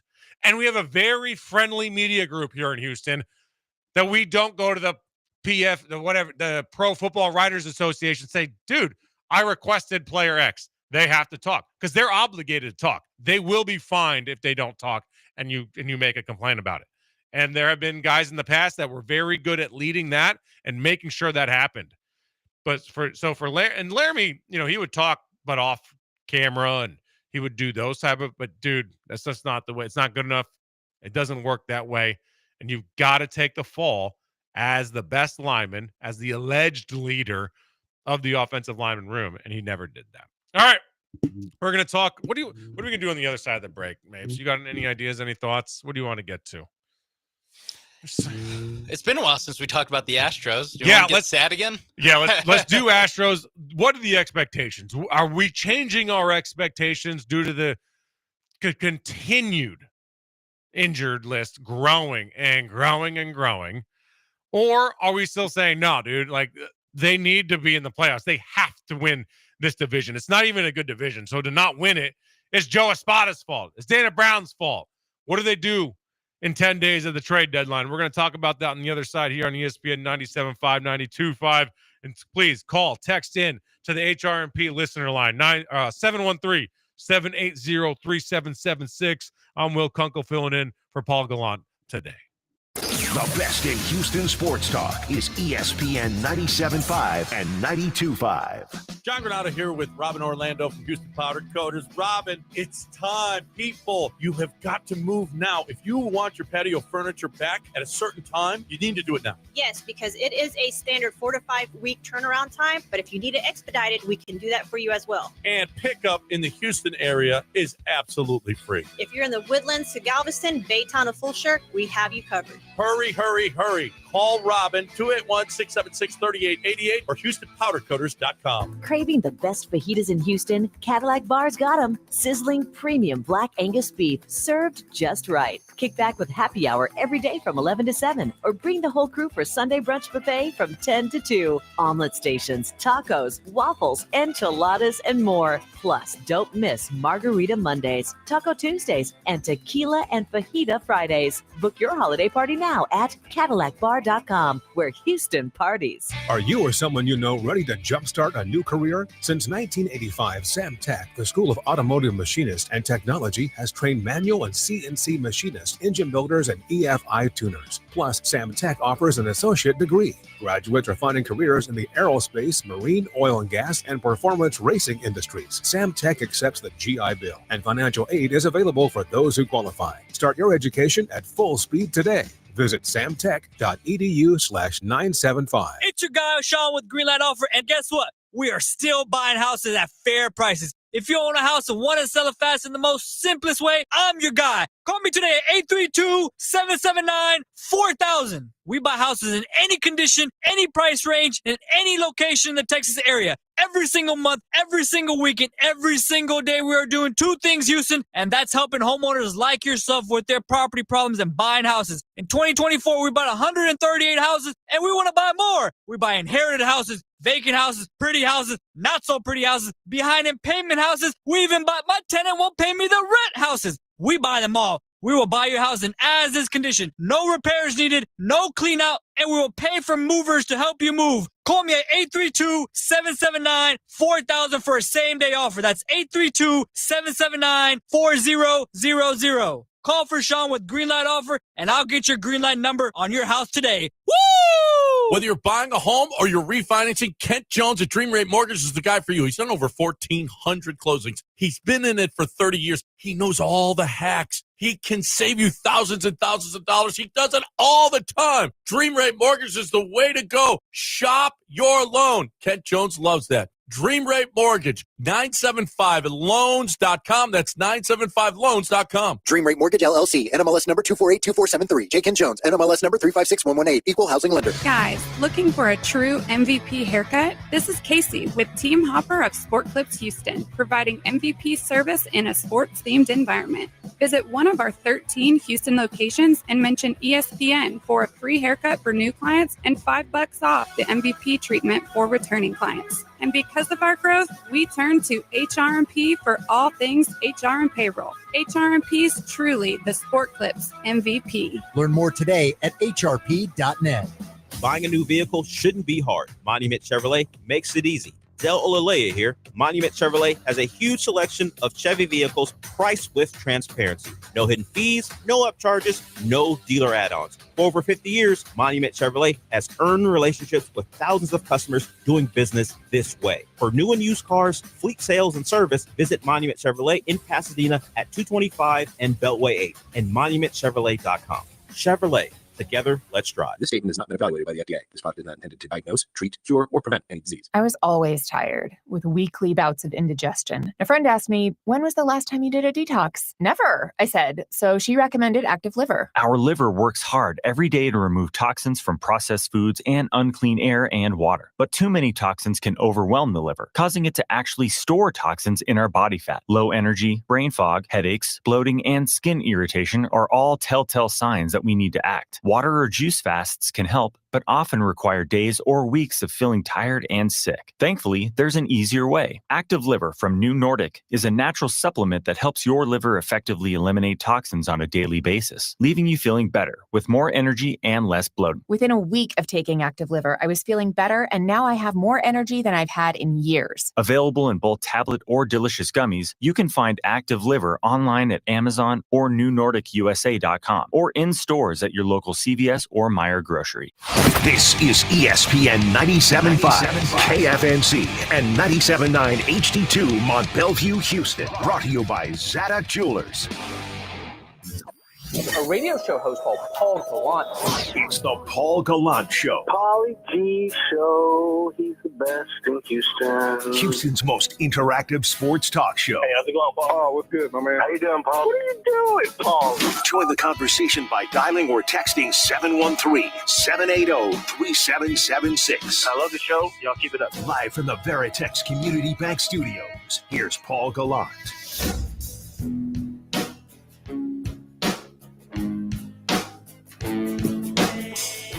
Who's this band? Who's this? That Radiohead? The Pixies. Pixies, okay. Paul Gallant out, Will Kunkel in. As I say every time, you can find me on all the socials. X, Instagram, TikTok. Just type in Kunkel, Kunkel, and my show. Kicking It with Kunkel is on YouTube. Start from the ground up. You can get any support I can get. I'll take it. I love it. I love y'all. We're going to get into the Texans this week as well as they kick off training camp. I had Jabba Chamberlain, Clint Hurdle on in the past. A lot of good shows on there. Calvin Sampson, Ime Udoka, you name it. All right, the Astros banged up, to say the least. Has their injury trend and the situation that they're in, the fact that they lost 2 out of 3 coming out of the break to Seattle, that 5-game lead now down to 4 games, could have been 2. Hunter Brown going through it right now, a 6.43 ERA in the month of July. That is a potential emergency and complete travesty, but they still sit at 57-42. The expectations coming out of that Dodgers series was essentially, if they get healthy, there's no reason the Astros can't win the World Series, let alone get to the playoffs. What are your expectations now? Call or text in on the HRNP listener line, 713-780-3776. What are your expectations for your Houston Astros? And just to go through the list, the latest injury is Isaac Paredes. And as my opinion, Not as a doctor, but I think he's going to be out at least 2 months, like at least 8 weeks. So you're really just saying, hey, Isak, please, dear God, be able to be a DH, which then brings in an issue. If you have like 5 guys just that can only DH, by the time the playoffs roll around, you're in trouble. But by the time the playoffs will roll around, hopefully Isak Paredes is back. But you still got to get to the playoffs without him, without Brendan Rodgers right now. Luis Garcia still recovering from Tommy John surgery. Spencer Arrighetti, the way that dude got hurt is insane. He was standing in the outfield, throwing the ball, and a ball that from BP hit him in the thumb and broke it in his throwing hand. Absolute, honestly, it's just a damn travesty for him. Christian Javier still working his way back from Tommy John surgery. Yordan Alvarez still out, only played 20 some odd games. Jeremy Pena, your best player by a pretty wide margin outside of Isak Paredes, he's also out, probably going to be out another week, if not 2 weeks, if not maybe even more with the rib fracture. Jake Myers, the cash strain, it looks like at least a month for him. Best defensive player probably, having a career year offensively as well in center field. Offensively, JP France, maybe he comes back. Sean Dubin, Zach DeCenzo. Say what you wish about Zach, but the dude was contributing, and he was a body. He was a warm body. Chas McCormick is back. Speaking of warm bodies, Jacob Melton's still out. Pedro Leon's still out. Ronel Blanco's still out. He's going to be out for the rest of the year, and so is Hayden Wesneski. Like, did I forget anybody? Good heavens. Roll call. Dude, there are teams in Major League Baseball that say, hey, when they get healthy, that's our team. We're better than we are now. The Astros have a pretty decent baseball team on the IL right now. So what are your expectations? Here's where I sit. Again, chime in, 713-780-3776. My expectation, and I think it's very fair, is to get to September and be in the fight. Be fighting for the division at the end of September. You have a 4-game lead right now over the Mariners. You just lost 2 or 3 to them. And your schedule, I mean, it's not exactly the toughest schedule, but still, like, we've learned that Hunter Brown has bad starts against good teams recently, because if Hunter Brown has a situation going on, then forget about it. Like, you're not going to be in the playoffs. But you got Arizona coming up for 3, then the Athletics for 4, Washington 3, Boston, okay team for 3, Miami 3, Yanks 3, Boston again. We can go through the whole season, but that seems like pretty bad radio. The point is, just keep your head above water and give yourself a fighting chance come September. Because if you're able to do that on September 1st, you end the season with a 3-game series with the Yankees, then the Rangers, Blue Jays, Braves, Rangers again. Seattle's going to be the biggest key. September 19th to the 21st here in Houston, Friday, Saturday, Sunday, that 3-game set, you want that to mean something. That's your goal. Because I don't think that they're going to be in first place by more than 4 games come September 19th. I think that this season and their playoff hopes to at least win the division, who knows what the wild card will look like, but the chance to win the division will come down to that series. At least that's your hope, is that those 3 games matter. And then the last 6 games, who gives it? You're on the road, not great, but Athletics and Angels. You know those teams are going to be out of it. Who knows who's going to be on their roster by the end of the season? If anybody that matters, you can sweep both of them and win the final 6 games, or at least 4 out of 6, and then win your division. So my hope, my prediction is that it's going to come down to it. It's going to be a tough stretch for them just to stay alive. They did more than tread water in the first half. These boys swam. With all the injuries they had, you're thinking, hey, just keep your head above water. Wait till we get help. All right, come on. Let's do the damn thing, gentlemen. Well, they did more than that. They were fantastic. They were well above water. They were swimming. But now, like, the weights have been tied to the ankles. They're getting pulled down more. It's becoming tougher and tougher, not only because Isak Paredes goes on the IL, but the guys that they do have that are healthy and Hunter Brown not pitching very well. You can't afford to have your best players not be their best right now, because their margin for error is basically nothing. They have no margin for error, because if Fromber doesn't pitch well, do you trust the offense? If Hunter doesn't pitch well, do you trust the offense? And then if they're not on the mound, you're relying on Gusto, Gordon, and McCullers. Do you trust those guys night in and night out? And to be fair, Gusto and Gordon have been pretty dang good. Like, give credit where credit is due. But I'm not saying, all right, we know we're getting 6 strong. We know we're going 7 innings. We're going to save the bullpen. And that, hey, if we can get an offensive outburst, we can save the guys in the back end. No, you're kind of going in like, hey, just give me 5. Give me 5. And let's just hopefully we can stay in the game to give ourselves a chance, because there's been too many blow-up games from Lance McCullers Jr. I think we can all agree on that. Yes. Lance McCullers is the man. I hope Spencer Arrighetti and Christian Javier are pretty close to coming back. He's the guy that you're most like, man, can we get this guy? But he's like that hot girlfriend that's just crazy enough to be like, no, I can't. But then you see a picture like, oh, man, maybe I can. Save myself from myself. Yeah, it's like when Michael got back with Jan and she got a little bit of surgery. Yeah. Like Pam asked him, like, hey, what happened? He's like, well, her idea was bigger than mine. Yeah. Well, he goes out there and has some great starts. Yeah. Luckily, McCullers has already had all the surgeries. Not the same that Jan got, but they're not quite the enhancements. But yeah, I think that the pre-All-Star break or the pre-last week before the All-Star break, it was still a high wire act with all the injuries that they had, and they were walking back and forth. They're doing flips. They were showboating. Yes, and then in the last week they cranked the wire a little bit higher.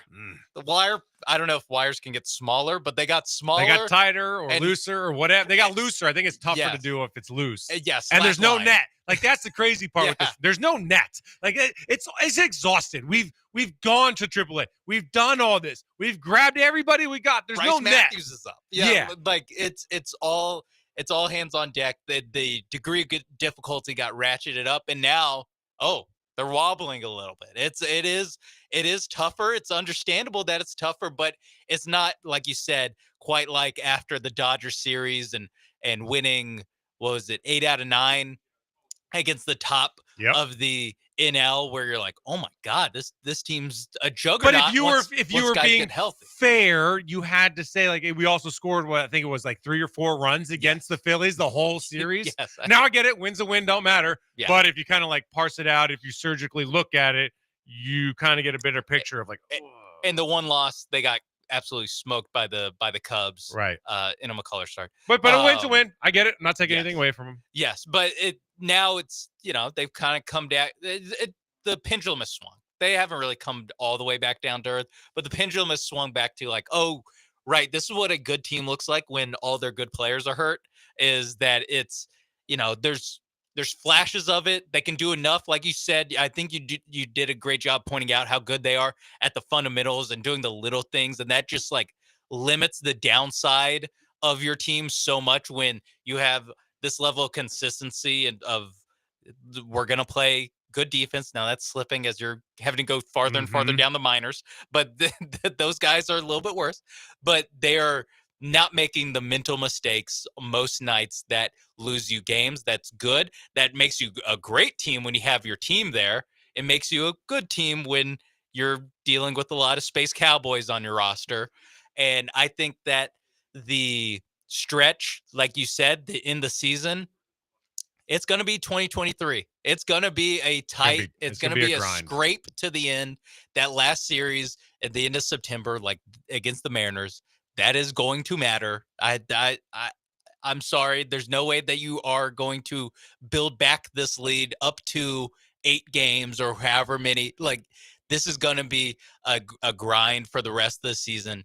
The hope is it's going to be fun. Yes. The hope is that hey, Pena and Myers are going to come back. You're going to get a boost in the rotation. Like it will settle down a little bit, but it's not going to be the opening day roster or we're never going to get ideal there. roster. Obviously, we're never going to get there. We're never going to get what you want. And to be clear, I want all the fans to understand this. What I'm projecting is a massive accomplishment. To have this team be relevant down the stretch, albeit blowing a 7-game lead, it's not the same team. It's the same organization, the same laundry. Yeah, I get all that. It's not the same team. This is not the same roster. This is a depleted roster. Let's go to Connor on the phone. Connor, what do you have to say here on the Astros, my man? I kind of disagree about the kind of bow down a little bit with all the injuries. I think a lot of guys are still like everybody coming in, like Zach Short, Taylor Trammell. I could say so much about those two. They've had just numerous clutch at bats that, honestly, during this little 9-game stretch of losing 7 out of 8, they're really like the only two guys. Well, I say the only two, but like they're the main pieces that made this towards not a 9-game losing streak. But even in these 9-game losing streaks, like we could have easily took 2 out of 3 from this last series in Seattle. So honestly, I think we can keep it through 4 to 5 until Pena and some of the other guys get back, like Jordan as well. And I think that we could really build this to 7 or 8 games and get the 2 seed in the American League. Hey, I love the optimism, Connor. I appreciate the call. It's not a bad call, but I'm going to tell you why I disagree. Because your verbiage kind of gave it away and makes my point for me. You said this quote, little 9-game stretch. Yes, those guys, those type of players are really good in small samples. You can catch lightning in a bottle. They can look awesome, and they can do their job for a short period of time. That's why even like a Mauricio Dubon, he's not an everyday player. He's not an everyday starter. He doesn't put together 162 games, and he's a Gold Glover, and he's really damn good. He's still not. He's still better than Shea Wickham. He's still better than Zach Short or Cooper Hummel or Taylor Trammell or John Singleton, who's now back up with the big boys. Those guys, they're in the minors for a reason. They can't do it for 162. Yes, they can do it for 9 games, maybe even 15. But the small sample size is their sweet spot. The problem is the Astros are relying too much on the guys trying to do too much for too long. So for 9 games, that's okay. I don't know if he's still on the line, but that's where I do not think that's why it's going to be so hard to hold on. You're relying on too many guys that can't do it for too long. Yeah, that's a fair point. Also, if Hunter Brown does continue to slide as well, I think we would be in for a bit of trouble. But I think if the pitching can stay as consistent as it has been for the past 2 months, and we can get Pena and Jordan back within the next month, I think that it's completely doable. But yeah, you're right about Trammell and all those guys with their little 15 game and not 162.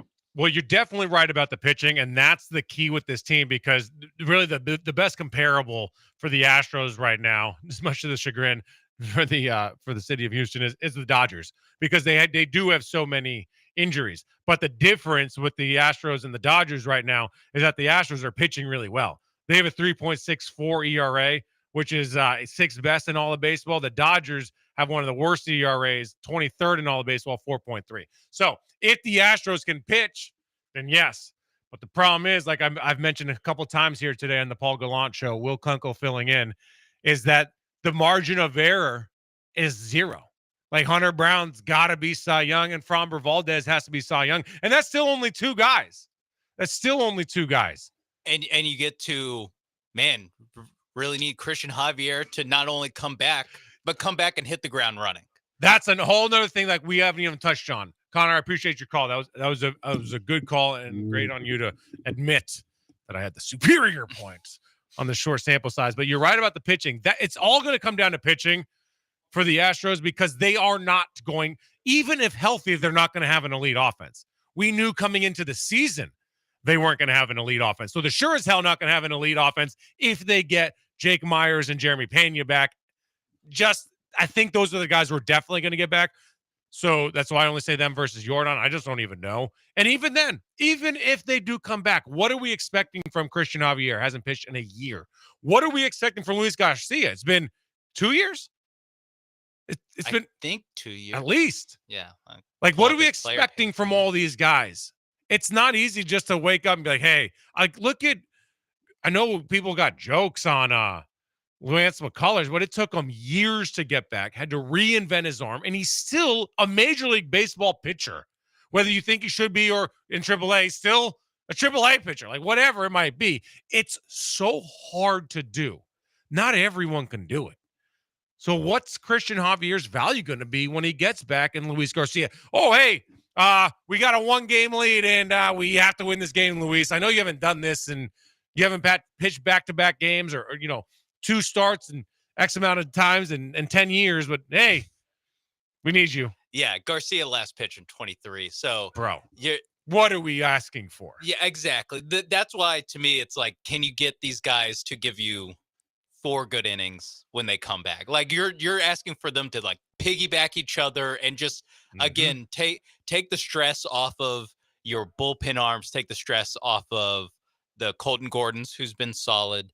The other guy also has 2 first. Brandon Walter, not Sean Dubin, Gusto as well. Yeah, take pressure. So if it's a little bit more by committee, I can see how that you're not going to get the top end results that you got out of Hunter Brown to start the season, but you can at least alleviate the bottom end of the Lance McCullers starts or the whoever starts. Gusto had a couple of them where it's the 3rd inning and you have no chance of winning because of what your starting pitcher gave you that day.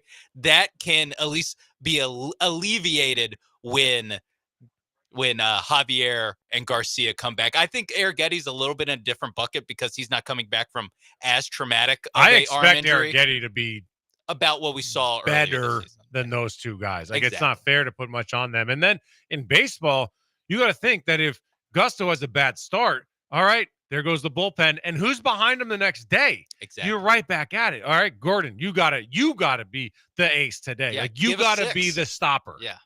That's not fair. It's McCullers, you got to do it today. Like, you got to still go 3 starts until you get back to Hunter or Fromberg. Yeah, that's why I think you need to, for the bullpen side of this.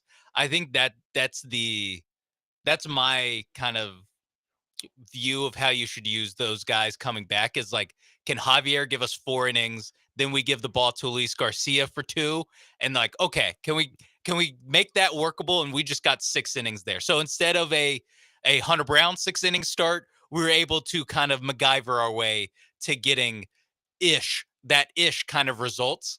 I still ultimately think that, talking about the deadline, it'd be way easier if you just told me that they're going to trade for a decent arm. If you can do Kikuchi 2.0 this season, if you can get the next Kikuchi of like, okay, this guy's a steady hand to be the 3rd starter on this team, that would elevate it a lot. But at the end of the day, you need Hunter Brown to revert to who he was in April, May, and June, and you need Framber Valdez to stay consistent. Yeah, you'd like to get a a good lefty bat and an extra arm, ideally, but at the same time, just with their farm system, right? Can't do all of that. Plus, you don't even know what you're getting back. Like, and what are you chasing? Yeah. The Dana Brown is in such a conundrum of my 3 best players are hurt. Shortstop, center field, and third base. Those are your 3 best players on the team, and they're hurt. Your DH as well. Like, are they coming back? Are they not coming back? If they do, where will they be? Like, can they even play?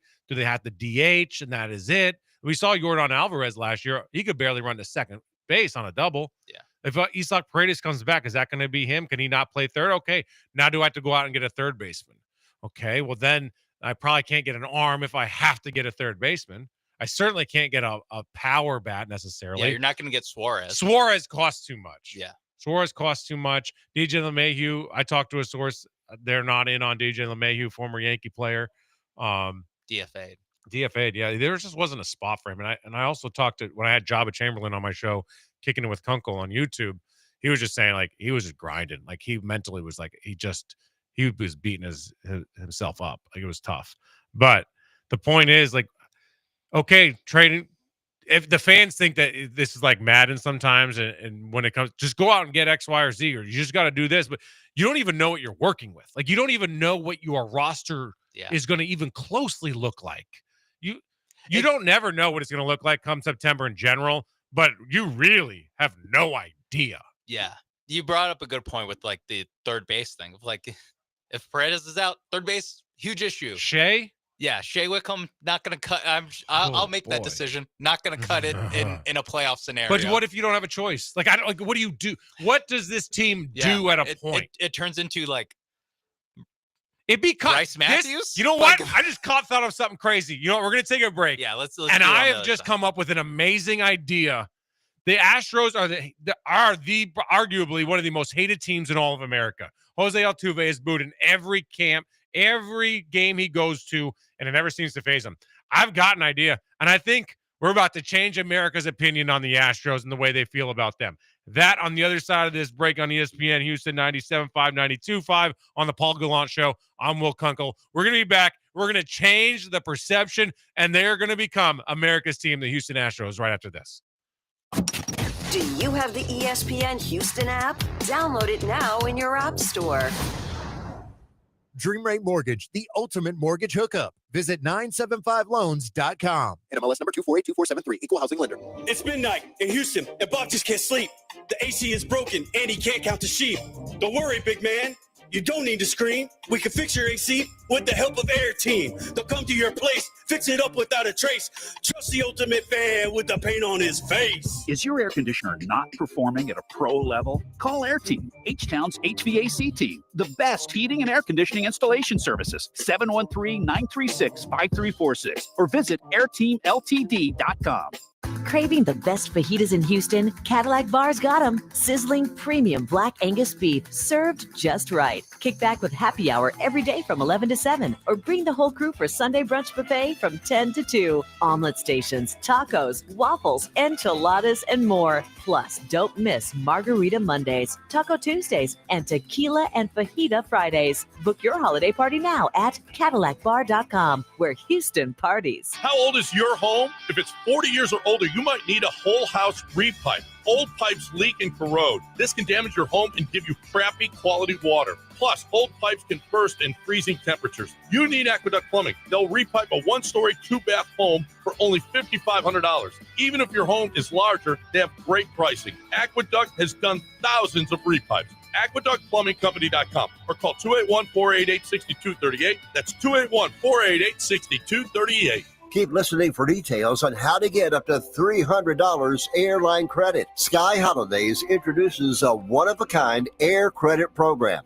Our buying team got a little too aggressive in getting hotel and air deals, so now we have to liquidate our prices. Here's how. Whether you want to go to Paris, Las Vegas, London, Atlanta, Hawaii, or anywhere else in the world, we have amazing deals. Book a selected hotel and we'll give you up to $300 airline credit. Now you can book your vacation and get a free credit to use towards airline travel. We'll book both, airline and hotel, with one simple phone call. We have access to most airlines and deals on thousands and thousands of places to stay. Call right now, book your hotel rooms, claim your airline credit. You can change or modify it at any time. 800-245-1697. 800-245-1697. That's 800-245-1697. Hey parents, Jeremy Branham here. Want to transform your driveway into a pro-level court? Pro Dunk basketball goals are the real deal. Their revolutionary lightning adjust system lets you change heights in seconds. From regulation 10 feet down to 5 feet so the whole family can play. Built with commercial-grade materials that stand up to Houston weather. Get your kids off those screens and onto the court. Pro Dunk, the choice of serious ballers. Visit ProDunk.com today. That's ProDunk.com.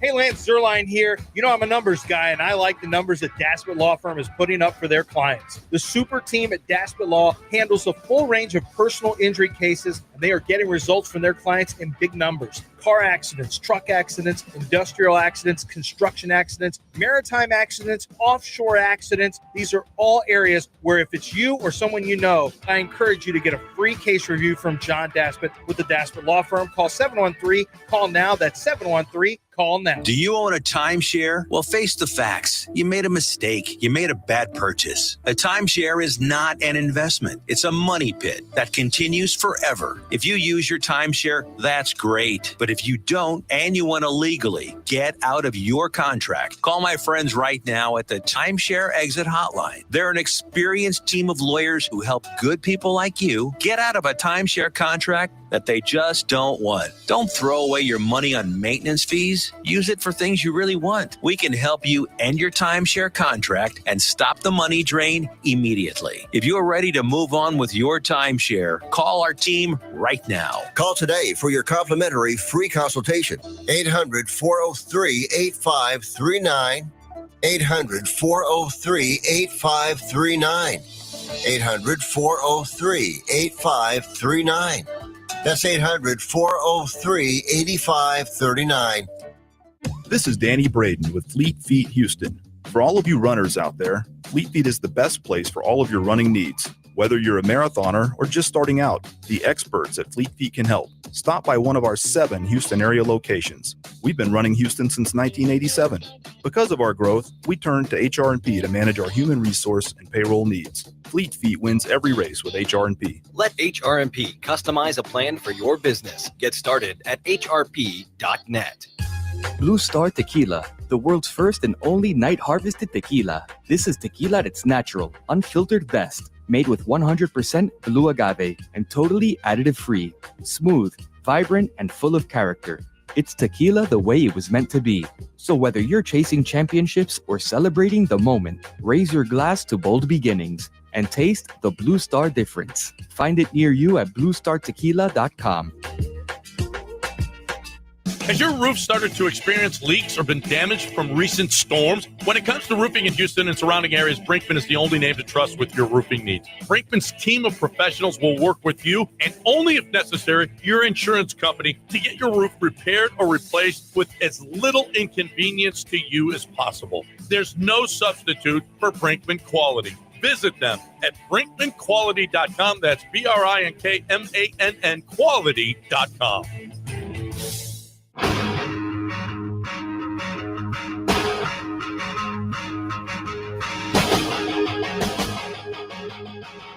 It's the Paul Gallant Show. On ESPN 97.5 and 92.5. Live from the Veritex Community Bank Studios, here's Paul Gallant.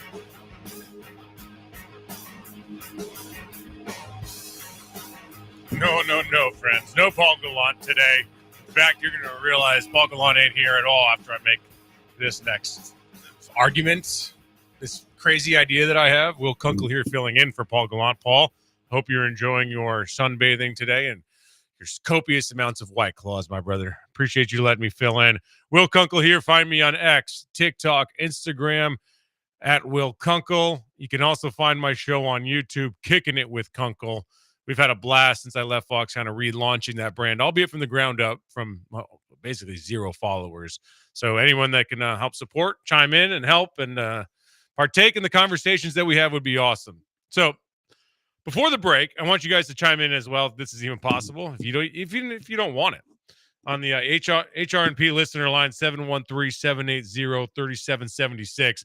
I have an idea that is actually possible for the Houston Astros to become America's team, the most beloved team in all of baseball.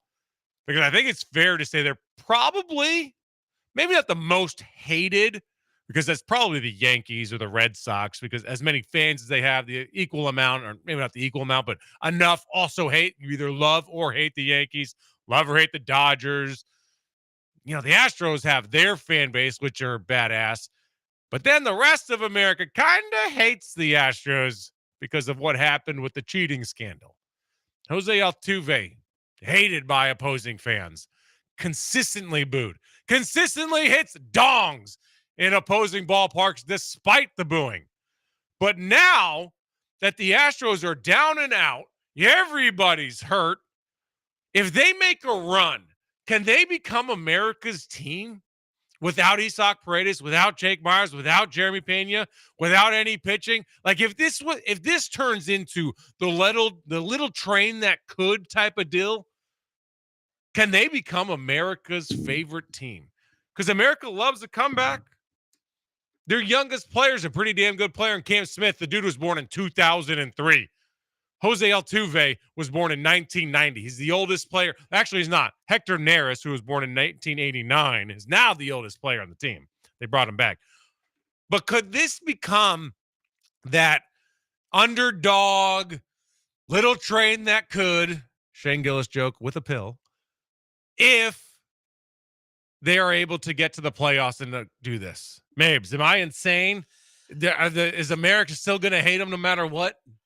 There definitely a portion of America will hate them because I think a key part of the hate is that the Astros haven't been bad since since the cheating scandal went down. Since 2017. I did that whole rant, and I Yeah. did an episode on Kicking It with Kunkel on YouTube about I think that the Astros are the best sports franchise in all of America in the last 10 years. Yeah, they definitely have a case for that. I think that it would change the hearts and minds if it is the more or less the roster that played last weekend or this past weekend in Seattle, where it is like on the back of Taylor Trammell, they are winning games in the playoffs.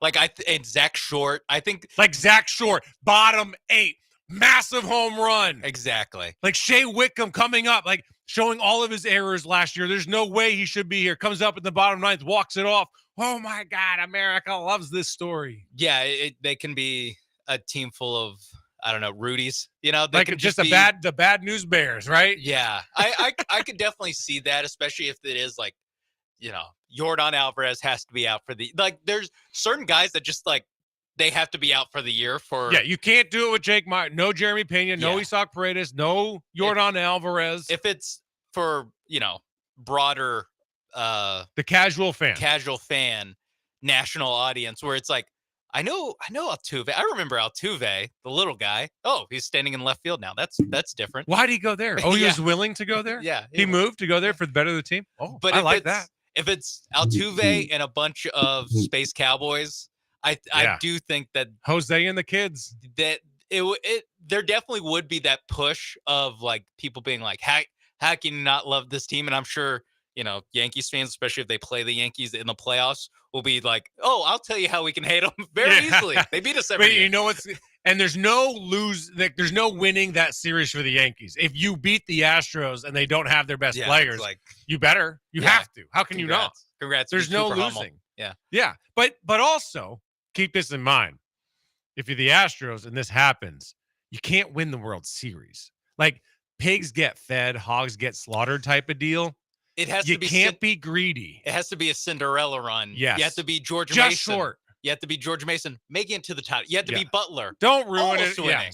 Yes. Exactly. That's a good point. That's a good point because that talking about the ALCS success. Game 7 losing in heartbreaking fashion. Yeah. Zach Short goes down swinging. He's bawling on the plate. They're just one He's guy never short. going to get this shot ever again in his life. Like this was the moment for so many of these dudes. And man, what a journey it was. I don't think this is crazy. I think that this is.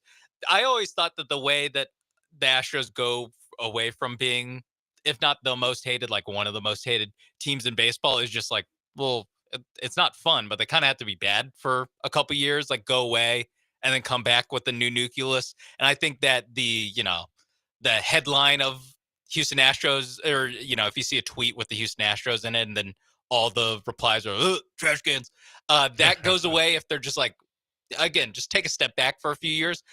I think the only other way is the way that you outlined, where it is the, you know, we believe Warriors, like it is the we believe Astros. It's the IL guys that find a way to do it and are again a bunch of no names led. And I think Cam Smith being like the face of the new Astros will help because he's good looking guy, great smile, young, electric player. Yep, like the ladies will like him. Yeah.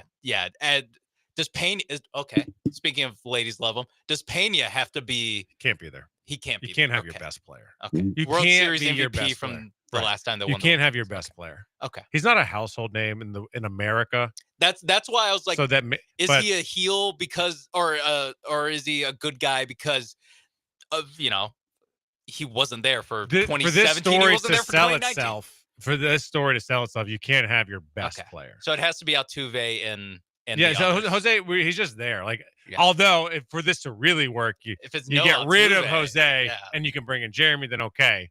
But you know, you can't do that. Yeah, I'm not gonna sign up for any scenario that's like, oh, one more guy gets hurt. Yeah, exactly.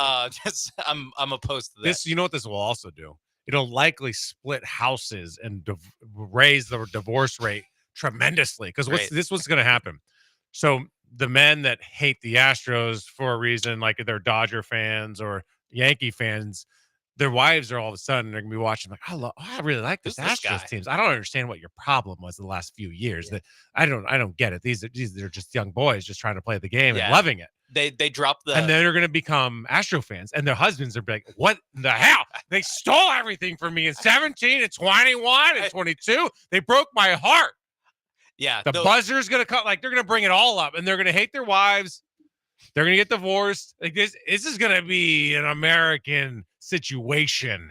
Yeah, If the Astros can make a push with all these injuries, the wives hit the line. Oh, who's that? Every Yeah. time Pena or Cam he's Smith cute. come up. Oh, he's cute. I like that I team. like that guy. Oh, I like this Astros team. They're fun to watch. Yeah. What the hell did you just say, honey? You know, you know what? I just ordered a jersey. I just ordered a Jose Altuve jersey. I thought you said he wasn't very nice. He seems great. Yeah. MLB will sell the hell out of it. The Jose and the kids, the old guy, and Jose says all the right things. He's completely on a. You can't dislike him if you get to know him and talk to him, or just listen to him. Yeah, he's a saint. Like Says all the right things, does all the right things. Yeah, this is it. Like, this is a turning point in America in several ways. Yes. This is Positives and negatives. Oh my gosh. I think because like you said, divorce lawyers all around right now. Yeah, that's the are negative. licking their chops. That means positives for Savages. their beach houses. It's negatives Yeah. for the like you said, the divorce rate. Yeah, the families, the American broken way. homes, or yeah, the children the are going to nuclear pay. families. Once again, the children are going to be distraught if the Astros have success here. But this is kids growing up in broken homes because Cooper Hummel hit a Yeah, big home run in because game Zach 4. Short Yeah. had his opportunity, and he broke America's heart. But they bled it. A And John Singleton pinch hit home run. my gosh. And he's back, and he was out of baseball, and he couldn't find. He was cut. He just wasn't good enough, and now he's back again. Yeah. Come Why is on. little Johnny acting out at school? Well, you see. Oh my God. It starts with Yordan Alvarez's hand. Woo! And a misdiagnosis. This is crazy. I do not think it's extremely far-fetched that the Astros become America's team if this happens. Because we see teams that become like I was bringing up the college basketball teams, the NCAA tournament teams, where it's like George Mason and Butler. Right. I mean, it happens in baseball or in basketball and football where it's like, can you believe that the 10-6 New York Giants went in and knocked off the 07 Patriots? Like it's a It was team. great. It's the biggest team, or it's the most successful team in the biggest city in America with a Manning at quarterback. Like it is the most normally we would hate these guys, but because of who they're facing, we love actually them. like them. Oh, I think that's a key part though. A key part is the who they're casting, playing. Yes, casting the villain. Yeah, who's the what's that called in the movie? The the bad guy, the antagonist or whatever. Mhm. Who is that? If they're Yeah, going you up can't- against now, if they're They going up cannot beat against the Tigers. They cannot beat the Tigers. no, heavens no. That would piss off Absolutely America. No. They can't. The only way that they can win the World Series, there's only one way, is they beat the Dodgers. That's Yeah, the only way. I think everyone's over the Dodgers. I think Red Sox in the ALDS, Yankees in the ALCS, Dodgers or Phillies, honestly. But Dodgers especially. You have in the to World beat Series. one of the big. If the only teams you can beat have to be hated teams, and in the NL, it's really only the Dodgers. Like it sure as hell ain't the Cubs. It's not the Brewers. It's got to be the Mets, Dodgers. Mets, maybe. Mets are like a. We all know the Mets ain't going to be there in the end. We all know that. Yeah, I'm looking at the top The teams. Mets are God. I would hate to be a Mets fan. All right.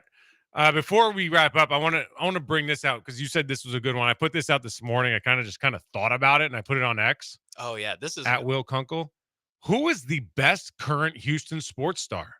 And I put out there C.J. Stroud, Kevin Durant, Jose Altuve, or other. Jose's running away with this with 61.5% of the vote. C.J. behind him, and then behind him is Kevin Durant. So obviously this is more of an emotional vote. Yes. Because I think without a doubt, Kevin Durant's probably the most important player to all those teams and the best player. So full disclosure, I saw this tweet. I went out and I rocked the vote and I voted for Kevin Durant. Yeah. Because I read this as who is the best current athlete? Like Yes. who is the best player today? I said best in the current. I said best current. Yes, in the respective Good for you sport. to be able to read. And so I was like, well, Kevin Durant's like a all NBA level player. currently. He's a top, probably top 10 player in the league. Top Jose's 15. like the 5th or 6th, 7th, 8th, 9th best player on this team. Like his WAR, Yeah, exactly. It's not good. He's above average at Maybe? the plate. Yeah. He's above average at the plate. He probably gives that back on defense. Let's see his WAR. I think it's under 1. Yeah, he's a negative, which we all know what he brings. I mean, I understand all that. Yeah, it's right now it's a 0.7. Yeah. So he is behind Yiner, Victor, Mauricio, Cam, Isaac, Jake, and Jeremy. So Kevin, you know who Kevin Durant's behind? Nobody. Like top 3 in the NBA, maybe. As he gets older, he's averaging more points. He's doing more efficient, and he might win. Might win a championship this year. He's certainly in the conversation. Yeah. Is Stroud automatically the guy on the Texans, or I think could you make a case for because you have to have the quarterback, right? He's not the best player on the Texans. Interestingly, like it's Derek Stingley. Yeah. If you're like power ranking, like each guy in their position, Stingley is higher on the cornerback list than CJ is on the quarterback Derek list. Stingley, yes, 100%. Yeah. But you take CJ off the team. Yeah. He's worth more wins than Derek is worth because of the position he plays. I 100%. Yeah, I think it's the 3 right guys in that light. And yeah, I thought it was Durant. I agree with you that I think some of it's just if you put who's the best, Houston, XYZ, and Altuve's one of the options. Altuve's getting the vote every time. So I'm not mad at it. I think that you mentioned his WAR, his OPS, I believe is 800 still, or at least in that neighborhood of 800. So he's a good player at the plate still. It's really the defense, I think, that's weighing him down. And we all know that when it matters most, that little dude is going to come up big. Is he still behind Manny Ramirez in home run? Postseason home run? I think so. Okay. I think so because it was a short run last year and we didn't get a whole lot of time to tack on cut into the dongs. Some people chime in with Jordan, and I'm like, listen, Jordan's gotta play. We touched on this a little bit. I do not think people understand like how much pain and how much hurt Jordan's doing to his, not intentionally, but to his legacy with not being on the field. Like you're just not in that conversation. You got to be on the field to be available. Yes, he's an awesome player if he's available. He's just not. CJ's available, Jose's available, and Kevin Durant is available. And Kevin Durant is one of the best players in the NBA right now. And he just got added to a team that is not a complete cluster like they are out in Phoenix. And he's got some damn good players around him. One dude said, Şengün, not even a mention. No, dude. Well, it's also like we're not limitations of the poll. I can't put 10 guys on there. Yeah. I said other. Chime in. Yeah, which I guess he did chime in with Şengün, but I think Şengün before the Durant trade would have been on there as the Rockets representative. Right, maybe but they got him or Amin significantly Thompson. better without him. Yeah, but I think that's Durant's the answer for all of them. I think so. If you take emotions out of it. And I understand why he doesn't get the vote because he hasn't he's actually never even played a game here Yeah. yet. All right, that's going to do it for the Paul Gallant Show today on ESPN 97.5, 92.5. I'm Will Kunkel. I appreciate you all chiming in. I know you guys did for the full 3 hours. Again, find me on X, Instagram, or TikTok at Will Kunkel, or you can find my show, Kicking It with Kunkel, on YouTube. I'll be back in the building on Thursday. Actually, we're going to be at Cadillac Bar on Thursday. Shout out to the best fajitas in town, according to the commercial that we're running on the air. Can't wait to try those out there. I'll see you Thursday. Texans training camp, by the way, starting Wednesday. Can't wait to dive into all that. Will Kunkel for Mabes. Appreciate everybody tuning in here on the Paul Gallant Show all day.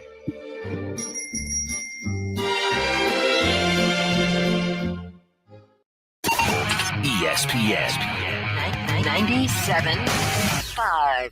Cast your line and relax at twocreekscrossingresort.com. Your fishing getaway awaits. Think you can dominate John and Lance in fantasy football? Well, now is your chance to join a fantasy league with John Granado, Lance Zerline, Del Olaleye, and Sean Mapes. Plus, win a free 2-night stay at the Golden Nugget Lake Charles. Your chance to enter the contest is every Thursday at 9 a.m. from July 24th through August 14th. Win an entry for you and a guest into the ultimate draft experience.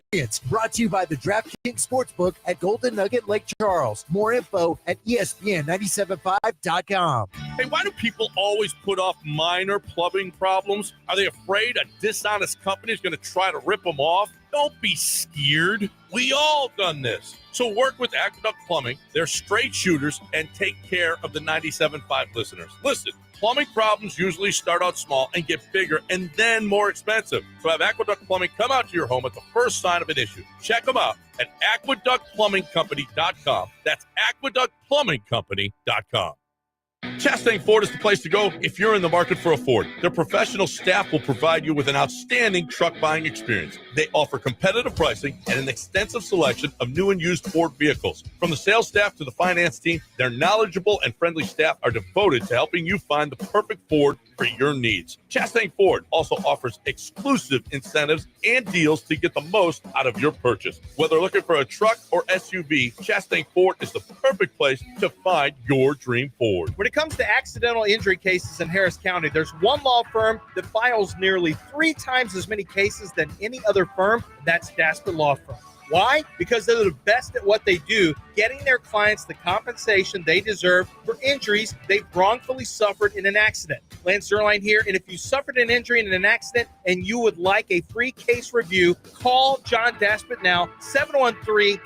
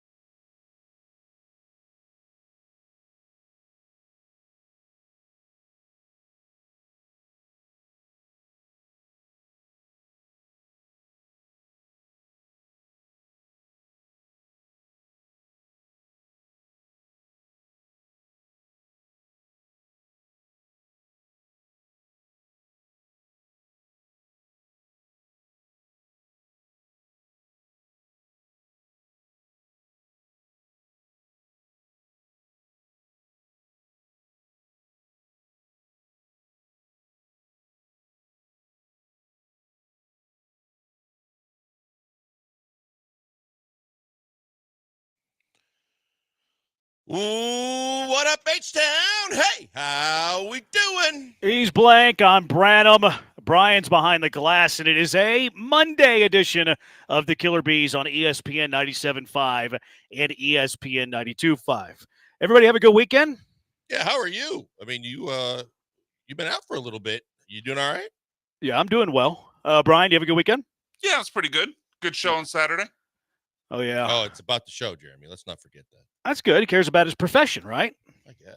Well, yeah, I said the weekend's good. If the show was bad, I would tell you the weekend was bad. But it went well, so the weekend was good. Don't let the show dictate your weekend. You've got a good family. Yeah, you used to say that about who said it? You would let your whole weekend be either ruined or celebrated by the result in that. Well, I celebrated. Joe win? Yes. Yeah, they Nice. kicked my butt last week. I like to hear it. That's what I like to hear. That's good news. That makes my week. I brought up the scenario, though. I said, what if Jeremy's out and we run the table, go 5-0, Ooh. but then we They almost decide did. that we don't want to do that? Huh. That is interesting. Yeah. Huh. I guess we have to workshop that. Yeah. Did the I vote for if you sweep it, game over. That's my vote. I know where you would vote. If my vote counts, since I wasn't a part of it whatsoever. So I'm not sure that it should. Did the Astros have a good weekend? You know, I guess it could have been worse. So at least it was salvaged. The fact that they didn't get their doors blown off per se, and obviously Friday night ends up a 5-run game, but that was a 1-run ball game late. It could have been worse, but with the combination of losing 2 out of 3 and losing Isaac Paredes, it wasn't great. Yeah. I think it would qualify as a bad weekend. It's not as bad as it could have been if you lost the game yesterday. I mean, the Astros were down 3-0 after 4 innings yesterday. Hunter Brown was on his way to leaving the game, and Brian Wu was pitching a gem. Like, it didn't look good entering the top of the 5th inning yesterday. But the Astros figure out a way to win. A huge win. Good, bad, ugly. We always start with the ugly if the Astros lose the series. So we'll begin there. But it leaves a good taste in your mouth that they were able to win yesterday's game. At the top of your bad or ugly list, what's the one thing that is really sticking to you right now as we talk?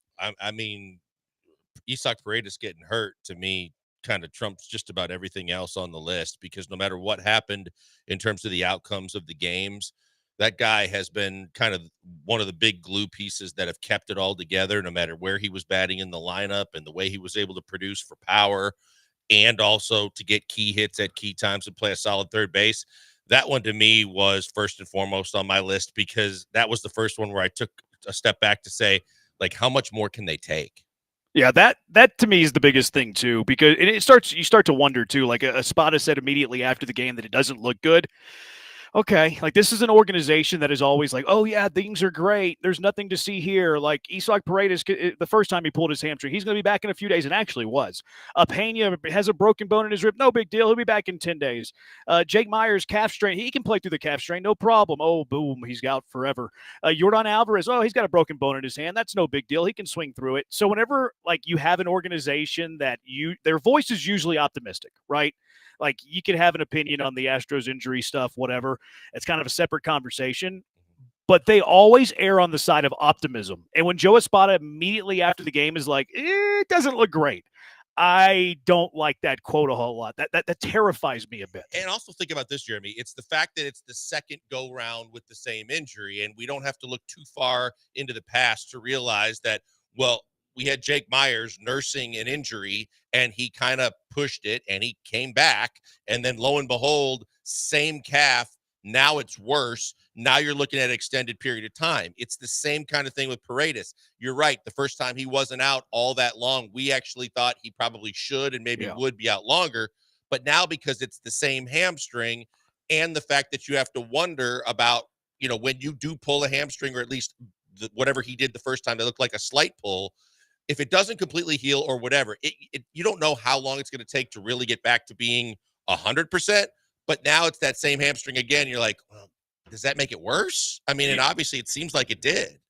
I thought it was a different hamstring.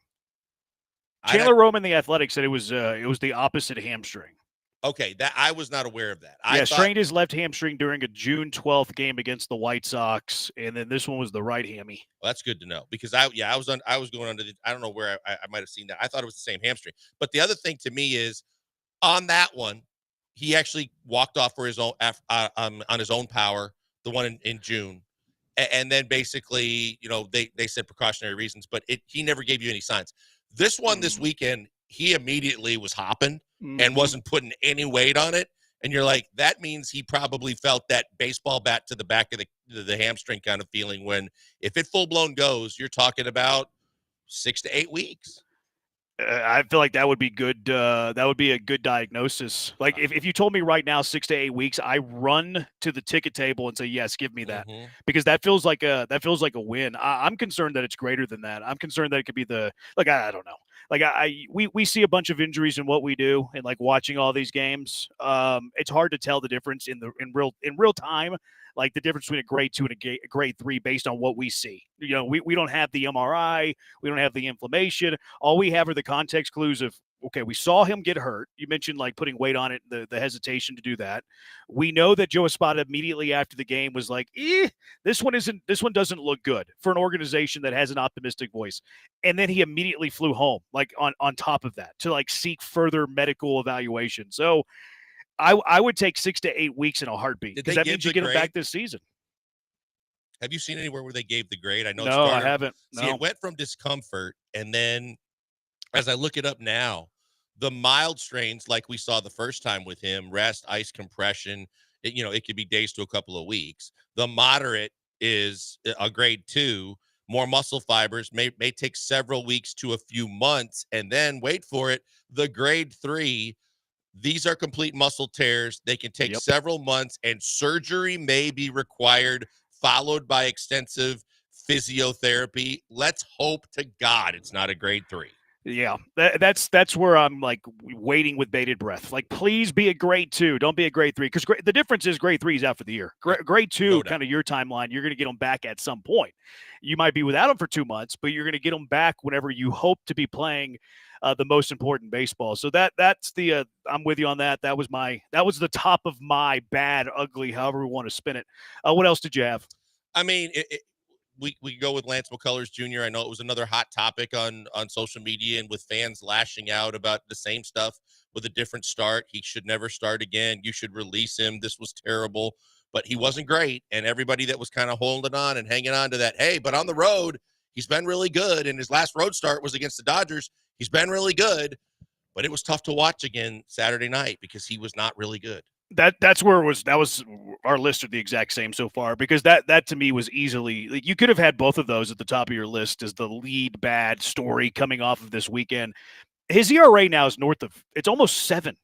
He's got a 6.90 ERA right now. The whole, like, oh, he's great on the road, like the home road splits, which that was way too small of a sample size that we're like actually making note of that and using it as a defense to Lance McCullers. Like, oh, he's great. He's a great pitcher when he's away from the dike, but he's a bad pitcher when he's pitching there. No, he's probably just not very good, and water usually finds its level.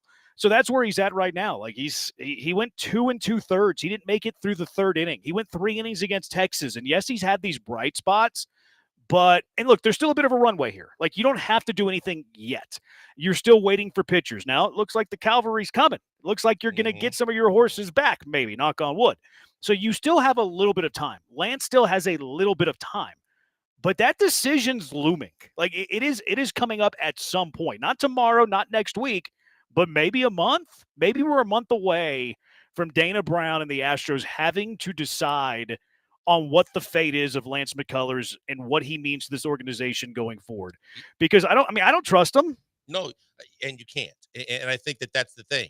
I mean, we said that you have to wait until the cavalry comes. You have to wait till the replacements are in place before you want to do anything that's that kind of final or drastic or severe. But I think that day is coming sooner rather than later. And I think that not only is it just the fact that you see that guys are getting closer to returning, but the other thing is you have to be realistic in the fact that this isn't this landslide runaway division crown that's waiting for you, and that every game matters. From this point forward, they're going to be more and more important. And if this is the kind of starts you're going to get from him, and he's still battling the same concerns with the fastball, with control, with everything that you watch, how many times can you afford to keep throwing him out there, basically putting your offense in a hole because he's not going to do his part, and knowing the fact that your offense is limited? Yeah. I mean, like, what is your timeline on it? Like, when you have to make it, if he's still pitching poorly, like, how much of a rope does he have? I mean, from the standpoint of how many more starts, or just once he gets into a start? Because for me, I think that he's still probably got 2 more starts that they're going to go to him for. Yeah.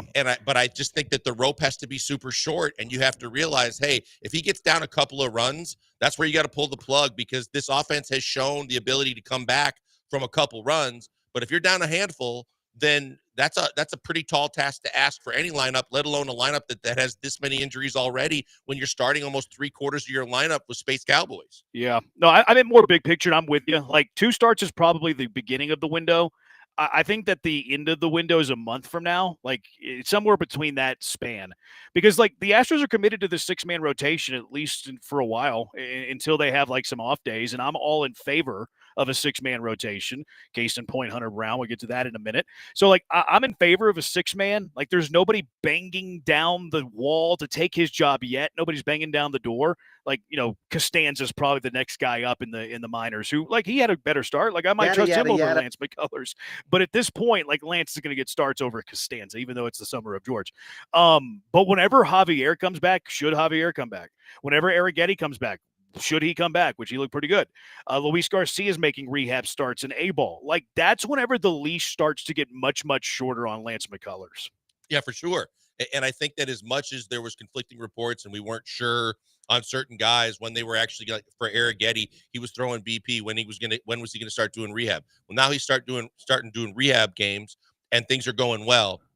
Garcia, who we thought was behind Javier, and Garcia did a rehab appearance and looked like he was throwing well. Javier has been 95 plus with his fastball. He's throwing well. I mean, all three of those guys, as soon as they're ready, any one of those three guys is better than Lance McCullers Jr.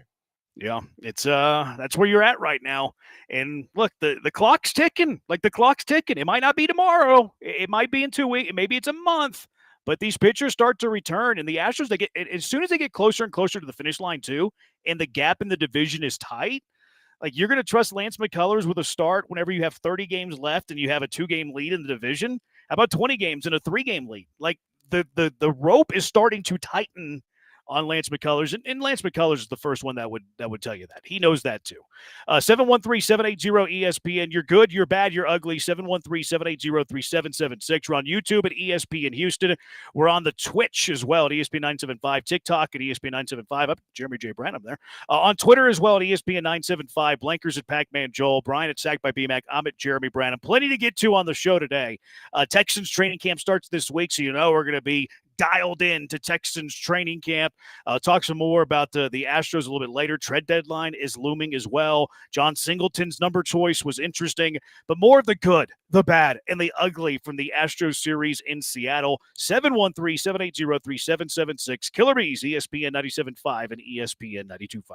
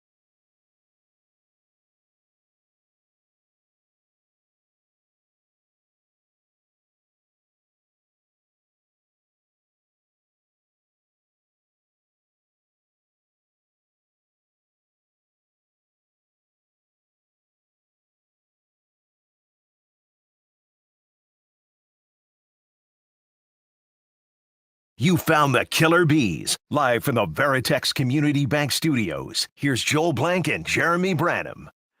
Texture, of course, they can't lie and be overly optimistic. The injury looked awful, and there's no hiding it about Isak. It did. It looked bad. He came up very, very lame. Isak Paredes. Welcome back, J-Dog. It's J-Bone to you. Blankers was extra sensitive and cranky Friday. Clearly was missing you. I don't believe that for a second. I don't believe man. that.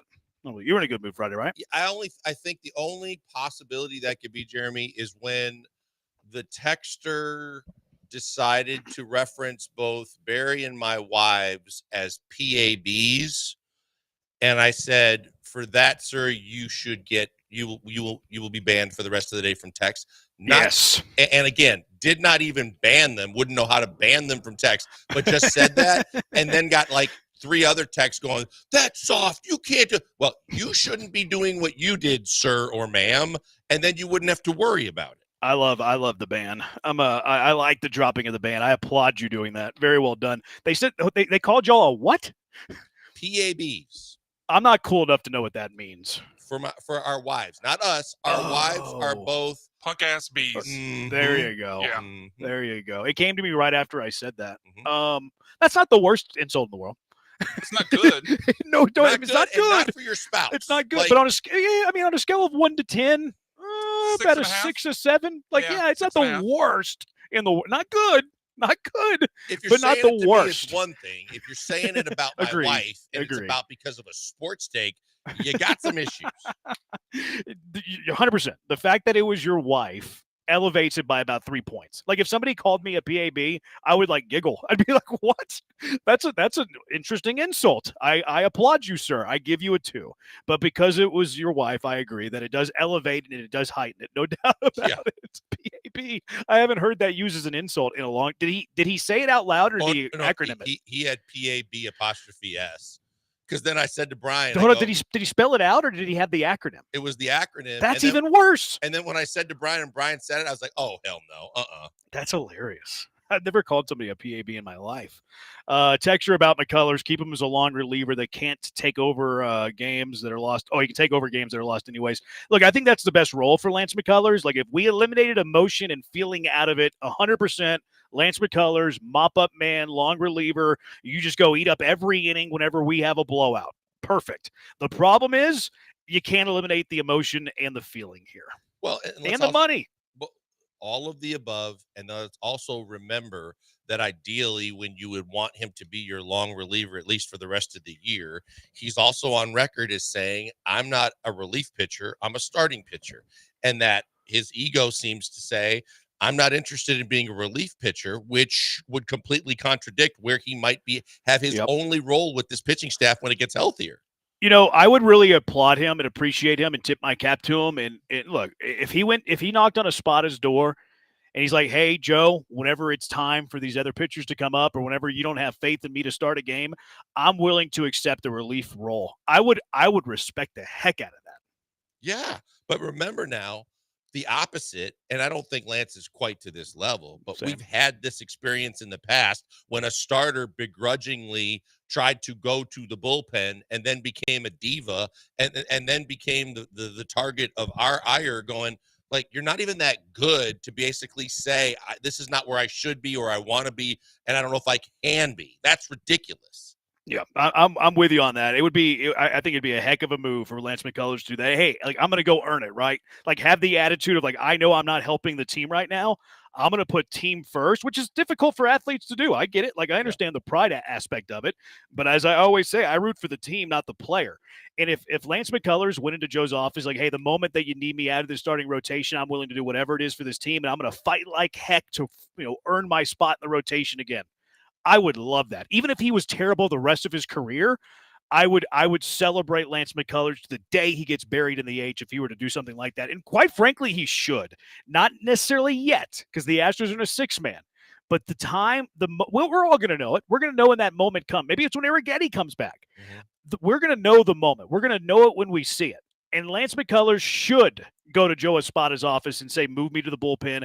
If he's the whole bury me in the H and I'm a team guy, that's the play, Lance. That's what you should do. Yeah, I mean, look, from everything that you hear and what you see just on the visuals you get from the the dugout and things like that. Lance seems to be a pretty well-liked guy with his teammates. Mm-hmm. When you talk about Jake Overeasy and the fact that he did what he did and who I was referencing earlier, I don't think they're the same kind of guy. I think Lance is more a team-oriented guy, and I think Lance would be a guy that would be more likely to do that. And I also think that if Lance wants to be buried in the H and he said he wants to play his whole career here, at a certain point, you got to come to that tough crossroads and that hard decision where you think about it long and hard and go, my choices here are I go to the bullpen and I do the right thing and I stick around with this team, or I tell them or they tell me and I'm out of here. And then if I do want to continue my career, it's going to be elsewhere. And that means me and my family and everything else. And I think that would change his outlook a little bit too, knowing this is your only shot to stay with this team at a certain point. Yep. No, I love the Overeasy reference too. That's not a name I thought I would ever hear again, but it's a great pull on your part. Really good pull. I don't love hearing the name, but it's a good pull. But you remember, because it took him like an hour and a half to get ready, and he refused to do anything differently in the bullpen, and then he wasn't great even when he came in, but yet he still kind of just kept chirping about how he was a starter. It's like, bro, at a certain point, man, you aren't that good, and just shut up. No, I remember. Like, he was kind of in the same role as McCullers a little bit. Might have been better than McCullers, but was kind of in that 5th, 6th, 7th starter role, and he's like, oh, I should be getting starts and all of this, and hey, why don't you do a solid for the team, So Lance is the first pitcher to get kicked off the island, or is it another pitcher to get the boot? He might survive Colton Gordon, but that might be it. Like, obviously, Fromber, Hunter Brown. I mean, obviously, Brandon Walter, right? Am I missing somebody? That's probably Lance. I guess if you're, like, making the case for Lance, he's number 4 right now.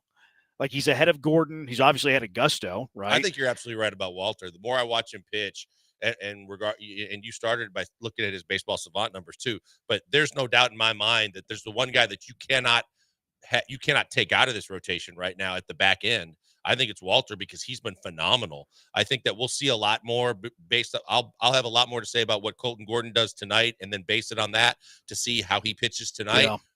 And then Gusto, look, he did just a solid this weekend by picking up some spot innings here and there, but overall he hasn't been bad. And we both think he's got major league type stuff. I just think that Lance doesn't. Let's be honest. Aside from his spin, and he has no control of it a lot of the time, his fastball just does not compete anymore. Bingo. No, like, if my life were on the line, I'd rather start Gusto.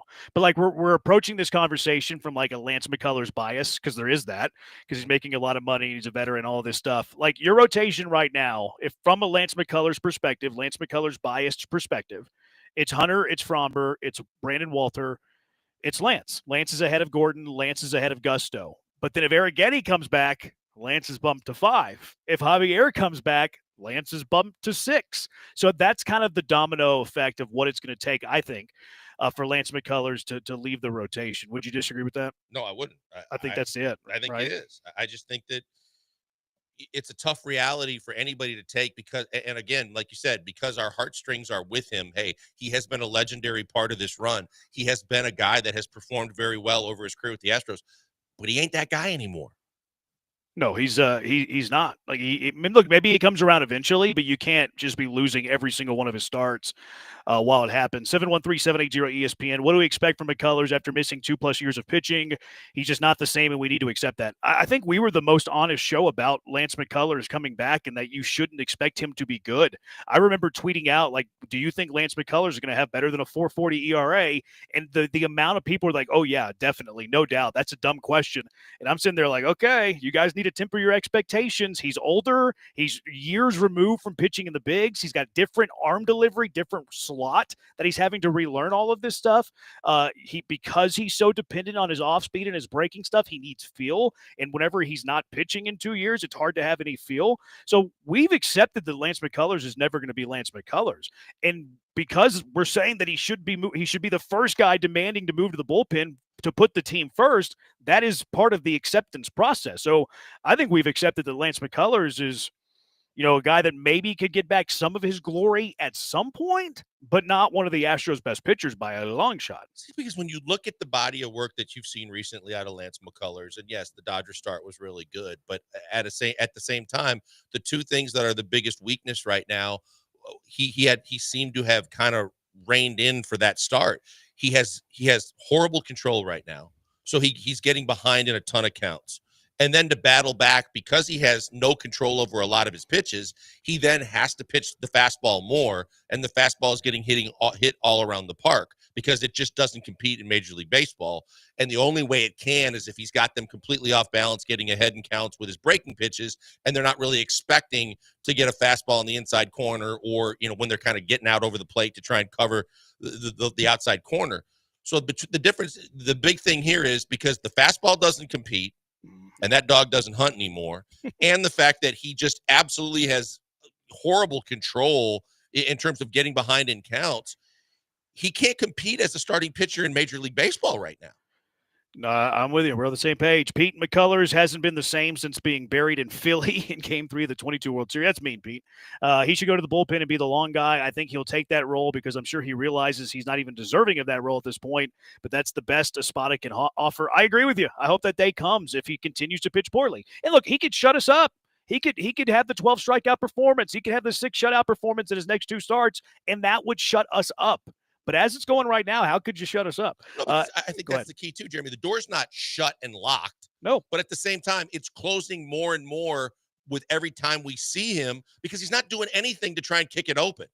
He's not. He's forcing your hand in a negative way. Any possibility the Astros release McCullers? I think it's in play, not imminent. But guys would have to get healthy. Lance would have to continue to pitch poorly. Maybe you add a pitcher at the deadline. It's certainly in play that Lance could be released by the end of the year. Yeah, no, I think that's the thing. I don't expect it in the next week or two. But as we get closer to these guys coming back, you're going to have to just bite the bullet and realize, it's kind of like what they finally had to do when they had to who's the relief pitcher that they signed to the big deal for 3 years and then Montero. Yeah, Montero. It's gonna be end up like in a Montero type deal where as much as it's tough on you and it's a bigger number, at a certain point there's just nothing else you can do with the guy that shows he can pitch and help your team, and you've got to make a decision. Yeah, it's the sunk cost fallacy. Like you're going to pay him regardless. Would you rather pay him to pitch or would you rather pay him to not pitch? And the good news is that next year is the final year of that contract. So it is a lot of money. You're right. But it's not super long term. You're not paying 2.5 years of Jose Abreu. You'd be paying a year and a month or 2 of Lance McCullers. Or maybe they could fake an injury. You could go that route as well. 713-780-ESPN. So I hate to tell you this, but I caught Lion Joe Espada in a lie the other day. More of the bad and the ugly, too. What is your good, bad, ugly? 713-780-3776. Killer Breeze, ESPN 97.5. And ESPN 92.5. I got to tell you about the greatness, the fantastic Two Creeks Crossing Resort on Lake Livingston. You know me. You know that I like to be outside. I like the wildlife. I like the nature. I'm looking at it right now. It's the best. And you got to get out to Two Creeks Crossing Resort on Lake Livingston. Book that weekend escape or maybe the midweek escape. I don't care how you do it. You do you, boo. Book your stay at twocreekscrossingresort.com right now. From open green spaces to wildlife you don't see in the city. Beautiful, majestic trees and some of the best fishing in Texas. You got to get out to Two Creeks Crossing Resort on Lake Livingston and get rid of that stress and anxiety that's in your life. You don't want that. There's no time for that. Go have some fun at Two Creeks Crossing Resort. And also, what's really cool about it? You're there in 90 minutes. It's just 90 minutes from downtown Houston. You're there in no time. You get off work, you're there before the sun sets. Hike on their 92-acre property. Do some kayaking, maybe some pickleball. They have pickleball courts out there for all your pickleball lovers.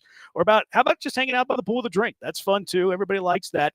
Two Creeks Crossing Resort always puts their visitors first. Always looking for ways to make their week, to make their weekend.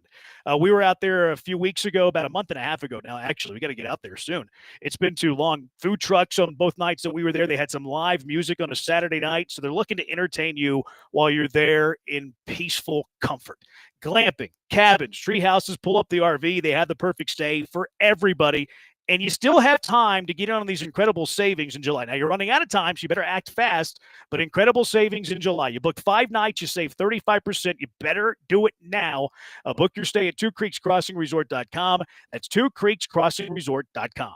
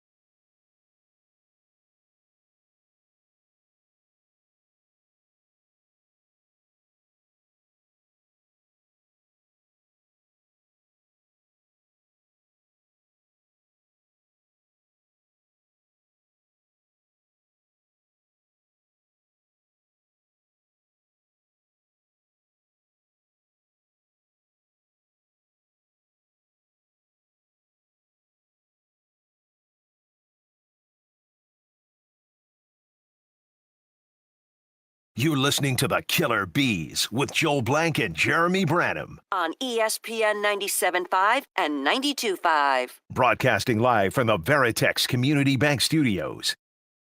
Killer Bees, ESPN 97.5, ESPN at 92.5, 713-780-ESPN. One more quick one on McCullers. Is McCullers' contract too big to trade him? Yes. Simple yes. Yeah. No one's eating that contract. And Lance has 10-5 rights, so he can veto any trade. Yeah, not that this is going to happen, but in the case of Montero, they eventually found a trade partner that they could just dump and then probably have to eat a good portion of the contract. If someone believes that they need a cheap starter and they think that Lance McCullers next year for a couple $1 million might be a guy, maybe you can find a dump and go that bails you out of a couple mil, but you ain't getting out of that 17, 18 a year. Yep. You'd have to retain at least 90% of the salary, at least, and you would have to find somewhere Lance McCullers would sign off on going because he has 10-5 rights and can veto any trade. You might have to throw some other sweetener in there too. Perhaps. That's the difficulty of trading Lance McCullers. The reality of trading Lance McCullers is that it is almost impossible. Nothing is impossible, but it is almost impossible. All right, I think I caught Joe Espada in a lie. You guys tell me. So whenever they announced their pitching rotation for the Seattle series, they had Framber Valdez going on Sunday. He's now going Tuesday. And they had Hunter Brown not pitching in the Seattle series.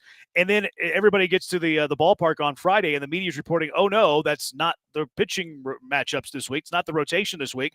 Framber is actually not pitching in this series, and Hunter Brown is going to go on Sunday. Joe Espada was asked about this, and he said that the initial rotation, which listed Framber on Sunday, was a typo. A typo. I'm sorry, but I'm calling this bluff. I am calling BS. I do not believe one iota that was a typo. You might have changed your mind. Maybe Framber's leg was a little swollen because that line drive caught him. This could be absolutely nothing. But there's one thing that it is not. It is not a typo. I cannot believe that. I will not believe that. Here's the thing. Where did the typo occur? Were you talking to your PR staff? Or is this are we to believe that you were typing in your probables and we're going to press send? But then if it's a typo, does that mean that you spell Valdez close to the same way you spell Brown? Because I can understand a letter here or there, a vowel that might have been the wrong one. But the fact of the matter is that there's no freaking chance that that's a typo like that. That is insane to me that you would say that. Was it tongue in cheek? Was he joking? A typo? What are you talking about? No, that's one you got to chuckle if you think that's a sarcastic remark. I would have laughed. I would have laughed in that moment. I couldn't believe he said that. So you 100% believe he's lying there? It wasn't a typo? I'm not losing my mind? Okay. Because look, this is the conversation that you and I had prior to the All-Star break. We saw what we saw. We were happy when Hunter wanted to give it a go before the break and not pitch in the All-Star game. But then based on what we saw, we were like, hey, time out. Here's the deal. If he needs a couple days coming out of the break, he's so important. We can't afford to think about whatever else that they've got to try and replace, do, and get healthy.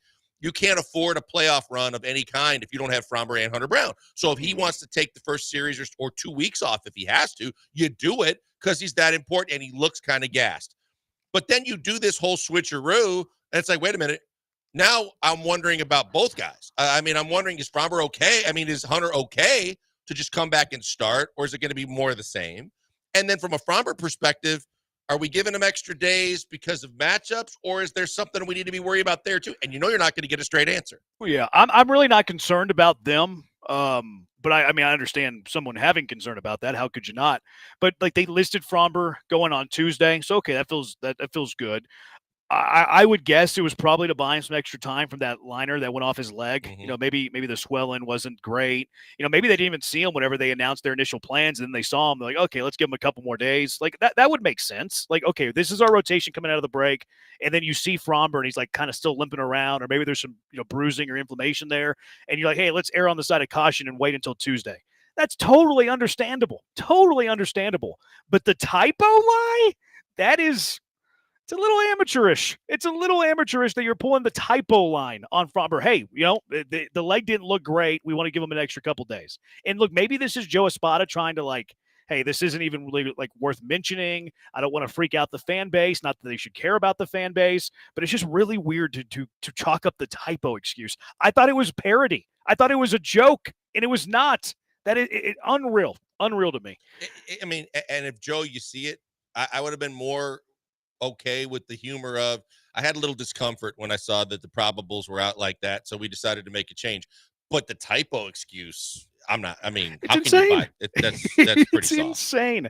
All right, what other badges do you have, Blinkers? Let's see. Bads. Look, the call hit by pitch on Saturday night drove me nuts because just everybody's reaction initially was one thing. But the fact that that's literally going to cost you the game because you're going to say that that's a fair ball when the replay and even the announcers, and I heard the Seattle announcers even say, or whoever, I think MLB Network put out different announcers than TK and Blummer that were basically saying, oh, I mean, it's pretty clear it hits his hand first. Then You thought so? I thought so. it hit the bat. I thought it hit the knob too. Yeah. I thought it hit the hand first. No, Maybe. I mean, the sound of it sounded like the bat also to me. Yeah, I thought it was the knob, but I mean, it was definitely one of those like coin flips. I agree with that. It was a tough call. It was one of those where whatever was called on the field stands. And what I hated about it, to kind of back up your point, was that everybody reacted like it was dead. Right. And like it's kind of like a foul ball in a way, because like, hey, a foul ball call can be wrong, but the moment the umpire yells foul ball, it's like, well, everybody knows the play is over. And not that the umpire said, time, hit by pitch or whatever. Like they let it play out. The umpires, I thought, actually did what they were supposed to do, but everybody on the field reacted like it was a dead ball when it wasn't. And I think it changed the way that Hader fielded the ball. I agree there. I think you can relate to this from a basketball perspective. Not that you in situations when you have referees, but if you're like playing pickup ball and everybody on the floor knows that a guy got fouled, but then the team picks the ball up and throws it the length of the court for a free layup. You're like, no, everybody stopped. So whether it was a foul or not, we start, check ball on top and we run that play again. But the fact that everybody stopped and then it ended up being the play that cost you the game, that sucked. Yeah, I think it's a really good comp. I hated that game. I hated that game for two reasons. That play specifically, like whether it was right or not, whatever, it was fluky. I hated that the game was determined there, and I hated that stupid wild pitch. Oh my God, it's on my list. And like, why are you throwing that pitch? Like, dude can't catch up to your fastball. Like, you prove that he can't catch up to your fastball, because what do you do after spiking the breaker? You get him with heat up in the zone, like on 3 straight pitches, and he throws a 58-foot breaker in the dirt. It did take a funny bounce on Caratini. Like, it had some funny English on it. I can't really blame Caratini on that play. I would love if he blocked it, and he actually had a really good block on a Hader breaking ball in the dirt in extra innings, or might have been the 9th, I forget. But the wild pitch from Abreu, because like you were a wild pitch away from taking the series against Seattle with being extremely shorthanded. Yep. Like, how great are you feeling today if the Astros take 2 of 3 with 70% Space Cowboys in the lineup?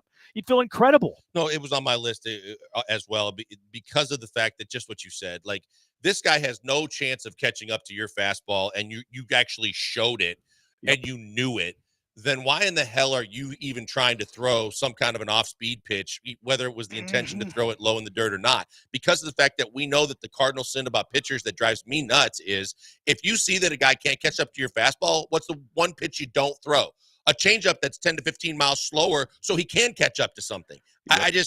He was so dominant with his fastball, and to have that come into play and be a way that they score a run just absolutely drove me nuts. Especially with that hitter. Like, there's guys, okay, breaking ball makes more sense, but not a guy who can't touch your heat upstairs. Makes absolutely no sense. I think I'm more upset with the called pitch than I am the wild pitch, actually, now as I kind of talk my way through this. Do you have a couple more? I mean, my bads, other than that, were the fact that, Neris on Friday night was not great. Yeah, you might want to DFA Neris. Yeah. I mean, and I know that he's catching heat for the game on Saturday night, but that's a tough spot for him to get a loss when, you already got the Manfred man rule, but he ain't great. And then Yiner just was not good at all. I mean, he had 1 hit over the weekend. He's 1 for 14. I need the real Yiner Diaz to come back.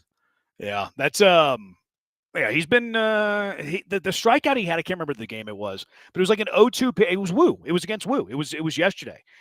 Wu threw him a pitch that was never in the zone ever. It was so non-competitive. Yeah. Like, most breaking balls will start in the zone, or they live in the zone for like 80% of its flight, and they dive out at the end. Brian Wu threw a pitch that was never in the zone. He threw a breaking ball in the left-handed hitter's batter's box that, again, was never in the zone, and Yiner couldn't stop his swing on a called check, failed to check his swing, strike 3. That was brutal. Cam Smith, I'm going to go with a slight bad here. He did have the 2 RBI double yesterday to tie it, so he was able to cure some evil here, but 2 for 15 overall, not a great series. I'm intrigued with him in the leadoff spot. I don't hate him in the leadoff spot. Like, give it a look. I'm also like with Esau out, it might be a few people getting a look. It might be too early for Bryce Matthews, but I wouldn't hate getting Bryce Matthews a look in that spot and getting Jose Altuve protection. But I thought Cam Smith didn't have a great series. And then the Astros, you know how we mocked them and made fun of them whenever Joe Espada won his 100th game of his big league career? The Astros admin is at it again, celebrating these very, very minor milestones. The minor milestone of the week, Christian Walker, his 800th major league hit, 800 knocks for Seawalk. Congratulations to Walker on his 800th major league hit. Dude's 38. What are we doing here? Tell me, I did not see them put anything out on that. I just know that Blummer and TK mentioned it, and I went, wait a minute. Like, how old is this guy? He's old. He old. only has 800 hits. Like, what am I missing? That Altuve's chasing 3,000, and he's in his late 30s, and Christian Walker's got 800? Like I get that he didn't play forever, and he was blocked because of Goldschmidt, and he was a late bloomer. Like, I get that. But he's 34 years old. He got his 800th hit. We shouldn't be celebrating that. They celebrate everything off the radar, over there. give him the ball. Yeah. That's great. Yeah. I'm not going to be putting that out with blowing some trumpets. Unreal. Like, I saw that and I was like, you got to be kidding me. Like I'm going to bite my tongue. All right. 713-780-ESPN. Let's take a quick call. Pete on the HRP listener line wants to discuss McCullers. Pete, what's up? Hope you had a great weekend. You're in the high with the bees. Hey guys, how's it going? What's up, Pete? Hey, wasn't trying to be mean with that McCullers Philly take, but you think about it, he has not been the same since they took him out of the park 5 times in that game. Fair. And being injured, and let's say with the exception of that blast from the past game he had earlier this year with the 12 strikeouts, he just, in my eyes, he just doesn't have it anymore. So either he has to get demoted to the bullpen, or you either release him or trade him if he even has a value. But I mean, I feel bad for the guy. He's a good guy. He's been one for years for the Astros, but he just doesn't have it anymore. And, hey, by the way, does the IL have a maximum occupancy limit? Because I think the Astros have either met or exceeded that limit. So some of those guys better start jumping off and getting back on the roster here soon. Yeah. And Espada in the typo? It's crazy. Oh, my gosh. I'm out. So weird, the typo thing. Good call, Pete. Rack 'em. The injury list is becoming there's not a whole lot of room left on that boat for the Houston Astros. I mean, certainly you right think about it, and I was talking about it with some buddies this morning. You could put together an above-average Major League Baseball team with all the injuries, with a lineup and starting pitching. Now, building the bullpen and everything else might be a little bit more challenging because Dubin's in your bullpen.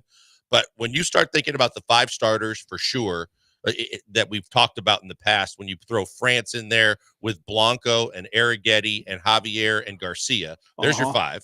Yep. And then you go around the diamond and you know that just you got Rogers at second base is 1, Peña's at short, you've got Paredes at third, you've got Jake in center, you've got DeCenzo in right, you've got Jordan in left or designated hitter.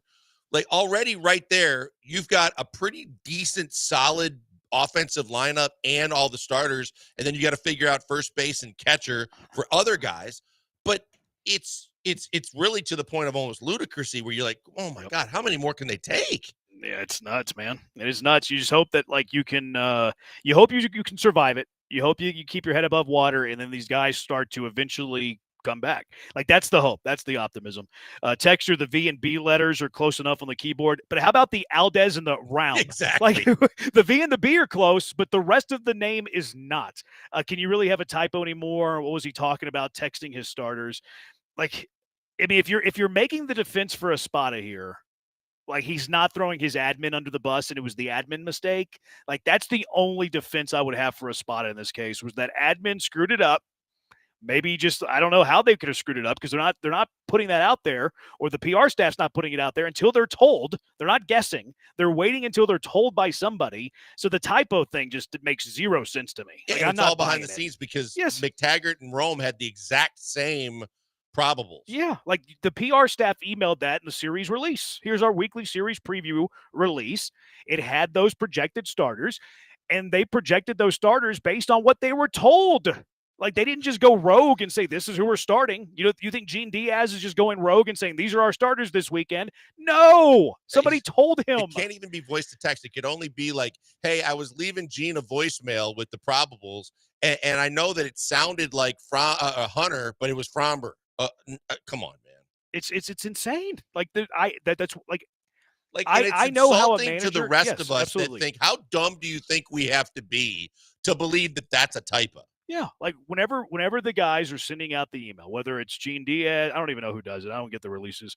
Gene Diaz or Steve Grande or Grand or whatever. Yeah. And they're great guys. I like those guys. I've talked to them a couple of times. I don't have a great relationship with them. Like I don't have an extensive relationship with them. I've only talked to both of those guys maybe 2 or 3 times in my life. And all of those times were very good conversations. Like, they are good people. Like, I like them for the brief encounters that we've had. But how do these press releases work? Somebody gives them the information, and then they're the middleman to the media that gives them the information that they were told. Those guys are not just creating this out of their own, idea. And you know how else, there's another piece of evidence here. They got the Friday, Saturday starters right. You think that they knew that Walter and McCullers were going Friday, Saturday just based on their own idea, or were they told that? So that's why the typo excuse, because we do know a little bit of inside baseball. We know how this works. Manager, probably not the managers, probably the manager's assistant, somebody, pitching coach, somebody relays that information to them. They put it in their release. The release goes out to the media. The media then releases it to all of their people. That's how we find out pitching projections. That was not a typo. No. I can guarantee you that was not a typo. And a spot, yeah, it's a typo. And is it a little white lie? Yeah. It's not significant, but it's a lie. It's a lie. I mean, and again, ideally what we were looking for when we first saw it too was that both of them would be in there. But that I can understand if, you were trying to do that too. But yeah, there's just no way. There's just so many things that don't add up here that it's really offensive to think that people are just going to go, oh, okay. A typo, of course. Our bad, not yours. Yeah, I mean, how stupid do they think their people are? Like, how stupid do they think their followers are? Like, it blew my mind. I could not. I was stunned, and nothing with this organization should stun me. It really shouldn't. But I was stunned when I saw that. Texture at bat is Altuve saying he doesn't want to hit leadoff after jogging in from left. I actually think that was Espada protecting Altuve. I don't think Altuve said that. I think Joe Espada kind of protects Altuve. Cash or trash this. Here's my theory. Okay. I think that Joe Espada wanted to move Altuve from the leadoff spot because he doesn't see a lot of pitches. He swings a lot. Maybe there was something from the jogging in from left, which only matters half the time, home away. But I think that was Joe Espada's way of protecting Altuve from moving him out of the leadoff spot. Was like, let's make this Altuve's idea. He also did this in the offseason. Remember when Altuve, we found out that Altuve was playing left field or taking fly balls in left field? Joe Espada's like, well, he's doing it for Bregman. He's doing it so he can make a run at Bregman. They didn't sign Bregman, and then we found out that Altuve had been doing it all offseason anyways. I think that both examples were Joe Espada making Altuve look really good, like trying not to put out something out there that made him look bad. Like, he didn't want to say, okay, Altuve's not going to bat leadoff anymore because he doesn't see pitches. He wasn't going to be like, Altuve's going to play left field now because he's really bad at second base. So both of those things, which are like kind of borderline demotions, not really, but borderline, Espada had a story to cover up the quote-unquote demotion. Well, I can tell you right off the top that it's a lot better handling it the way he did than saying I was filling out the lineup card and I had a typo, because that would have been a huge mistake to have Altuve suddenly in the second.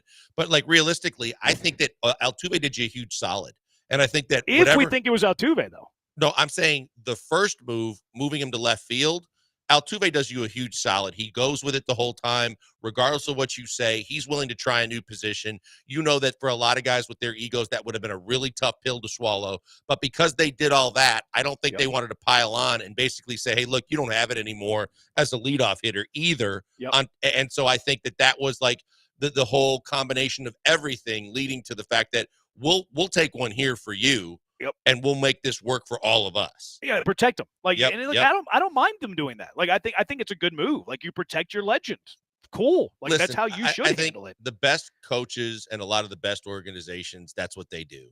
Whether right or wrong, they are going to bat taking the side of their player to protect them when it comes to, on field and in the locker room in a lot of ways. They're just going to defend you. And I got no problem if the manager wants to defend one of his best players. I'll even applaud it. I think, but I do, it is a theory of mine. And I applaud the move, if that is in fact the case. Corey Yiner's reminding me of the year Pena couldn't lay off the slider. See, is it weird that I took some optimism there? Because like everybody's like, oh, Yiner's awful and Yiner shouldn't be the catcher. Look, I think it's a fair take to have right now. But what if Yiner just has a little improvement laying off the outside slider, kind of like Pena did? Because Pena's not even great at laying off of it right now, but he's way better than he was. What if Yiner becomes, like right now he's got like one of the worst chase percentages in all of baseball. He's like in the 1%. He's like in the first percentile. It's brutal. What if he goes from the first percentile to like the 20th percentile, to where he's still bad, but it's a 19th percentile improvement for him? He becomes a way better hitter in the similar vein that Pena does. See, I think he's capable of doing it, which is why I would be hesitant to like be moving Yiner in the offseason. Yeah, I saw some people, kind of bring that up and wanting to put that on the table to get rid of Yiner and move him, and he's never going to be a good hitter. And I just don't buy that. I'll take the scenario you painted because I believe that as he matures and becomes a smarter hitter and realizes it just isn't coming up there with with a lot of pop and a big bat in your hand, that you could just make this whole thing work. Hitting is difficult.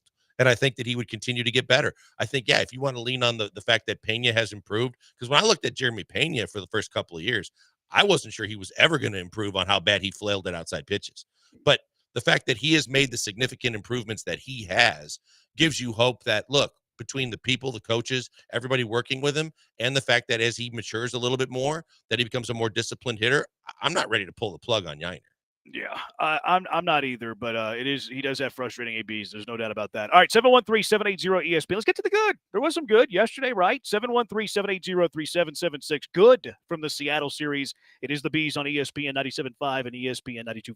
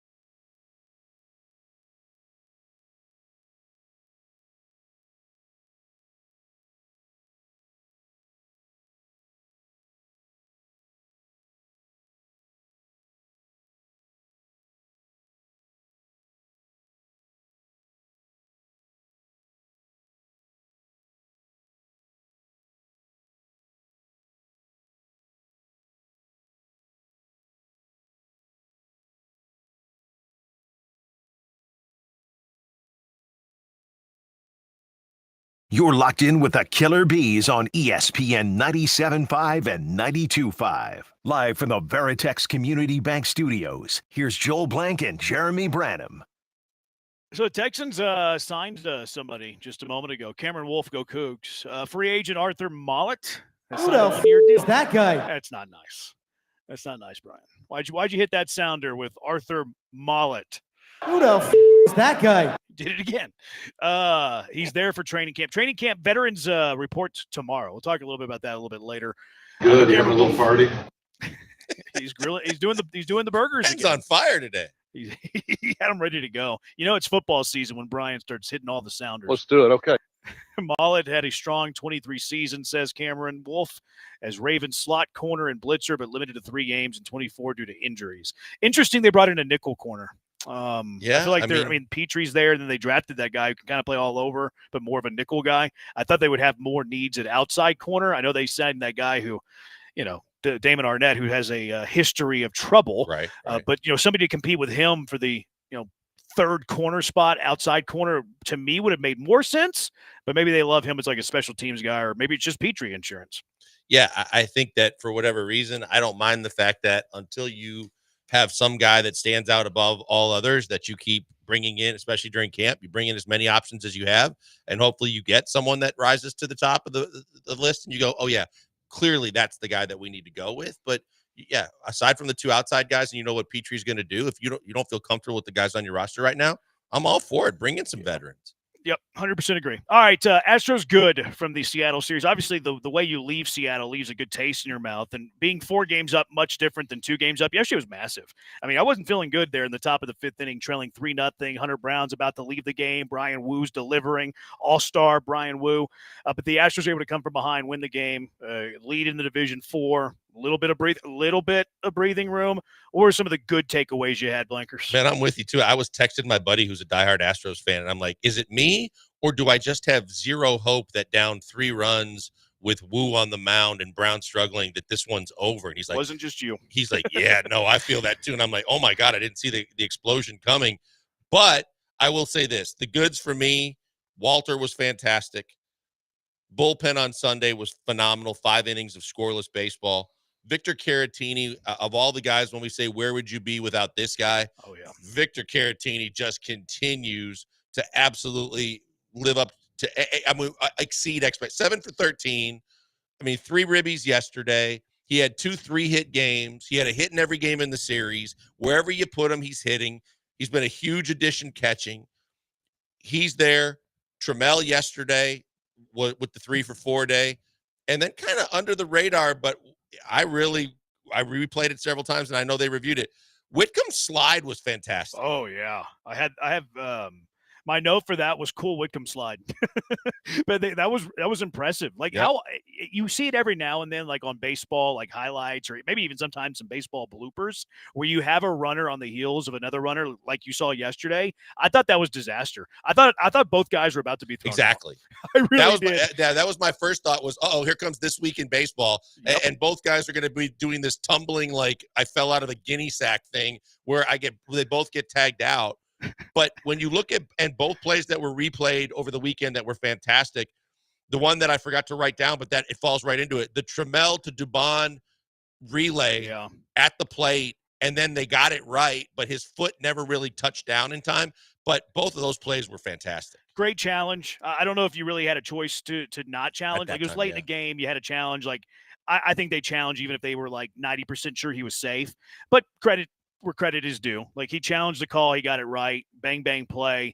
Remember when people were saying Mauricio Dubon doesn't have a very strong arm? Yeah. Well, pretty strong arm, that Mauricio Dubon. That was a fantastic play. Although I'm tired of watching Cooper Hummel play left field. I think not that he's, not that Altuve's great, but Cooper Hummel with the batting that he gives you too, like the hitting he gives you, not a huge fan of Cooper Hummel. I think I'm over Hummel. That he gives you, or are you being generous that he tries to give you?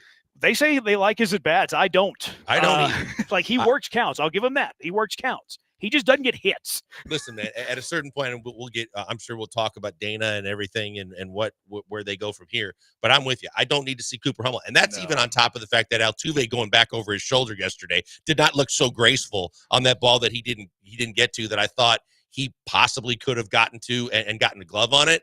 But overall, I will live with Jose Altuve because of what he brings offensively in left field, as opposed to the Cooper Hummel experience anymore. Yeah. The guy tries hard, he's an Energizer bunny. He means well. Like he's a good guy. Just say bless his heart and move on. Exactly. He just doesn't get hits. He just doesn't hit the baseball. Like he doesn't play good outfield. And not that Altuve does, but Altuve is gonna, he's gonna give you an OPS of 800, which I never doubted that he wouldn't give you an OPS. We got to bet to the contrary. /yes. 713-780 ESPN. I had all of those that you had as well. Taylor Trammell, man, like that was his coming out party, hopefully. Now, he did it against his former team. Like, was that some added? And maybe. I think that stuff in baseball can be a little bit overrated.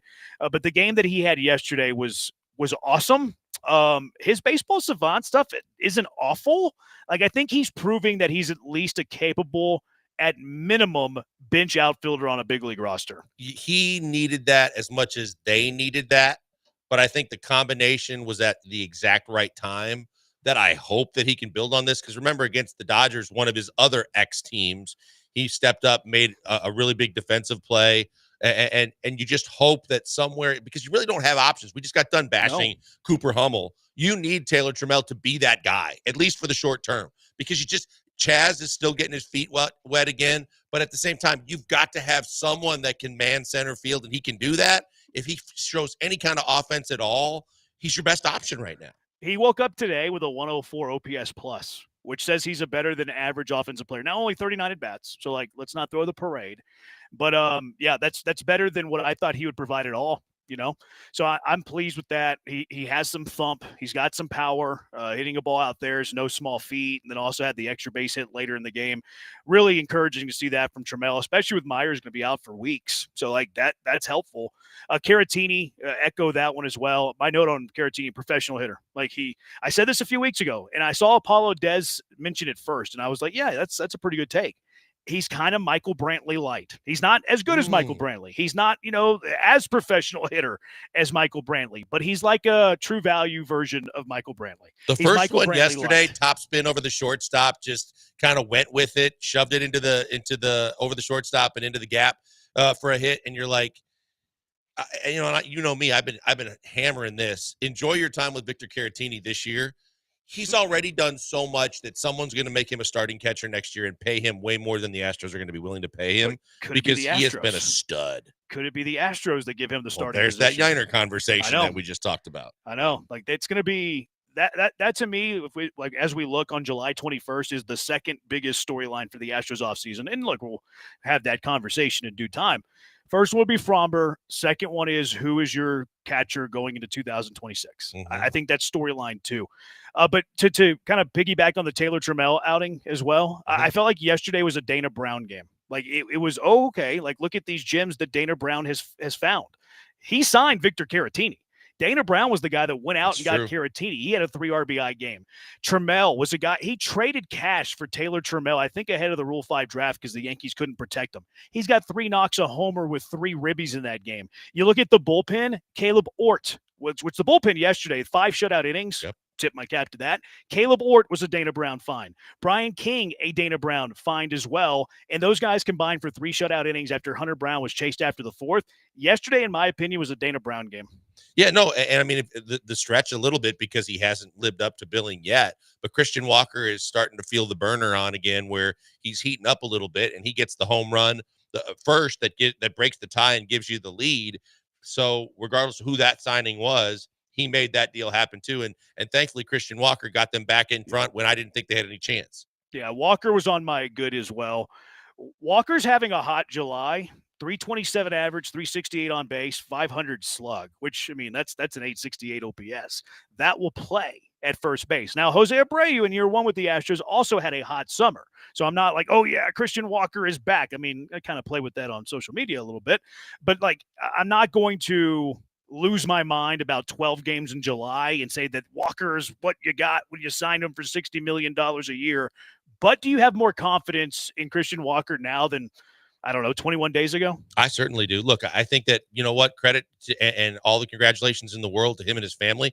But I do wonder if he would have stayed hot, because now he's picking it back up again. But if he stays hot his wife doesn't have a child at that time, I'm not saying this to be facetious. I mean, again, he did the right thing, totally 100%.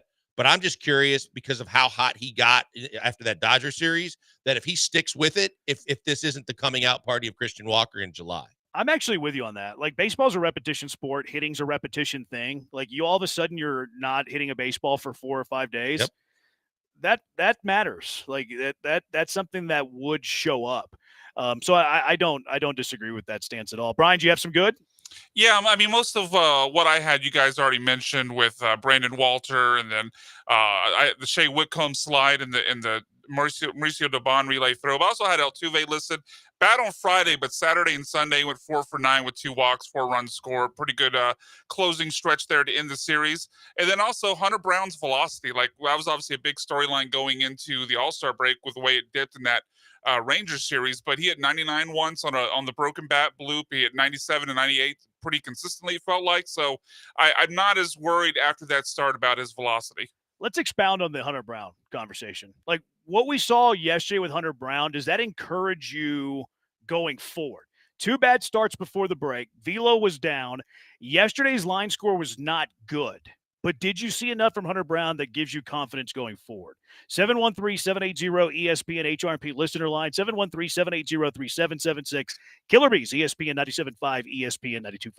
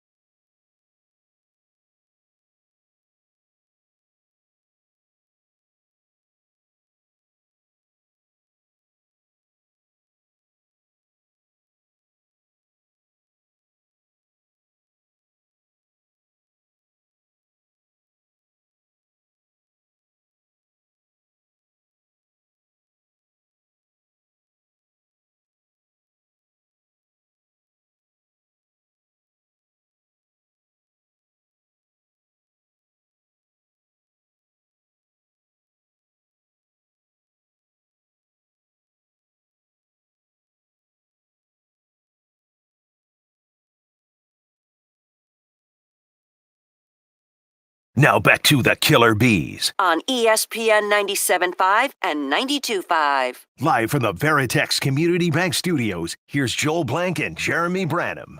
Killer Bees, ESPN 97.5, ESPN 92.5, 713-780-ESPN. So Hunter Brown had 2 bad starts before the All-Star break. Pitched him on normal rest, but moved him up a day, which is how Lance McCullers got hurt.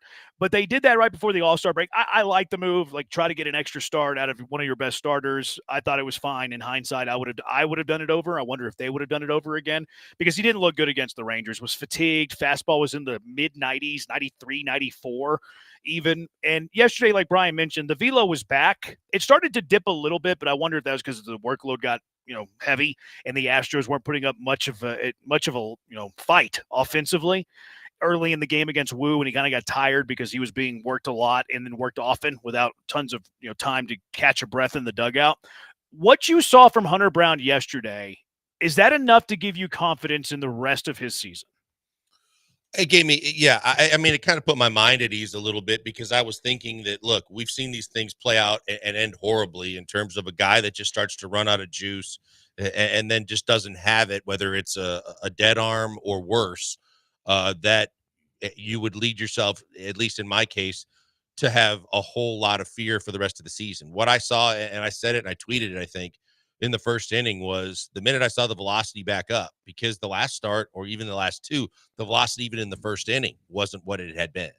The fact that his velocity was back was really encouraging to me. And I think that the other thing, when you look at pitchers, especially when they have more than their slotted time off, the first thing that is noticeable is the fact that the control might be a little off. Did he get squeezed a little bit too, especially at the bottom of the zone? I thought so. I thought that, Wu was getting a lot of calls at the bottom of the zone that were clearly not strikes. Hunter was throwing similar pitches, wasn't getting them. But overall, I think that what I saw and the fact that I can live with and basically have excuses for the reason why his control wasn't what it has been, I think, there's plenty. There's enough on the bone there for me to say I'm not concerned about Hunter Brown. Yeah, I don't love the 2 walks and a hit batter in 4 innings. I'm with you there 100%. I actually had Hunter Brown's outing yesterday in my good. Like, the line score's not good, but what it means going forward, I was encouraged with what I saw. And even the innings, like he gave up the runs, like the big inning was the 3rd inning. But if you go back, I went back this morning and watched that inning play out. Master Boney, who I hate that guy, reminds me of David Eckstein, but he squeaks a single past Altuve. Like that's a BABIP. Like that he got BABIP'd there. Like that was a good pitch. You get a weak ground ball that squeaks into the outfield. The next hitter was the J-Rod infield single. Yes, it was. Which, maybe Pena makes that play. Maybe Dubon made the play against Master Boney instead of Altuve to lead off. I don't know, but you had a very soft base hit that squeaked into the outfield. You had an infield single. You allow the stolen base, which I don't love that on the Yainer Diaz front. Don't love that on the Hunter Brown front. Hold some runners a little bit. And then you walk Raleigh with first base open. Like, I don't hate that. Like, Raleigh's a dangerous hitter. He's far more dangerous than Jorge Polanco. But then Polanco gets that single that just barely goes over Altuve. Barely. So you get a two out, 2 RBI single. You're a pitch away from getting out of that inning, which was a bunch of weak contact. So, like, the 3rd inning doesn't worry me. The 4th inning, he hit Garver to start the inning, walked a guy, and then the Julio Rodriguez 2 out seeing guy single where he squeaked it up the middle into center field. Like, that was a bunch of weak contact. So I was encouraged, actually, with Hunter Brown. I thought it was a good hook by Espada to lift him after 89 pitches. Like, you have to baby Hunter Brown. Yep. Like, he's not Fromber yet. He's not a guy who can log 200 innings yet. You need the best 170 innings out of Hunter Brown. You don't need 200 innings and getting 80% efficiency out of Hunter Brown. So I like the hook. Let's start there. In the fact that you could have continued to roll with him like you've seen Joe do in the past a little bit, throwing Hunter Brown for an extra inning here or there. But if you get him over 100 pitches, whatever he's been dealing with going into the All-Star break, there's a chance you come right out of the All-Star break and you compound it because not only did you put him back out there, but now he's at 89, but suddenly something goes wrong in that inning or he gets caught in a couple of deep counts. And before you know it, he's at 104, 105 or worse. And you're like, oh God, now I got to get him out there. But I already know that maybe the damage is done because now I put a lot more tax on his arm. So I like the hook when they pulled him. I think that when you listen to his comments after the game, he himself felt very encouraged by the outing, and I think it all starts and ends with the velocity. We've said it over and over, from McCullers to others to even Javier and guys now. If you see a guy that's doing their rehab starts and their velo is 3 to 5 miles an hour slower than what you had seen them previously, it's a concern. Oh, yeah. So the fact that he comes out of the gates and he's already pumping 98, 99, you're like, okay, I can take a Diesel. deep breath down. Yeah. That's not Hunter Brown. That's the Diesel. That's the Diesel Hunter Brown. That is right. That is the Diesel, steaming down the tracks. And then for him to basically reference what you said, I gave up some CNIs and some squeakers. And at the end of the day, you tip your cap, you got to live with it. But at the same time, he wasn't sitting there going and lamenting on the fact that, I just didn't have my stuff. And I didn't have this. I didn't have that. I think that's all you needed to hear and see about the fact that I think he's going to be just fine. Yeah, I do. I was encouraged with the start. The box score to me looks way worse than he actually pitched. To me, he looked like the first 17 starts of the year.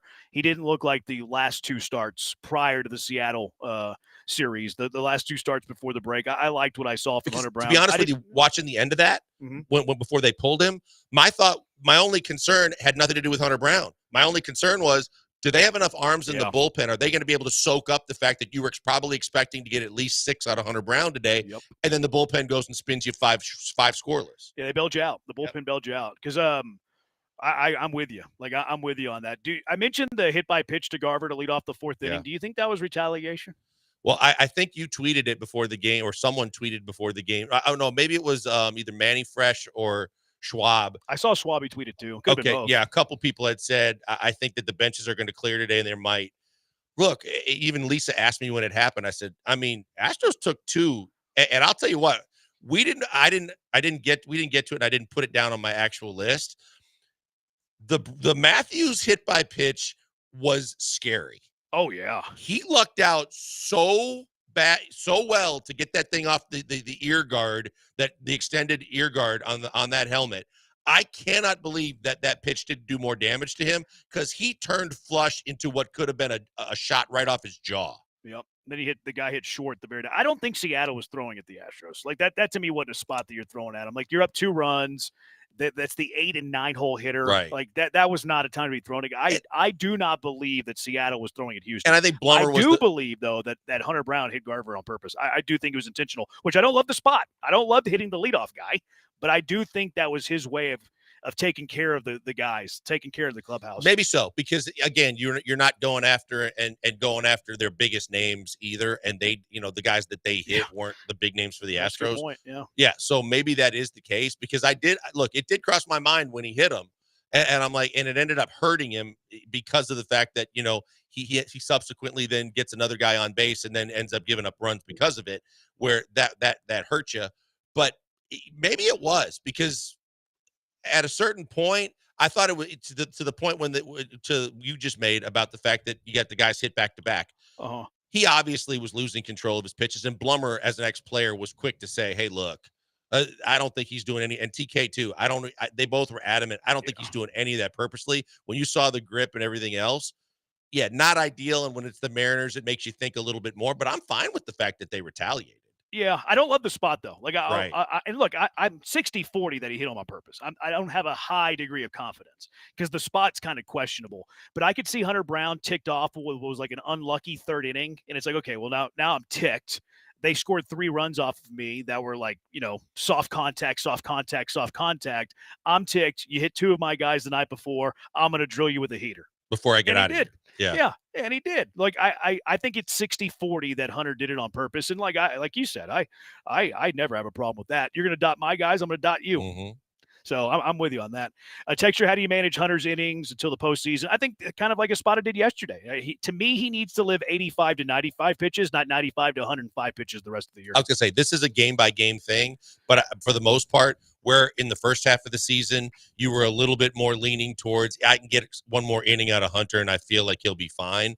This is one where you got to border on the side of caution and go, from not this point forward, if there's even a question mark for me, I'm going to sit him down and get somebody else in there. 100%. I even like the idea of a 6-man, even if the schedule says you should go 5-man. I like the idea of a 6-man. Hunter Brown pitches a lot better on 5 days rest than 4 days rest, by the way, which is conducive to a 6-man rotation. So you can also limit his innings that way, keep him fresh. Because I don't want an overused Hunter Brown. Like like you said earlier, if it means that Hunter Brown pitches 20 less innings, that's too much because he doesn't have enough starts left. But let's say Hunter Brown pitches 15 less innings the rest of the season because you're trying to kind of baby him. You're trying to keep him at 100%, not 95, not 95, not 90, 85%. I'm okay taking him out 10 pitches sooner than what you normally would because you need him at his best in October. Like that's your goal. That's what you aspire to be. I went off on this late last week and said exactly what you said. I was adamant in the fact that you go nowhere if you don't have the best version of Hunter Brown and Framber Valdez, no matter, and yeah, you're getting guys back, and yeah, you may do some things to fortify your lineup as well.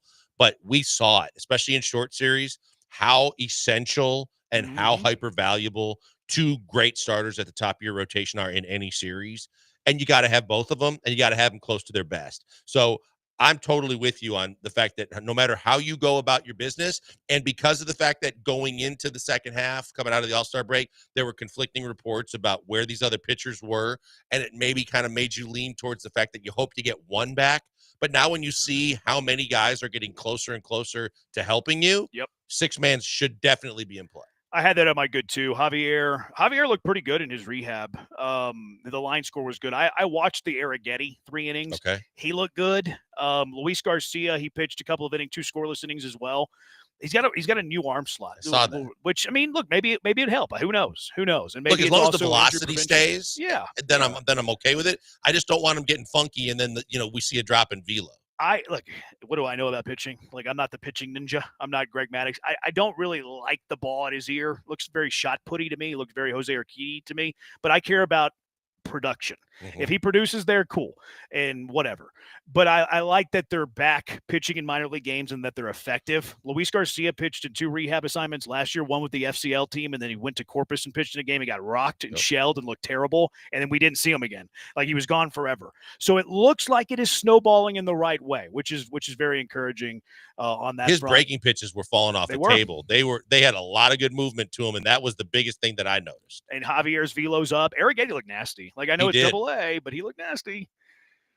Yeah, no, look, I think that I had said all along because I didn't have a lot of confidence from what they were telling us in terms of Garcia being behind Javier in terms of closeness and how close they are to coming back. When you see those 3 guys alone, I mean, you get those 3 guys who are all, when they're on top of their game, probably at worst 2 4s and like a 2. But if you think that all 3 of those guys are capable of being 3s or top of the rotation guys, and you return 3 of those guys late in the season and their arms are fresh, I'm all for that. And look, maybe one of them has to go to the pin. Maybe 2 of them have to go to the pin. But it helps. Like, you're carrying 13 pitchers. You're carrying Hector Neris right now. You're carrying Lance McCullers right now. Maybe you can throw Courtney Gordon into the mix. But it seems like reinforcements are on the way. Let me nerd out with some Brandon Walters stats real quick. You know, I like the baseball savant. You know, I like the percentiles when it comes to these pitchers. Do you want to take a guess on Brandon Walters' percentile in K percentage? 80th. Pretty close, 70, 72. And like, we thought this guy was like, he's not a strikeout guy, doesn't have this high velo, like he's not going to get the whiff. He's getting the whiff. Do you want to guess Brandon Walters' walk percentile? 71st. 100. He's in the 100th percentile. Oh, that's right. He's in the 100. He's got 47 strikeouts against 3 walks, this Brandon Walter guy. Ocho's calling him the great value Tom Glavine, and it's hard to disagree. No. Do you want to guess his expected ERA?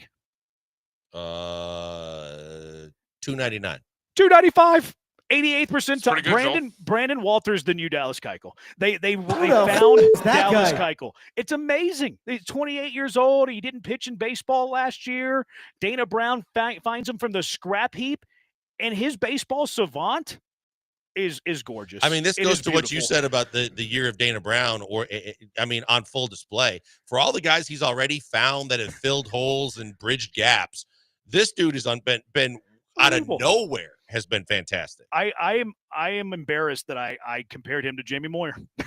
I'm embarrassed by it. This guy has been unbelievable. He's easily at this point, easily the Astros' third best starter.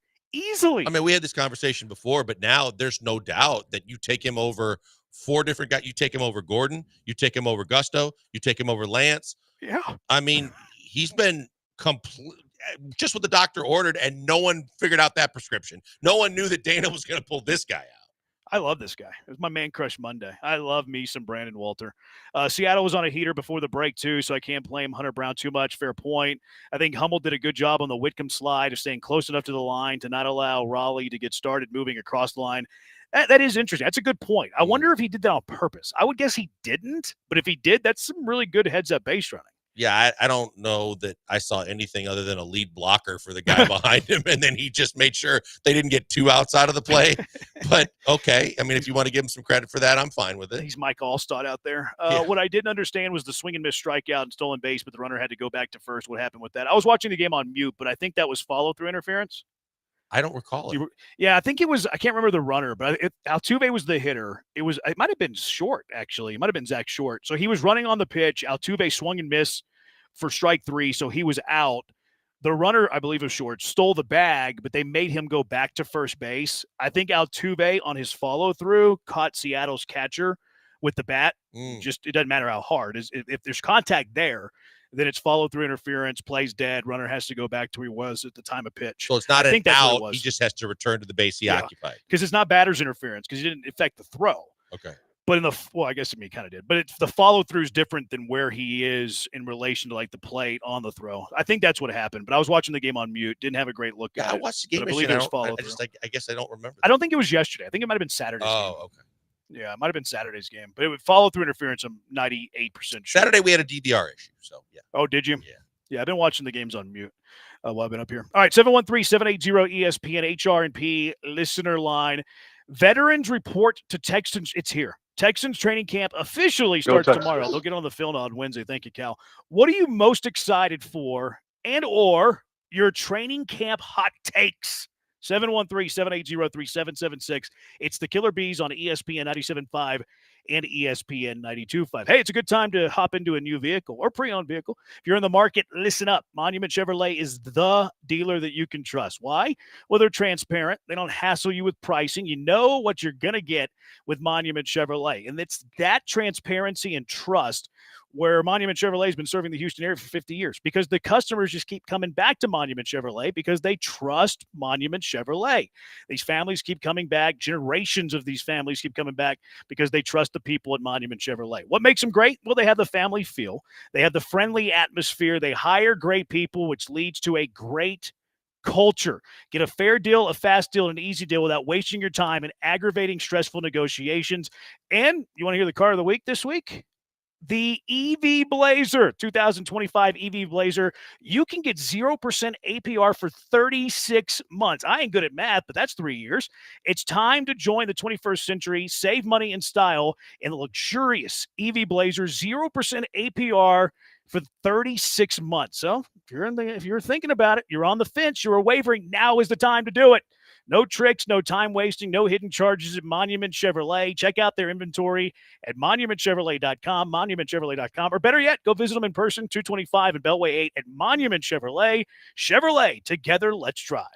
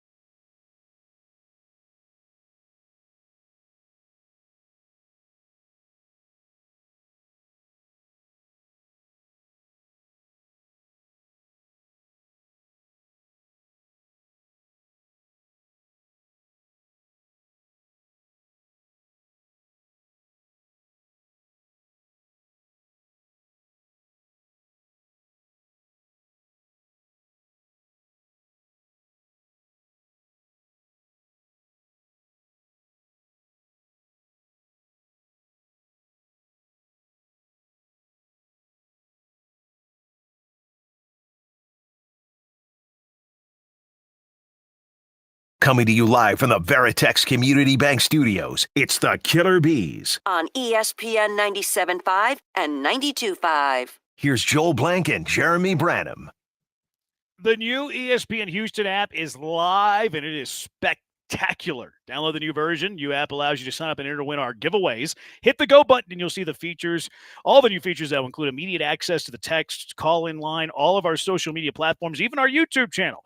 There's a chat feature in the app that listeners can use to interact with each other and the shows. And the app is now available for Android and Google Play users. So if you like to use inferior phones, the app's there for you now anyways. So check it out. That was a little bit of shade at Blankers, but I digress. Training camp begins Wednesday for the Texans, but they will report tomorrow. Veterans report tomorrow. So we're fired up for football. I'm up to about 250 fantasy football drafts, so I'm ready to go. I'm here. What's that? I just chuckled because I know. I'm ready. I believe that number, by the way. I do. I don't think that was an exaggeration. A little short of 250. It's in the 225 mark. Are these mostly the best ball ones? Yeah, that's the only thing that's available. They're all best balls. Yeah, I have 5. I'm not on Jeremy's level. I think I only do about 3, maybe 4, like normal fantasy leagues. But these best balls, I'm trying to get to 500 this year. Trying to get to 500. God, that's a lot. Trying to get up there. You know, it's if you want. And you made profit last year. I did. I didn't have a great finish to the season. I had a great regular season, kind of underperformed in the playoffs. You can call me the fantasy football version of Josh Allen and Lamar Jackson. James Harden. I was trying to go sport for sport, but I got you can throw James Harden into the mix. He'd be in the mix as well. But anyways, we're fired up. We're fired up for football. We all know that. Joe's It's always happy fun to win. we're fired up for football. But training camp, they'll get on the field Wednesday. Officially starts tomorrow and veterans report. What are you most excited for and or your training camp hot takes? 713-780-3776.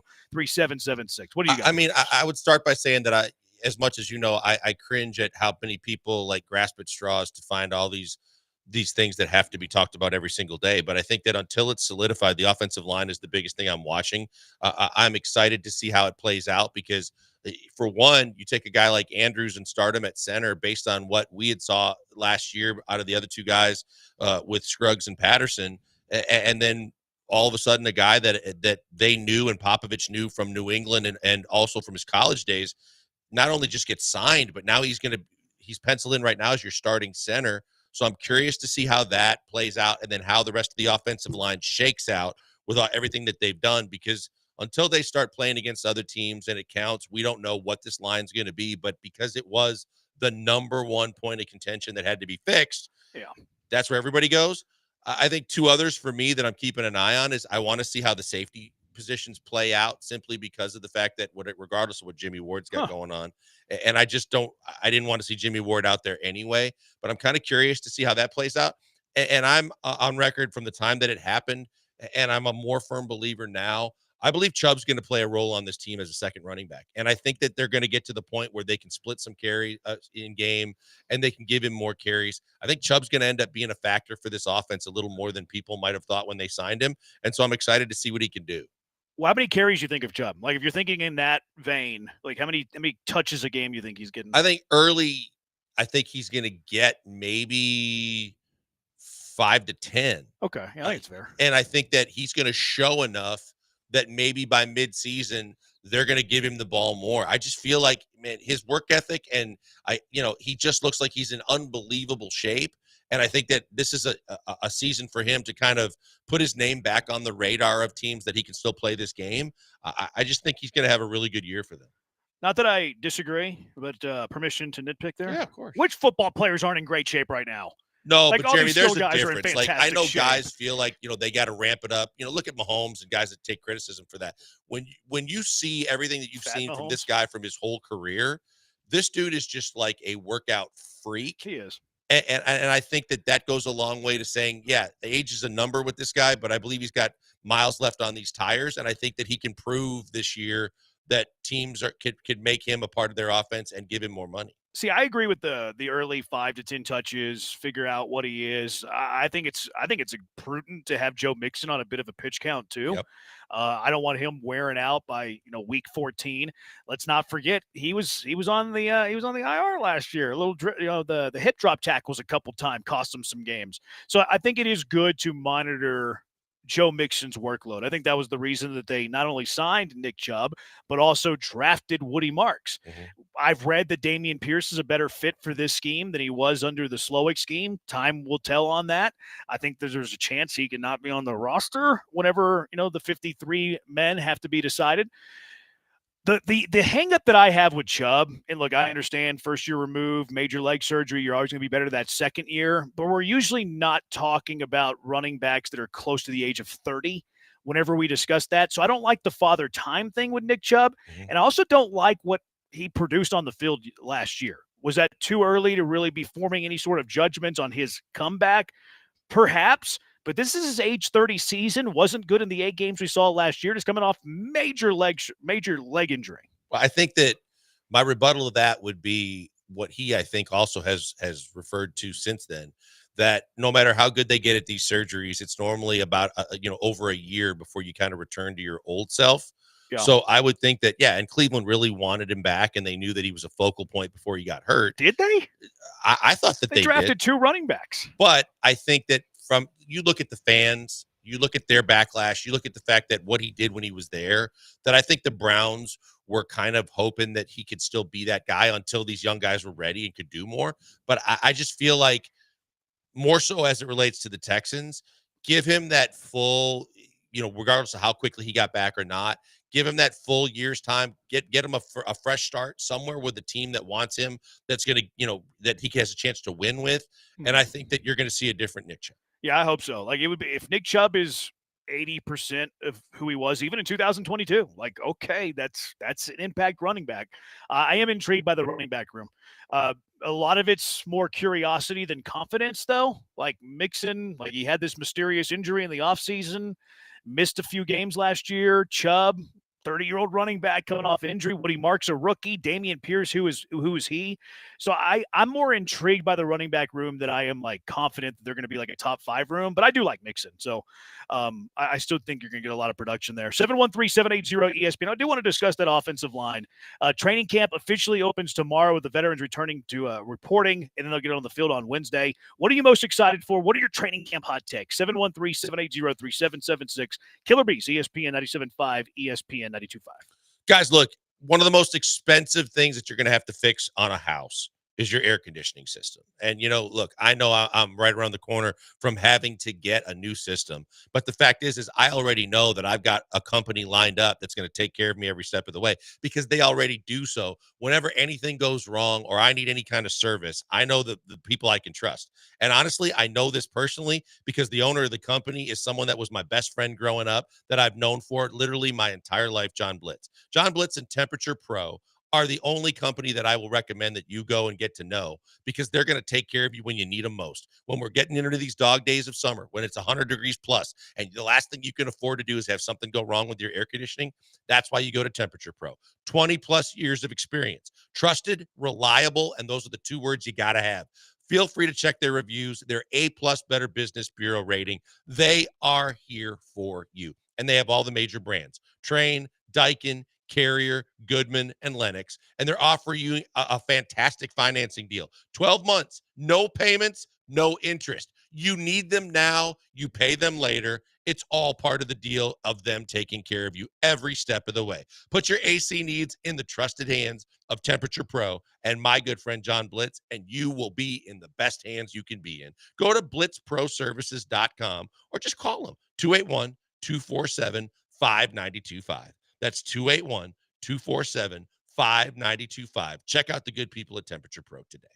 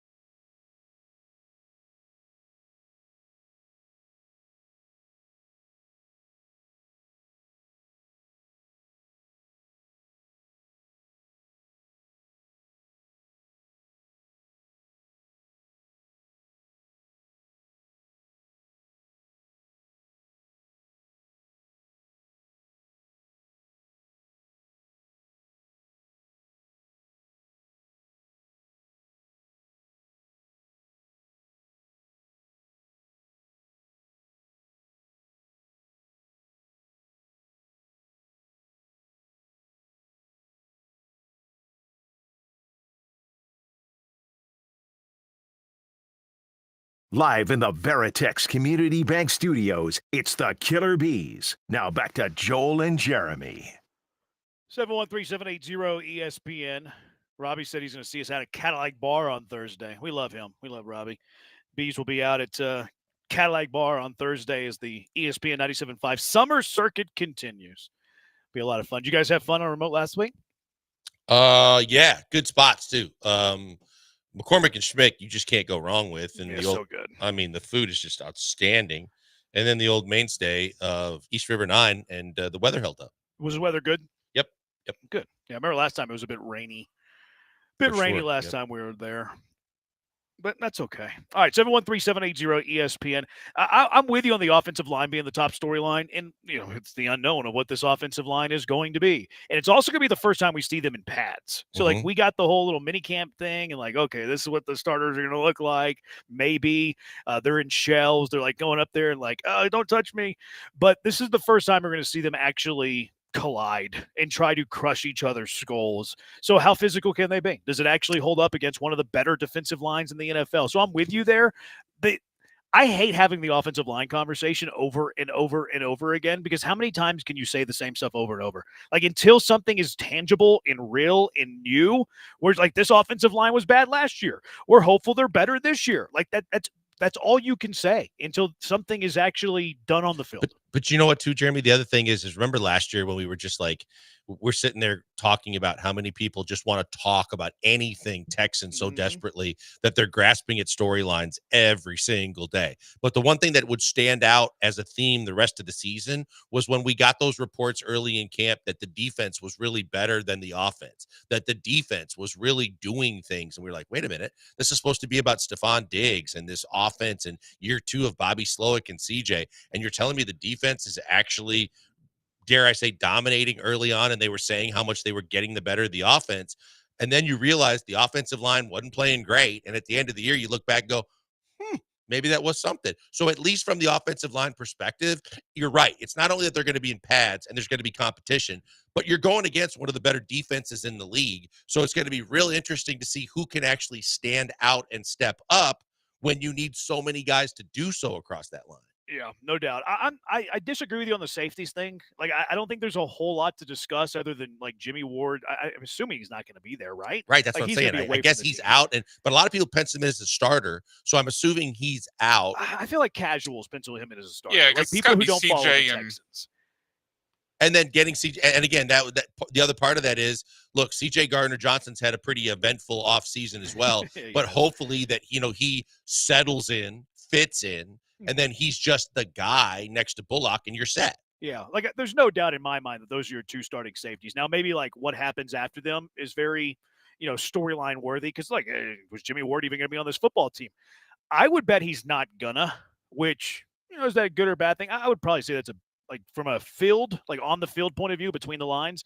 I think it's better to have Jimmy Ward on this team than off of this team, even though he's your third safety. But he'd be your third safety and your backup nickel. Maybe that's why they signed that guy. Maybe. Because Jimmy Ward, they're like, okay, he's not going to be a Houston Texan this year, as I start to put 2 and 2 together. Yeah, because look, you know me, and you guys both know that I've just been anti-Jimmy Ward. I've seen enough of him on this roster. When he's on the roster, I know he and D'Amico go a long way back, but so does his best playing days. And I think that between the injuries and the fact that I think he's lost a step, I could do without him. I'm not trying to have anybody lose their job. I could do without him. And you've drafted safeties. You've got guys that are ready to possibly step up. You're looking for depth at the position, but I could do all of that without Jimmy Ward. My biggest wonder as we approach training camp, what does the Caley offense look like? Any clues we get there? What personnel packages are we seeing?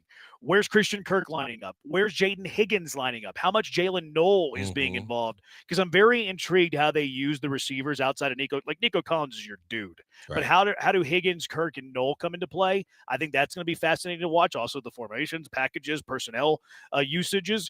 And then backup tight end. Yes, for sure. Dalton Schultz, neither one of us love Dalton Schultz, but I think Dalton Schultz is clearly the best tight end on this roster, at least for now. But how healthy does Brevin Jordan look?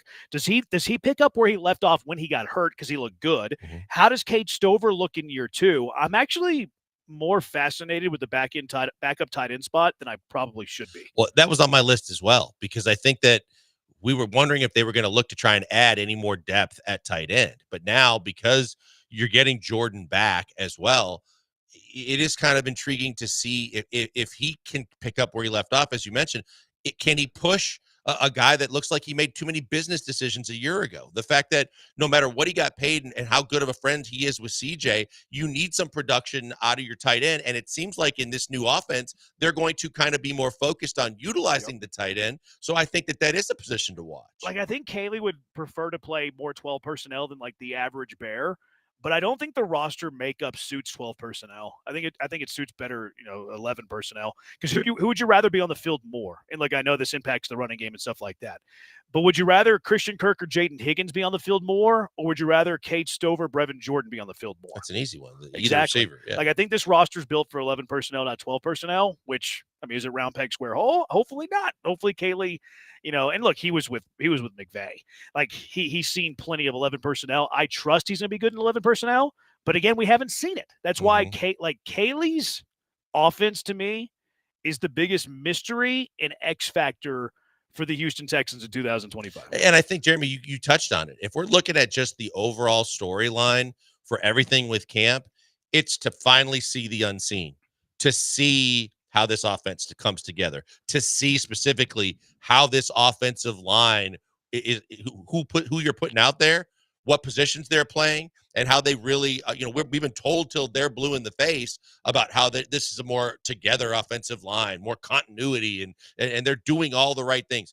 But from the offense, the offensive coordinator, and the actual people on the offense, everything comes down to everything was sight unseen until now, and now everything's going to be out there for everyone to see. Let's see what it actually looks like. 713-780-ESPN. One of your hot takes going into Texans training camp. They'll be on the field on Wednesday. Nick Caserio will be talking windows before they hit the practice field on Wednesday as well. Texans, ESPN's been doing this little top 10 personnel or position deal where, like, hey, CJ Stroud's not a top 10 guy. Nico Collins is. They've been ranking top 10s based on positions. How many Houston Texans landed on the entire list? And how about where the Texans rank roster-wise in terms of skill, in terms of talent compared to the rest of the NFL? 713-780-3776. Killer Bees, ESPN 97.5, ESPN 92.5.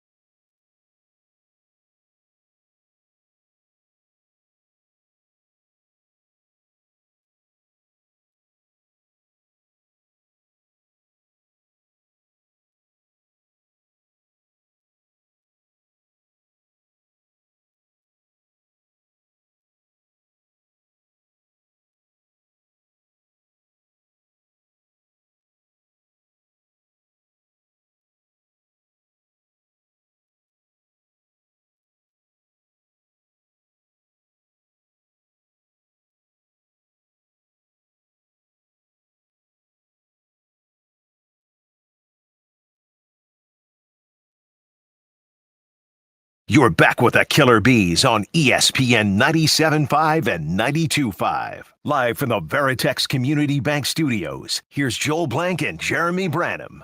Alex saying, will Christian Harris play this year? 713-780-3776. It's a good question. It's a really good question, man. I was thinking about that this morning and didn't put it that high as it probably should be on the list. You added EJ Speed. You added him for a reason. And I think that we had questions all last season. He was our football version of Kyle Tucker in so many ways with his injury. You just have to wonder he got off to a slow start his first year. He was so good, and especially in the playoffs where you were super excited last year. And then you have to wonder now, is he going to be a Texan long-term, and is he going to find any of that this year? Yeah, he would help you. You can get by without Christian Harris because you signed EJ Speed. Yep. Quite frankly, I don't want Henry To'oTo'o. Not that I hate Henry To'oTo'o, but I like him as my third linebacker, not my second linebacker. EJ Speed is above Henry To'oTo'o on the depth chart. He and Harris would be a fine, linebacker duo. D'Amico likes to play a lot of nickel personnel, so it's not going to really – they play 95% nickel, so you only need two linebackers. EJ Speed and Azeez Al-Shire are good enough. But can Harris level them up a little bit? Can Harris level them up slightly with the way that he was playing at the back end of 2 years ago? Yeah, he can. So he's a bit of an X factor as well. I don't think that he is a necessity, but he would be a very nice luxury. Yeah, for sure. Yeah, look, I think that at his very best, at his ceiling, he makes your linebacking crew a lot better and a hell of a lot deeper. At the very worst, if No that's doubt. what we thought after what we saw after what happened last year, then they didn't drag their feet and screw around, and they got someone that can replace him. And look, we weren't born yesterday. Injuries happen. Suspensions happen. Who knows? Azeez Al-Shire might helmet hunt. He might head hunt a sliding Trevor Lawrence again and be banged for 6 games. So you have to have the depth there as well. And look, if Azeez wants to take off, one of these quarterbacks' heads and lose a half a dozen games, I'd feel better about it. Not that I would have a problem with it if I can go EJ Speed and Christian Harris for those 6 games. Yep, so for sure. I like a head-hunting linebacker. Nothing wrong with that. Texture, oh my goodness, as long as we don't get Kareem Jackson back, my grandmother can outrun him. He held more than Floyd Mayweather. That's a weird text. Why are we getting Kareem Jackson text in 2025? Is he still playing? I don't believe he played. I don't think he is either.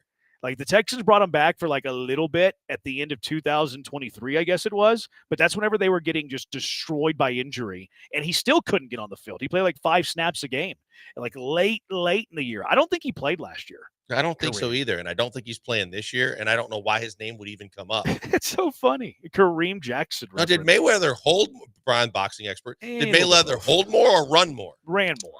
I wouldn't say he ever ran. Well, danced and Fair. avoided and. He counterboxed. Yeah, he rolled up the shoulder so you couldn't hit him. I wouldn't call him a holder though.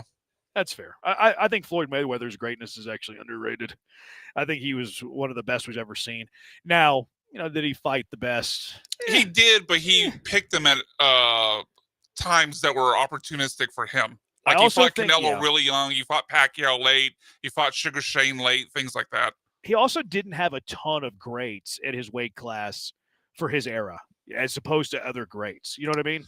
Yeah, I mean, you mentioned 2. De La Hoya one was at the emerging. De La Hoya was at the end. He fought again. Another guy he fought at the end of their career. He was very opportunistic when he fought guys, but he does have some big names on his resume. He's no Julio Cesar Chavez. Although No, the of course not. son's in a little bit of trouble. Didn't the son get deported? He's a little bit of trouble. A little bit of Yeah. trouble for Junior. But we love Senior. We love Julio Cesar. It's only good to be as good. It's only going to be as good as your offensive line. They have to step it up. Yeah, that's why talking about the Texans' offensive prowess is kind of fruitless until we know what it's going to look like. First-year offensive coordinator, totally rebuilt offensive line, a quarterback that didn't have as great a second season as he did a first season. Now there's a lot of pieces. There's a lot of pieces to be excited about. But what if Nick Haley's a bum? We don't know. He's never called plays before. Football is football. Anybody saying that Nick Haley's going to be a top 10 offensive coordinator, unless they have personal knowledge of Nick Haley, they're guessing. They're totally guessing. They have no clue. Even from a Popovich perspective, positive side of it is, hey, this guy was cut from the cloth of one of the best offensive coaches in Skarnecki, offensive line coaches, and it seems like all the players are bought in that he knows what he's talking about. Bad side of it would be, but he was here last year, and you wonder why he didn't get to say more, or wonder how that all works out. And if he's the rollover, let's see how it plays out. I want to believe the positive side of this, and so I think along with Kaylee, the system is going to be really interesting to watch, and just how accurate they were in telling us and how this line comes together. Yeah. Update on Kareem Jackson. He appeared in 2 games last year. You'll never guess the team. You'll never guess it. I'll give you 3 guesses, both of you. Okay. He wasn't still in Denver, so nope. Seattle. Nope, that's 2. Buffalo. Oh, did you look it up? No. Well done. Buffalo is the answer. I mean, they lost a lot of guys on defense. They were searching all over high and low for safeties last year. And they had a ghost playing safety. Okay. 713-780 ESPN. Yeah, he played 2 games for Buffalo. He was on the practice squad all year, and they elevated him twice. That's funny. I don't like the new practice squad thing, because I mean, he went from corner to safety to like just a guy that just ripped people's heads off. I do love Kareem. Like I really do. Like I'm a Kareem fan. He like some people don't love Sky Kareem. Hook was unstoppable. Stop it. I mean, it only took you 2 hours. It's there. 713-780 ESPN. So ESPN, they did their top 10 at each position. The Houston Texans came in 6th place, tied for 6th with the most players on these ESPN top 10 by position list. Philly was number 1 at 10. Okay, that makes sense. Defending Super Bowl champion. No problem there. Baltimore and Detroit were tied for 2nd with 8 apiece. Okay, no surprise. Baltimore and Detroit, they're both loaded. Kansas City had 7. No surprise there. The first surprise to me came with the 5th most on these lists. Tampa Bay had 6. Like, I wouldn't look at Tampa Bay and be like, yeah, that team's loaded with talent. A nice team, pretty good team in the NFC South. Like, playoff team, Baker, solid quarterback. Mike Evans doing his thing for years. But 6? I'm just sitting there going like, and their offensive line isn't even close to what they rebuilt for Brady. And their defense, a lot of guys that have a lot of tread off the tire. Secondary a little bit, but 6? 6 was a bit high for me. I thought 6 was high. Man, I'd have to see who all the 6 are, because like you said, Baker played a lot better than even people realize how good he was last year. I think Baker was one of them. Like, if I'm going off the top of my dome, Baker and I Evans believe Baker was one of right? them. Yeah, like, see, I think Evans is borderline top 10, but I think he was on theirs, and I have no problem putting him top 10 based on like his resume. Do I think he's going to be top 10 again this year? No.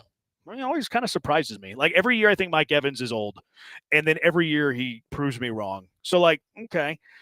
But then you look at, like, I don't know if they had Bucky Irving number 10. I doubt they had Bucky Irving top 10. Like, probably should be, but they kind of went based on No, he was in resume the here. honorable mentions. That's what I thought. Yeah, he was Like, in the honorable mentions. Because I remember looking at that being like, yeah, I would have Bucky Irving top 10, but they don't. Because the tell that I had based on their list is they kind of went resume. Like, they gave a bit of a bias for people who have done it before, as the back of opposed his to baseball card. predicting what they're going to do. Vita Vea had to be one of them. I'm sure he was one of them. Oh, yeah. I think they had a corner on there Even as well. him, Oh, he's Antoine older, Winfield. man. Antoine Winfield was on there as well. But 6 surprised me. Yeah, Vita Vea is older too. I mean, yeah, he's still massive. Yeah, he can still get it. He can still play a little bit. And then the Texans were tied with San Francisco with 6 most at 5. And then, of course, the Texans 5. No C.J. Stroud.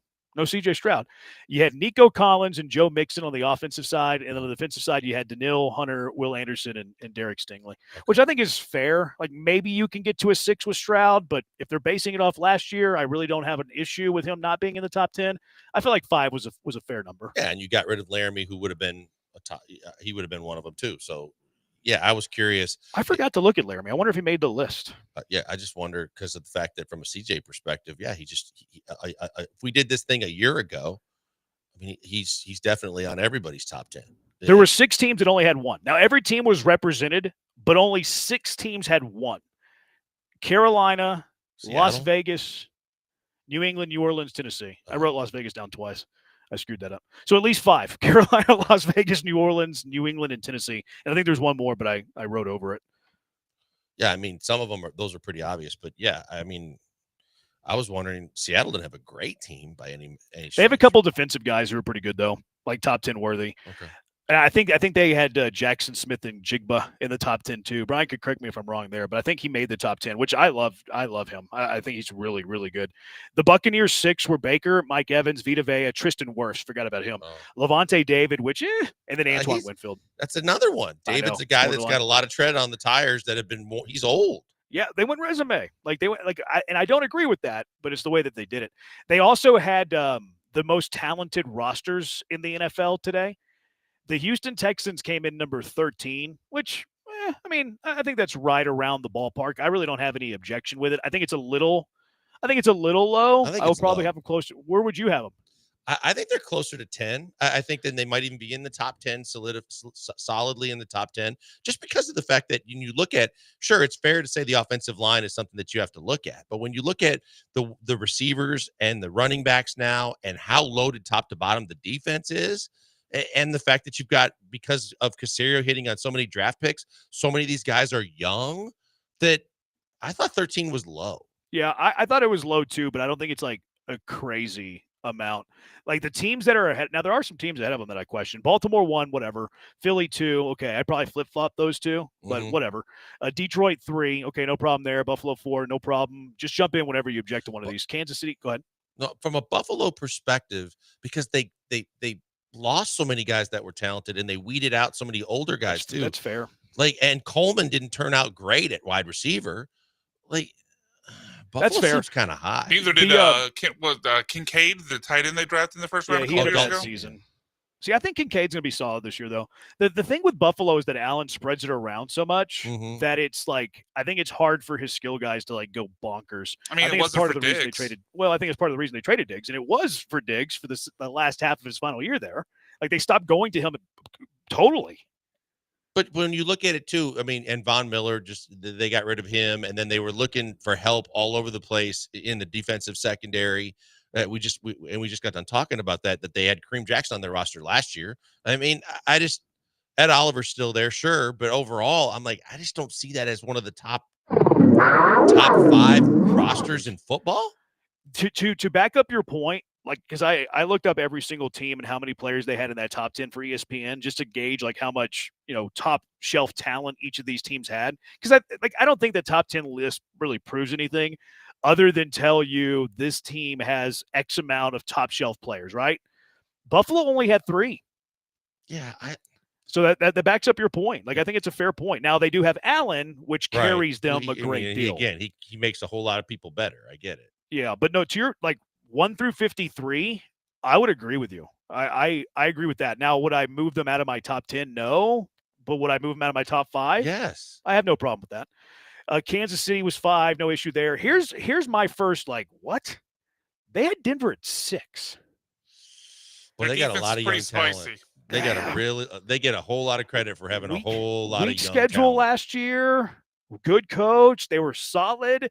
I feel like people were pumping up and overrating Denver a bit here.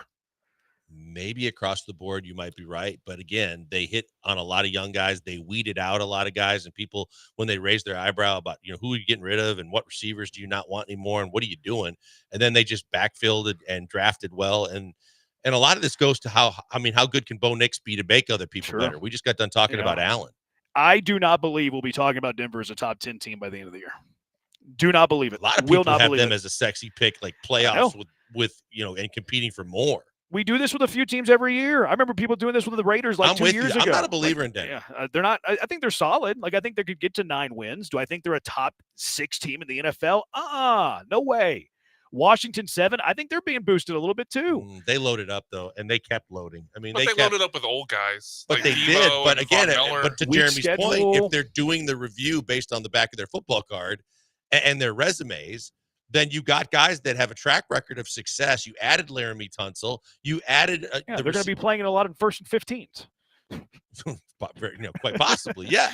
And he won't pick up his quarterback. But at the same time, if you pick up how many Pro Bowls he's had and how many accolades he's gotten, they probably saw that pick up as well as Debo and some of the other guys that they added and went, okay. I'm going to put your feet to the fire. Do you think the Commanders are a top 10 team? I don't know. Okay. You know what? And honestly, boosting them up. because and a part of this is because of the bias or maybe the protectiveness of the fact that after CJ's first season, I didn't think there was any way he would take any steps back. And I get it, statistically he did. I still believe in CJ Stroud, but I believe that he did, and I think that Bo Nix and I think Jaden Daniels are going to take a half step back this year. See, I'm also like, maybe it's not fair of me, but injury risk there. Runs a lot. Was hurt last year. Not the biggest quarterback. Like, that's just something I wonder. RG3 curse? I'm not going to go that far, but I'm not going to go that far. I would not wish that on my worst enemy. The Rams at 8, like, okay. Like, that's like, I think it's a little bit high, but I don't mind the Rams there. I don't think they're better than the Texans, but I don't mind the Rams there. I like McVay. That offense is very entertaining. They too. find like, guys that fit what they're doing better than most. That's the biggest thing too. Like, you could take some of the guys that they got that fit their system and what they do and put them on different teams. You're like, they don't look the same. But the way they execute and find players to execute what they want to run is pretty top notch. Yeah, I agree with that. I think McVay is always going to get the most out of his team. Yes. So I don't have an issue there. Cincinnati 9. Defensively, again, look, and Hendrickson's still unsigned, and you assume that today the word was that they're going to find a way to get it done. Their first round pick is unsigned. They've got a cheap owner, and as good as Burrow and his two receivers are, that's it. Like, I just don't see the depth enough to tell me that their entire roster is worthy of top 10. Cincinnati had 3 guys in the top 10 position thing: Burrow, Chase. And I want to say it was Hendrickson. I believe it was Hendrickson because of his numbers. Yeah. Yeah. So, like, I don't think they had Higgins top 10. I think they had him honorable mention, which I think is fair. He's not a top 10 receiver. Right. He's, Cuss. Maybe if he branched out on his own and proved it, he would be top 10, but not top 10 there. Yeah, I don't. It's just Burrow and Chase are so good. Like, they're always going to be in a game with those two, but the rest of their roster is not great. And then their 10th team was San Fran. San Fran's going to be an interesting case study to see if that team's washed or not. Like, they had to weed out a lot of contracts. And then who they replaced him with, and then you got CMC. Is he going to be healthy? You've got Jennings who wants a new deal. You just loaded up on Purdy, but overall, I mean, you lost guys to free agency as well because you overcompensated in a lot of ways. Contracts you gave to guys when you were really, really good. But they do have a favorable schedule. I think San Francisco is going to be boom or bust. I think they're going to be a double-digit win team, or I think they're just going to completely fall off the face of the earth. And I don't think there's any in the middle. Like, I think either Shanahan has this revival, like he brings back the Shanahan offense. Brock Purdy played like he did 2 years ago. Christian McCaffrey stays healthy, and they win 11 to 12 games. Or they overpaid Brock Purdy. Shanahan's system's done for. Christian McCaffrey's washed. These other receivers aren't any good. Their defense is mediocre, even though they brought back Saleh and they win 4 or 5 games. I really don't think there's a middle with San Francisco. I can see it. Minnesota 11, Tampa Bay 12, which, I mean, if they have 6 guys in the top 10, how are they 12? And then Houston comes in at 13. I think Tampa's better than – I think Houston has a better roster than Tampa. I think Houston has a better roster than Cincinnati. I think that Houston has a better overall roster than Buffalo? I kind of do. Ooh, that's hot. That's spicy. Yeah, I kind of do. I couldn't put them ahead of Buffalo, though. Like, I'll understand quarterback says a lot and goes a long way. Yep. But aside from the quarterback position, I'll take the Texans roster over the Bills roster. It's weird that I'm like boosting up Josh Allen right now, but I do love regular season. I was going to throw in a jab about he's really good unless he gets to a Super Bowl. I would have him ahead of Tampa. I wouldn't have him ahead of Minnesota, though. I think Minnesota's good. Now, J.J. McCarthy's kind of a wild card there. I don't know if I put him ahead of San Francisco. Like, I think San Francisco has more. A lot of this too is how do you weight the quarterback in the entire roster? Because it's fair to say that a quarterback made so many guys on your roster better, but you can, like Minnesota, I don't believe in J.J. McCarthy, at least early on. But I do believe that the rest of their roster is super talented. But if he only takes you so far and he can't take you where you need to go, then how good is the rest of your roster? Craig Kilborn. Craig Kilborn's a big fan. Oh, great. He is. I mean, he's the greatest. He's better than Elway, Craig Kilborn said. Which not a great week for late night host. No, Colbert took it in the chin. I was talking to somebody. Was this last weekend? It might have been 2 weekends ago. I can't remember. I went to a wedding with a bunch of, there was football minds there. I'm not flexing here, I promise. But I talked to somebody there who has a deep relationship with Minnesota, and they sold me on J.J. McCarthy. That's all I'll say. That's all I'll say. I got a guy that I can call, but I know he's not going to tell me the truth. Why wouldn't he tell you the truth off the record? Because he's on their staff. There's no way he's going to say anything bad. Even off the record with you, I don't see friend. it. I don't think he would. Yeah, there is always the element 10% somebody's bluffing. But no, like I was on the fence with McCarthy. Like I think he's got upside because that offense has O'Connell, which O'Connell's a great offensive line. For sure. They have Justin Jefferson. Okay, yes, I would love to throw to Justin Jefferson. Their running game still solid. Aaron Jones, if healthy, is very good. Hawkinson's a solid tight end. Addison's going to miss a few games, but he can play. Your tight end from Iowa. Yeah, Hawkinson. Yeah, he can. Like that's the pieces are there. The pieces are there, and they had a mediocre quarterback playing at a pretty high level last year. So I think they have a chance. I think McCarthy has a chance, and I was on the fence with McCarthy until I talked to that guy the other day. So I'll keep Minnesota ahead of the Texans. Rams, I think it's a wash. I think San Francisco's a wash. I'm not high on Washington. I'll drop them under, and I'll drop Denver under. So how many teams do I drop under? 4. So I have them in the top 10, right around 9 or 10. Yeah, I felt like they were low, and I told you. I mean, maybe the hot take you want is Buffalo, but I feel like Tampa and Cincinnati for sure. What's the head-to-head with CJ and Josh Allen? I don't know, man. Billable hours. Like, I'm not going to Google it for you. You Google it and let me know, and then, okay. Now, if you want to pay me to, Google your information, I can. And we have AI nowadays. Like, Google it. You just said Warshed. Well, I'm from Texas. Of course I said Warshed. Commodores, Commanders are the oldest team in the league. Then they said fly a kite. That is insane. Denver at 6, no way. That to me was the most egregious thing. Like Denver at 6 was more egregious than anything else in that top 13, in my opinion. Yeah, I think that's one of those sexy picks where they overachieved and they seem to be hitting on everything. So Peyton gets a lot of extra credit. Nix gets a lot of extra credit. Their defense was still, and they have the best corner in football, according to some.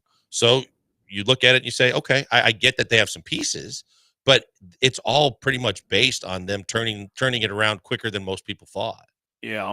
I agree with you. Do you 13 that crazy to you, Brian? You feel like that's kind of in the ballpark? Yeah, I feel like their roster is kind of like 9 to really it's probably at the bottom of the range. I thought it was like 9 to 13, just kind of eyeballing it. So it feels like it's at the bottom. Maybe they're obviously taking the downside on the offensive line and probably factoring in the unknown of the rookie wide receivers, but I think it's in the ballpark. Yeah, I really don't have a huge issue with it. Maybe because we're Houston, we feel it's a little bit too low. Brian, I'm out. Go ahead. I was going to say, thinking about this more too, the Packers had the youngest roster in football last year. And everybody said, oh my God, they're young talent and how much depth they have. But until you get the guys that are the standouts where you need them to be, even take Jordan Love out of the equation, which I can't do. But when you talk about the fact that you got all this depth in the wide receiver room, but you don't have a 1.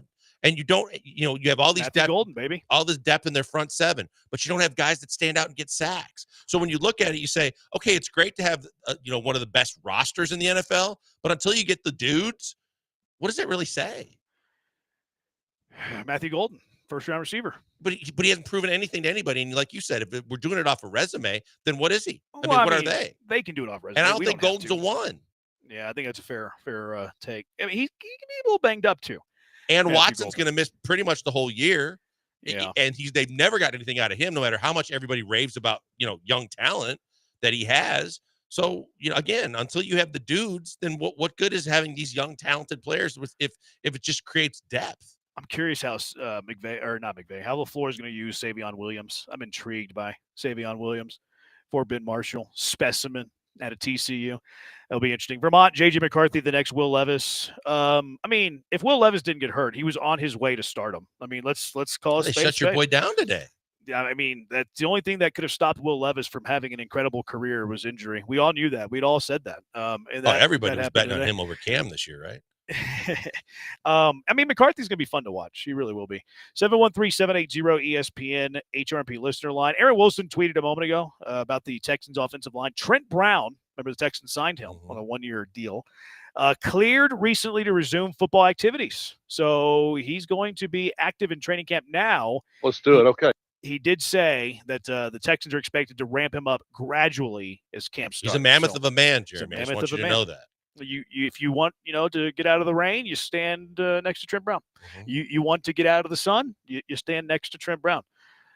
What is his top level ceiling this year. I actually kind of think it's a swing tackle. Like, I have a hard time envisioning Trent Brown, even though he's great in his past, being a starter on this team. Yeah, I do too. And when you look at it again, that's why the question marks until you see it play out and see him on the field is, I feel like I don't even know what he has left in the tank, but I don't know what he's going to give you other than like the veteran experience and knowledge and maybe some ability if he can stay healthy. If he can stay healthy, Yeah. just like from a Ken Robinson perspective, yeah, he was drafted highly and he was paid well, but I got to see more than what I've seen so far in his career to believe. Well, I think I trust if he was who he was in his prime and like in his past, I'd be comfortable with it, but he hasn't been that in a while and he's been hurt. So it's like, is he a guy who's washed?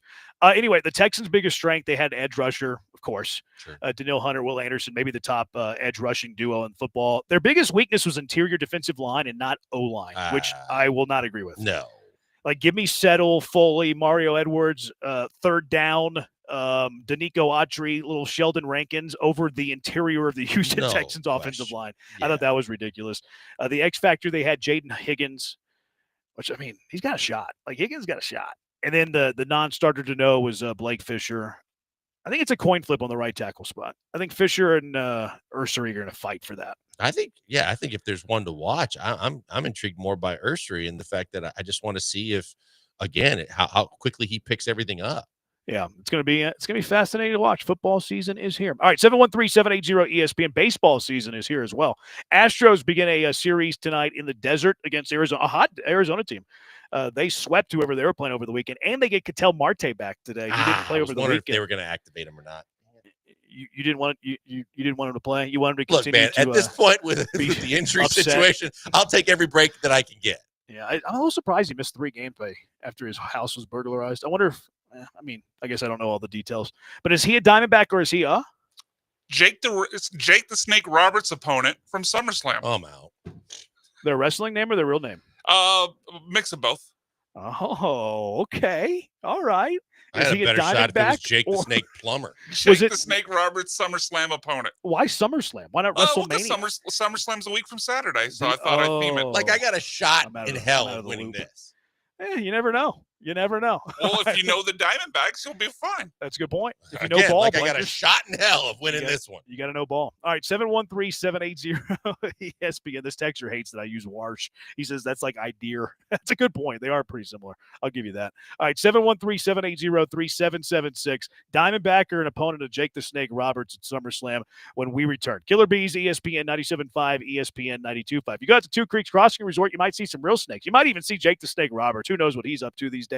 You just know you're always going to have a great time at Two Creeks Crossing Resort. Escape the rat race, escape the hustle and bustle. Whatever's causing you stress, put that aside and get out to Two Creeks Crossing Resort on Lake Livingston. Escape the city, enjoy the relaxing, great outdoors. Open green spaces, wildlife like Jake the Snakes, beautiful, majestic trees, and some of the best fishing in Texas. Can't beat it. Whether you're fishing in their Two Creeks, they have a catch and release pond right there in the center of their property for the kiddos. Kiddos loved it. We're going to be going back out there soon. We were out there about a month and a half ago. I worked Friday, and I was in the treehouse there at the property there at Two Creeks Crossing Resort before the sun went down. It's 90 minutes from Houston, so you can escape the city without traveling too far at Two Creeks Crossing Resort. Don't have to worry about loading the kids up in a car and driving 16 hours. You don't have to worry about going to TSA and hopping on an airplane. You don't have to worry about that. You're there in 90 minutes, and you can be hiking their 92-acre property in no time, kayaking in no time, hang out by the pool. That's fine too. Glamping, cabins, the tree houses is what we stayed in. Pull up the RV. They have the perfect stay for everybody. Incredible savings right now too. Now you only have a few more days to take advantage of this, but book your stay in July and you're going to save 35% on a 5-night stay. So book now, twocreekscrossingresort.com. That's twocreekscrossingresort.com.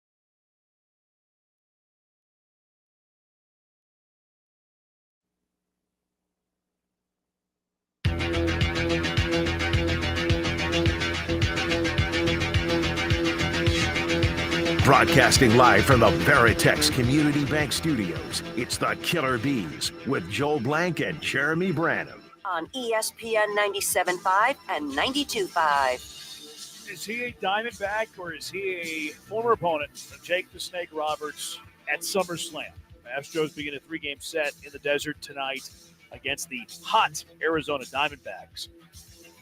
Okay, I'll leave it there. All right, Brian, take us away. Is he a Diamondback or a Jake the Snake opponent? All right, I can already tell Joel's not feeling very optimistic about this one. You think I should? How many we got?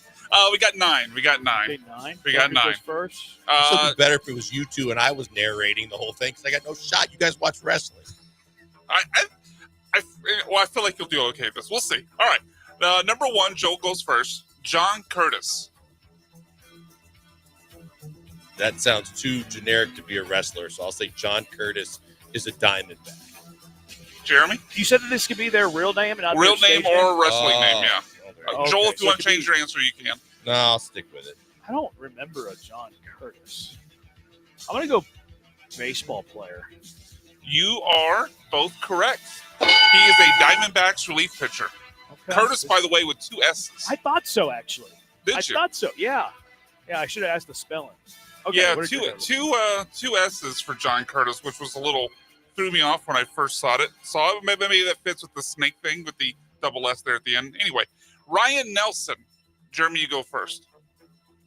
And this could be their fake. This could be. So This could be like a real. This could be real name. This could be ring name. This could be birth name, or yeah, one of those two. That kind of throws a wrench into it. Now I will tell you, Ryan is spelled R-Y-N-E. I assume that's Ryan. Okay. R-Y-N-E would be Ryan. Ryan? Yeah, Ryan, Okay. not Ryan. Like Sandberg. Oh, he said Ryan? I said Ryan. That's the way I read it, but it's R-Y-N-E. You don't remember the old Jim Rome? It's Ryan, not Ryan? No, I don't remember that bit. How do you not remember it's Ryan, not Ryan? It's one of the legendary Jim Rome moments. I'll go Diamondback. I'm going to go Diamondback as well because it doesn't sound, again, like a wrestler, and I have no freaking clue about wrestling. You're both correct. He is a pitcher for the Arizona Diamondbacks. All right. The Ryan gave it away. The Ryan, yeah. Bet he was named after Sandberg. He could have been. He could have been. All right, number 3, you guys are tied 2-2. Jake Woodford. Jake sounds Joel? like a wrestler. I'll go wrestler. Okay. Woodford? Yeah, Woodford. I'm going to go wrestler as well. You are both incorrect. That is a Diamondbacks relief pitcher. I was torn. Man. Okay, Yeah. number 4. All right, number 4. Is this Jake the Snake's theme music? It is. It is. Yeah. His very first theme. I didn't know that. Going back to the 80s. All right, number 4. Jeremy going first here, tied 2-2. Blaze Alexander. Is he a Diamondback or a Jake the Snake Roberts SummerSlam opponent? Sounds like a cruiserweight. Blaze Alexander, Jeremy first. I'll go baseball player. See, I think that this is one of those gotchas from Brian because Blaze sounds like a wrestler. So I will also say baseball player.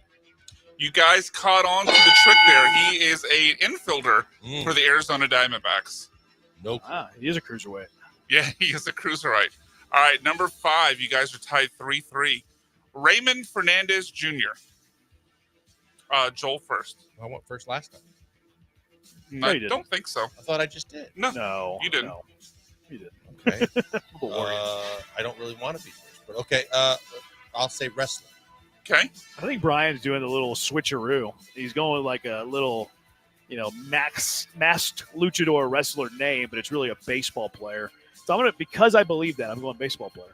Joel, you are in the lead. Dang it. Raymond Fernandez Jr., also known as Hercules Hernandez, was Jake's opponent at the 1988 SummerSlam. This coin I'm flipping is lucky. I wasn't alive then. Yes, you were. What year? Barely. 1988. Jeremy was alive. I definitely was. All right, next up, Jeremy going first here. This is 6? This is number 6. Joel is ahead 4-3. And Jeremy, you'll go first on this one. Alan Coedge. Coedge is spelled Coage.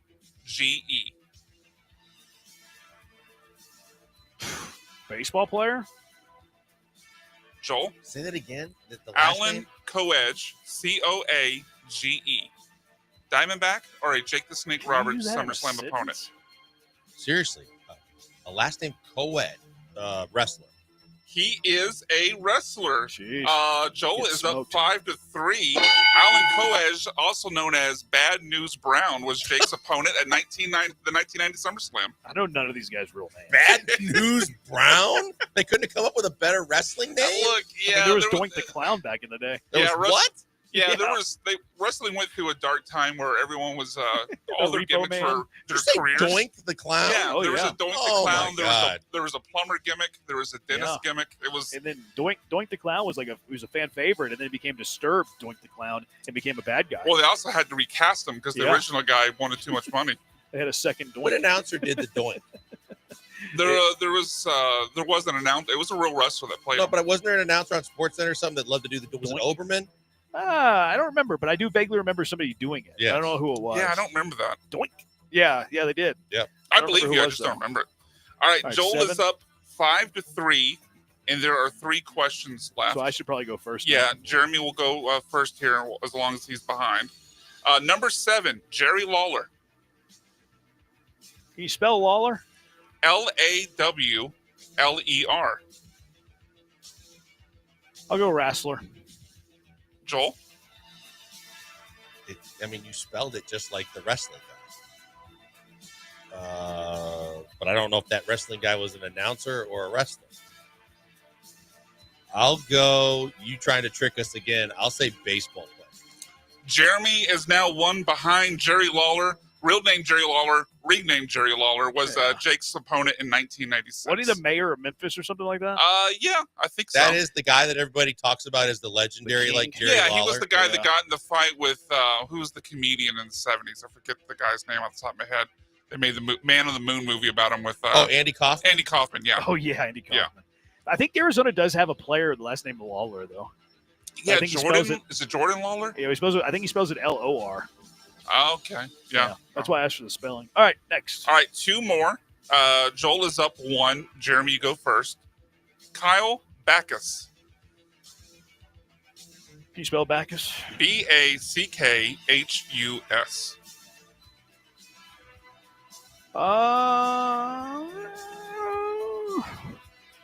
Wrestler.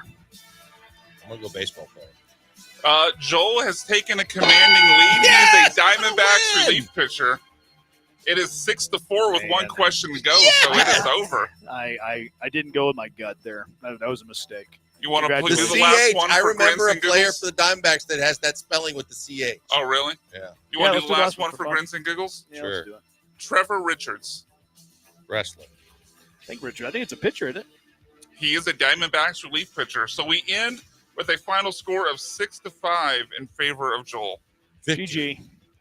Nice hand. Well played. Unexpected victory. I told you you do fine. Cannot The, believe I won that one. I mean, the great neutralizer though was not their wrestling name.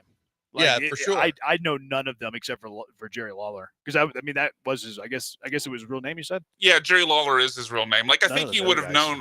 Well, some of you can't use the wrestling because Bad News Brown. There's obviously not a baseball player named Bad News Brown. Bad News Brown, shortstop for the Diamondbacks. I think we should start calling Hunter Brown that. Bad News Brown. What's his theme music? Bad News Brown. I don't know. Yeah, I don't that's know. going back a ways. I don't know. Roshi. Let's get to our car wreck of the day. 713-780-3776. What are your car wrecks of the day? 713-780-ESPN. Killer Bees, ESPN 97.5, ESPN 92.5. You're not going to get in a car wreck if you get your vehicle from Monument Chevrolet. They have the best vehicles. The vehicle's so nice, you're going to take care of them. You're going to stay out of harm's way. Look, you're in a dysfunctional relationship. It's high maintenance. And it's not easy on the wallet either. You're always giving, never receiving. It's time to break up, and Monument Chevrolet can help. Bring your aging ride to Monument Chevrolet, and the car cupids in Monument Chevrolet will not only buy them from you, they'll match you with the ride that was meant to be. So end your dysfunctional relationship with your tired old ride and get into a new vehicle or a pre-owned vehicle at Monument Chevrolet. Check out their entire inventory, monumentchevrolet.com, monumentchevrolet.com, or you can just go visit them. Beltway 8, 225 at Monument Chevrolet. Their lot is massive. They have street names. Their lot is so big. And the Chevy Trax right now is the car of the week. You can buy the perfect vehicle, fuel efficient, practical, smoldering good looks, you got to get out to Monument Chevrolet and get that new ride. They're the dealer you can trust. They're transparent. They're never going to hassle you with pricing. If you've been waiting to upgrade your ride, now is the time to do it. Visit them online at monumentchevrolet.com, monumentchevrolet.com, or again, go visit them at 225 and Beltway 8 at Monument Chevrolet. Chevrolet, together, let's drive.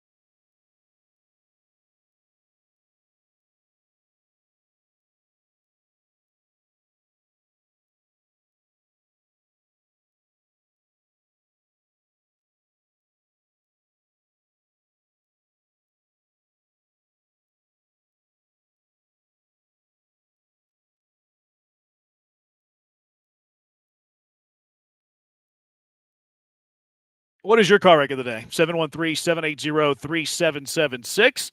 Blankers, what is your car wreck of the day? I got a couple. First one, L. Duncan, who I'm normally a fan of. You are a fan? Uh-huh. I like L. Duncan. I do not. And I like her personality. She probably tried to interject too much personality during the WNBA All-Star game this weekend on TV when she decided to use this analogy for saying that the two teams weren't playing a lot of defense. We hope it gets a little bit more competitive because like a girls trip to Cancun right now, there's no game. It's a 22-point game for Team Collier. That's a walk-off. Sabrina Ionescu, there she is from the 4-point circle. Second half action from Cambridge Field has tips after this. You like her personality? That's brutal. I like the joke. It's a lame joke. It's brutal. Oh, come on. And it's lame also joke. Disney, who you would think would probably have a problem with that They kind of just joke. had Shane also the Gillis on WNBA. doing stand-up. They're fine. Jeremy has the best point of all. I guess I talked over and didn't hear it. Shocker. It Yeah. is the WNBA. That's what producers should be doing to talent, huh, Brian? They should be Yeah, you're talking over another the state. I talent. can't. Out of sight, out of mind.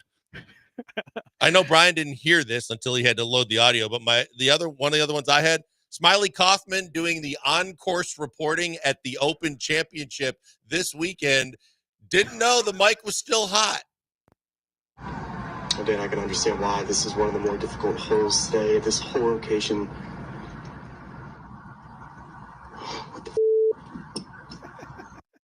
We got to start doing a hot mic a little bit because that would be perfect. I mean, yeah, there's some that we probably don't need from our own annals, but Hold on, which one? Oh, okay. yeah. Yeah, if you know, you know.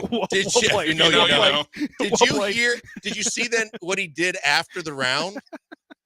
Not so Smiley Kaufman. You Yeah, talking about? not so Smiley had to say that he took a double bogey on the 15th, That's which was pretty the good. hole he was on. That's pretty funny. Yeah. That's pretty funny. That's yeah. It's interesting to me how people are so talkative behind a microphone.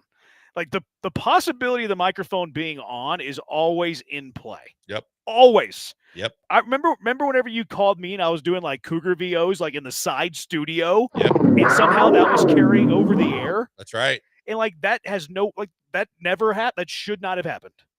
But like anytime you're behind any microphone, that bad boy could be hot. Bad. I mean, he didn't really say anything bad. He just said something that shouldn't be. Well, I mean, more so today in today's broadcasting, simply because on cable networks, you've got Shaq and Charles cussing, you've got McAfee cussing, you've got, now with podcasts and on social media, everybody's cussing. He can get away with that more than years ago. Sure. When the prudes of golf would have lost their mind. Yeah, if he did this at Augusta, he would never be. Oh, he would never my set God. foot on the grounds again. Yeah, you thought peeing in Ray's Creek was bad. I didn't think it was that bad. No, Actually, but I'm just saying. I can't remember what my take was on that. I can't remember if I liked it or didn't. I said that the purists in the gray hairs at Augusta were probably cringing. He was just paying homage to Jimmy. Or it's Ray. It's Ray. Ray's Creek. Yeah. Did you have another one? The only other one I got is Kelsey Plum going out of her way when the WNBA tried to show unity amongst their players, taking the court for the WNBA All-Star game, wearing the Pay Us What We're Worth t-shirts. But then in the press conference, when asked about it, basically said whether it was just at Caitlin Clark and her people or the fact that it was Caitlin Clark's team or billed as Team Clark. She goes, something about, don't need to be a party pooper or a spoiler here, but Team Clark wasn't around at all when we made the decision. It was like, why would you do that? This is like on one hand, it's why does the WNBA like bash their biggest moneymakers so much? Yes. On the other hand, I wonder if there's a little marketing element here. Like, I wonder if they're stoking the fire of the rivalry because rivalry sells. But you're trying to do it from a Players United front of we all were united wearing the T-shirts. And then the first thing in the press conference was, oh, by the way, half the team, or at least or your biggest player, wasn't involved in it. Look, I 100%, like, she did wear the shirt, though, Caitlin Clark. Like, I 100% believe, like, that it was the wrong thing to say or, like, it was a negative thing to say. Yeah. But I wonder if it's a bit calculated. Like, I wonder if this Caitlin Clark versus the world is a little bit calculated to stoke the fire to try to draw more attention to the WB. I don't know. I don't know. I definitely think it's in play. I think it's definitely a possibility. But you know that they have a history, too, that last year when it was like the Team USA versus the All-Stars, and Kelsey Plum went out of her way to, like, guard and blanket Caitlin Clark. I'm not sure who hates the other person the most, like the WNBA and Caitlin Clark, or Caitlin Clark and her boyfriend. Did you see Caitlin Clark like confront her boyfriend? Like her boyfriend was like backstage or back, in Is the that when the locker room Iowa teammates were showing up? One of his names, it's one of the McCaffrey brothers. I forget his name though, and he's like a coach now. But it's one of the McCaffrey boys, the son of Fran McCaffrey. Oh, I didn't know that's who she did. Okay. Yeah, she's dating one of the sons of Fran McCaffrey. I forget the exact. I forget which one. There's a few of them. There's like 3 of them. He's a coach now somewhere. I think we played him this year actually. But yeah, so like he went up to like confront her and like give her a hug, And she just basically like pushed him away, like gave him like a high five. It's like, oh, she doesn't really like her boyfriend that much.